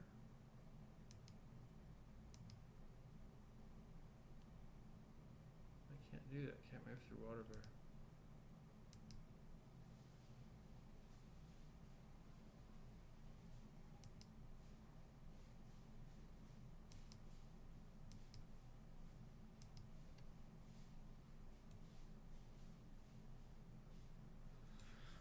Just let it happen for now. He's in. Who? His flag bearer is finally in. In the field? Yeah, right? He went in? His flag bearer's been in the field. I knocked it out. Well, I mean, yeah, that's what I meant because it got knocked out, but he's back in. Yeah, I didn't apply it last because he tried to move it through the water bear without moving the water bear, but we're just gonna apply it because I didn't correct it apparently. It's my own fault. So, okay, flyer bear's a 4, so it's going 4x2. It's Q11 R12. I can't move that way, dude. Well, I'll tell you what.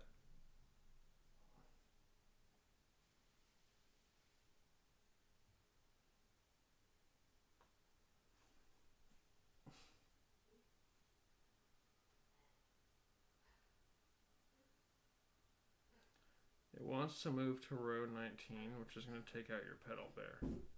Oh, really? This guy? 1, 2, 3, 4.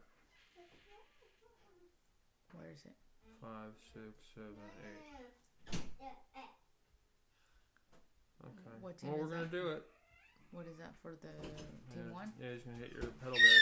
Oh my gosh, he's gonna get kicked out? 1, 2, 3, 4, 5, 6, 7, 8. Well, the team 1 just attacked the alliance and put pedal bear from team 2 back in spawn. Okay, but I can still use it again, right? Yeah. It's gonna take a minute to get it back when it's old position. You're good. And team 1 is finally on the board.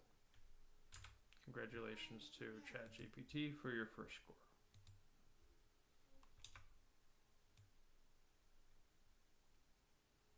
Okay, so team 1 has 5. Alright. And that is a cooldown position for Mr. Firebear here.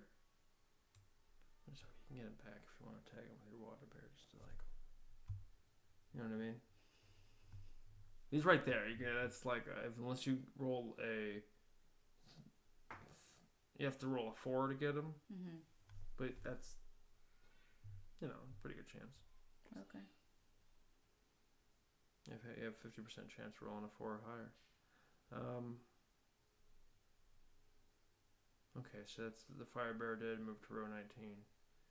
Sprout bear is 2. Where is your sprouty sprout? I-15.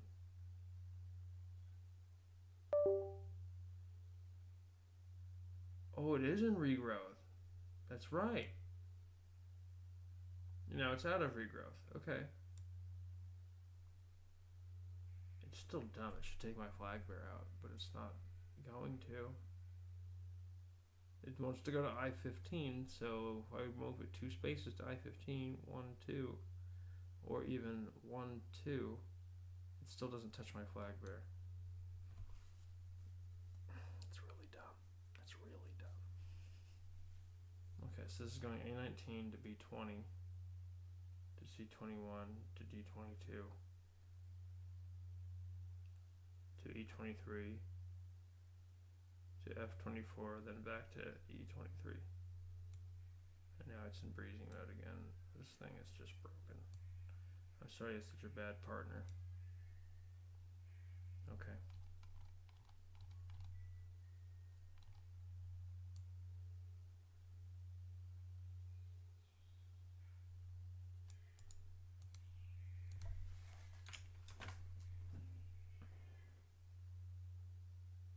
And then he did something else on the flag bear this time. You can't move through my fire bear.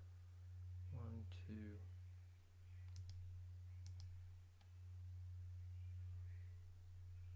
Okay, 1, 2, 3. That's what we're going to do. Make sure we can progress in the right direction.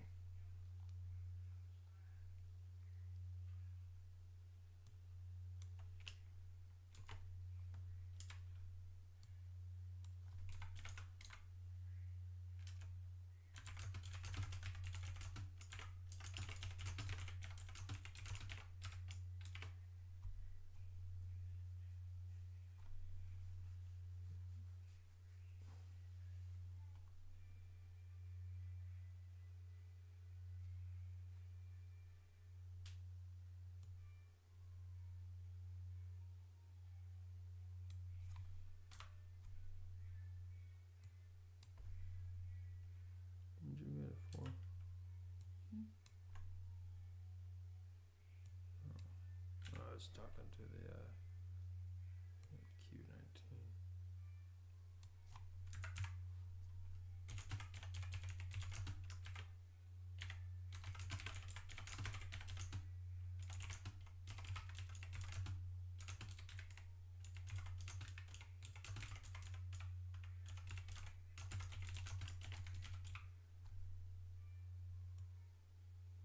What a duck, but with an I instead of a U.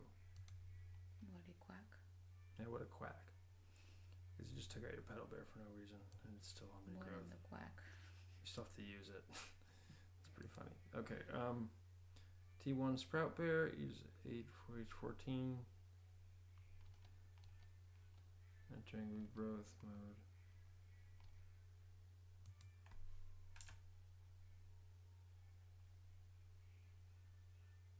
H14 entering regrowth, you process this correctly. And now we're going to I-15.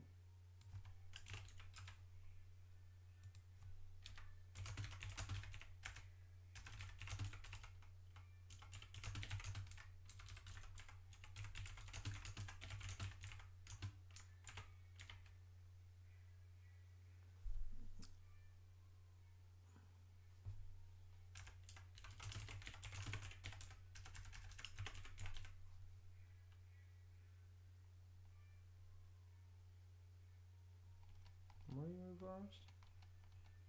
Is it one bear again? He keeps moving the one bear.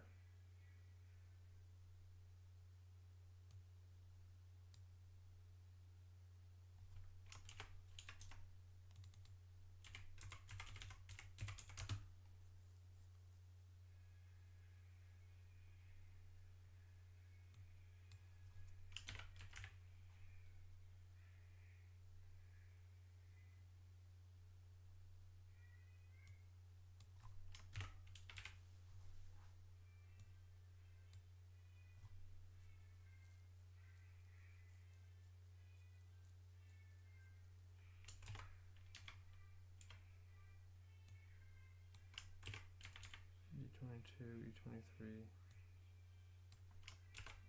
F24. Now we're back to E23.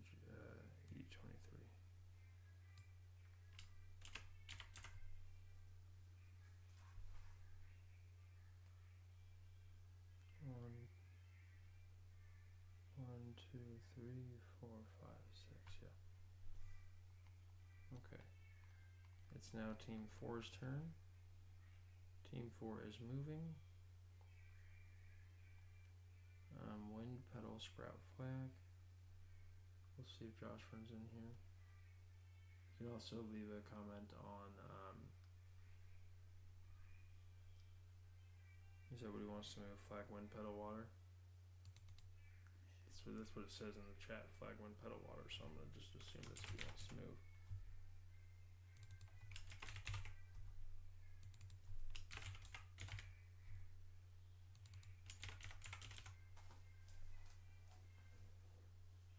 Okay, because pedal's in regrowth and has to come off. He slurps up my water, bro. I'm so mad. Okay.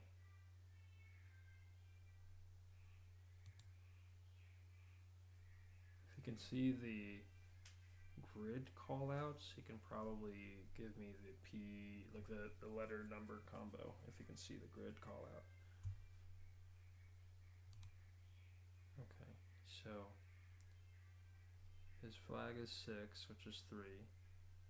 So he can get up in here if he wants it. So 1, 2, 3.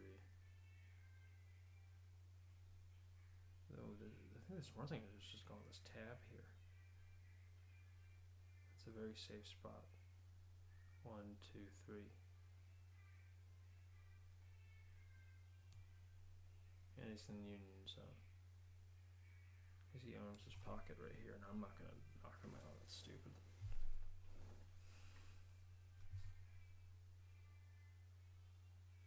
Okay, so then Wind Bear is a 4. 1, 2, 3, 4.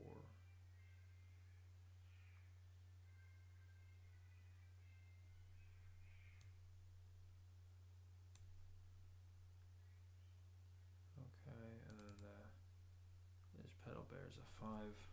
It's a 3.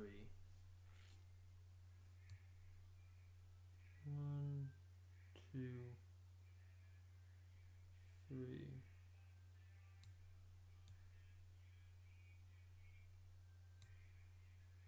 If water bear is a 3, so 1, 2, 3. That's fine.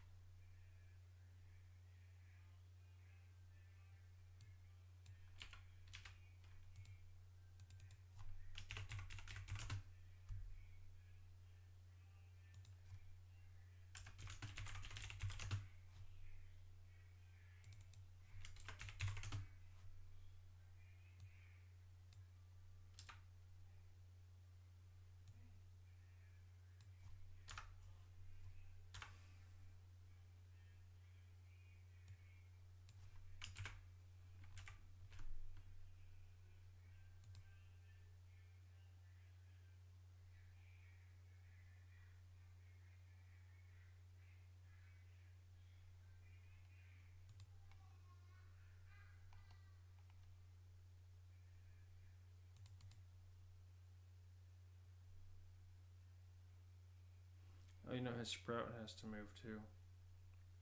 That's actually going to take the water roll. Sorry, Josh. 1, 2. It's a fine thing. Oh. I'm right there.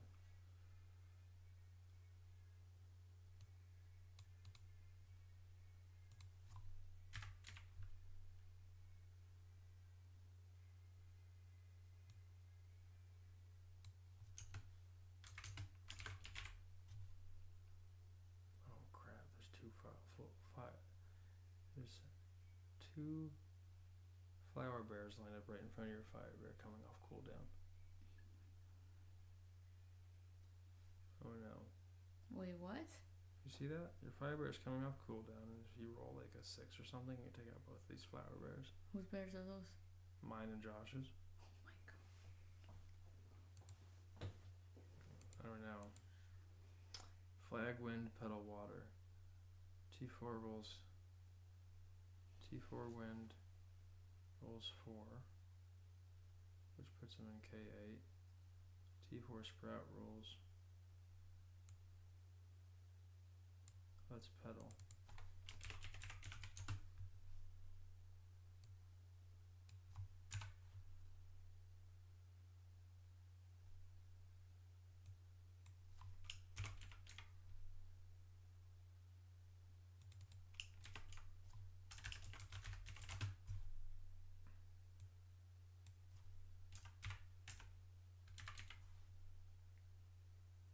Moves him to P10. Interesting. Oh, I see, because this is, yeah. Okay, now it's your turn. My turn. Yeah. Okay, we're gonna do okay, I don't know if I want to do that one first, but we're gonna do the flag. Flag. Okay.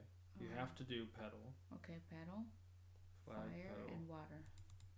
Okay, flag, pedal, fire, and water. See how this goes, everybody. See how this goes. Start. Hit that button for me. Oh, I didn't click it. Okay, there we go. Okay. Flag is a 1. Sucks. It's okay. Pedal is a 2. So it's like, Go up to. I think it's just a 1 actually. Okay, then that's fine. And then you're off regrowth. And then fire is a 3, it's a 6. So you're off cooldown. I'm going up. You going up? Yep. Okay. 1, 2, 3, 4, 5, 6. Then he goes back to spawn. And he goes back to spawn. And you just scored. Now you're in the lead. Nice. And your Firebird doesn't have to go on cooldown. Yay, okay. And you could have reignited and taken out my flag bear though. I didn't want to do that. Why not? I don't know. Okay. Your water bear gets 6 spaces. So I guess that's like 1, 2, 3, 4, 5, 6. If you want to take out my other plant bear. Okay. 1, 2, 3, 4, 5, 6. You just scored hell of points. That was brutal. And now you're Sploosh Town. But 2, 3, 5 flag bear rolls. 1 divided by 2, which puts you in U21.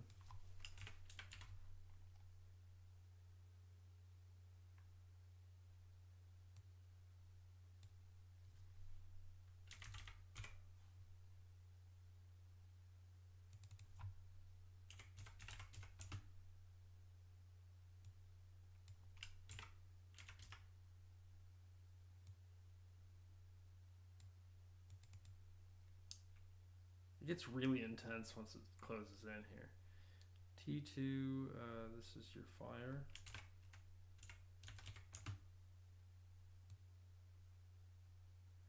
Honestly, that's it. The 3x2 is one of the best rolls you can get for fire because it covers a lot of ground, but you don't have to go into cooldown.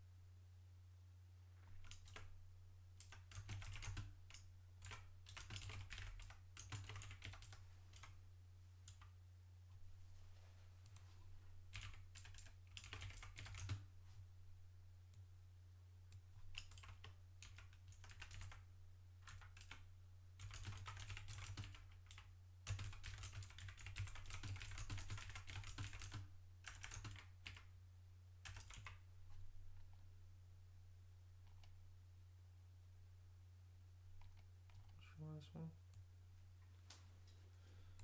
Water.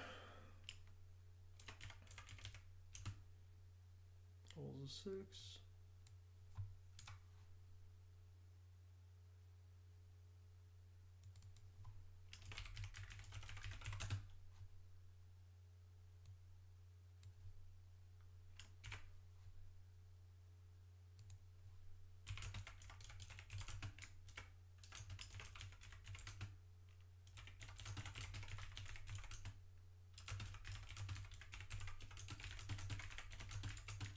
Good job. Nice. 20 points total. Kicking our ass. Oops. That was another ass. When I say ass, I mean donkey is in the animal. What? I can't even say it. There's no chance I can roll my R's right now. I'm way too tired. Burrow. Burrow? Mm-hmm. See, we both can't roll our R's. There it is. Yeah, I'm tired too. Isn't it hard? Yeah, it's hard to do. Burrows. I can't. No chance. It's Team 3's turn. Team 3's moving. Blah blah blah.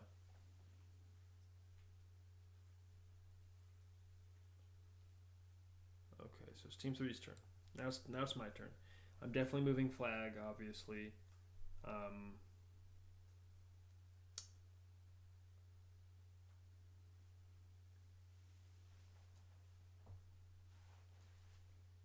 Yeah, I'm just gonna move the flag bear and be done, because we win.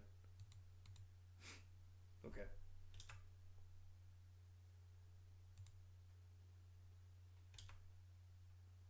4 divided by 2 is 2, so I get 2. 1, 2, huzzah. I now score 250 points for a total of 260. And Josh scores 250 points for a total of 255. And I barely beat him out. And now we can all go to sleep happy, having played another game of Gummy Battle Bear Flag. Wait, what happened there? We won. Union Zone.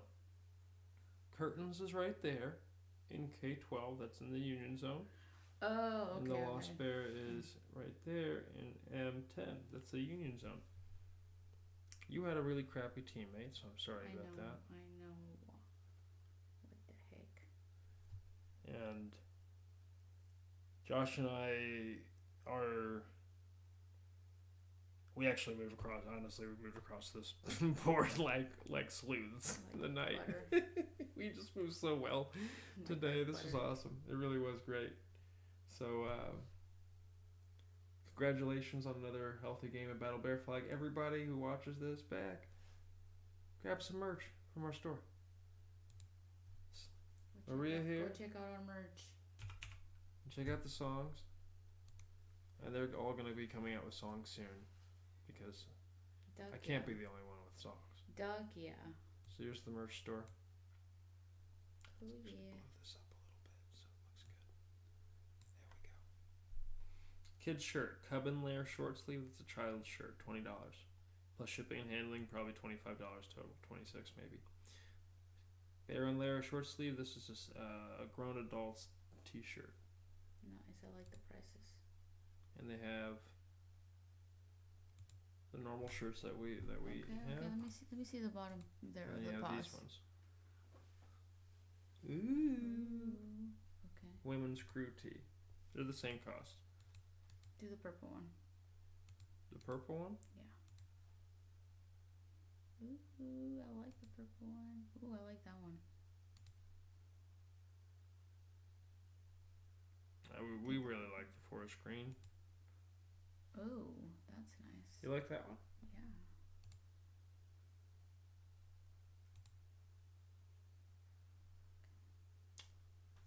Yeah. Lemon. Okay, go on the behind one. Where the little paws are at. Just Impact Fashion by Agent M. 3 of 8. Okay. And there's your exclusive lore logo for Lamia Productions. Yeah.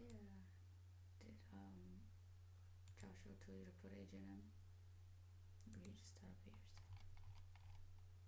Let's use the similar tag as to what he was doing. He had Iron Q and Agent M. Sounds badass. Yes, it does. You're right. Agent Q and Iron M. Also sounds badass. So, we're looking at Maria's position so far that she's created with Solicitor General Bear just off the merch alone. She's made 4 items. She has a Battle Bear flag that you play the field game with. Someone has purchased something. We send you money. We send you money, but... Just wondering. Yeah.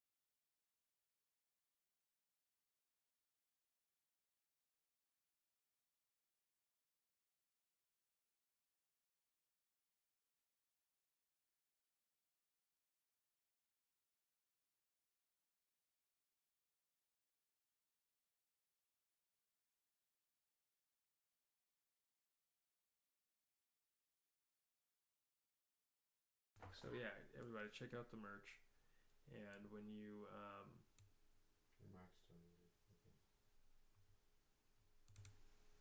I unmuted the wrong one. Oops. So check out the merch, everybody. Maria's done 4 items here. You can see the splits. The listing is $30, $44 for this for the hoodie, $26 for the normal T-shirt, and $20 for the kids shirt. These are normal prices, department store prices. Our vendor cut is right there in front of everybody.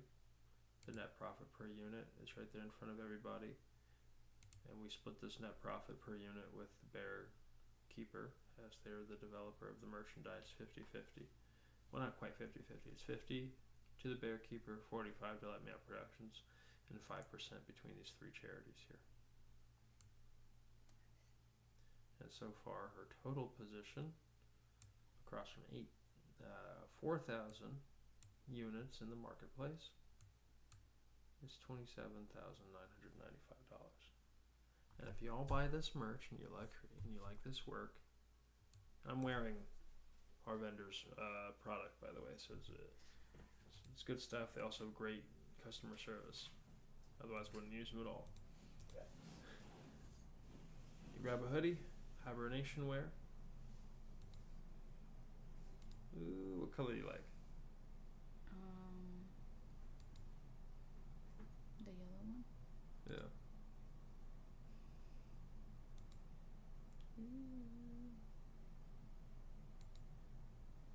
Ooh, is that a red one?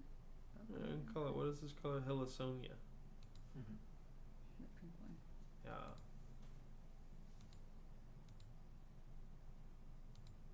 And the purple one. I think you're one of the only people that have a white hoodie on our store. Oh, really? Yeah. Nice. I did want black and white on there. How did you know? You told me. Hmm? You did the design work. You told me. Oh my god. I'm going crazy right now. Because you know. Solly G there, everybody. You know you want this hoodie. You're watching this back. So Santa Maria here.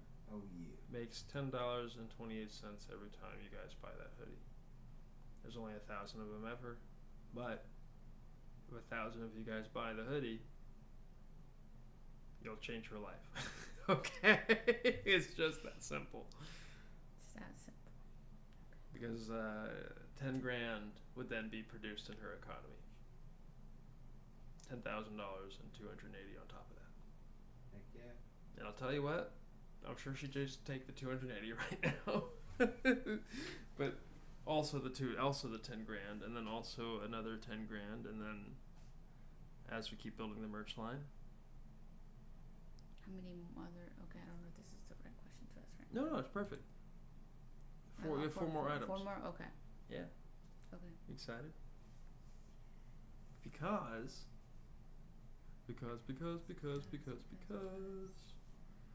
of the wonderful things you do. End up getting another pair because.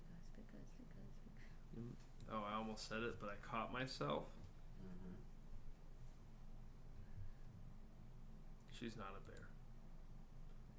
Who's not a What? bear? Don't Nobody. say it. Nobody. Don't say it. Again, I didn't say it. I didn't say it.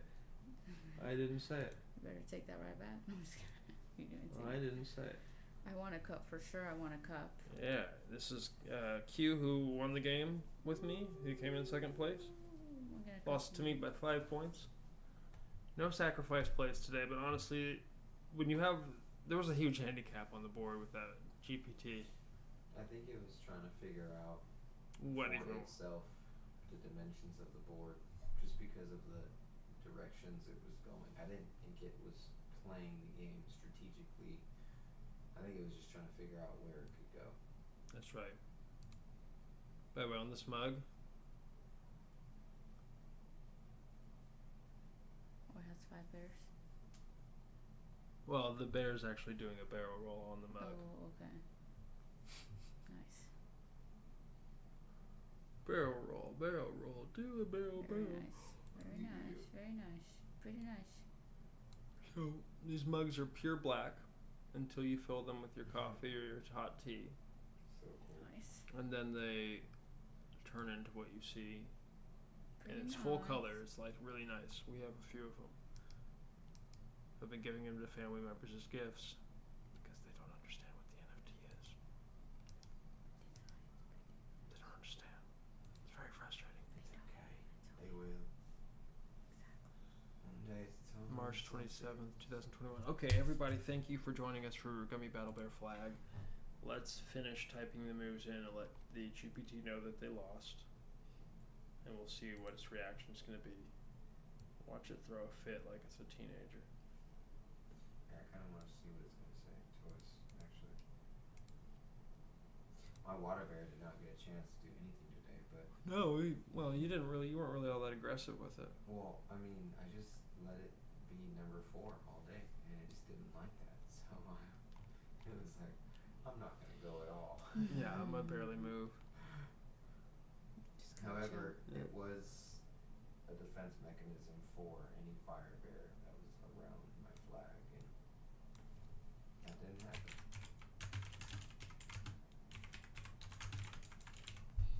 Also, its positioning on the fire bear for itself was interesting too, because I don't think I would have walked in that easy if it hadn't had moved. Exactly.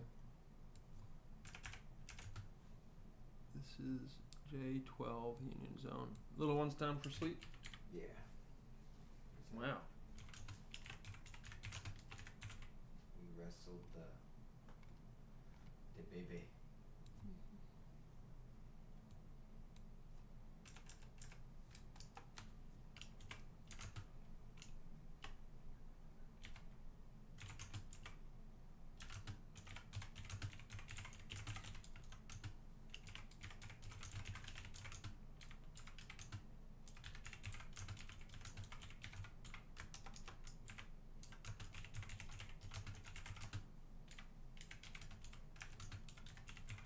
So if you had been one of the teams that finished, you had the most points scored on the game, so you would have finished with 270 and you would have won.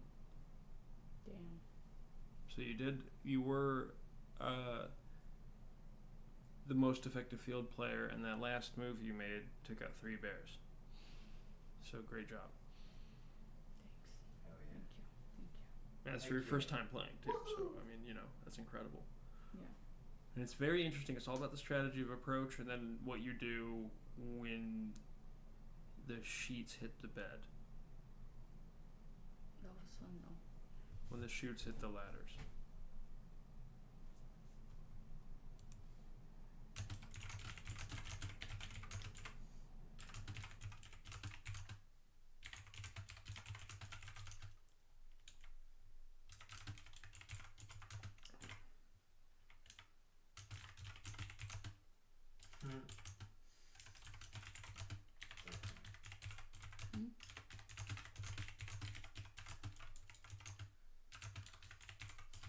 Oh, what do I want to do? Bag. I'm gonna look up for sure. Oh, it's a towel.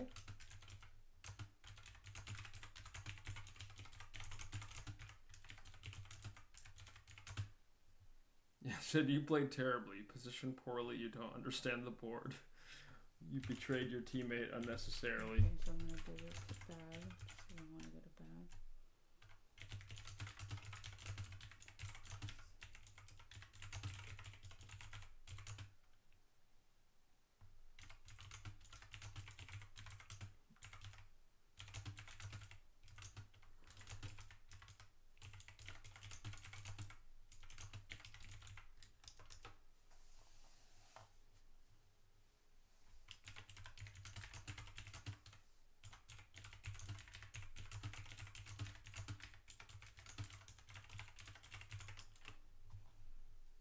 I always thank the bots because you never know.